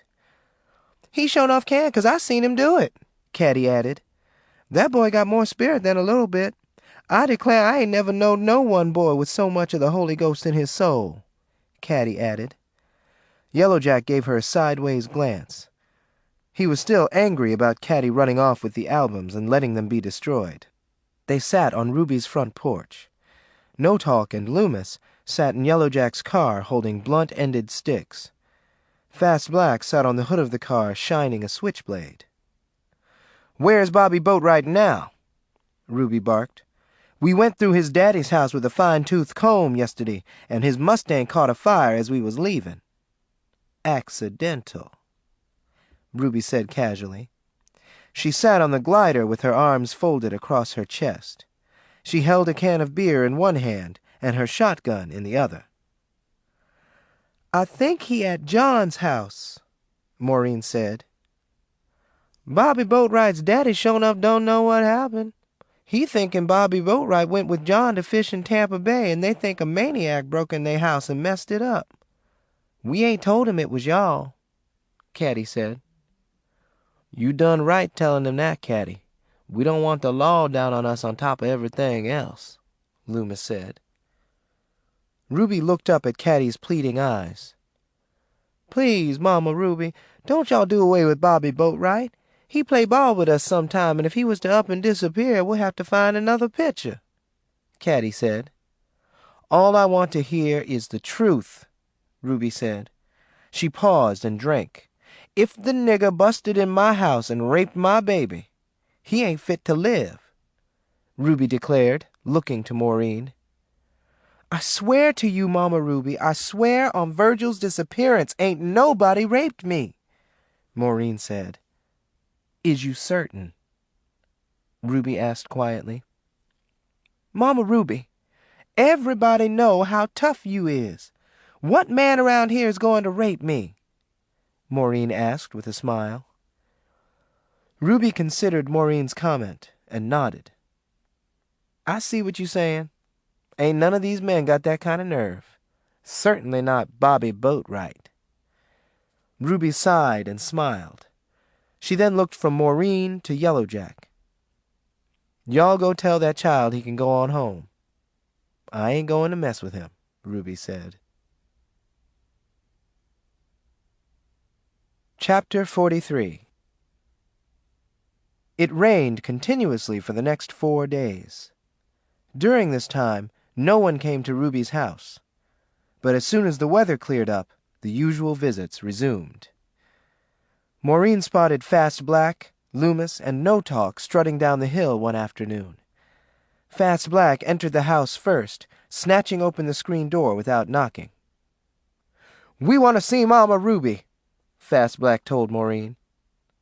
"Mama Ruby watching Lassie right now, Fast Black. You know she don't allow nobody to mess with her when she watching Lassie," Maureen said. "This is important," Fast Black said. "Sure enough," Loomis interjected. Maureen looked at him and studied his dry face. "Well, so is Lassie, Loomis." "Come on, Maureen, we got something for her. Go ask her to come out for just a minute," Fast Black pleaded. "I ain't messing with Mama Ruby when she watching Lassie, I'm telling you." Maureen placed her hands on her hips and shook her head.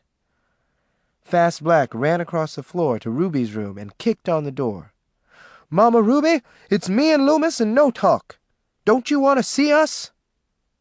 Fast Black shouted at the door. "Not unless y'all want to talk to me about Jesus," Ruby replied. "See?" Maureen grinned. "I tried to tell you." "Mama Ruby sent word by Yellowjack she wanted us to help her settle a dispute between her and that Arab down the road," Loomis said. "We want to get this mess the maniac done caused straightened out right now. Shoot, I want to get home to watch roller derby." "I don't know nothing about no dispute between her and that Arab." Maureen shook her head again, looking toward Ruby's room. "Some lying foreigner done cut his throat. Them foreigners coming over here taking over, and we fixing to put a stop to it," Fast Black declared. "Mama Ruby, come on out here." Fast Black kicked the door a second time. "We fixing to bust goons wide open." Ruby did not come out of her room until her television program ended, 10 minutes later. "Mama Ruby, can I put a bug in your ear?" Loomis began as Ruby floated across the floor. "As long as it don't bite me," Ruby replied. She stopped in her tracks and looked at Maureen, recognizing the fright in her eyes. Maureen, go pick me some blackberries," she ordered gently. Maureen was glad to be dismissed. She grabbed the first bowl she saw in the kitchen, ran out the back door, and headed for the berry patch near the Blue Lake. Chapter 44. Who is that in them bushes? Maureen asked in a loud voice. Who is that? I asked. A moving blackberry bush by the blue lake had startled her. Is that you, Bobby Boatwright? She asked. There was a sudden rustling in the bushes again, and Maureen dropped the bowl she had brought with her, spilling berries all over her feet. Someone was hiding in the bushes trying to frighten her. She became angry because whoever it was had succeeded. First one, then 2, 3, and finally 4 white boys jumped from behind the bushes where they had been hiding. Maureen clutched her bosom. In her bra, she carried the switchblade and the cross Ruby had given her on her 13th birthday. Maureen had never had to use the weapon and often forgot she carried it. "What you doing out here by yourself?" one boy asked with a grin. Maureen suddenly realized one of the boys was John French, and she breathed a sigh of relief. "Y'all like to scared me to death," she said, talking in John's direction. "What you doing out here alone, you pretty little old brown hussy, you?" John growled. Maureen's eyes got big as she looked at him.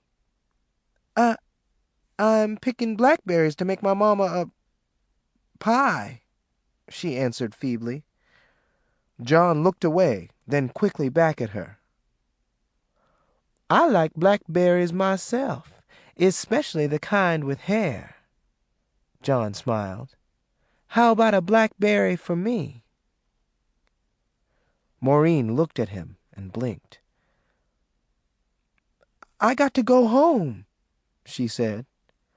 As soon as she started to walk away, John jumped in front of her and grabbed her arms.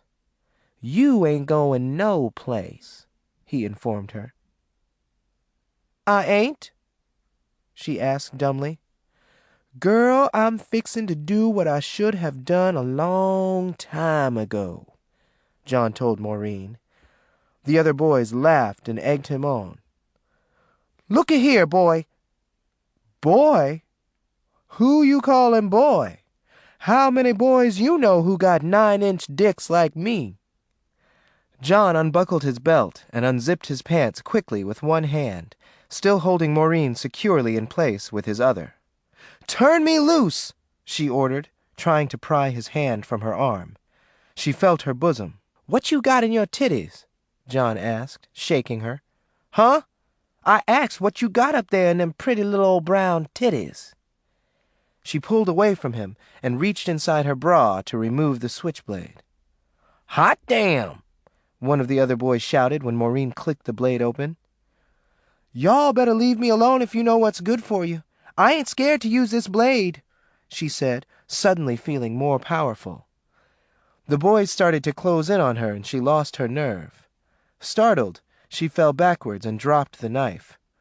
All 4 of the boys piled on top of her. Maureen fought with so much fury, 2 of the boys got tired and pulled back. "Get a hold of yourself, girl, before somebody gets hurt," John hollered as he slapped her face repeatedly. The 2 boys who had moved back stood and watched John and the 4th boy continue to wrestle with her. Maureen managed to get the knife back and started slashing.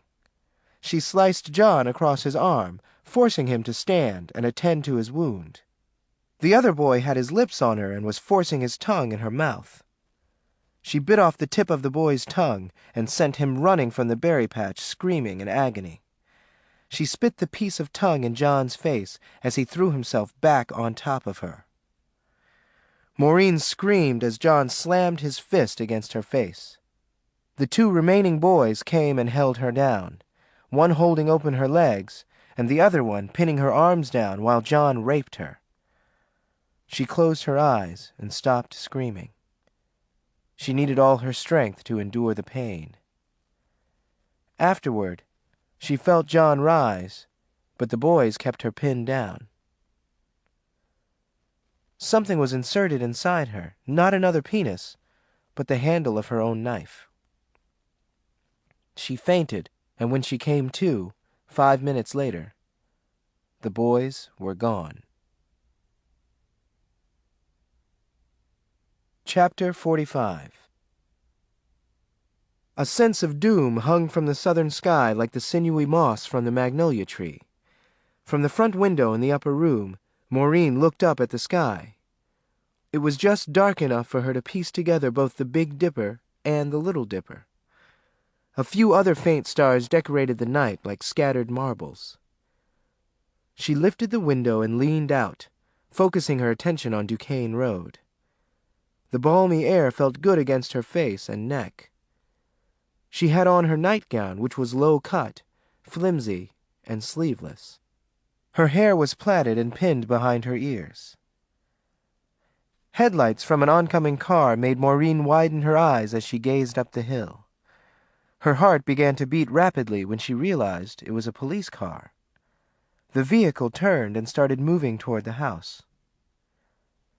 Big Red brought his dusty squad car to a stop in the front yard, and he quickly climbed out. A long, thick cigar hung from his lip. His melon-like belly and big butt gave his body a bell shape. His red hair was streaked with gray now. He paused for a minute, removed his hat to brush the hair back from his forehead, and looked up the hill before hastily rearranging his attire. His shirt was buttoned incorrectly, and his belt was unbuckled. He retucked the shirt back down inside his pants without fixing the buttons, and clumsily did his belt. Big Red took his time moving to the back of the car, where he gallantly opened the back door on the driver's side and helped Ruby out. They stood close together and talked quietly. A few times Big Red placed his hand on Ruby's shoulder and nodded. Ruby stood back on her legs with her arms folded. She had no shoes on, and the long flowered muumuu she wore had been Big Red's gift to her one Mother's Day. Suddenly they stopped talking and glanced around suspiciously. Ruby slapped Big Red on the back, then walked off toward the house. Maureen waited until Big Red returned to the car and started back up the hill before she left the upper room. As soon as he was out of sight, she ran down the stairs to the living room. "Mama Ruby?" she started calling. Maureen stood in the middle of the floor looking out the window at Ruby fussing with a chicken on the porch.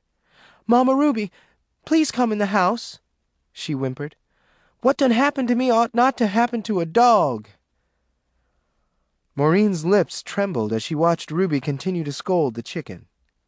Finally, Ruby snatched open the screen door and sauntered in. Maureen gasped. The front of Ruby's dress was covered with blood. "What happened to you?" Her first thought was that somehow Ruby had already heard about what John had done to her and had killed him. "Mama Ruby, you bleeding like a stuck pig. You got blood all over your good dress," Maureen exclaimed. She remained in her spot, unable to move. "I is, ain't I?" Ruby said casually, gliding across the floor. "Lord, Mama Ruby, what done happened this time?" "Huh? Just a little accident. Nothing serious," Ruby answered, looking down at her dress. "I sure enough hope this blood wash out." "Mama Ruby, tell me what happened." "A accident, that's all. I had a little run-in with that old motor-mouth Arab what lived down the road a piece," Ruby said. "Old Abdullah? That old Arab? I seen him setting on his front porch yesterday morning, yesterday afternoon, and yesterday evening. He is always setting on his front porch," Maureen said. "He ain't setting there no more." Ruby nodded. "This blood on you." "You got blood all over your dress, Mama Ruby." "Yeah, but it ain't my blood," Ruby replied. She turned to Maureen and blinked. Maureen stared in Ruby's eyes and bit her lower lip. She followed as Ruby continued across the floor to her bedroom. "What you been doing while I was gone?" Ruby asked as she pulled her muumuu over her head. She could not see the odd look on Maureen's face. "Nothing." "You get my blackberries?" Ruby tossed the muumuu on her bed. "I forgot." "You forgot? Where did you go when you left the house this afternoon with that bowl?" "I ran into some girls from Kaiser camp and we got to talking. I plumb forgot to get the berries. I'm sure enough sorry, Mama Ruby." Maureen spoke with her head bowed. Ruby smiled. "Don't you worry about 'em. We'll get some another day and make us a pie." "I declare I love you to death, Maureen. You is such a godsend. Jesus sure enough is good to me," Ruby said proudly. She reached over and caressed Maureen's chin and became curious when Maureen's eyes refused to meet hers. "What's the matter?" "Mama Ruby, is it anybody in the world you scared of?" "Not a man, woman, beast, or spirit. Why?" "I just thought maybe there was somebody or something even you wouldn't go up against. I done cussed out the devil, kicked his ass, bound him to hell, and you asking me if there's anybody or anything I'm scared of? Ain't nothing nobody can make or say that can scare me. Girl, don't you know I am the link between the Lord and the Dark One? Ain't nothing in between. Course I get kind of squeamish when I think about Jews and rapists, but who wouldn't, 'cept other Jews and rapists? Why do you ask?" Maureen shrugged. "I seen something on the news what kind of reminded me about you. A wild killer." Ruby gasped. "Why would a wild killer remind you about me?" "I don't know. They said he was real tough and had killed a lot of folks. Like you." "Yeah. Maybe so, we got that in common, but I ain't wild. Don't you never think of your mama as wild. That clear?" "Yes, ma'am." "What you getting at, girl?" "I just go to wondering sometime.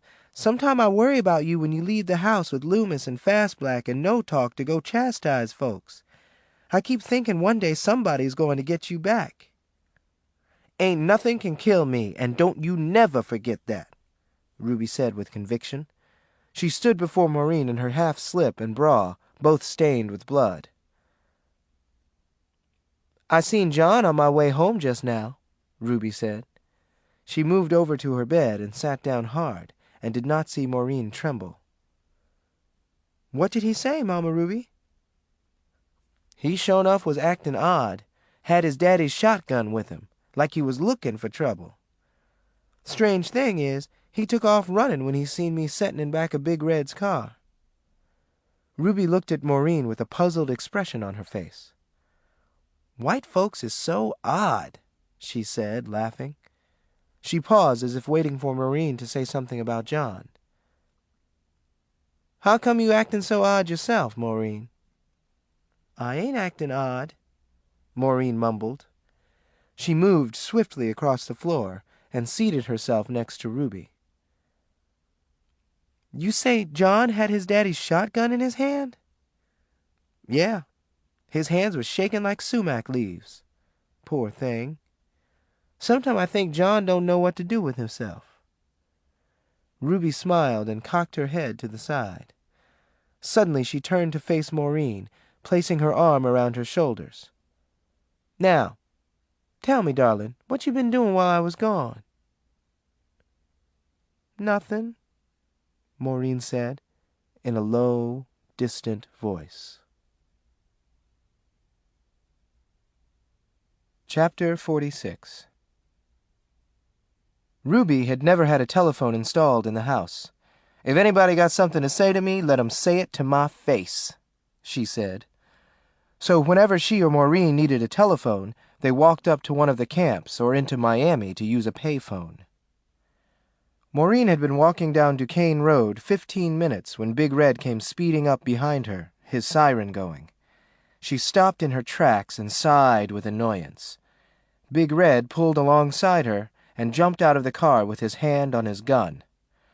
"Girl, what you doin' roaming up and down this road by yourself? I bet Mama Ruby don't know where you at." "I'm 18 years old, Big Red." "Well, act like it.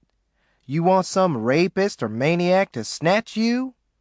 I got enough on my hands with all them damn Cubans running loose. Shoot, I'll be bound." "I'm just on my way to visit a friend in Miami," Maureen replied tiredly. "Who?" "Nobody you know, Big Red." Maureen started to walk away. "Look-a-here, girl. You get in this car and let me carry you on to the city. Your mama been awful tetchy lately."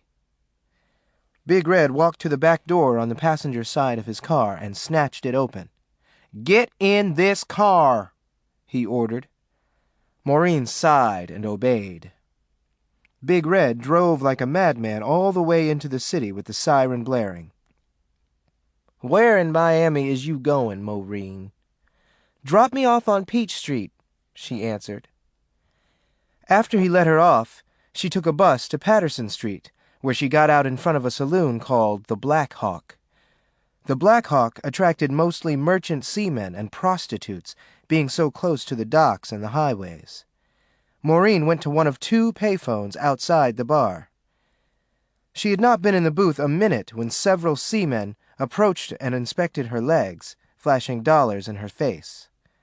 She turned her back and pretended to be too involved in her telephone dialing to notice.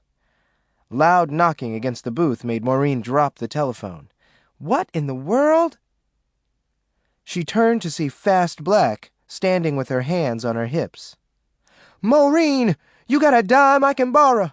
I want to go in the Black Hawk, but I ain't got no money," Fast Black said. She was plastered. There was plum-colored lipstick on her teeth and rouge that reached from her cheeks to her brows. "A dime all you need to get in there?" Maureen asked. "See, I'm going to pay for a glass of water with it. They won't let you stay in there unless you buy something. I buy me a glass of water every time I come here until I can latch me onto a sugar man. I can sip on the glass of water till I make a hit." "What if I give you a dime and you sip up all your water before you get a sugar man?" "Then I'll ask somebody for another dime. You got a dime or not?" Fast Black said impatiently. Maureen nodded and reached in her pocket, removed a dime, and handed it to Fast Black. "Who you calling anyway, Maureen? A married man?" No. I'm fixing to call that hairdresser on Bell Avenue to see if I can get her to do something to my hair. Put a wave in it or something," Maureen said, running her fingers through her naturally straight hair. "Oh, well, I'll be seeing you," Fast Black said as she followed a mob of seamen into the bar. Maureen quickly lifted the telephone again and dialed John French's number. "Hello?" a young girl's voice said. John had 4 younger sisters. Maureen recognized the voice as 15-year-old Suki. "Hello, Suki. Is John there?" Maureen spoke in a deeper voice, hoping to divert Suki's attention.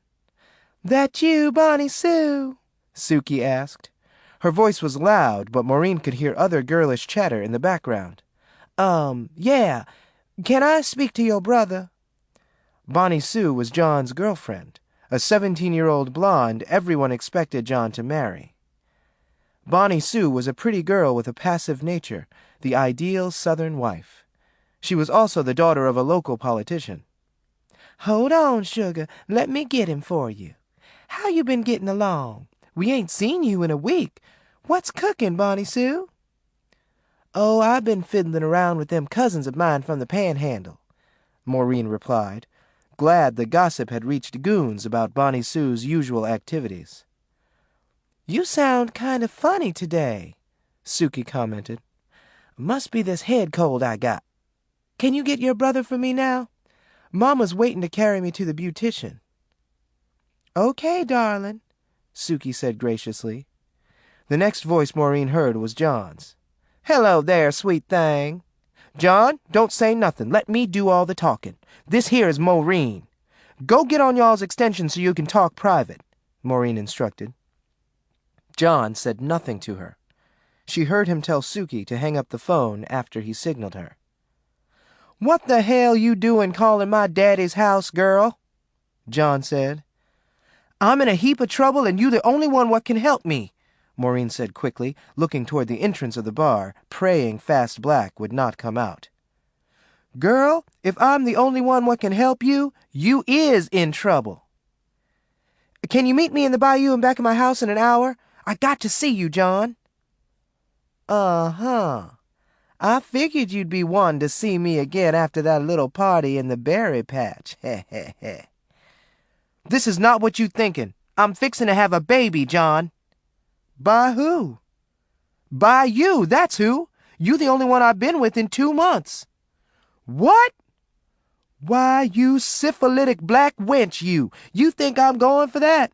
The way Bobby Boatwright been fucking you all over the place?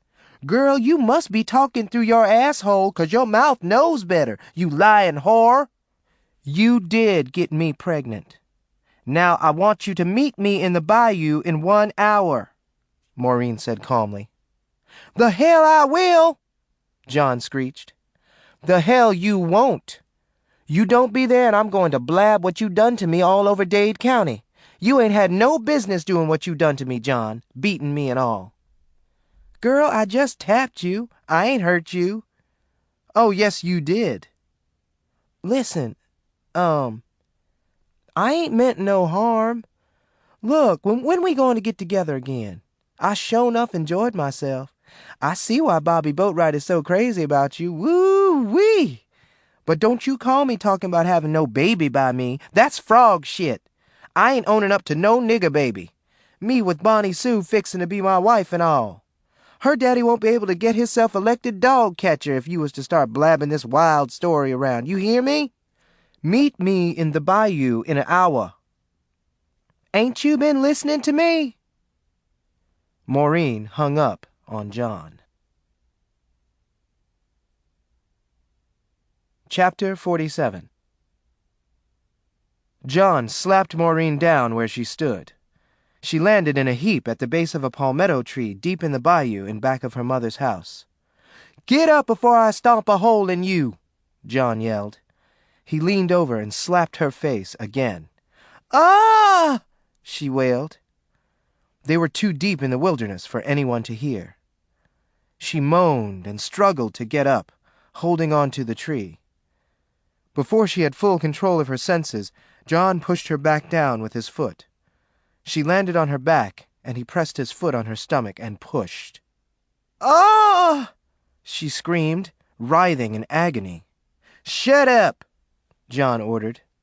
He fell to the ground and covered Maureen's mouth with his dirty hand.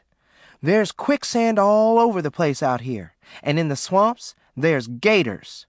I'll shove your black ass in the quicksand or feed you to the gators if you don't shut up, he threatened. Maureen nodded, and John jerked her up by the arm and leaned her against the tree. Don't you never call me on the telephone again with your nigger woman lies, he exclaimed, slapping her face hard.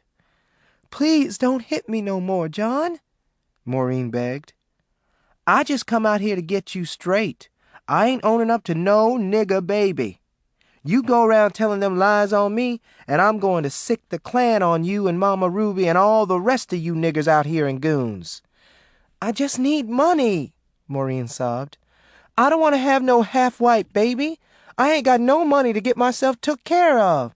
Please help me. That's the least you can do. You is as nutty as a nigger toes nut pie if you think I'm giving you money to get rid of some other man's baby.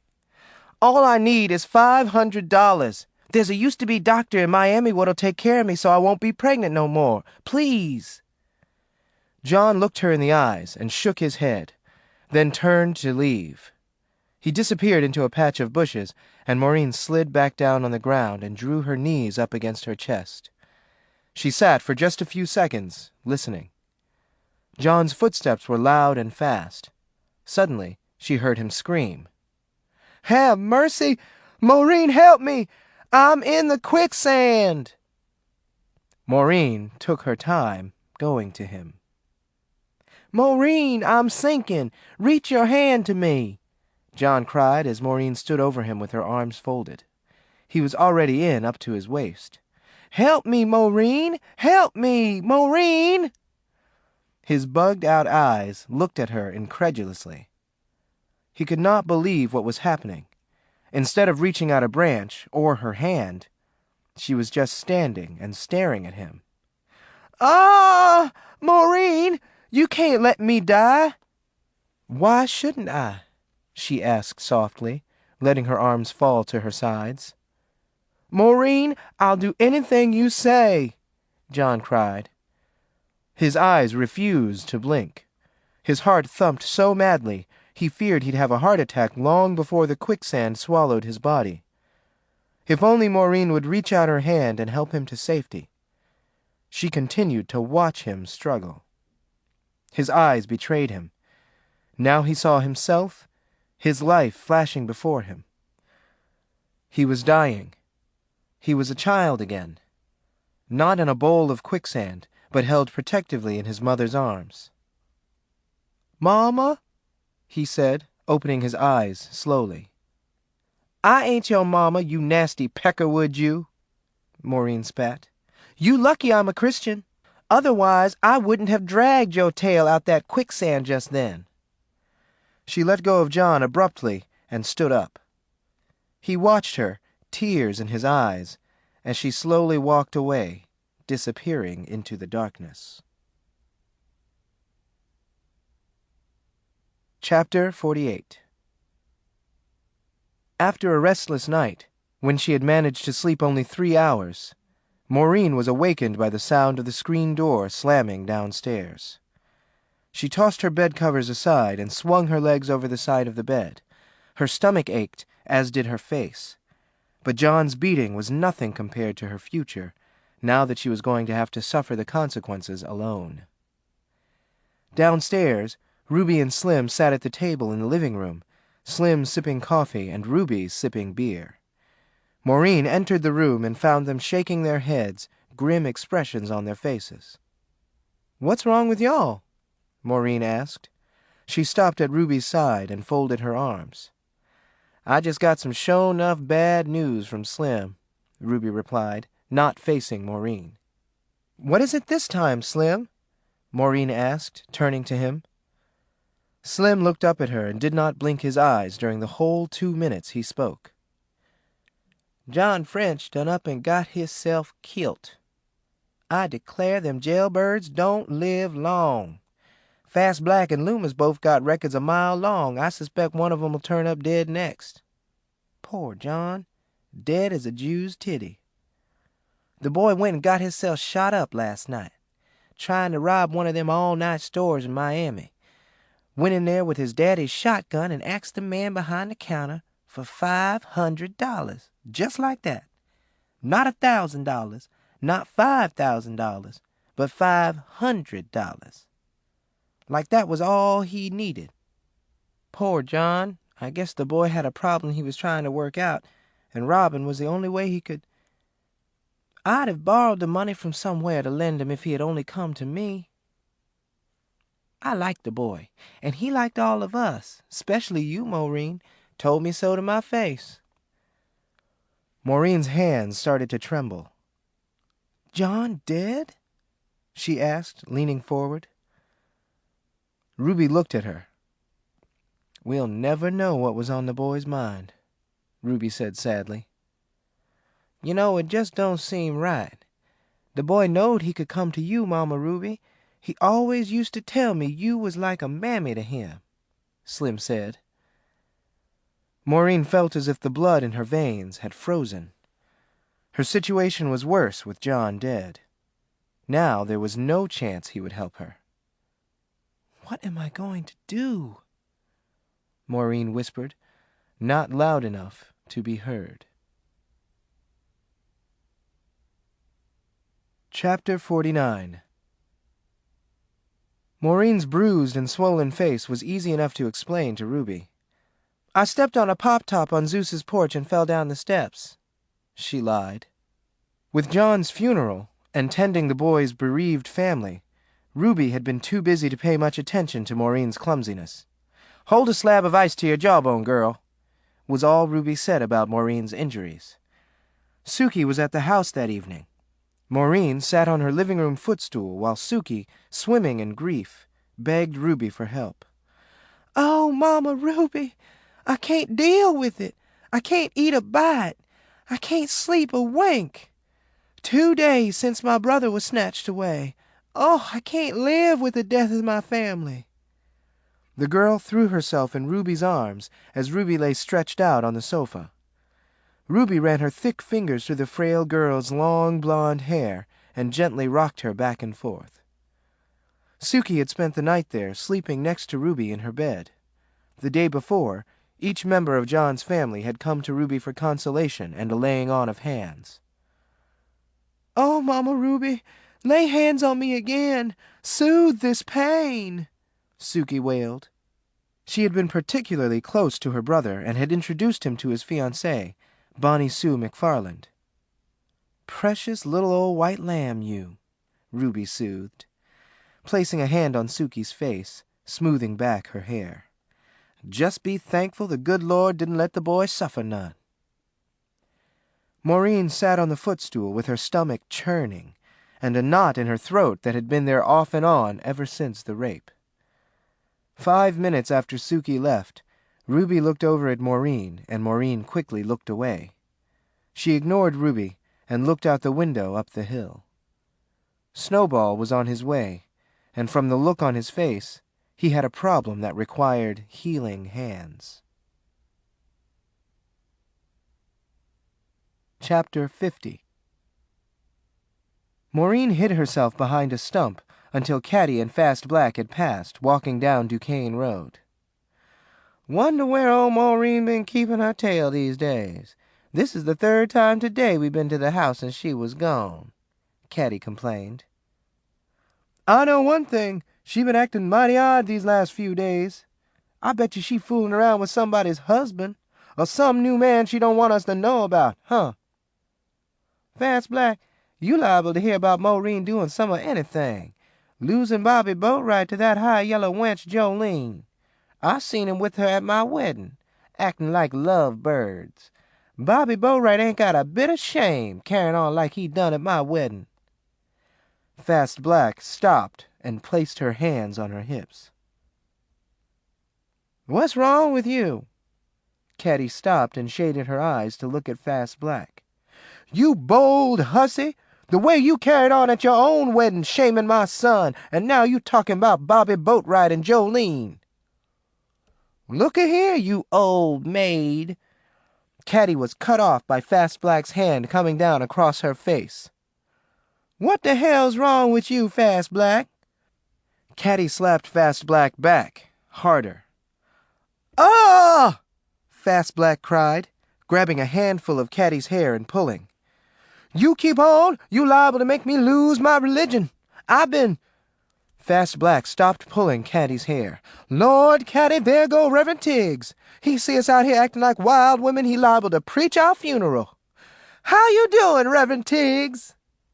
Fast Black waved both hands at the passing preacher. "Hi, Reverend Tiggs," Caddy called. Both waved until the preacher crossed the road. "Wonder where he headed," Caddy said. "Look like he on his way to Mama Ruby's house." Maureen listened with interest. The women talked loudly and started walking again. Both were wearing starched jersey skirts and stiff plaid cotton blouses with the sleeves rolled up. Caddy's hair was braided, and Fast Black's was covered underneath a blue bandana. "Lord, I sure enough hope Mama Ruby get them beer cans hid before he get there," Caddy laughed. "I bet he going to check up on Maureen. She probably sneaking around with a married man or something. What you think, Fast Black?" "Oh, I do believe she got a new man, a foreigner, no doubt. I seen that Snowball hanging around the house last night. I bet he was waiting on Mama Ruby to go to bed so he could go in and coochie-coo with Maureen, huh?" "Probably so. From what I hear, Maureen's sure enough a hot mama." Caddy laughed. "You reckon she messing with some foreigner? One of them greasy Cubans or one of them old West Indians?" "Either one of them or Snowball. You know how foreigners is when it come to women with long hair like Maureen got. I guess they like to wrap up in it, huh?" "Me, I don't know, and I don't care. All I know is Maureen been acting right odd lately. Sound like to me she messing with a sure enough different kind of man. Not a foreigner yet, but at least a albino." "Speak of the devil, Caddy, look who driving up Duquesne Road toward Mama Ruby's house." Caddy snatched her head around and shaded her eyes. Oh, Snowball and Maureen doing the hoochie coo. Look at the way he wheeling Yellow Jack's car. Wonder how long she been messing around with this all-white man, Caddy. Fast Black stopped walking. Ain't no telling. Caddy sighed and shook her head. You know something, Fast Black? Caddy stopped walking, too. What's that? It's a good thing me and you keep our eyes and ears open. How else would we know what was happening around here? You right. We got to find out everything on our own, Fast Black lamented, shaking her head. Maureen and a albino. Now that's about the best piece of news I heard today. Sweet Jesus. Caddy made a wide, sweeping gesture with her hands, then stomped her foot. It was hot and humid. Both women were barefooted and perspiring profusely. Gnats played around their legs, and sand stuck to their toes and ankles. They watched until Snowball went inside Ruby's house before they resumed their walk. All the regular men in Florida, and Maureen got to take up with an albino. Woo! Wonder how she could lay up with an unblack man. That's about as bad as laying up with a foreigner, huh? Fast Black, what you call all them Cubans and crackers and West Indians you done laid up with? Shoot, and you even had the nerve to get yourself pregnant by a chink. You talk about foreigners. Now, I'm a woman what is scared of foreigners, sure enough, especially Cuban. I'd wear a scab on my brain trying to figure out whether to feed 'em black-eyed peas and neck bones or Spanish rice and refried beans. Maureen could barely hear her friends now, as they had begun walking again and were almost out of hearing distance. The last thing Maureen heard was Caddy saying, Maureen could have done better than an albino. Woo! Caddy's and Fast Black's comments gave Maureen an idea. She had considered telling a wild tale of a night of partying in Miami and waking up in the bed of a strange man. A man with coloring that might produce a light-skinned child, a Hispanic, or even an Oriental. Either Snowball or Yellow Jack, both the appropriate coloring. Everybody knew Snowball was crazy about Maureen, and as far as Yellow Jack was concerned, as close as he and Maureen were, it seemed natural that they would one day get together. Caddy and Fast Black had already condemned her. If they were fool enough to think she was low down enough to involve herself in a secret romance with an albino, the least she could do was be fool enough to let them think that. It wasn't Maureen's fault. They were going to believe what they wanted anyway. Maureen was 5 weeks pregnant and could not conceal her condition too much longer. Getting Snowball or Yellow Jack in bed was not going to be easy. She'd cussed out Snowball, and he had vowed never to ask her out again. And Yellow Jack had never in his adult life shown any real interest in sleeping with her. She decided to try Yellow Jack first. Chapter 51. Ooh, Yellow Jack, I've been looking for a man like you all my life, Maureen purred. Yellow Jack had come to the house and found her alone. What's wrong with you, girl? He yelped, with a surprised look on his face. You is my kind of man, honey, she said nervously. She grabbed the puzzled Yellow Jack by his hand, pulled him to the sofa, and forced him down. I done heard about you Chinamen. Is this some kind of a joke, Maureen? 'Cause if it is, it sure ain't funny. You up in my face pulling on me. I tried to get you one time when we was kids, and you like to got me killed, running to ask Mama Ruby if you could give me some coochie. Shoot, you know I ain't about to mess with you since that day. Oh, honey, baby, I've been thinking about you for the past 10 years. I still think about that day in the yard when you asked me to hoochie-coo with you. And it took you all this time to get around to wanting to do it? Yeah, you want to do it here on the couch? Yellow Jack stood up and stared at Maureen, his mouth hanging open. I come down here to borrow some bleach so I could wash my car mats. I ain't come here to hoochie-coo, Maureen. Shoot. Caddy'll cut my nuts off if she was to find out. And Bobby Boatride'll shit if he was to find out. Mama Ruby'll shoot me. You crazy if you think I'm going to take a chance on Mama Ruby. Don't you like me, Yellow Jack? Don't you think I'm cute? Maureen stood up, hurt. Girl, you sharp as a tack, and you know it. Everybody know it. The thing is, laying up with a fox like you ain't worth me losing my nuts over. I ain't that crazy. I want to live to make something out of myself. I overheard Mama Ruby telling Reverend Tiggs she suspects I'll turn into either an intellectual or a communist. That's how much sense folks say I got. I'm going to be somebody.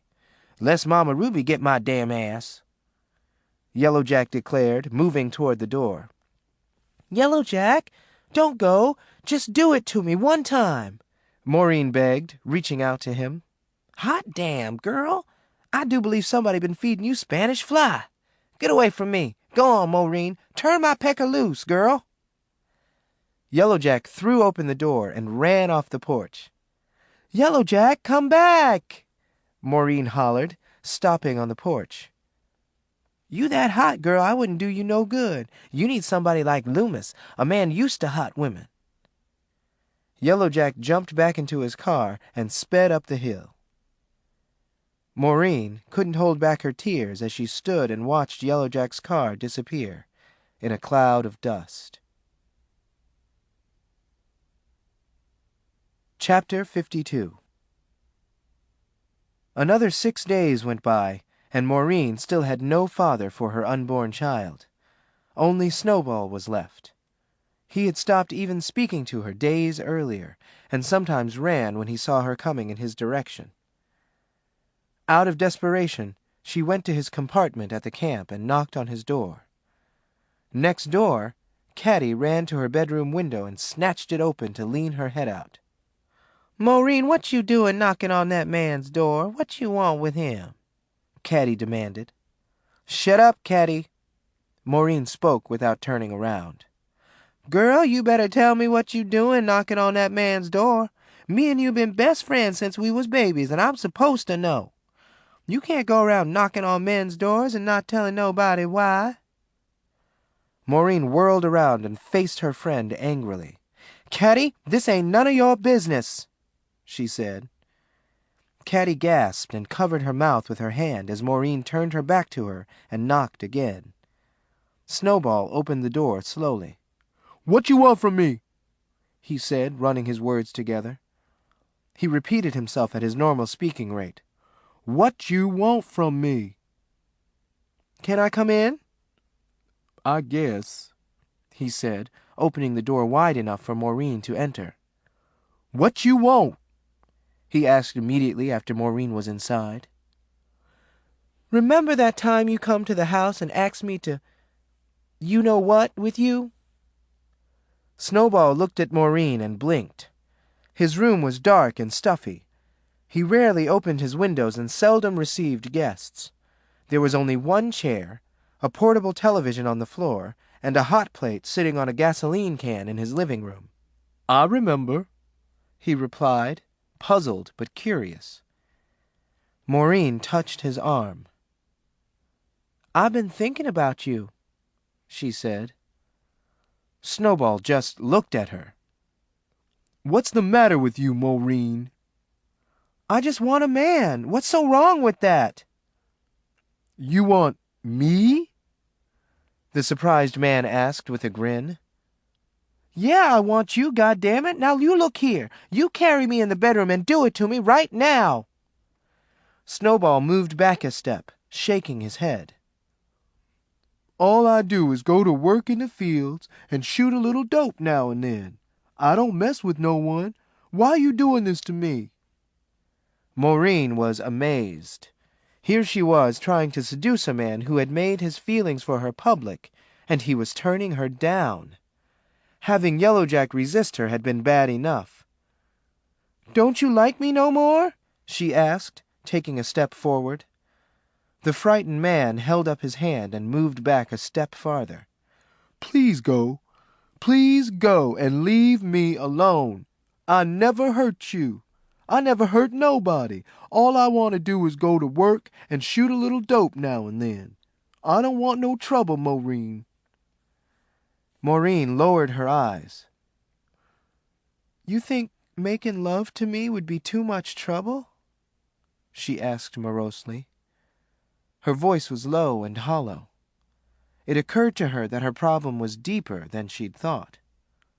"Please leave me alone, Maureen," Snowball begged. Maureen opened the door and walked out slowly. Caddy and Fast Black were standing outside with their hands on their hips, waiting for her. Both women cursed as Maureen walked by without a word. Ruby was concerned when Maureen came home crying. "Who done messed with you?" Ruby demanded, rising from the sofa. "Mama Ruby, I just want to go to the upper room," Maureen said. She stopped suddenly and faced Ruby. "What's wrong, Maureen?" "Nothing. Oh, I wish I had never been born, Mama Ruby." Chapter 53. Another week went by, and Maureen was still trying to figure out what to do. She avoided Caddy and Fast Black, and Yellow Jack avoided Maureen. Snowball had been admitted to a Miami halfway house again, his drug problem worse than ever. Ruby watched Maureen closely, following her every time she left her sight. "Mama Ruby, I'm just going to the toilet," Maureen said with disgust. "I don't need no escort." "I know you don't, but you need me," Ruby insisted. Instead of working in the fields, as she usually did this time of year, Maureen spent her days sitting in the living room watching television with Ruby. Logan Hutchins, Snowball's cousin, came running up on the porch this particular Thursday afternoon, hysterical and calling for Ruby. "Mama Ruby! Ah!" he cried, snatching open the door and falling face forward on the floor. "What in the world is going on?"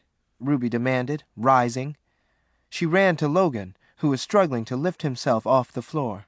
"Mama Ruby, it's Snowball. Lord help us, come quick. He done dropped dead, and we need your healing hands to try to bring him back to life," Logan cried. "Dead?" Maureen mouthed, rising and running to Logan. "Who killed him?" "He overdosed on heroin." "Overdosed? I thought Snowball was in the halfway house again," Ruby said. "He was. That's where he overdosed," Logan informed them. "Snowball done overdosed in the halfway house?" Ruby asked. She grabbed Logan by the shoulders and shook him. "Ah!" he screamed. He pressed his face against Ruby's chest and wailed frantically. "What is we going to do now? You have to come and try to raise him, Mama Ruby." Logan began beating Ruby's chest. Ruby released Logan and turned to Maureen. "Maureen, look like Satan done come to Goons and took up permanent residence," she said. "If anybody come looking for me, tell 'em I went to try and raise a dead albino." But Snowball was beyond help. Chapter 54. Ah! Everybody on the camps and everybody living in the houses throughout the camp area was awakened by Ruby's frantic screams that morning, 3 days after Snowball's funeral. "Irene! Bishop!" Ruby wailed as she ran up on their front porch in her housecoat. Irene snatched open the door and ran outside in her slip. It was early on a hot Sunday morning. Dogs, made uncomfortable by the humidity, were already up, howling and biting at June bugs. Ruby had awakened and prepared an elaborate breakfast for herself and Maureen. Reverend Tiggs had promised a special sermon, and Ruby wanted to face the Sabbath on a full stomach. When Maureen did not come down for breakfast at her usual time, Ruby went to the upper room to find out why. Maureen was gone. Her bed had not been slept in, and a crude note had been tacked to the door of her chifforobe. "Dear Mama Ruby, I done run off on account of I am fixin' to have a baby. By Snowball. A albino and a dead one at that. See, he overdosed, I think, on account of he knowed he was good as dead anyway. We figured you'd kill him dead, and so what's the use? Tell Slim not to get me nothing for my birthday on account of I won't be there to get it. Tell Caddy she can have that transistor radio Bobby Boatwright gave me.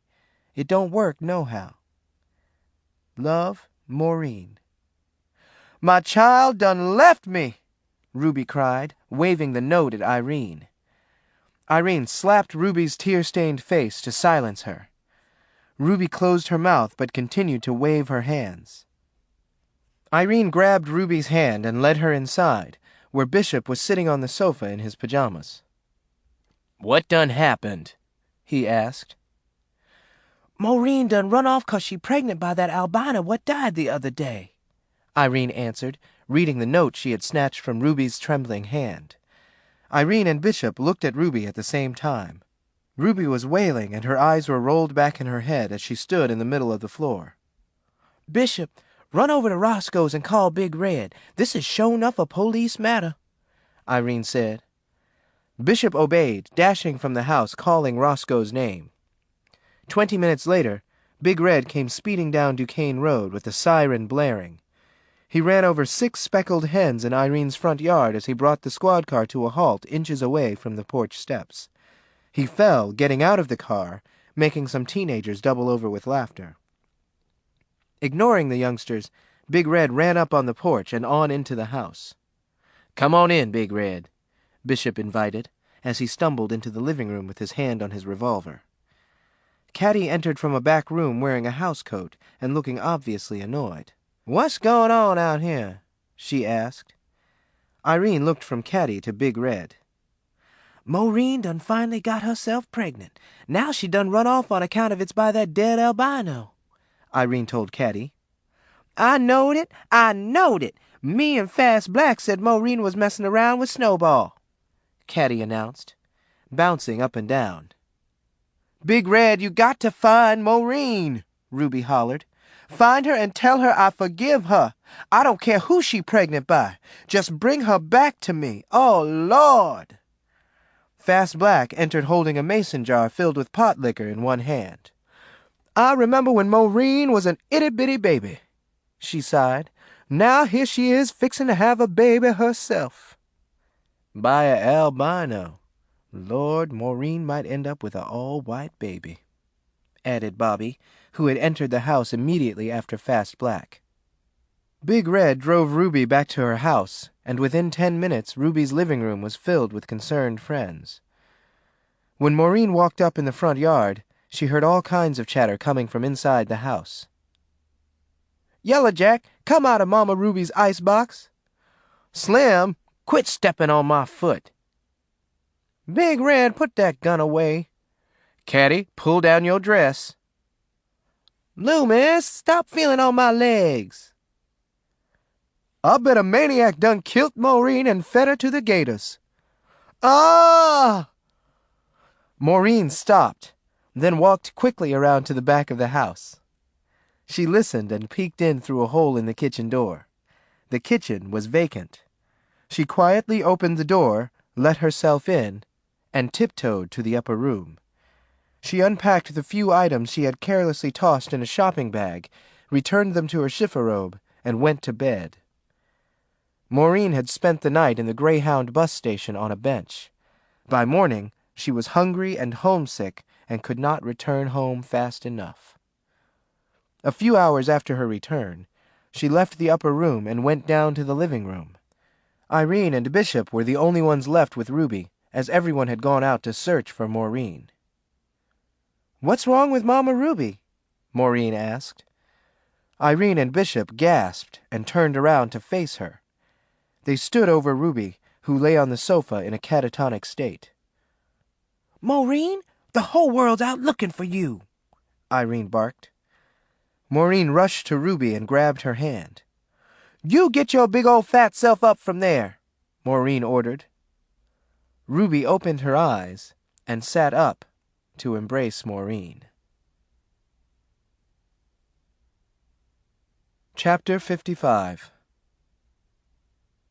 Maureen's labor started before daybreak, one morning in the middle of March. Ruby moved her from the upper room to the living room, where Maureen's twin daughters Lorraine and Loretta were born at noon on the pallet Ruby had laid on the floor. What I have, Mama Ruby? Maureen asked tiredly when she came to. She had had a fairly easy labor, but had passed out before the actual birth. "Twin girls," Ruby said proudly. "Two beautiful little girls that look just like you." "Just like me?" Maureen asked eagerly, afraid her children would take after their father. "Just like you. Same nigger-toe color, same straight black hair, same looks, everything just like you." They don't look nothing like Snowball?" "Shoot! Them kids don't look nothing like that homely baboon." Ruby grinned. Part 4. Chapter 56. It was fall 1973. The Vietnam War was over, and most of the men from Goons who had participated in it had returned home. Still, there had been no word about Virgil. Ruby and Maureen prayed for the day another government car would come to the house carrying Virgil. They spent more time than ever looking out the window, up the hill. Maureen sat on the footstool in the living room looking up the hill, shading her eyes with her hand. Ruby lay on the sofa with Maureen's 6-month-old twins on her lap. "Mama Ruby, come look out the window and see what I see." Maureen called over her shoulder, not taking her eyes off the hill. 3 slender white girls were walking toward the house, accompanied by a gigantic black woman and a tiny black man carrying a suitcase. The white girls, all teenagers, had on shorts and flimsy blouses and were barefooted. The dust and the hot sun had turned their feet and legs brown. The big black woman wore a full-length muumuu and carried a large black purse. In her other hand she held a fan and was fanning her face. The man wore a dark suit made from a fabric unsuitable for the weather. "Look like Cousin Hattie, Sukey French, and some other white girls." "And a itty-bitty black man," Maureen reported. "Have mercy," Ruby replied lazily, not taking her eyes off the children. Maureen moved from the window and positioned herself on a hassock next to the sofa, pretending to be reading a Bible she had snatched off the coffee table. The crowd entered without knocking. Hattie had opened the door, and the others followed behind her in single file. "Woo-wee!" Hattie exclaimed, grinning from one side of her face to the other. "Cousin Hattie!" Ruby shrieked. She rose up from the sofa and ran to her cousin. Sukey took Lorraine, and one of the other girls grabbed Loretta from Ruby's arms and went to the sofa and sat down. Ruby embraced her cousin and kissed her about the face. "What you doing in Florida, Cousin Hattie?" Ruby asked. "Didn't y'all get my letter?" Hattie replied, pulling away from Ruby. The 2 girls accompanying John's sister Sukey were his other sister, 15-year-old April, and the girl he had planned to marry, 18-year-old Bonnie Sue McFarland. Maureen watched with disapproval as the white girls fussed over the twins. "We was bringing you your mail, Mama Ruby," April announced. She left the sofa and sauntered over to Ruby and handed her an envelope she removed from her blouse pocket. "It's a letter from Cousin Hattie," Ruby laughed, waving the envelope postmarked 3 days earlier. In the letter, Hattie informed Ruby and Maureen of her visit.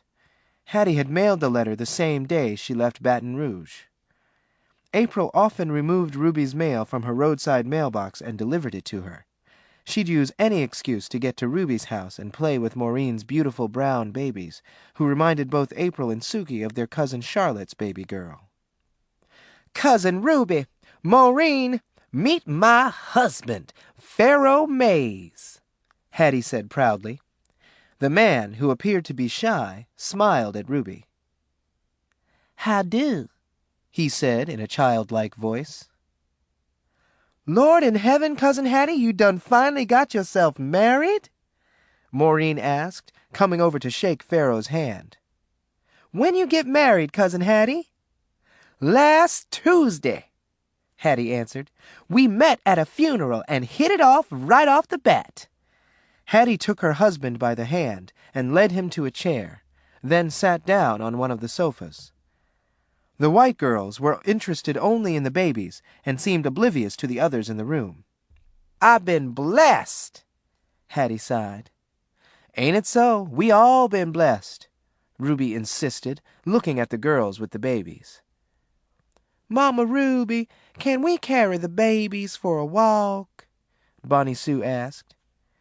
Maureen ran to Suki and hastily grabbed Loretta, then went to Bonnie Sue and snatched Lorraine. Hattie leaped up from the sofa and took the children away from Maureen. These are little angels I done heard so much about, Hattie squealed, frightening both twins, who looked at her wide-eyed. Though Ruby and Hattie were identical, Hattie's face was covered with several layers of heavy face powder and rouge, looking very unlike Ruby. The babies started crying. Cousin Hattie, you scaring 'em, Maureen said gently. She removed Lorraine from Hattie's arm and handed her to Ruby. Suki rushed over to Hattie and grabbed Loretta back. I just love these little babies so much, Suki smiled. They is so much like Charlotte's baby. Sure enough is, Bonnie Sue added sadly.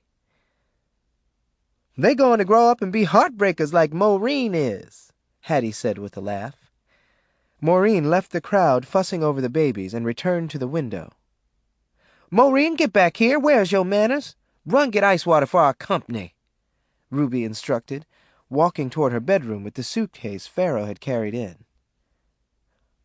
How long y'all planning to stay, Cousin Hattie? April asked. Not long, darling. Just a few days, Hattie answered. Maureen went into the kitchen and prepared a pitcher of ice water. When she returned to the living room carrying a tray with a pitcher and several glasses, everyone was outside in the front yard taking pictures. Come get in a picture with me, Maureen, Ruby yelled, shifting her weight from one foot to the other. Maureen placed the tray on the steps and silently joined them, placing her arm around Ruby's waist. Hattie had a self-developing camera, and 3 photos had already been snapped and set on the banister to dry. Y'all smile, Hattie ordered. Ruby grinned broadly while Maureen barely moved her lips. After the picture-taking session, the photos were passed around. Look at this one of Maureen. It's got a shadow on it, April shouted, waving the picture at Ruby. Wonder what happened, Ruby said, running her finger across a dime-sized shadow almost covering Maureen's face. Probably Bonnie Sue's thumb when she snapped it, Pharaoh suggested, looking at Maureen. Yeah, that must have been what it was, Maureen mumbled, with a hint of worry. She was confused and frightened. Before Virgil went into the army, Slim had photographed him. In one of the shots, Maureen had seen the same kind of shadow on Virgil's face. It was much later that day that Maureen discovered the same kind of shadow on Lorraine's face in one of the other photographs. Maureen was convinced it was not from Bonnie Sue's thumb. Chapter 57. On the second afternoon of Hattie's visit, Slim and Pharaoh left Ruby's house to go fishing in the Blue Lake. Maureen, Lorraine, and Loretta were off visiting Caddy, and Ruby and Hattie went to see Zeus for a card reading. Ah! Ruby screamed as she fell from her chair in Zeus's living room. Get up off that floor, Ruby, Zeus ordered, throwing the cards down on his coffee table. He stood up from the sofa and glared down at Ruby lying on the floor, spread-eagled. Hattie left the sofa and ran to Ruby to help her up. I can't stand it! I can't stand it! I can't stand it! Ruby roared as she staggered back to her chair. Zeus sat back down and picked up the cards again. Now you wanted the truth, and that's what I'm giving you, Zeus said angrily. I'm telling you to your face, Mama Ruby, them kids ain't yours to keep. They all, Maureen, Lorraine, and Loretta, going somewhere and ain't never coming back. Oh! Ruby screamed, banging the coffee table with her fist.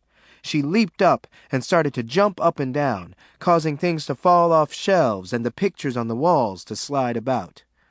A chandelier hanging over the coffee table started to shake. "Ruby, you tearing up my house!" Zeus shouted, clapping his hands together.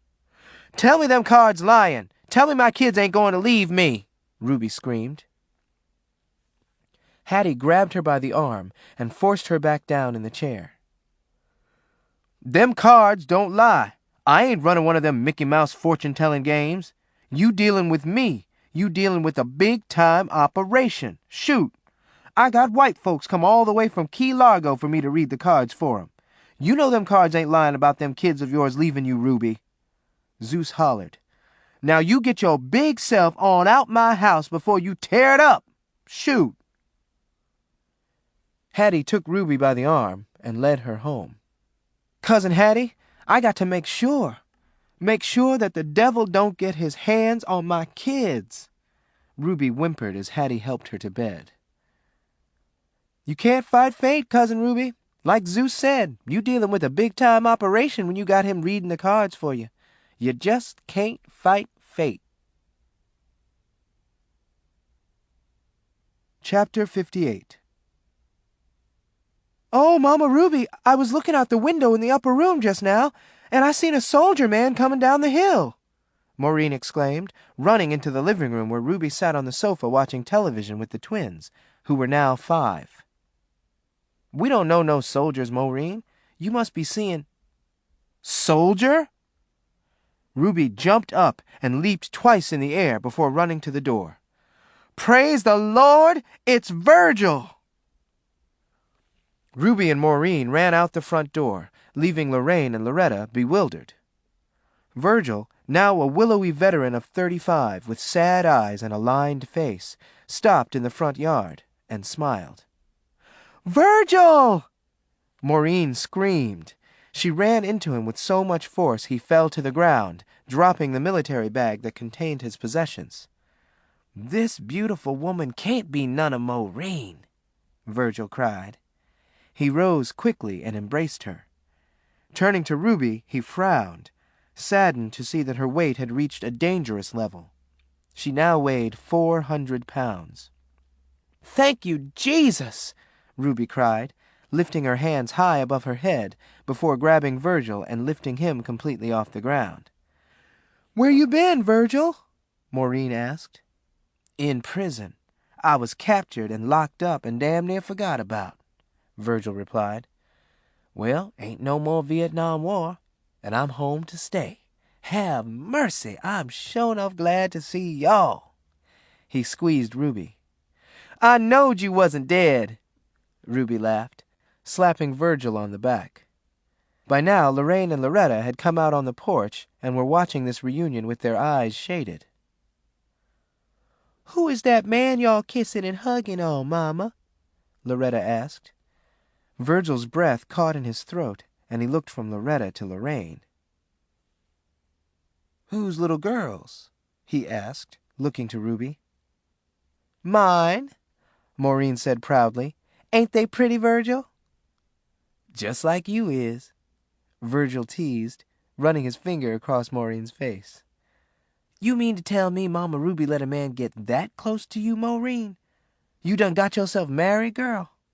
"Hell no, Maureen ain't married. Snowball snuck hisself up on Maureen and got her pregnant. Then he went and overdosed on dope," Ruby informed Virgil.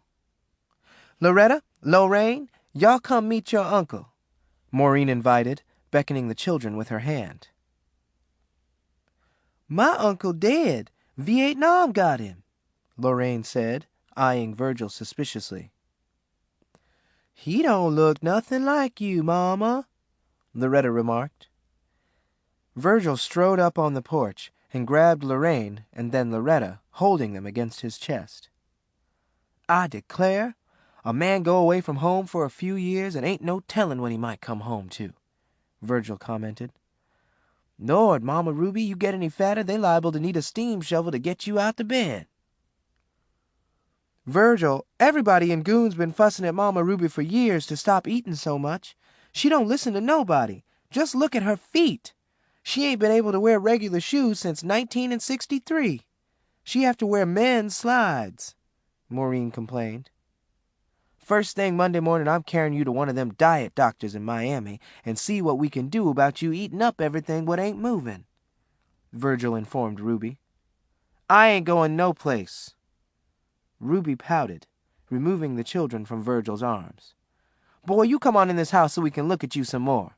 Maureen, drag them kids' things out Virgil's room and put 'em in mine." "How come they can't move into the upper room with me?" Maureen asked, following Ruby as they all walked up on the porch. "How many times I got to tell you ain't nobody can stay in the upper room but you?" Ruby said over her shoulder. "Now, Virgil back. I got to get him settled in and back to normal. And don't you keep getting on me about my weight or no other mess. That clear?" Chapter 59. "What you mean you got a place in Miami, Virgil? This is your home. You ain't been home a month and already you talking crazy. It's bad enough I've had to listen to Maureen talk about moving off to some foreign place called San Francisco.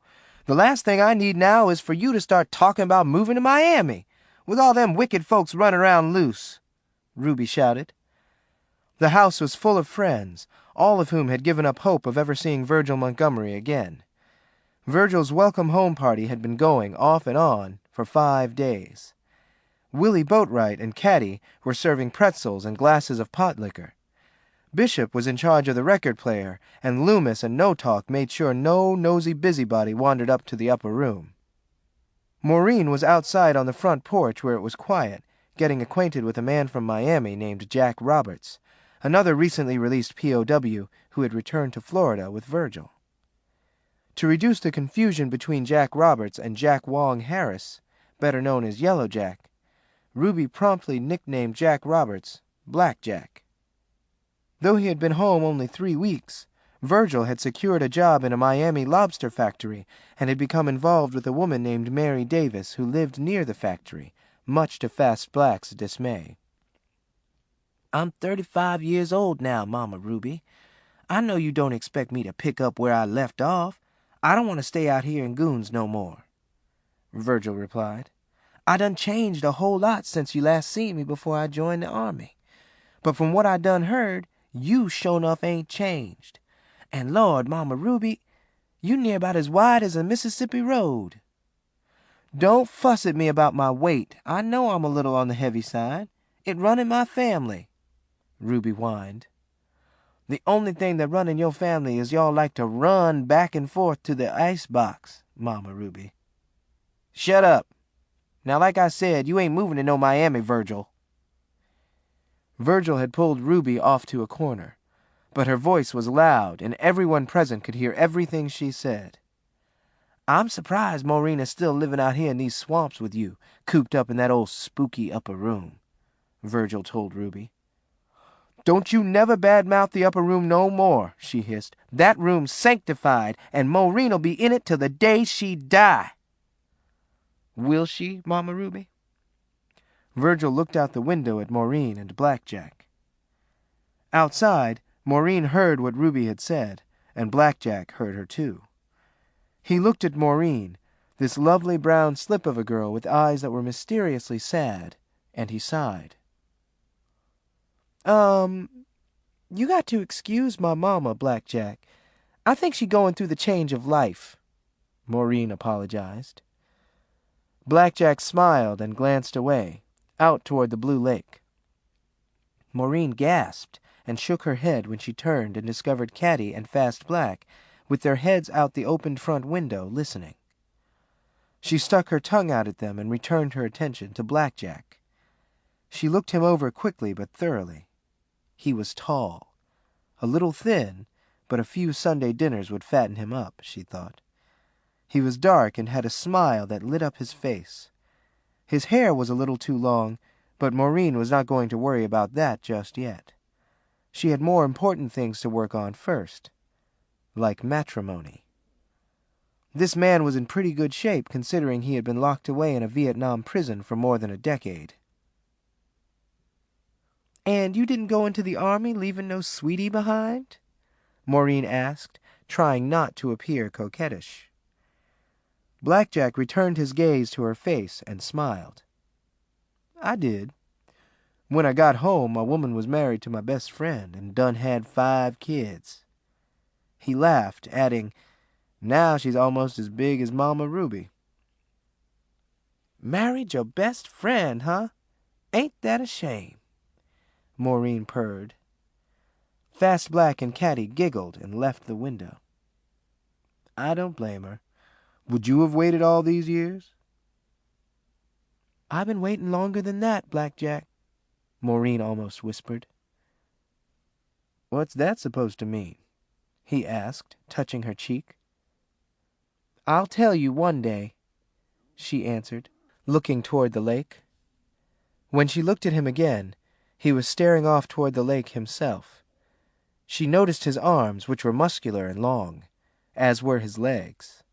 He turned suddenly and noticed her looking him over. He smiled. He had already done the same to her. Their eyes met, and she looked away, coughing to clear her throat. Can I come see you sometime, Maureen? Yeah? She was unable to hide her nervousness. She looked toward the house. Ruby was now in the window with her head leaning out. Long as you don't do nothing to make my mama mad. Chapter 60. Virgil ignored Ruby's protestations. He not only moved to Miami, he married Mary. Mama Ruby, you better tie a can to Maureen's tail. I seen her roaming up and down the street with Sister Mary's sister, Fast Black said one rainy Saturday evening as she and Ruby sat drinking beer on Ruby's front porch glider. Uh-huh, Ruby grunted, belching. Next thing we know, Maureen'll be done run off again, with Blackjack, to that San Francisco, Fast Black added. Shoot, Maureen don't want Blackjack. After having a sport like Bobby Boatwright, she ain't about to take off behind a dull nobody like Blackjack. Shoot, Blackjack don't even drink, Ruby growled. Maureen lay across her bed in the upper room while Ruby and Fast Black sat on the porch discussing her. A knock on her bedroom door interrupted her thoughts. Who it is? Maureen called, rising. It's me, Mama, Lorraine replied. Come on in, darling, Maureen said, sitting up. Lorraine entered, dressed in her nightgown and holding a coal oil lamp. Hey, Mama, I heard Mama Ruby and Fast Black talking about you again just now. They was talking about Blackjack, too. I don't care, Maureen shrugged. They ain't got nothing better to do with their time, child. Know something, Lorraine? What's that, Mama? One day I'm going to give everybody in Goons something to talk about. Lorraine gave Maureen a puzzled look. Everywhere I go in Goons, they already talking about you, saying you is sure enough crazy being so old and still living with Mama Ruby. Caddy said it. That wench got some kind of nerve. She is just as old as me. She's still living at home. Sometimes I think I'm the only person in this crazy town with a lick of sense. Just let 'em wait. One day I'm going to haul ass. With Blackjack? I don't know yet. All I know is I ain't going to spend the rest of my good years in this place. And I heard Boatwright say you gotta... Lorraine, don't tell me nothing else them crazy folks done said about me. Okay. Mama, I won't mention it, but Mama Ruby even said you ain't got nothing no man would want. Oh? Next time I see Blackjack, I'm going to ask him if I got anything he want. The next evening, while Ruby, Lorraine, and Loretta were at Roscoe's place, Blackjack came to the house. Maureen served him pretzels and a glass of pot liquor. Blackjack, do I have anything you want? Blackjack choked on his drink. Maureen slapped him on the back as he coughed to clear his throat. What did you just say, Maureen? He asked, looking at her incredulously. I got anything you want? Now that you mention it, he started, then stopped, looking toward the door. You thought about what I said last week, Maureen? About moving to Miami, I mean.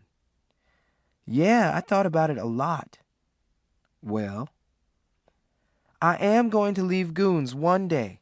First, I got to give Mama Ruby time to adjust. Adjust? To what? Blackjack set his glass on the floor and placed his arm around Maureen's shoulders. Virgil moving out. She don't like living by herself. There's a bunch of rapists living out here in Goons. Blackjack looked at Maureen for a long time before responding. I don't think Mama Ruby got anything to worry about. She told me she seen Zeus looking at her the wrong way, and Bishop, and Boatwright, and some Cubans. Any of 'em tried to rape her yet? No, but she say they want to. They just waiting to catch her living by herself. Where did Mama Ruby come from? Louisiana. Why? What make her think the way she do? She got half of Florida scared stiff, and she believe one of these men out here might try to rape her? Maureen, I'm a man. I can tell you there is very few men who would rape a woman like Mama Ruby. In the first place, she ain't young. She sure ain't pretty. And very few men would want to wrestle with a woman Mama Ruby's size, if you know what I mean. No, I don't know what you mean. What her size got to do with anything? She's still a woman. She's still got a you-know-what. Maureen removed Blackjack's arm from around her shoulders and gave him a sharp look. I had a fat woman once. It was like trying to screw a piano, Blackjack complained. Mama Ruby ain't... I got to go change my blouse, Maureen said quickly, jumping up from the sofa and running to the upper room. Inside the upper room, Maureen collected her thoughts. Blackjack had said a lot of things to her about Mama Ruby nobody had ever said. Things that were really making her see just how bad off she was, living with Mama Ruby. Maureen was crazy about Blackjack. He was what she needed to piece her life together. He was a strong, dependable man with a good job managing a service station in Miami. He had a nice, roomy apartment and money in the bank. He also cared about Lorraine and Loretta. Mama Ruby'll kill Blackjack if she knowed he was trying to talk me into moving to Miami, Maureen said to herself. She stared out the front window for a moment. Yellowjack's Cadillac went speeding down Duquesne Road toward Miami, with Ruby, Lorraine, Loretta, Fast Black, and Boatwright accompanying Zeus, who was driving. At least she would have time to pull herself together before Ruby's return. She turned around to see Blackjack standing in the doorway of the upper room. You can't come in here, Blackjack. You's a man. Mama Ruby say ain't no man but Virgil and Reverend Tiggs and Jesus allowed in here. She say if a man was to come in the upper room, he'll bring the devil with him, Maureen exclaimed. She fell back against the wall and looked at Blackjack with wide eyes. Blackjack smiled. I got news for you. By the time Mama Ruby get back to the house, the devil will have been in the upper room and gone, he said, moving toward her with a wicked smile. What? Listen here. What you doing unzipping your pants? It was her first time with him. Chapter 61. As soon as Blackjack left, Maureen hurriedly filled a foot tub with hot water and took a bath and a douche. After cleansing herself, she returned to the upper room to make sure she had removed every trace of Blackjack's visit. She changed the sheets on her bed and sprayed the air with rose-scented deodorizer. When Ruby and the children returned, Fast Black and Loomis were with them. Maureen, come down here and see what Loomis done bought for me, Ruby yelled up to the upper room. Maureen ran down to the living room and gasped as soon as she saw Ruby. Ruby had on a new set of false teeth, a pair so large she could not close her mouth all the way. Her face now displayed a constant grin. Good God! Maureen exclaimed. She turned to Loomis. Loomis, how could you do that to Mama Ruby? What's wrong with you, girl? Them choppers cost me $15. Cash money, Loomis shouted. I can't believe what I'm seeing, Maureen said. She ran to Ruby and felt the teeth, which were also too white. Mama, I like Mama Ruby's new teeth. They look so funny, Lorraine laughed. Mama Ruby looked like the Cheshire Cat, Loretta added. Mama Ruby looked like a fool, Maureen barked. She looked at Ruby, Fast Black, and Loomis, all standing in the middle of the floor. You all must be crazy, just like Blackjack say you is. You just jealous 'cause you ain't got you no new teeth, Loomis said with a smirk. And I'm getting sick of hearing Blackjack's name. What you know beside Blackjack? Fast Black shook her finger in Maureen's face before continuing. If I was Mama Ruby, I'd put a stop to you running around with that Blackjack. Next thing we know, he'll be the cause of you backsliding. Maureen ignored her and made herself comfortable on the sofa. Mama Ruby, when folks see you coming wearing them teeth, they will bust out laughing. You look like you smiling all the time. That ain't natural, Maureen told her. And what's wrong with smiling all the time? When you smile, the world smiles with you. But when you cry alone. Ain't that right, y'all? Ruby asked, looking from Loomis to Fast Black. Sure enough, Fast Black nodded. Mama Ruby ain't never lied, Loomis replied. Praise the Lord. Mama Ruby, is you a clown? Loretta asked. No, Ruby barked, reaching over to slide her knuckles down the side of Loretta's face. Mama Ruby, you know how kids is, just like drunks. They believe in speaking their mind the way they see things, Loomis told Ruby. He went to the sofa and sat next to Maureen. See Blackjack today? Yeah. He stopped by for just a minute, Maureen replied. A minute? I would think the way he look at you, he'd want to spend more than a minute with you, girl. Loomis, shut up. Blackjack probably got better things to do with his time than sit around with Maureen, Ruby said nastily. With other women, I bet, Fast Black said, folding her arms. Can't y'all think of nothing good to say about Blackjack for a change? Maureen asked angrily. No, Loomis said with a smile. Fast Black and Loomis stayed for dinner. Afterward, Maureen eavesdropped from the kitchen as Ruby instructed both of them to keep their eyes and ears open as far as Blackjack was concerned. To avoid a lot of unnecessary confusion, Maureen decided to confess her feelings to Ruby. As soon as the visitors left to take Loretta and Lorraine for a swim in the Blue Lake, Maureen came out of the kitchen and seated herself on the footstool in front of the window. I'm 24 years old now, Maureen began. Ruby turned to face her. So? Maureen had her back to Ruby. I'm getting kind of restless, like life is sure enough passing me by. Maureen paused. And? Ruby sat up on the sofa. And I got a itchin' to move to Miami. Virgil say he can get me a job as a file clerk in the office at the lobster factory, and Sister Mary say she know a Jew what owns a building that's always got vacant, furnished apartments, and Blackjack say... Maureen was cut off by a loud crash. The whole house shook. She turned around to see that Ruby had risen from the sofa and fallen out in the middle of the floor. What's wrong, sugar? Maureen asked. She jumped up and ran to Ruby. You going to leave me after all I done for you? I have to leave, Mama Ruby. If I don't, I'll go crazy. Maureen tried to lift Ruby off the floor and had no success. You can't go, Maureen. I won't let you. You don't know what you're saying. But Mama Ruby, I have to go. I can't stay here for the rest of my life. I don't want to be like you. And what's wrong with me? Everything. You kill folks. You do all kinds of crazy things that I know can't be right. You run everybody's life. I ain't going to continue letting you run mine. You always telling me I should be the happiest girl in Florida. Well, I ain't. I ain't 'cause I want to get away from you. I want a life of my own. I want to be happy. If you love me, you should want me to be happy.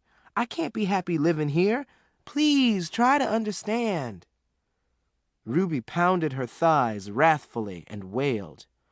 You stop that, Maureen ordered, leaning over Ruby to remove the huge teeth. Come on and get up, please. Maureen grabbed Ruby's arms and forced her up. You want to leave me so you can go play footsie with that nigger Blackjack, Ruby accused. I want to leave you for a lot of reasons. Can't you see I'm a grown woman now? I've been a grown woman for a long time.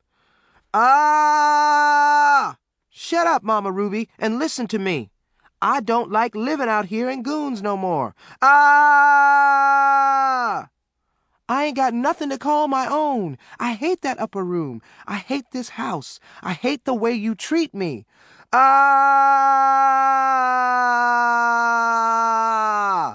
Will you stop all that hollering? I'm leaving this place if it's the last thing I do, and there ain't nothing you can do to stop me. Ah!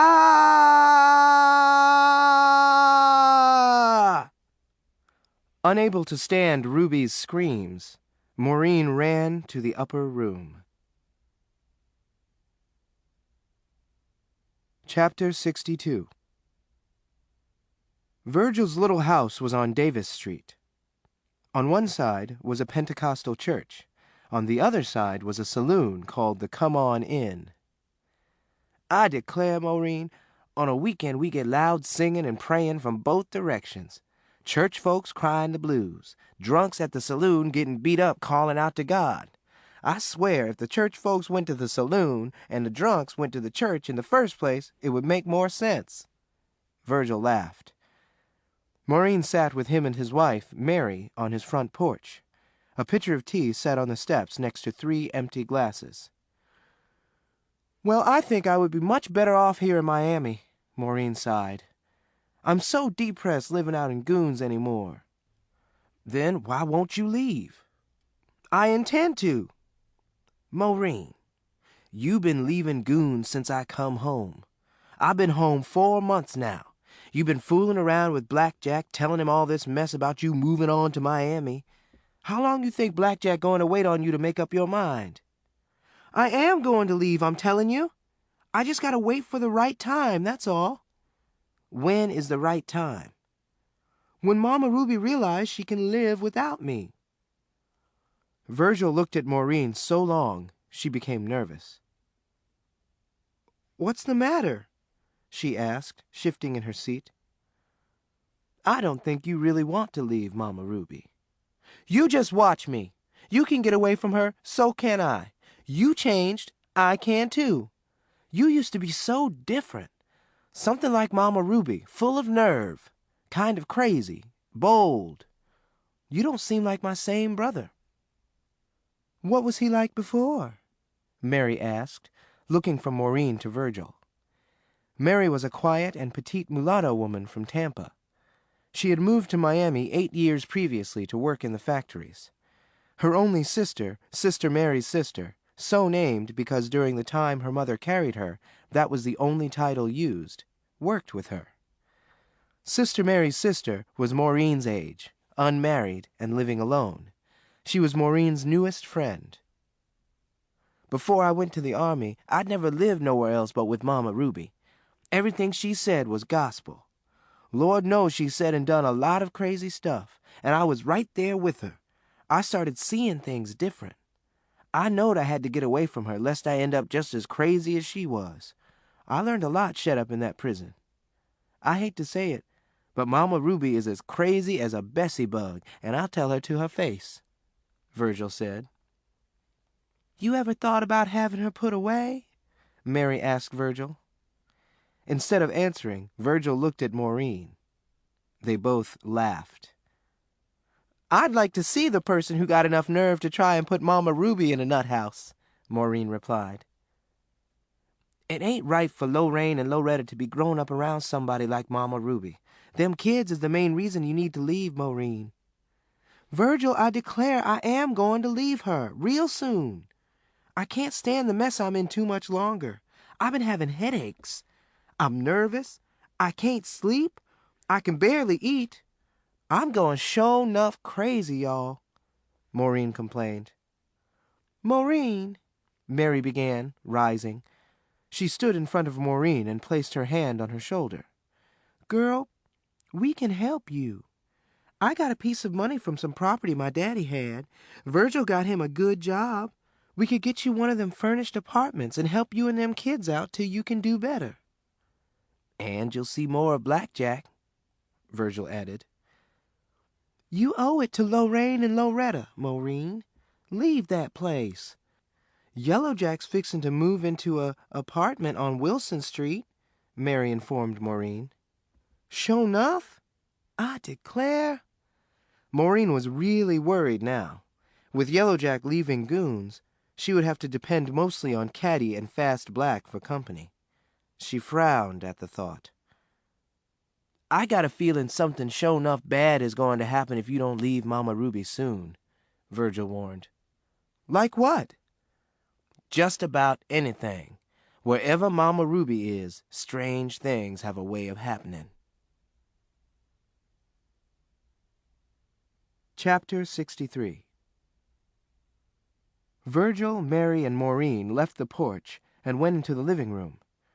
In the saloon next door, Loomis, No Talk, and Fast Black shared a table in the center of the floor. "Ain't that old Boatwright coming this way?" Fast Black asked Loomis. They all looked toward a side entrance. Willie Boatwright was walking toward the table, leading a middle-aged but very attractive woman. "Evening, Boatwright," Loomis said, eyeing Boatwright's companion. "Who that you got with you?" "I want y'all to meet Oella Johnson from Silo," Boatwright said. No Talk's eyes slowly scanned Othella's slim body. Loomis smiled and brushed off his lint-covered shirt. Oella smiled at the men. "Howdy do, y'all," Oella greeted. She had changed. Though her body was still youthful and firm, her once jet-black hair was now completely white. Her skin was dry and spotted. Her eyes were vacant, and her voice now trembled when she spoke. The years had been hard on her. 20 years earlier, all her children had perished in a fire that swept through her shabby house in Silo. 5 years after that, a jealous lover shot her in the foot, and she now walked with a noticeable limp. She had suffered 2 nervous breakdowns and had once been diagnosed as insane. Her current lover, a Silo dwarf called Midget, was Boatwright's half-brother. "Evening, Miss Oella." Loomis grinned, clearing his throat. Fast Black kicked his leg under the table. No Talk pulled out $1 and waved it at Oella. "I declare," she giggled, "I never knowed Miami had so many fancy men." "This no-talking fancy man belonged to me," Fast Black pointed out, giving Oella a hard look. "I don't see your name on him," Oella said, hand on her hip. Fast Black gasped. "How long you planning to stay in this neck of the woods?" she asked. "That depends," Oella said in a breathy voice, looking into Loomis's eyes. "Shoot, you ain't got nothing to worry about Oella taking your man, Fast Black. She my brother's woman. She has got too much class for somebody like No Talk anyway," Boatwright interjected. "Oella is 55 years old." "I ain't worried about her taking my man. Can't no woman take my man lest I let her. I'm just worried about these other women in here. Miss Othella's got a pretty good shape on her. Shoot, I hope my shape be that good when I'm 55, Fast Black exclaimed. Loomis jerked his head around to face Fast Black. "Fast Black, your shape ain't that good now." "Don't y'all start no mess on my account," Oella begged, raising her hand. "I just want to have me a little fun and get on back to Silo. I don't like being involved in no commotion. I'm fixing to find Midget." Just then Midget walked up. Oella, boat right, y'all? We fixin' to haul ass. 2 niggers is fixin' to cut one another up, Midget announced. Before anyone could respond, all hell broke loose. Glasses started sailing through the air. Shots rang out. Women screamed. Men cursed. Fast Black prayed. Loomis grabbed Othella's hand and followed Fast Black and No Talk as they climbed out a back window. Virgil, Mary, and Maureen hit the floor next door. "Sound like the gunfight at the OK Corral," Maureen chuckled. "I wouldn't be surprised to see Mama Ruby running out of there." Just listen to all that mess. There wasn't this much commotion on the battlefield, Virgil laughed. "I seen Fast Black and her bunch going in there earlier. I know they mixed up in the mess some kind of way," Mary said. "Maureen, run to the back door and take a look-see at my hens. Make certain they ain't got scared and run wild." Just as Maureen ran from the room, Virgil got up and went to the living room door. Fast Black was banging away. He opened it just wide enough to lean his head out. "What you want, woman?" "We need a Band-Aid. Boatwright's brother's woman from Silo got hit upside her head with an ashtray." "I ain't got no Band-Aids, Fast Black." "Damn it to hell! Oh, Loomis, put Oella in Yellow Jack's Cadillac. We'll carry out to Goons where Mama Ruby can doctor her," Fast Black yelled as she ran off Virgil's front porch. Virgil opened the door wide and went out to the porch. He felt his chest and held his breath. He recognized Oella immediately. "Oh, Virgil, the hens is okay," Maureen yelled, running back to the living room. Virgil returned inside and slammed the door shut. Mary and Maureen gasped and ran to him. "What's the matter? You look like you just seen a ghost," Maureen whispered, grabbing his trembling hand. "I did, Maureen. I just seen a ghost." Chapter 64. "I thought y'all was going to carry me to that Ruby woman's house, fancy man," Oella pouted. She lay next to Loomis in his lumpy bed, her legs wrapped around his. "Shoot, I go messing with Mama Ruby this time of night. She liable to bust my brains out. Why don't you just go on to sleep anyway?" Loomis retorted. "I knowed I should have gone on with Midget. You done brought me out here and made a fool out of me. I'm laying up here in this lumpy bed in the dark with a fool. You men is all alike. You, Midget, Boatwright, all men. I bet Midget about to worry himself to death wondering where I went. He's supposed to carry me back to Silo in the morning. Shoot. God damn it, woman. Didn't I tell you I'd carry you back to Silo myself? In my cousin's jazzy Cadillac, first thing in the morning." Oella was silent for a full minute before replying. "I've been thinking. Fast Black says she'll lend me some clothes if I wanted to stay in Goons a few days. I just might take a notion and stay here a little while. A few days at least." "That's good. Now take your damn self to sleep. I got to work in the fields tomorrow." Oella wrapped her arms around Loomis's waist. "Fancy man, that Mama Ruby woman, what she look like?" "Like 50 miles of bad road," Loomis grunted sleepily. "I want to see her. I used to know a woman they called Mama Ruby. I want to..." "God damn it, Oella. You've been running off at the mouth for hours. Do you Silo women ever shut up?" "I ain't no Silo woman. I'm originally from Shreveport, Louisiana," Oella said proudly. Loomis sat up. "That's the same place Mama Ruby come from," he told Oella. Oella sat up. "The more I hear about this woman, the more she sound like a woman I used to know." "She could be," Loomis growled. "Course they could just be 2 women with the same name, huh? I doubt if this is the same woman I used to know. Maybe it's just somebody like her, huh, Loomis?" let me tell you one thing. Nowhere on this planet is there another woman like Mama Ruby. Chapter 65. Roscoe ran what was considered a store in the living room of his compartment on the camp. In it he had an icebox and a counter containing items he sold. On the wall was a sign that read, Mama Ruby, no credit on beer and gum. Bobby Boatwright, no credit on pop and popsicles. The Flat Family, no credit on pot liquor and beef jerky.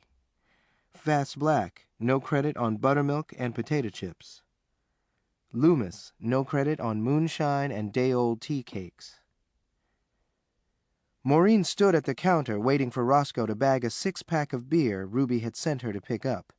He was taking his time. Roscoe, can you make haste? Mama Ruby can't get her day started without a beer, Maureen said, shifting her weight from one foot to the other impatiently.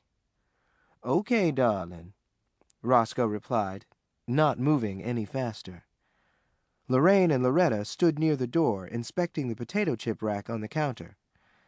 After handing Maureen the bag, Roscoe stood back and looked at her, then shook his head. What's the matter? Maureen asked, feeling self-conscious. Where was you last night? I spent the night at Virgil's house. Why? Girl, when is you going to slow down and get yourself married? Roscoe placed his hands on his hips and gave Maureen a stern look. Slow down? Roscoe, if I slowed down any more, I'd be dead. What would I be slowing down from? Who you think I am, Fast Black or somebody? How old is you now? 30? I'm 25, Roscoe, and you know it. And you ain't never been married? No, but I know my ship will come in one day. Maureen smiled. Well, if you was to ask me, I'd say your ship was the Titanic. I ain't never in my life seen no... Thanks for the beer, Roscoe, Maureen snapped, cutting him off. Roscoe was only teasing her, and she knew it. He loved her and wouldn't do anything to hurt her. A widower for 30 years, Roscoe had no children of his own and had been eager to take in no talk when he lost both his parents in an automobile accident at 16. When there was work, Roscoe worked in the fields, but he loved managing his little store. Y'all get off my counter, Roscoe shouted at Loretta and Lorraine. These kids around here just keep my place in a mess. Roscoe moved over to the potato chip rack and rearranged it. Loretta and Lorraine ran to the doorway, giggling. I'll be seeing you, Roscoe. Come on, kids, Maureen said on her way out the door. She smiled at Oella, who was entering. Howdy do, Oella said to Maureen. Them your kids? Yes, ma'am. They twins, ain't they? Yes, ma'am. Twins run in my family. I had a twin brother. He died in the war. I had 3 uncles what had twins. Sure enough, sure enough. I had me a bunch of kids one time. Oh, where they at? Oella looked down at the floor before replying. They burned up one night when my house caught on fire, Oella replied, looking in Maureen's eyes. I declare, lady, that's too bad. Can't you have no more kids? I'd like to. The thing is, I'm a little long in the tooth to be having babies. Oella laughed. My last one was born dead. She was the prettiest little old thing I ever had. Maureen shook her head in pity and excused herself as she and the twins left. Oella looked out the screen door at them walking toward Duquesne Road. Then she turned to Roscoe. Hi, Roscoe. Howdy, Oella. I see you made it through the night. After that commotion in Miami, I bet you ran to get on back to Silo, huh? I might hang around a few days. I kind of like Loomis and his friends. I'm glad now he brought me to your store to get that beer last night. I want to meet some of his other friends. Oh, we a nice bunch out here. We mind our own business. We Christians. We all got more than we need. Roscoe liked Oella. She was a pleasant woman with a nice smile. He could not imagine what she saw in a rogue like Loomis. It sure enough is good to see you again, Oella. Roscoe reached over his counter to touch her hand. Loomis sent me for more beer, Roscoe. She smiled. Coming right up. Roscoe lifted his icebox top and removed the beer. I noticed your sign. What's them day-old tea cakes, Roscoe? Mama Ruby cooked me tea cakes for breakfast every morning. What I don't eat, I sell the next day, Roscoe explained. Mama Ruby. I keep on hearing about a Mama Ruby woman. Loomis won't carry me to her house to meet her. Fast Black and No Talk won't neither. Ruby is my fiancée. We've been engaged since 1954, ever since she come here.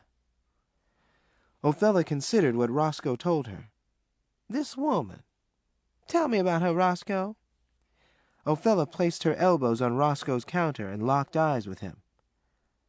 I think I used to know her. Well, like I said, she come here in 1954. Showed up from out of nowhere, it seemed.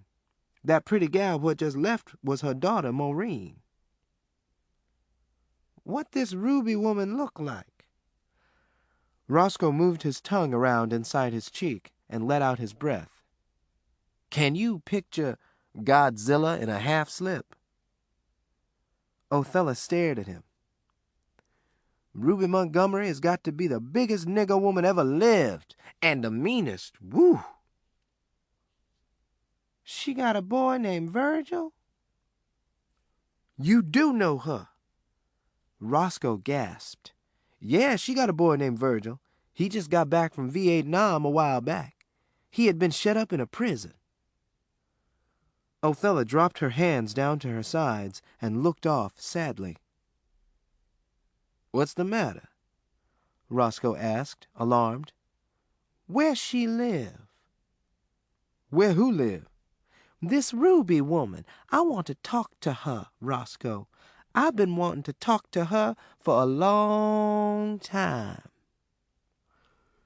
Straight down Duquesne Road, you'll come to a road leading down a hill. That old shack at the foot of the hill is Ruby's house. Let me put a bug in your ear first. I hope you goin' as a friend, 'cause she is one bad nigger. I heard she killed a Klansman back in New Orleans and other folks in between. Whenever somebody come up missing, we look toward Ruby's house. She ain't your everyday woman. Ain't nobody out here'll go up against her? I ain't. Shoot. That big woman'll come in here and tear my place up with me in it. Roscoe laughed. Roscoe, forget that beer. I'll pick it up later. Right now, I'm going to pay this Ruby woman a little visit. Chapter 66. Oella stopped where the dirt road started down the hill to Ruby's and shaded her eyes with her hand. It was early afternoon, and the sun was at its highest and hottest. She wiped perspiration from her face and shaded her eyes again so she could see the old house better. The front door opened and Maureen came out, followed by Loretta and Lorraine. They disappeared into the bayou off to the side of the house. Seconds later, a gigantic woman wearing a long black duster opened the screen door and seemed to float out to the porch steps, where she stopped and looked up the hill at Oella, shading her eyes. Othella's mouth fell open. Ruby had been obese when she'd last seen her. Her weight had almost doubled. The two women watched one another for a long time before Ruby went back inside. An hour passed. Ruby went out to the porch again and looked up the hill. Oella was still standing in the same spot, her eyes still shaded with her hand. An hour later, Ruby looked out her front window and saw her still standing at the top of the hill. This time Ruby was looking from the front window in the upper room. It was only then that Ruby knew who she was looking at. Oella made a salute and left. When Maureen and the twins returned with a bucket of blackberries, Ruby was sitting on the front porch steps, her shotgun across her lap, looking up the hill. "What's the matter, Mama Ruby?" Maureen asked, afraid Ruby might be waiting for blackjack. "Nothing," Ruby mumbled, not moving her eyes from the hill.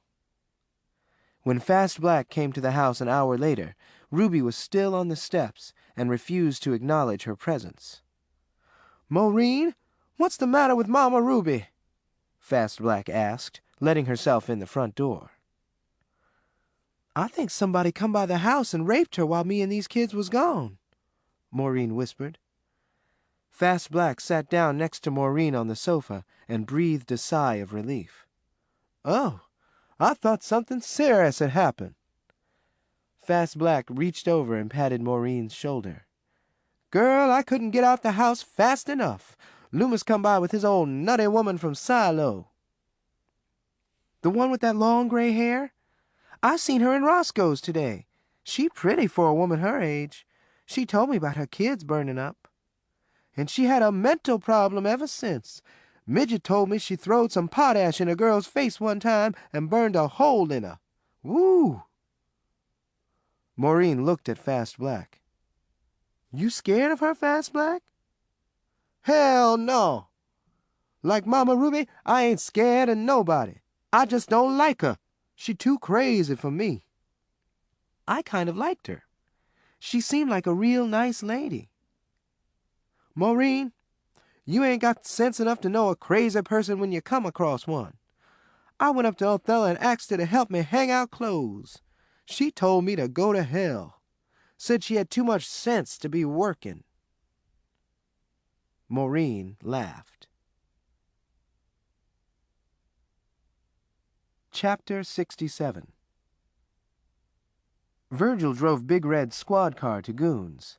It was well past midnight when he arrived, but he was not surprised to find Ruby still up. The look on her face told him the inevitable. "Othella's in town," he said in a low, tired voice. "I know. I seen her today." Ruby nodded. Virgil walked on into the house and sat down on the sofa. Ruby remained at the door, looking up the hill. "What you going to do, Mama Ruby?" "Wait." "I knowed Goons wasn't far enough away. We should have gone north with Moren, but no, you wanted to stay in Florida." Virgil let out his breath angrily and glared at Ruby. She slowly turned to face him. "And what was there to stop her from coming north?" "Stop talking so loud.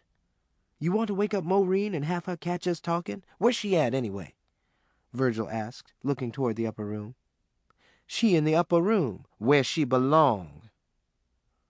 "Mama Ruby, you done wrong," Virgil said, rising. He stood close to Ruby, who turned just enough to look at him out of the corner of her eye. "I ain't never done nothing wrong in my life," Ruby whispered, blinking her eyes rapidly. Virgil looked at her incredulously. "You stole Maureen away from Oella. You don't call that wrong? The least you could have done was to let Oella know her daughter was alive. You could have mailed her a note or something after we first left Silo. Maureen grown now, and her own mama don't even know about her.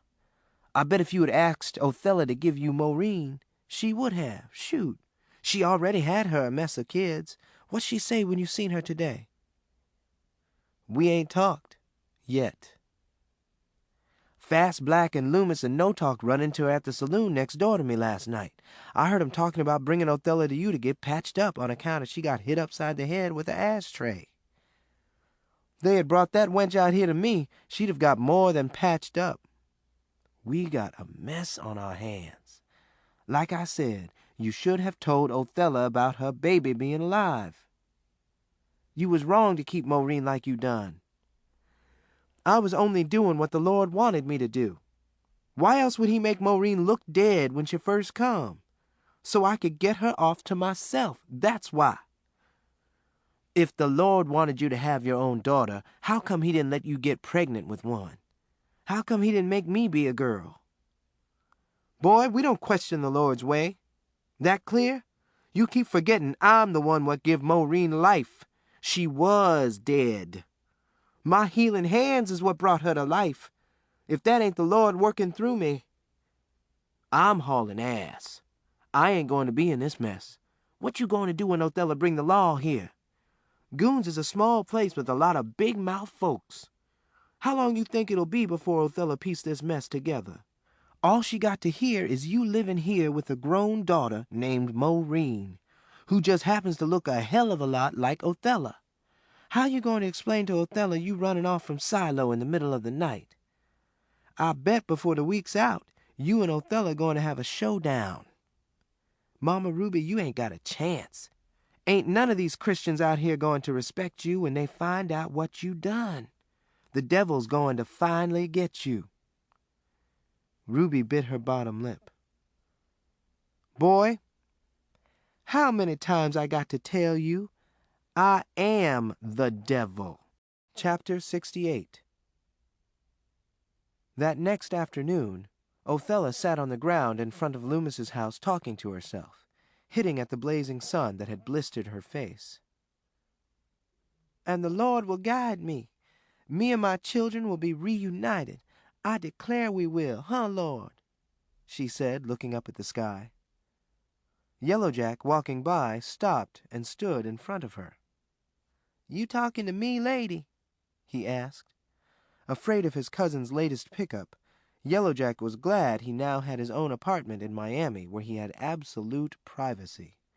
He had a steady woman now and spent less time in Goons altogether. Yellow Jack had come to visit Maureen and argue the advantages of living in Miami as opposed to living in Goons. Is you the Lord? Oella asked nastily. No. Yellow Jack shrugged. Then I ain't talking to you, she said, tossing a handful of sand in his direction. Yellow Jack hurriedly returned to his car, which was sitting in Roscoe's front yard with 2 flat tires. Caddy, angry with Yellow Jack for not giving her his new address, had let out the air. Yellow Jack was now waiting for Roscoe to come out and help him repair the tires. Oella jumped up and started running toward Duquesne Road, and she did not stop until she reached Ruby's front door. "Open this damn door!" she shouted, kicking at the screen with both feet. "My kids did hear a baby crying in your house like they said that day when I sent 'em for some calamine lotion." "Hello, Oella," Ruby sighed, opening the door. Oella rushed in and stood in front of Ruby as Ruby turned to face her. Maureen and the twins were visiting Reverend Tiggs. "You big, fat, lying, kidnapping, no good, backsliding black wench, you!" Oella screamed. "No wonder you disappeared from Silo. I got suspicious sure enough when you took off with me owing you a quarter. Bitch!" "Now, is that any way to greet a old friend?" Ruby asked in a calm voice, sitting down on the sofa. "Friend? You call yourself a friend? After all I done for you when we left Shreveport. Where would you have been without me in New Orleans? None of them whorehouses would give us jobs on account of you with your big, fat, black, pie-faced self. I could have got me a job anywhere. All of them wanted me. But I wouldn't take no job 'cause they wouldn't give you one. That's the kind of friend I was." "You lying through your ass." "Am I? Miss Maureen wanted me off the bat. She just took you on 'cause she felt sorry for you, like I did. Who wanted you? You was nothing but a big, fat, black bitch then, and you still is. I made all kind of arrangements for you to meet men and everything. Then you thank me by stealing my baby? Bitch! It took me a long time, but I figured out this mess. You just made out like my baby was dead so you could keep her. You had this plan from the get-go." "That ain't the way it happened." Ruby shouted, rising. She stood in front of Oella with her hands shaking. I declare I did believe she was dead, just like you did. Honest to God, Oella, what kind of woman do you think I am? I didn't know she was alive till later on that night. Honest to God. I wanted to bring her back to you, but the Lord wouldn't let me. He knowed how bad I'd been wanting me a baby girl. He give her to me. He made her look dead till I got her away from you. Ask him. Bitch, I ought to pop my blade in you right where you stand. Oella waved her fist in Ruby's face. And I'll kill you dead, Ruby replied, nodding. That a threat? That's a promise. Ruby returned to the sofa and folded her arms. Just look at you. Just look at the way you sit there like you got the world by the tail. Well, your world is fixin' to come to an end. I'm carrying my daughter back to Silo with me. Ain't nobody carrying Maureen nowhere. Not you. Not no fancy man with a 14-carat pecker. Not nobody. Maureen belongs to me. We going to see about that. I'll carry her away from this place if I have to carry her on my back, and kill you if I have to. Oella paused and just stared in Ruby's face. Why, Ruby? How could you do such a thing?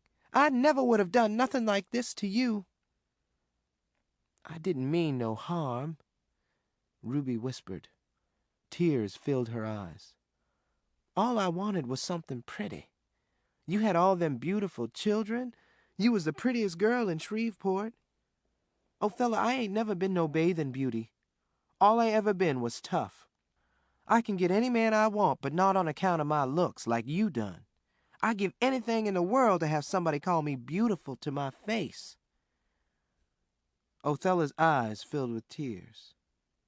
You ain't that ugly, Ruby, Oella said seriously.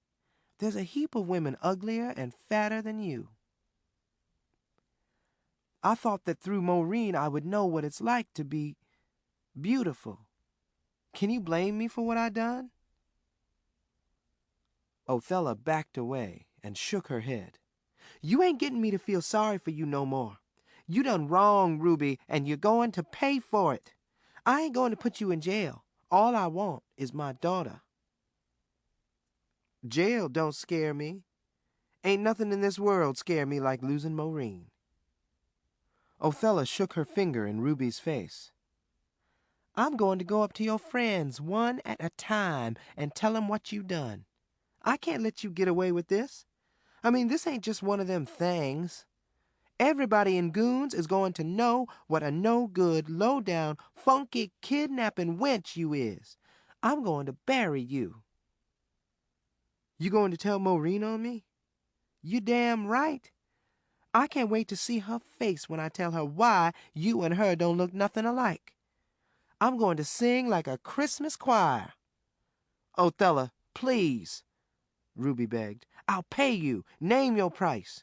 I'll pay you the rest of my natural life. I got me 2 fancy men, Roscoe and Slim. Roscoe got his own store. He'll give me cash money. I get me a disability check every month. I'll pay you $10 a week from now on. Cash money. All I ask is that you don't broadcast on me. Don't tell what I done. Don't ruin my life. Maureen can't never find out. She bound to find out. How else am I going to talk her into going back to Silo with me? You think you can buy me off with a measly $10 a week? Ha! You think I'm crazy or something? You still got a nigger mentality. Shoot, I still got white folks' sense. $15 a week. I don't want your money, Ruby. I want my daughter. But I ain't going no place until I tell every man, woman, and child what you done. First thing in the morning. Oella ran out the door back to Loomis's house. Chapter 69. Instead of returning home after visiting her preacher, Maureen went to Roscoe's. Caddy had come to Reverend Tiggs's place and told her about the tires on her ex-husband's car, and Maureen wanted to see Caddy's vandalism. Loretta and Lorraine had gone on home, taking the shortcut through the bayou. After looking at the flat tires, Maureen went inside Roscoe's to get a popsicle to eat on the way home. Before she could come out, Caddy came to the door. Maureen, Loomis's old crazy woman from Silo want to talk to you, Caddy told Maureen. What about? Maureen asked over her shoulder. Roscoe looked past Maureen out his window at Oella sitting on the ground. He frowned, not knowing what to think. I don't know what she want to talk to you about, Caddy answered, shrugging. Maureen grabbed the popsicle and went outside to Oella. What you want, lady? Maureen asked amicably. Oella stood up, and Maureen realized she had a switchblade in her hand. Will you come back to Silo and live with me? You and them twins? Oella asked. I'll help you raise them kids real good. I'll make certain they get a good education and everything. Oella faced Maureen, holding the switchblade up to Maureen's face. I don't think I can do that, lady. I can't leave my mama for you. I don't even know you. Maureen turned away.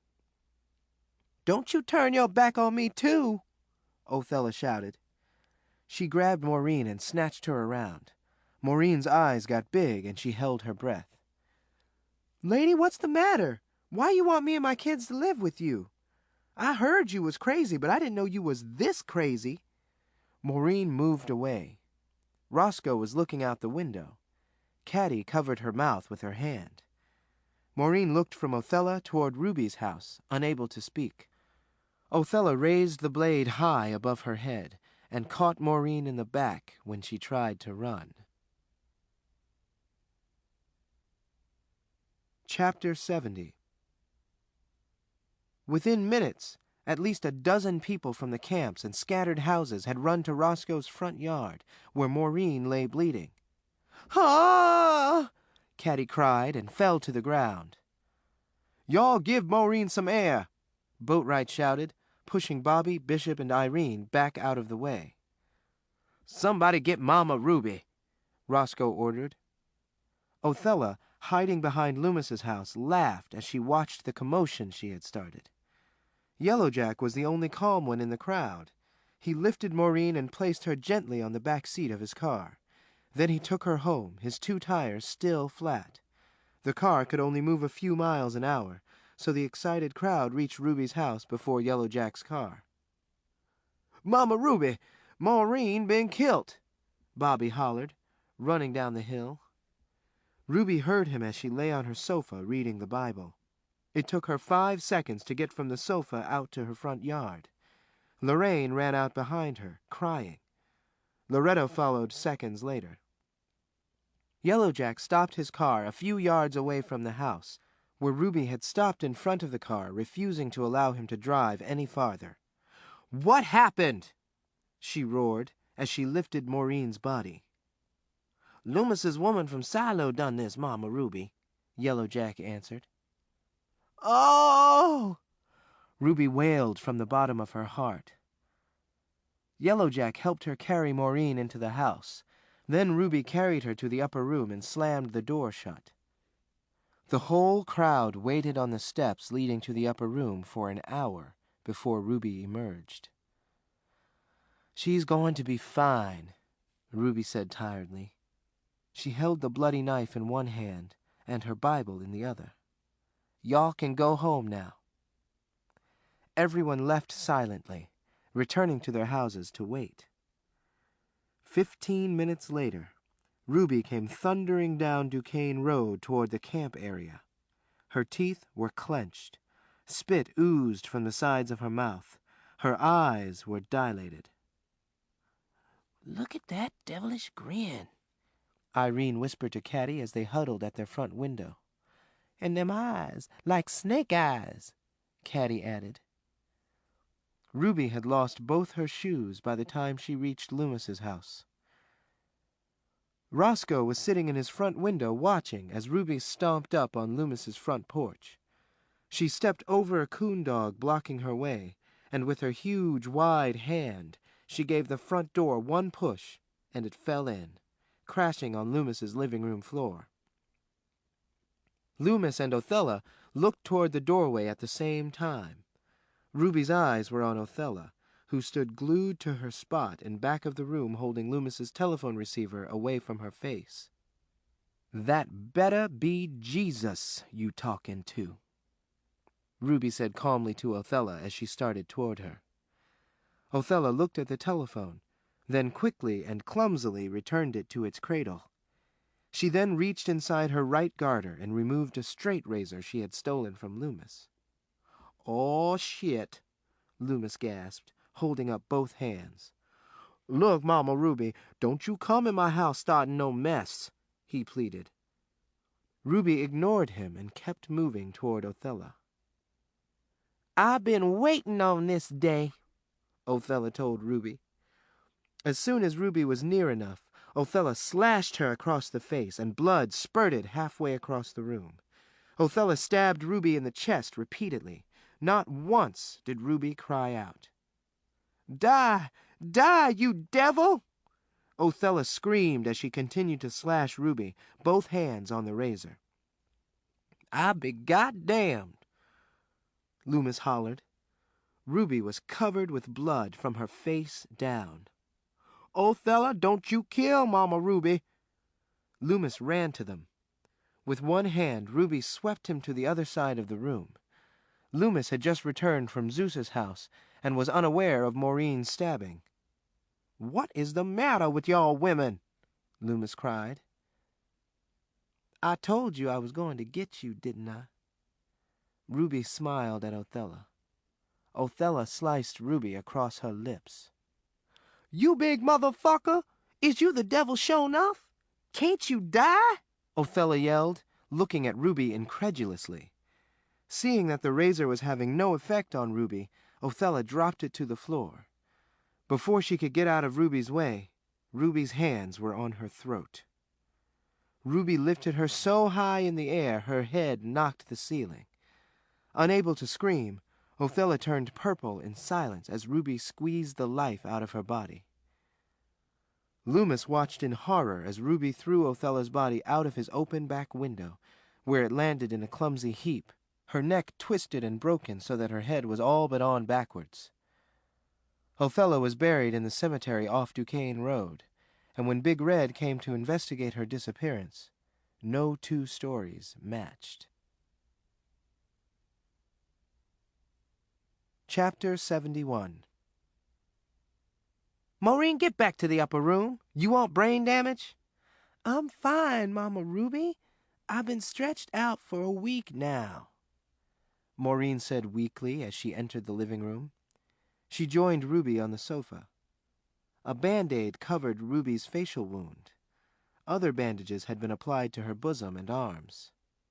"Mama Ruby, that crazy Silo woman cut you up real bad, didn't she? Just like she done me. You going to heal good as new, you think?" "Girl, it'll take more than a dull razor to get me down." Ruby coughed, touching a scab on her chin. Maureen reached over and touched Ruby's scab. "Mama Ruby, that woman tried to kill you. Look at that cut on your arm." "That little scratch? Shoot, I got bigger scabs on my feet from stepping on rocks." Ruby laughed. Maureen sighed and looked away. "I can't understand it. Why would that crazy woman want to kill me and you?" "Crazy folks can't be figured out. That's why they're crazy," Ruby explained. "I guess you're right." Maureen nodded. "Where's Lorraine and Loretta?" "With Caddy." "What day is this, Mama Ruby?" "Saturday. How come?" Maureen went to the window and looked up the hill. "Black Jack sent a bug by Yellow Jack to go in my ear. Say he coming to see me today. I might take a notion to spend Halloween with him." "For what?" Ruby asked, annoyed. "I am his lady friend, Mama Ruby. He's supposed to spend some time with me." Ruby rushed to Maureen and wrapped her arms around her waist. Maureen, last week I killed a crazy woman over you. You think that nigga Blackjack would go out on a limb like that for you? He ain't like me. Who is, Mama Ruby? Maureen gave Ruby a critical look. What is that supposed to mean? Ruby released Maureen and moved back. Who in this world is like you? You need some kind of help. You need to see some trained white person what can help you straighten out yourself. Girl, the only thing wrong with me is you. I've been bending over backwards to give you a good life. You was happy till Blackjack brought his black self to town. Was I happy? Yeah. Up until then, you was in hog heaven. We all was. Now you done put this whole house in a uproar. Them kids strutting around here talking about wanting to move off to Miami. There's all kinds of dangers in that city just waiting on Lorraine and Loretta. Why, just look what the wind blowed in last week. That crazy woman from Silo. We don't want to move to Silo. We want to move to Miami. That crazy woman wasn't from Miami. That's where Loomis picked her up. I'm telling you, Miami is a wicked city. Worse than that San Francisco. Mama Ruby, folks in Miami is scared to come out to Goons on account of you. Oh? Why? See what I mean? Maureen sighed. You got some show-enough problems and can't even see 'em. Maureen returned to the sofa. Blackjack did not come that day. By evening, Maureen had given up. Ruby left the house with Fast Black and No Talk, leaving Loomis with Maureen on the front porch, telling her for the 5th time his version of Ruby's attack on Oella. Say, Mama Ruby broke the woman's body clean in two, huh, Loomis? She sure enough did, Maureen. I seen her do it. I won't mess with Mama Ruby to save my soul. Loomis laughed. Now Maureen was afraid for Blackjack. She went home with Loomis and called Blackjack. Meet me in the blackberry patch by the Blue Lake tonight at 9, Blackjack. I need to talk to you, Maureen whispered. I'll be there, Blackjack promised. We got to talk. Things getting shown off hot around here, especially after that commotion with that woman from Silo last week. I think Mama Ruby done went all the way crazy, Blackjack. Blackjack waited before responding. How can you tell the difference? He asked. Huh? Never mind. I need you more than ever now. Things is sure enough closing in on me. I got to do something, and it seems like it's now or never. Please be at the berry patch tonight. Maureen, I'll be there, Blackjack said firmly. They hung up, and Maureen looked around the living room for Loomis. Oh, Loomis, where you at? In the back room, but don't you come in here, girl. I'm naked. I just wanted to thank you for letting me use your phone. Bye, Maureen called. She let herself out the door and headed for Caddy's to pick up the twins. In Loomis's back room, Ruby, Fast Black, and No Talk sat on the bed. Loomis stood with his ear against the door, listening. She gone? Ruby asked, returning the extension to its cradle. Yeah, I heard the screen door slam, Loomis answered. What they say, Mama Ruby? What Maureen and Blackjack got cooked up? Fast Black asked, rising. No Talk rose with her, but Ruby remained on the bed, with her arms folded and her top lip twitching. What we going to do now, Mama Ruby? Get him, Ruby said. Chapter 72. Virgil, you seen Blackjack? Maureen asked. I ain't seen or heard from him in a week. Virgil entered Ruby's living room from the kitchen and sat down on the sofa next to Maureen. Ruby sat on the other sofa, her Bible on her lap, watching television. No, Virgil said, looking at Ruby. Ain't nobody seen him. He ain't been to work. His landlord ain't seen him. Mama Ruby, Virgil said, looking at the side of Ruby's head. She turned slowly to face him. What? You got any idea where Blackjack could be? Virgil asked. Maureen's eyes got big as she turned to Ruby and waited for her reply. I guess he's still on his honeymoon, Ruby said. What honeymoon? Maureen shouted. Blackjack ain't married. He is now, Ruby nodded. Virgil looked from Ruby to Maureen. What is Mama Ruby talking about, Maureen? There is just no telling, Virgil, Maureen answered, jumping up from the sofa and standing in front of Ruby. What you talking about, Mama Ruby? Blackjack wouldn't get married and not tell me. Why wouldn't he? It ain't had nothing to do with you, Ruby snapped, looking Maureen over from her feet up. Virgil, did Blackjack have other women? Maureen turned around to face Virgil. Not that I know of, Maureen, Virgil replied, coming to stand in front of Ruby. Mama Ruby, you know so much. Who did Blackjack marry? Some woman, Ruby shrugged, gently pushing Virgil from her view of the television. When did he get married, and why didn't he tell me? Maureen demanded. Well, for one thing, he left Miami in such a hurry I guess he didn't have time, Ruby said casually. Maureen's hands trembled.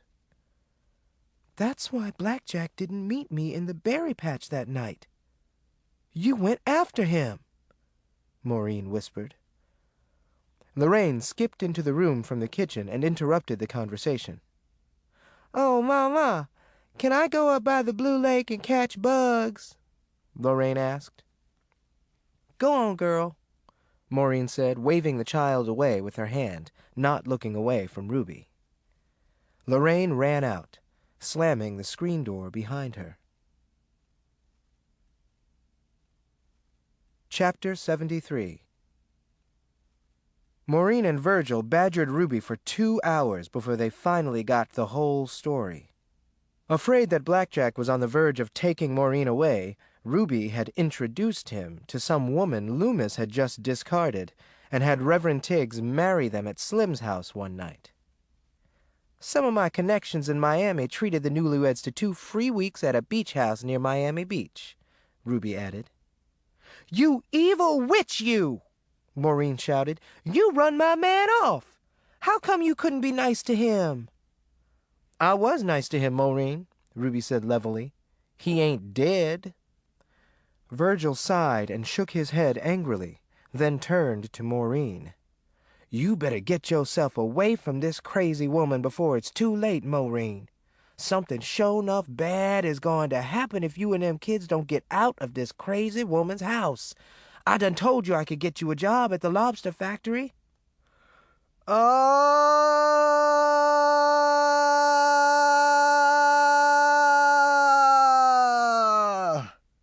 The blood-curdling scream from the front porch made Ruby, Virgil, and Maureen run outside. Willie Boatwright fell into Ruby's arms. Oh! He screamed again. What's wrong, Boatwright? Ruby shouted. Boatwright's body shook and went as limp as a rag doll. His eyes rolled back in his head and his false teeth fell out of his mouth onto the porch floor. What's the matter? Maureen yelled, slapping Boatwright's face. Oh, Lord! Oh, me! Oh, Lord! Oh, y'all! Boatwright wailed. Lorraine done fell in the Blue Lake and drowned! Ruby fainted and fell on Boatwright. By the time Maureen and Virgil reached the Blue Lake, a dozen people had collected on the bank. Slim and Bishop lay on the ground, wet and gasping for air. They had been the first to jump into the lake to try to save Lorraine, but neither could swim. After Yellowjack retrieved Lorraine's body, he and Bobby Boatwright had jumped in to help Slim and Bishop. Maureen stared in disbelief at her dead child, who lay in Yellowjack's arms, her face blue and her body stiff. Chapter 74. The church was filled to capacity for Lorraine's funeral. Ruby fainted twice during the service. The first time she fell across an empty bench and damaged it beyond repair. The second time, she fell on Bishop and broke his leg in 3 places. No Talk played the piano. Reverend Tiggs's sister, Ernestine, came all the way from Boca Raton to sing Sometimes I Feel Like a Motherless Child. Bobby Boatwright showed up in an orange suit, white vinyl shoes, but no socks. Roscoe and Zeus, sitting by the entrance, commented on Bobby's appearance. "I declare that boy's a show-'nuff sport," Zeus whispered in Roscoe's ear. "In a pig's eye, sport my tail, that boy's a show-'nuff fancy man if ever there was one," Roscoe insisted. "Wonder what poor Maureen's going to do now," Zeus continued. "I ain't going to mention it, but Yellow Jack put a bug in Fast Black's ear this morning. Then she put that same bug in my ear." "What the bug say, Roscoe?" "Don't tell nobody I told you. On account of Maureen told Yellow Jack not to tell nobody but Fast Black, and she made it her business to tell me. Roscoe, Maureen say she done had it show 'nuff with Ruby. Maureen say she fixin' to leave the upper room and ain't nothing going to stop her. She say she fixin' to move on to Miami. Look over there, Maureen. You ever seen such misery in a woman's eyes?" Roscoe and Zeus looked at Maureen, sitting on a side bench facing the congregation. There was no expression on her face as she stared beyond the crowd, looking up alongside the wall. "Roscoe, something tells me Ruby is about to go show-'nuff crazy. If that girl do leave here, you'd be able to buy Ruby with a nickel, she'll be so worthless." Chapter 75. Only a handful of mourners accompanied Maureen to the burial.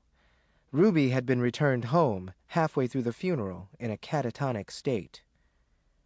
Virgil stood with his arms supporting Maureen as they watched Lorraine's coffin being lowered into the ground. "Virgil, how come it couldn't have been me?" Maureen asked.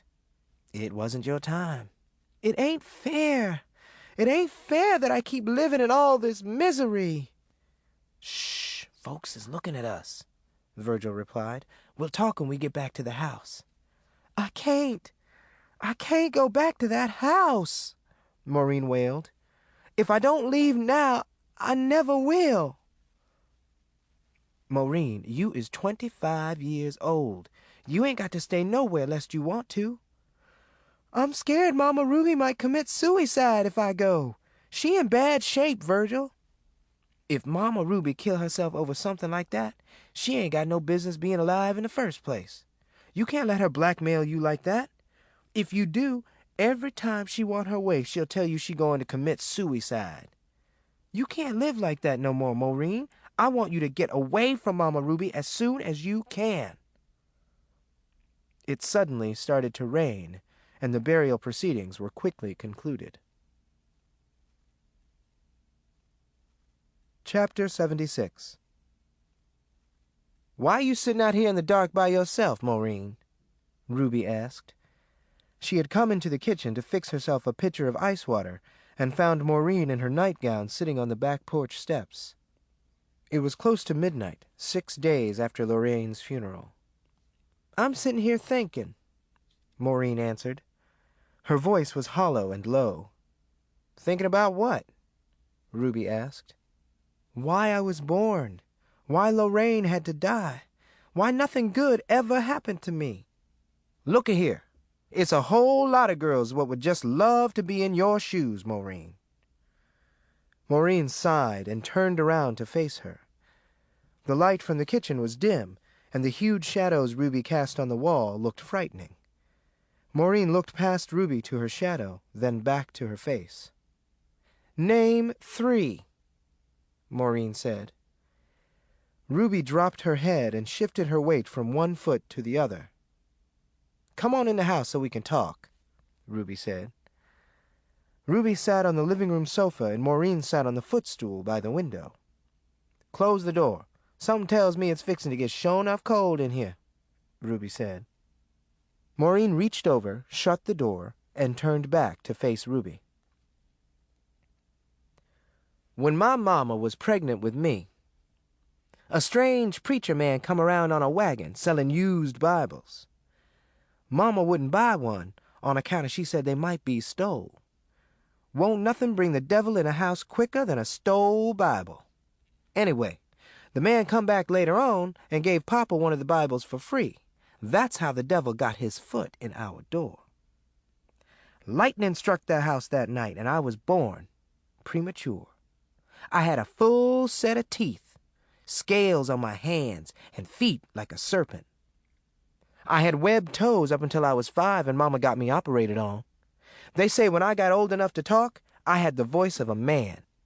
You see, Maureen, I was marked by that stole Bible.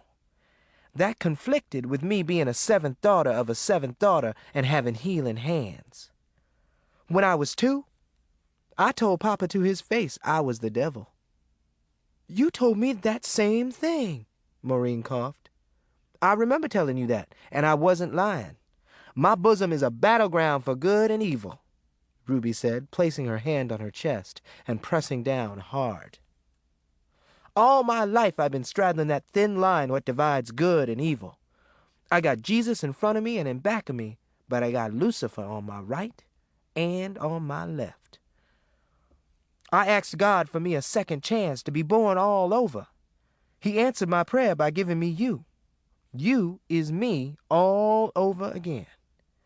You is my second chance. I asked him to make me beautiful the next time. Lord knows you is sharp as a tack.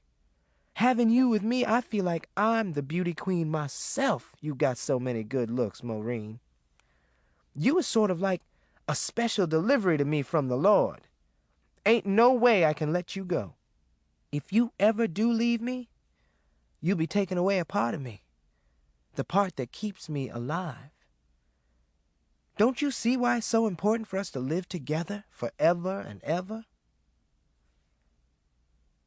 Maureen stood up.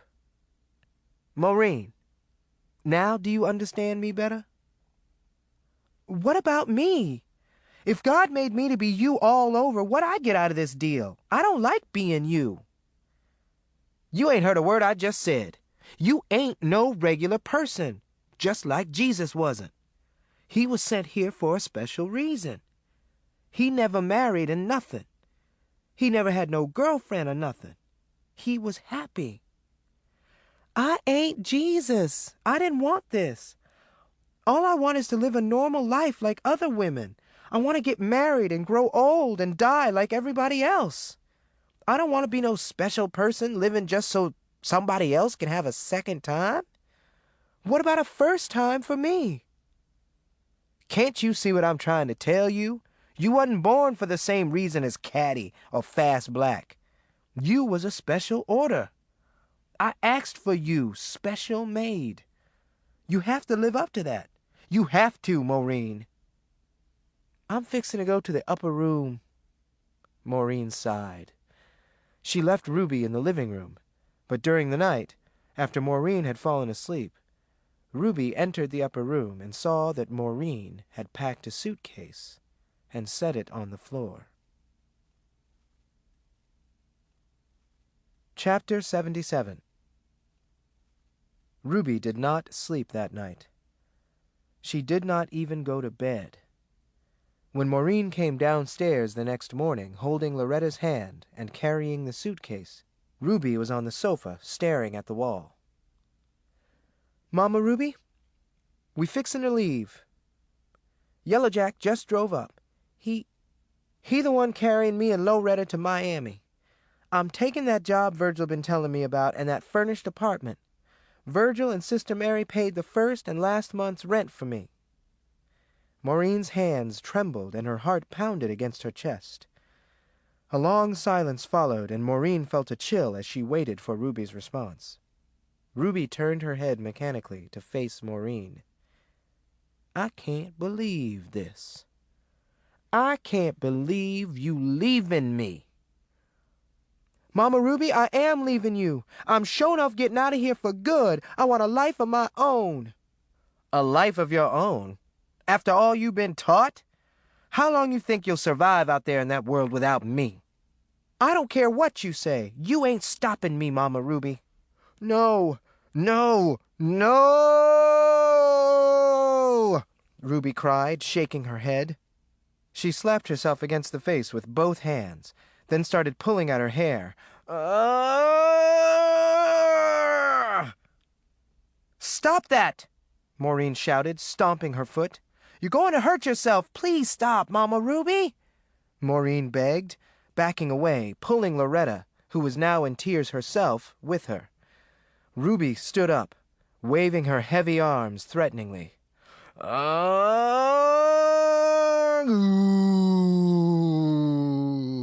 Ruby cried. Her eyes crossed, and she started walking in a slow, zombie-like manner toward Maureen. With her arms in the air, Ruby was a gruesome spectacle. Loretta and Maureen looked at her with wide eyes, their mouths hanging open. Ruby began making low, guttural sounds, moving like a Frankenstein's monster. If it had not been such a serious situation, Maureen would have laughed. "Mama Ruby, be reasonable," Maureen pleaded as she eased closer to the door.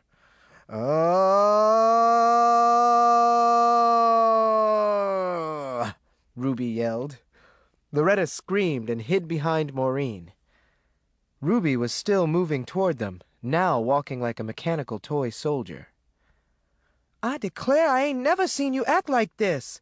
You done cracked up sure enough, Mama Ruby," Maureen yelled. She turned to run.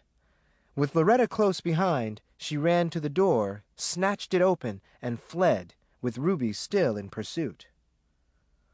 "Oh!" Ruby shouted, now running with her arms outstretched. Loretta made it off the porch, but Ruby caught Maureen.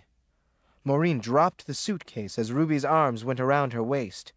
"Don't do it, Maureen! Can't you see what it's doing to me? I love you!" "Turn me loose, Mama Ruby!" Maureen ordered, struggling with the mad woman. She managed to get free and off the porch. Yellowjack started the car. "Come on here, Maureen!" he screamed. "Mama Ruby'll kill us all!" "Yellowjack, help me!" Maureen cried, still running as fast as she could toward the car. Loretta had crawled into the back seat and was now huddled in a corner, crying hysterically. "Maureen, don't leave me! I'll do anything you tell me to do!" Ruby shouted. She was gaining on Maureen. Maureen almost made it to the car. When she turned to look at Ruby, she saw she had left her suitcase on the porch. "Great balls of fire!" Maureen hollered, looking back to the car and Yellowjack. "Come on, Maureen!" Yellowjack called. "I got to get my suitcase," Maureen replied.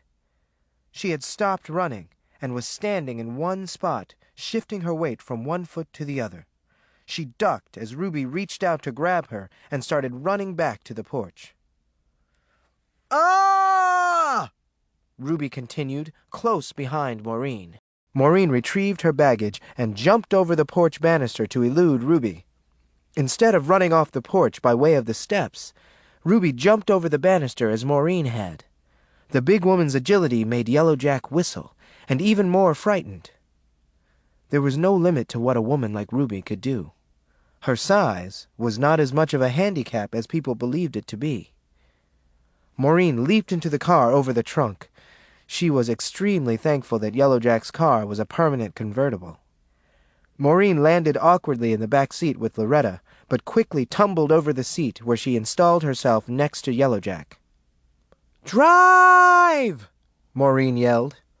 Yellowjack stepped on the gas and the old car started to move, slowly easing up the hill with Ruby running behind. "Ah!" Ruby cried. Miraculously, she caught up with the car and was running along beside it, reaching for Maureen. "You can't go! Please don't do this to me, Maureen! I'll change! I'll be what you want me to be!" "Faster!" Maureen shouted at Yellowjack, pulling at his shirt sleeve. "She'll kill you if she catches us, Yellowjack! You know she will!" "Have mercy!" Yellowjack screamed. He stepped on the gas some more. The car was temperamental and not in the best condition. He stomped on the gas pedal, and this time the car shot off like a bullet, with Ruby still close beside it. It was too bizarre to believe. The gigantic woman ran like a gazelle, so desperate that she ignored the laws and confines of physical endurance. Finally, the car was far in front of Ruby. Loretta wailed, still huddled on the back seat, crying. Maureen sobbed quietly as she watched Ruby running behind the car, until Ruby was no more than a big black dot. Chapter 78. The months came and went. Before Maureen realized it, she had been away from Goons 6 months. She had not seen or heard from Ruby. Too afraid to return home for a visit, she depended on Virgil and Yellowjack to keep her informed of Ruby's activities. "You certain you gave Mama Ruby my phone number and address, Virgil?"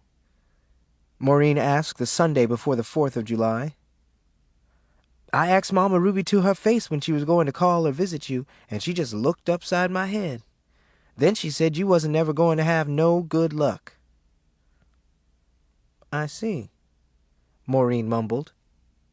Bored with her job and lonely in her dull apartment, Maureen spent most of her time with a neighbor and co-worker, Gladys Good, a plain, unmarried Christian woman of 45. "Sister Good, sometimes it seemed like I went from bad to worse. My mama mad as a Russian 'cause I left and treat me like a in-law. My man gone off, married to some other woman. Folks don't bring me nothing but bad news."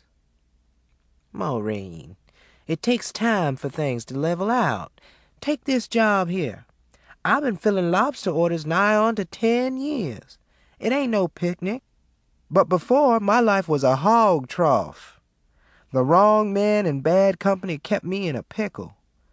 Then I found Jesus. I ain't had the misery since." Maureen looked at her friend for a long time. The lobster factory was located in a cul-de-sac on Preston Street, near the docks. Assigned to a small office with a huge window, Maureen sat daydreaming off and on every day as she watched the ships come and go. Her friend Gladys and the 2 other women who worked in the same office had little in common with Maureen. Being considerably older and bitter, these women concentrated on the church and the lobster orders. Maureen was the only one with a child. Loretta seemed as unhappy as Maureen.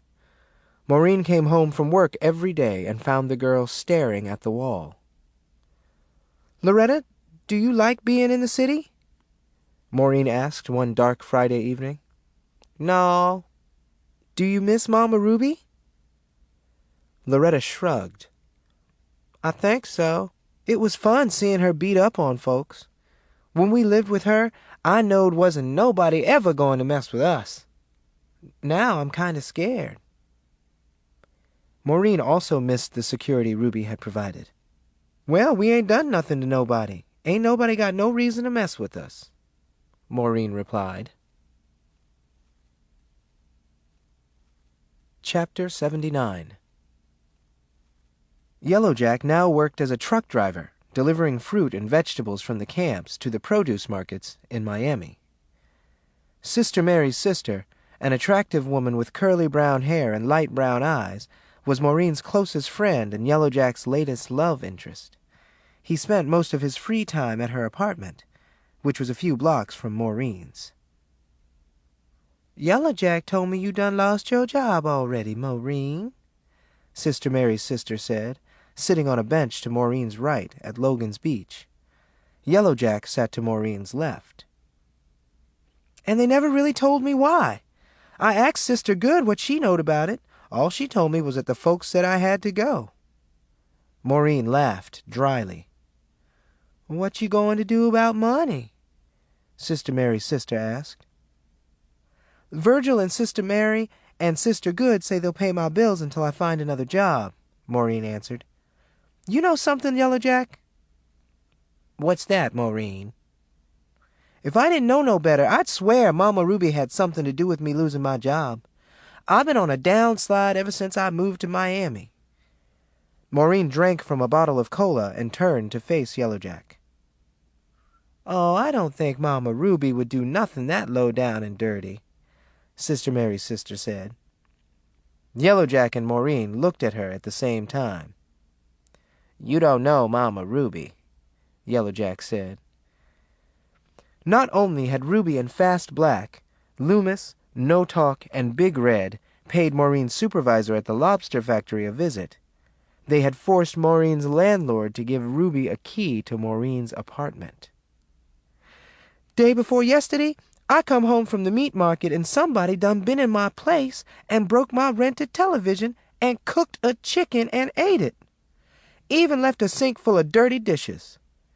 They cut up one of my good blouses and stole my Ray Charles album. Loretta told me one day she seen a man's legs crawling out my kitchen window. Last week somebody went in there and left a pile of shit in my commode and didn't flush it, then ripped my phone out the wall. This happened in broad daylight? Yellow Jack asked. Sure enough did. Sister Good says she seen a bunch of ugly folks leaving, walking out my door like they owned half the world. Did you call the police? Sister Mary's sister asked in a quiet voice. Maureen shook her head slowly. Since when has the law got jurisdiction where the devil concerned? Maureen asked. They left the beach and returned to Maureen's apartment. Mama, come see what somebody done. I come home from the playground and stepped in a pile of mess in the kitchen. Loretta hollered as Maureen, Yellow Jack, and Sister Mary's sister entered. What in the world done happened now? Maureen cried, rushing to the kitchen. 4 bushel baskets containing cow manure and chicken bones sat in the middle of the floor. Big piles of the manure had been carefully placed in front of the baskets. Great balls of fire, Maureen sighed, almost laughing. Who could have done something like this? Yellow Jack asked. He walked on in and went to the baskets to inspect the contents closer. This is sure enough crazy. Yellow Jack looked at Maureen and shook his head. Is we going to move, Mama? It seemed like every day something different happened, Loretta said. I ain't going no place, Maureen replied. Chapter 80. In September, Fast Black and Caddy started visiting Maureen on a weekly basis, each time showering her with detailed accounts of their activities. Fights, robberies, and thefts were nothing unusual for Fast Black, so Maureen wasn't surprised when Fast Black revealed her latest activities. I went upside No Talk's head with a skillet the other night for going through my pocketbook. He been jealous since I got me a job working for Mama Ruby. We been selling beer like Mama Ruby used to do when she first come to Goons, Fast Black informed Maureen. How is she? Maureen asked tiredly. She stood leaning against her living room door as Caddy and Fast Black shared the sofa. Doing real good, Caddy said quickly, looking at Maureen out of the corner of her eye. That's wonderful, Maureen replied with a smile. That's Jesus, Caddy reminded. If you ain't got Jesus, you ain't got nothing. Ain't it so? Fast Black added, clapping her hands and shaking her head.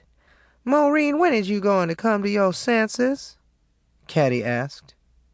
Maureen gave her a surprised look. What you mean? Maureen, you know what Caddy mean. If you was my girl, I'd have you put in a home, running off like you done. I'm a grown woman, Fast Black. Can't nobody do nothing to me, Maureen snapped. Caddy rose, grabbing the denim shoulder bag she brought with her. Mama Ruby said you done got too big for your britches. That brown-eyed wench Sister Mary's sister done it to you, bitch, Caddy spat. You just hate Sister Mary's sister 'cause she got Yellow Jack sewed up, Caddy. I wouldn't have Yellow Jack, Caddy yelled. What's wrong with Yellow Jack? Fast Black asked angrily, giving Caddy a dirty look. What's so wrong with my boy you don't want him, Caddy? What's wrong with him? Huh, I'd like to tell you what's wrong with your son, Missy. Fast Black slapped Caddy hard across the face, and Caddy grabbed a handful of her hair. Oh, shit, Maureen complained. Hey, y'all get out of my house with that mess. You want Loretta to walk in on y'all acting like fools? Fast Black and Caddy stopped suddenly and started straightening their clothes and hair. Now, like I was saying, Maureen, that's Sister Mary's sister, the one got you so high and mighty these days, Caddy continued. Don't you be coming to my house talking about my friend, Caddy, Maureen warned, shaking her fist in Caddy's direction. You can leave right now. Caddy and Fast Black gasped and stormed out the door, whispering and glancing back as Maureen stood on her front porch with her arms folded. Several hours later, Maureen turned in for the night.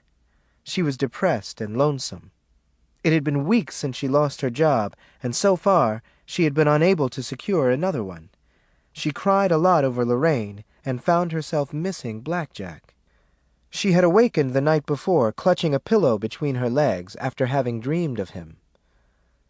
Music coming from a tavern at the end of the street sometimes kept Maureen from sleeping at night, and she would wake up, off and on, sometimes getting only 2 or 3 hours sleep.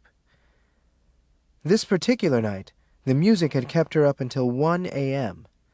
When she finally dozed off, she was awakened by the ringing of her telephone. She picked up the phone on the 5th ring. "Hello?" she said sleepily. There was no answer. "I said hello!" She spoke hard and held the receiver with both hands.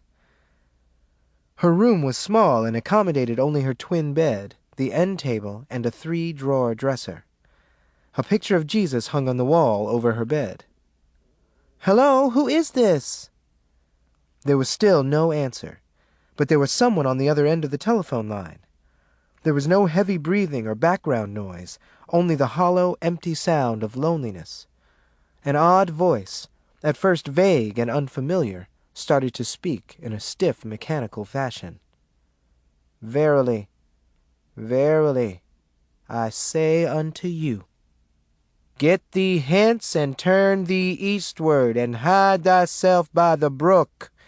And it came to pass after a while that the brook dried up, because there had been no rain in the land." The phone went dead. Maureen trembled as she returned the receiver to its cradle. "Mama, who that you talking to?" Loretta asked, running into the room. "Nobody." "I heard you talking. I heard the phone ring. Was it one of them nasty men what call up ladies?" Loretta climbed into bed next to Maureen and slid under the covers. "No, I don't know who or what it was, child." She told nobody about the strange call from Ruby, but she became frightened. Ruby was constantly on her mind. It was not long before Maureen started seeing her everywhere she looked. Fat women, thin women, all began to look like Ruby. She saw her in stores where she shopped, peeking in windows at places where she had job interviews, loitering around outside her apartment building. Maureen thought she was losing her mind one night when she woke up and saw Ruby standing over her as she lay in bed. "Mama Ruby?" Maureen called out. The room was dark, except for a dim coal oil lamp on top of the dresser. Before Maureen could become fully conscious, the vision disappeared. The music coming from the tavern suddenly got louder and kept Maureen awake the rest of the night. She did not get out of bed, but when morning came, she discovered her front door wide open and 3 empty beer cans on her coffee table. Chapter 81. Ruby was not an easy person to put out of mind. She made regular nocturnal telephone calls to Maureen and hung up on her immediately after quoting a scripture. Almost every time Maureen left her apartment, she returned to discover that someone had let himself in and vandalized her property. "How much longer you going to let Mama Ruby and her gang torture you, Maureen?" Sister Good asked, helping Maureen haul a foot tub containing corn cobs someone had left on her living room floor out to her trash can. "I swear to God, Sister Good, I ain't going to let Mama Ruby get my goat," Maureen vowed. December was dragging by, and Maureen's loneliness led her to spend several nights a week at the noisy tavern that caused her so many restless nights. On nights when her loneliness overwhelmed her, she brought home strange men who left her lonelier than ever. "Sometimes I wake up during the night and I hear you talking to somebody in your room, Mama. Who do it be?"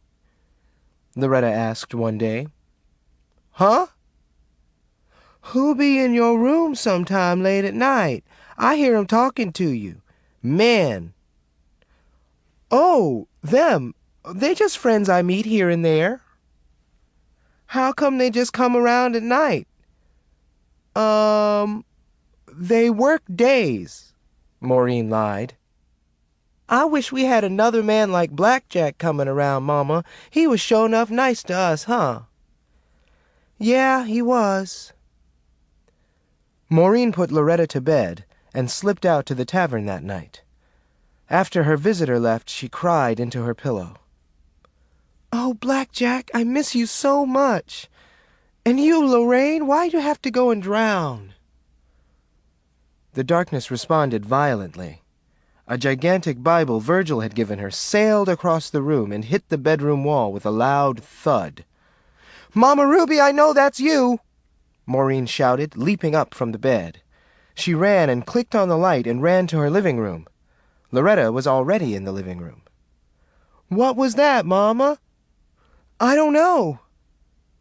There was nobody else in sight, but the door was standing open again, and they heard the sound of heavy footsteps running down the concrete road. Returning to her bedroom, Maureen found the Bible, as thick as the Miami phone book, had been ripped in half.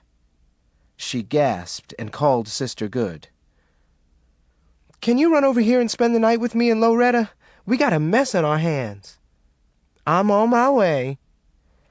Maureen called Yellowjack, and he arrived within 15 minutes. "What done happened now?" he asked. "Somebody was here again," Sister Good answered for Maureen. Maureen and Loretta sat on the sofa, hugging one another. "Who was it?" "Don't know. Whoever it was, they got the strength of 10 men," Sister Good said. She picked up the torn Bible from the coffee table and shook it in Yellowjack's face. "Ain't no regular person can do this here." Chapter 82. Yellowjack and Sister Good left early the next morning. It was a weekday, and both had to report for work. At 9 a.m., Fast Black and Caddy were banging on the door with their fists and feet. "Open this door, Maureen!" Fast Black ordered. Maureen took her time unlocking the 2 new locks Yellowjack had installed before leaving. Annoyed beyond belief, Caddy and Fast Black barked at Maureen as soon as they were inside. "We got to talk to you!" Caddy shrieked, waving her arms. "We got something to tell you!" Fast Black screamed. Maureen held her hands up in front of her face. "If it got to do with Mama Ruby, I don't want to hear it," Maureen warned. "But Maureen, this is the biggest news since the parting of the Red Sea!" Caddy shrieked, tears streaming down the sides of her face. "God damn it, y'all! I have had it up to here with news about Mama Ruby. Can't I have some peace in my life?" "What's the matter, Mama?" Loretta asked, running in from her room. "Nothing, Loretta. Go on outside and play. Caddy and Fast Black just come to visit," Maureen said. She waved Loretta away. Caddy and Fast Black looked at one another and reluctantly sat down on the sofa. Maureen fell into a chair, facing them. "Oh, Maureen!" Fast Black sobbed, shaking her head. "I know I done upset y'all, but I don't care. Shoot. I'm sick to death of Mama Ruby. I'd like to get through 1 week without hearing about her and her mess." "Maureen, this is bad news, sure enough," Caddy said, rising. "Caddy, you just sit right on back down and shut up talking about Mama Ruby. You or Fast Black say one more word about her, and I'm putting you out of here." Fast Black wiped her eyes with the tail of her skirt. Caddy wiped hers with the sleeve of her blouse. "This the worst mess?" Caddy moaned under her breath. "This the worst mess ever." I've been patient. I know Mama Ruby the one behind somebody coming in my house making a mess. I don't care what she do. I ain't never going back to her long as she live, Maureen spat. Caddy and Fast Black looked at one another and burst out crying, louder. What's the matter with you two fools? We want to tell you, Fast Black sobbed. She buried her face in her lap and rocked back and forth. Maureen sighed. Caddy, how you been doing? Maureen asked, fanning her face with her hand. I've been doing fine, except, oh, Caddy replied. Y'all drunk or crazy or both or what? Maureen asked. Maureen, Caddy began, rising. I need some air. Mama Ruby. Don't mention that woman's name, I said. Maureen held up her hand. I need me some air, too. Let's drag our tails to Logan's Beach, Fast Black suggested. Can we stop and get something to eat? Caddy asked. Maureen, show us to the nearest rib place. After purchasing 3 rib sandwiches, Maureen accompanied Fast Black and Caddy to the beach, where they sat for 3 hours watching the swimmers. Before leaving, they waded in the ocean to cool off before the walk back to Maureen's apartment. Maureen, we'll go back and set with you a little while before we start that long walk back out to Goons. Maybe that no-good boy of mine will show up and carry us home, Fast Black said in a tired voice. The least Yellow Jack can do is carry his ex-wife and mama back home. He ain't good for nothing else, Caddy added. Back in Maureen's living room, Caddy and Fast Black sat sphinx-like on the sofa, staring at Maureen. I wish I knowed what was wrong with y'all.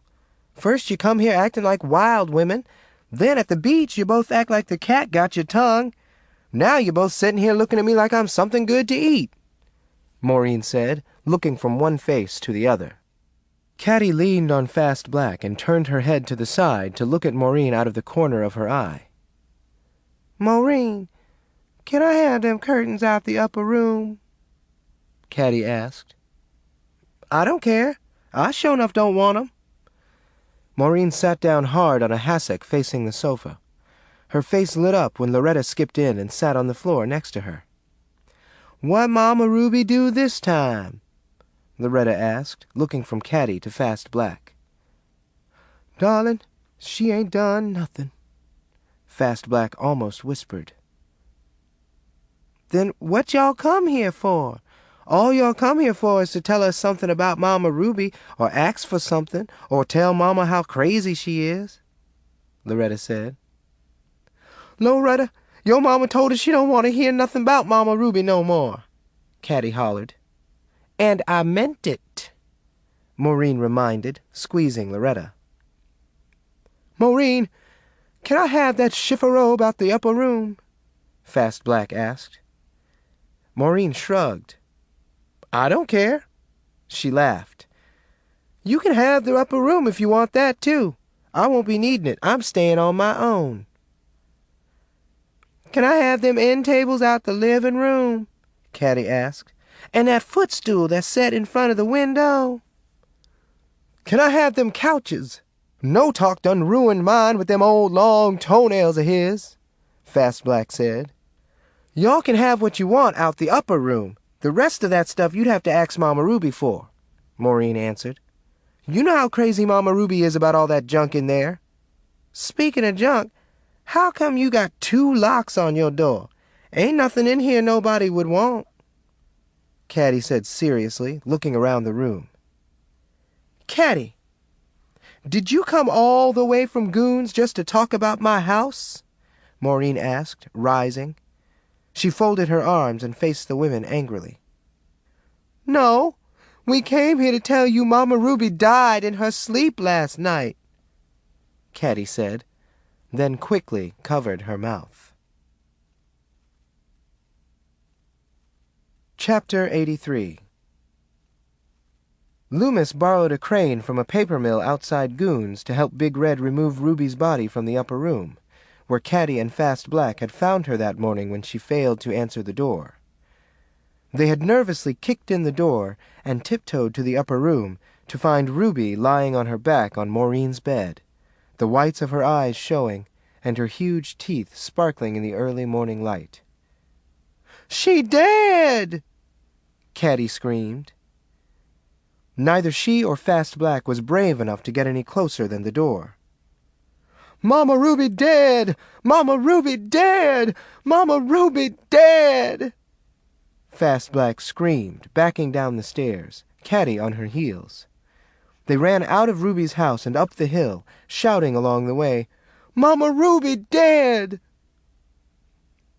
Bishop and Zeus, strolling down Duquesne Road on their way to the city, stopped in their tracks. "Mama Ruby dead?" Bishop asked, gasping for breath. "Mama Ruby dead!" Fast Black yelled, running toward the camps. Bishop and Zeus started running down the hill to Ruby's house, with Zeus screaming, "Mama Ruby dead!" Chapter 84. "What they need a crane for?" Bishop asked Zeus as they sat on Ruby's front porch glider several hours after hearing of Ruby's death. "How else they going to get that big woman out the upper room, fool? You ever tried to lift her?" Zeus shook his head. "She way too big to be put through the window. How they going to get her out?" Bishop asked. Zeus leaned back on the glider and scratched his chin. "We going to knock out the side wall of the upper room." "Oh," Bishop said quietly. In Ruby's living room, 24 people had gathered, sitting and standing around, talking about Ruby. "I wonder what is taking Caddy and Fast Black so long to get back here with Maureen," Zeus said, looking at his watch. "They've been gone all day. Everybody here but Maureen. Poor Virgil, he looked like the world done come to an end. He locked up in his old room and won't say nothing." Zeus sighed and shook his head. He looked at Bishop. "He ain't been in to see Ruby?" Bishop asked. "No. I overheard him tell Boatwright he more scared of her dead than when she was alive." Bishop let out his breath and slapped his knee. "I never forget how Ruby blowed into Goons like a hurricane nigh on to 26 years ago. Mean as a rattlesnake even then." "You know something, Zeus?" "What's that, Bishop?" "I would sure enough like to know what made Ruby the way she was. I ain't never seen or heard of no human being tough as Ruby was." "Listen, Mama Ruby was the most dangerous woman alive. Ain't that the truth?" They got silent and looked up the hill again. "Maureen better hurry on here. We got to hurry and get Ruby out that room before she swell up and bust." Zeus looked at his watch again. Reverend Tiggs was in Virgil's old bedroom trying to console him. "Leave me be, Reverend Tiggs. I know Mama Ruby had to die someday, just like all the rest of us. But she wasn't sick or nothing. She wasn't that old. She grieved herself to death 'cause of Maureen leaving her." "Ruby was hopeless attached to Maureen. It's natural for a woman to be hopeless attached to her only daughter," the preacher said, pacing the room with Virgil, stopping and turning each time he did. "She was such a strange lady. She done so many things. Lord, she going to answer to God. She'll still be standing in line answering 100 years from now. Oh, Reverend Tiggs, I wanted so much for my mama to be saved when she passed." "Ruby was saved, boy." Virgil stopped and stood in front of the naive preacher. "Reverend Tiggs, my mama done a lot of crazy things she hadn't been forgiven for. The worst was what? Maureen. Nobody know. Mama Ruby. Virgil, if it's that hard for you to get it out, I don't need to know." "I want to tell somebody. I can't die with it on my conscience. I've been wanting to tell somebody. I ain't even told my woman." What is it, boy? Reverend Tiggs grabbed Virgil by his arms and shook him. Reverend Tiggs, I'm sorry. What I got on my mind is something I guess I'll have to keep there till I face my Maker. You don't want to tell me? Virgil pulled away. I can't. Mama Ruby would have wanted me to keep it to myself to my grave, like she done. Oh, Virgil, come out here. Here come Maureen down the hill with Caddy and Fast Black and Loretta, Irene yelled. Virgil and Reverend Tiggs ran out to the porch. Psst, Bishop said to Zeus, talking low so Virgil would not hear. I'll be glad when this mess is over so we can go fishing. Me too. Big Red say he got a relation what's got a piano case we can use for a coffin, Zeus told him. That's good. They paused and waited. Maureen ran into Virgil's arms and he took her into the house. Caddy, Fast Black, and Loretta followed. Bishop and Zeus sighed and shook their heads. I sure enough hope Loomis and Big Red got that crane figured out. Bishop looked toward the side of the house where Loomis and Big Red were trying to determine the best way to maneuver the crane sitting outside the upper room. Inside the upper room, Maureen and Virgil stood over Ruby's body. Loretta stood in the doorway among the crowd that had come to look. Caddy and Fast Black stood next to Loretta, crying. Others who had never even been on the steps leading to the upper room pushed their way in, looking around, searching for some clue to explain Ruby's mysterious rule. She dead, Virgil? Maureen whispered, crying, her face against Virgil's chest. I killed her. You ain't done nothing of the kind. It was just her time to go, Virgil replied. Maureen pulled away from Virgil and leaned over Ruby. She closed Ruby's eyes with her fingers. Maureen did not hear the comments that followed. Jesus must be some good to send Maureen back home. Mama Ruby always said Maureen would come back to the upper room. Maureen can't survive outside the upper room. You reckon Maureen'll die now, too? The room got quiet, but the silence was short. A scream from the crowd distracted Maureen. Outside, Loomis cursed and screamed at Big Red for falling off the roof. Big Red done fell off the roof, someone shouted. Please, y'all, everybody, go see about Big Red and let me and Virgil and Loretta spend a few minutes alone with Mama Ruby, Maureen pleaded. She turned to face her friends, the inside of her mouth dry as sand. Bishop and Zeus still sat on the front porch glider talking. Neither moved when the crowd rushed out the front door and ran to the side of the house to see about Big Red. Fast Black, No Talk, Loomis, and Caddy won't have nothing to do with their spare time no more. They was like Ruby's shadows. And poor Big Red, he gonna be just lost without Ruby. From what I hear, Ruby was running the Miami Police Department through Big Red. He had a lot of pull down there. Ruby having so much pull with him naturally had a lot of pull in the police department, Zeus said. Ruby was near about running the state. I remember how stores what usually closed on Sunday used to be open just to do business with Ruby. Yeah, we gonna miss old Ruby. She was one of a kind. And ain't no telling how many folks we gonna lose without her healing hands. You got a point. I ain't been to no licensed doctor since Ruby came to town. And poor Roscoe and Slim. Wonder what's gonna happen to them. Roscoe and Ruby being engaged and all. Bishop sighed. Being big a sport as Slim is, he'll have him one of them juicy butt women from one of the camps before Ruby get cold. Slim is sure enough a fancy man. Know something, Bishop? What's that, Zeus? I ain't going to mention it, but Roscoe told me to my face he ain't never had a woman what had what Ruby had between her legs. Said she had a pocketbook shaped like a guitar, and not a snap of hair on it. Zeus whispered in Bishop's ear. You don't say, Bishop replied.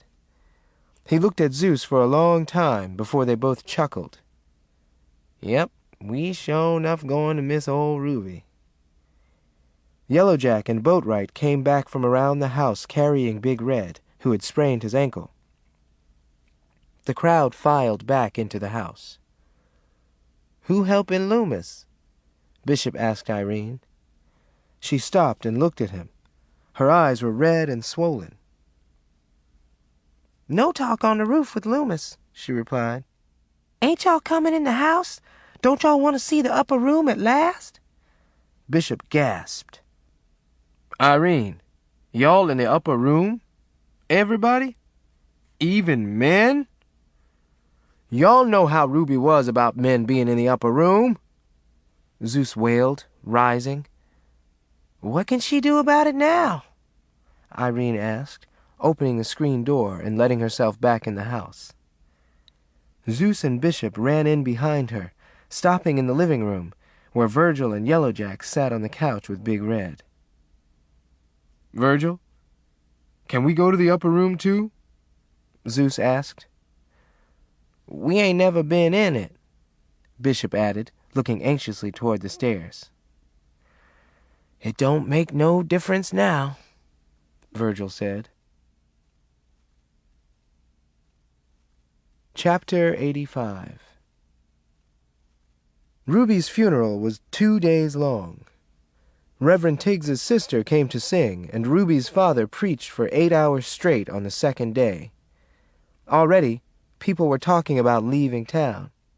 I'm going north, sure enough, now, Loomis announced. Me, I might take a notion to go to Atlanta and start me a business, Roscoe said. I'm going to New Orleans, get me a job as a fry cook in one of them fancy hotels, Zeus told everyone. A country girl like me? I couldn't live nowhere but in goons. Shoot, I'm getting old, Fast Black muttered. Maureen listened and looked at them all as they talked, sitting in the living room of Ruby's house during a break from the funeral. What we going to do now, Mama? Loretta asked Maureen. Everyone got silent to listen. Maureen looked up toward the upper room and sighed. Maureen, whatever you want to do, or wherever you want to go, you know I'll get the money for you, Virgil said. That's the least I can do. Maureen looked at Virgil a full minute before replying. Get me the money for 2 one-way tickets to San Francisco, she said. The end. You've been listening to The Upper Room by Mary Monroe, narrated by Kevin Free. And thank you for listening to Griot Audiobooks.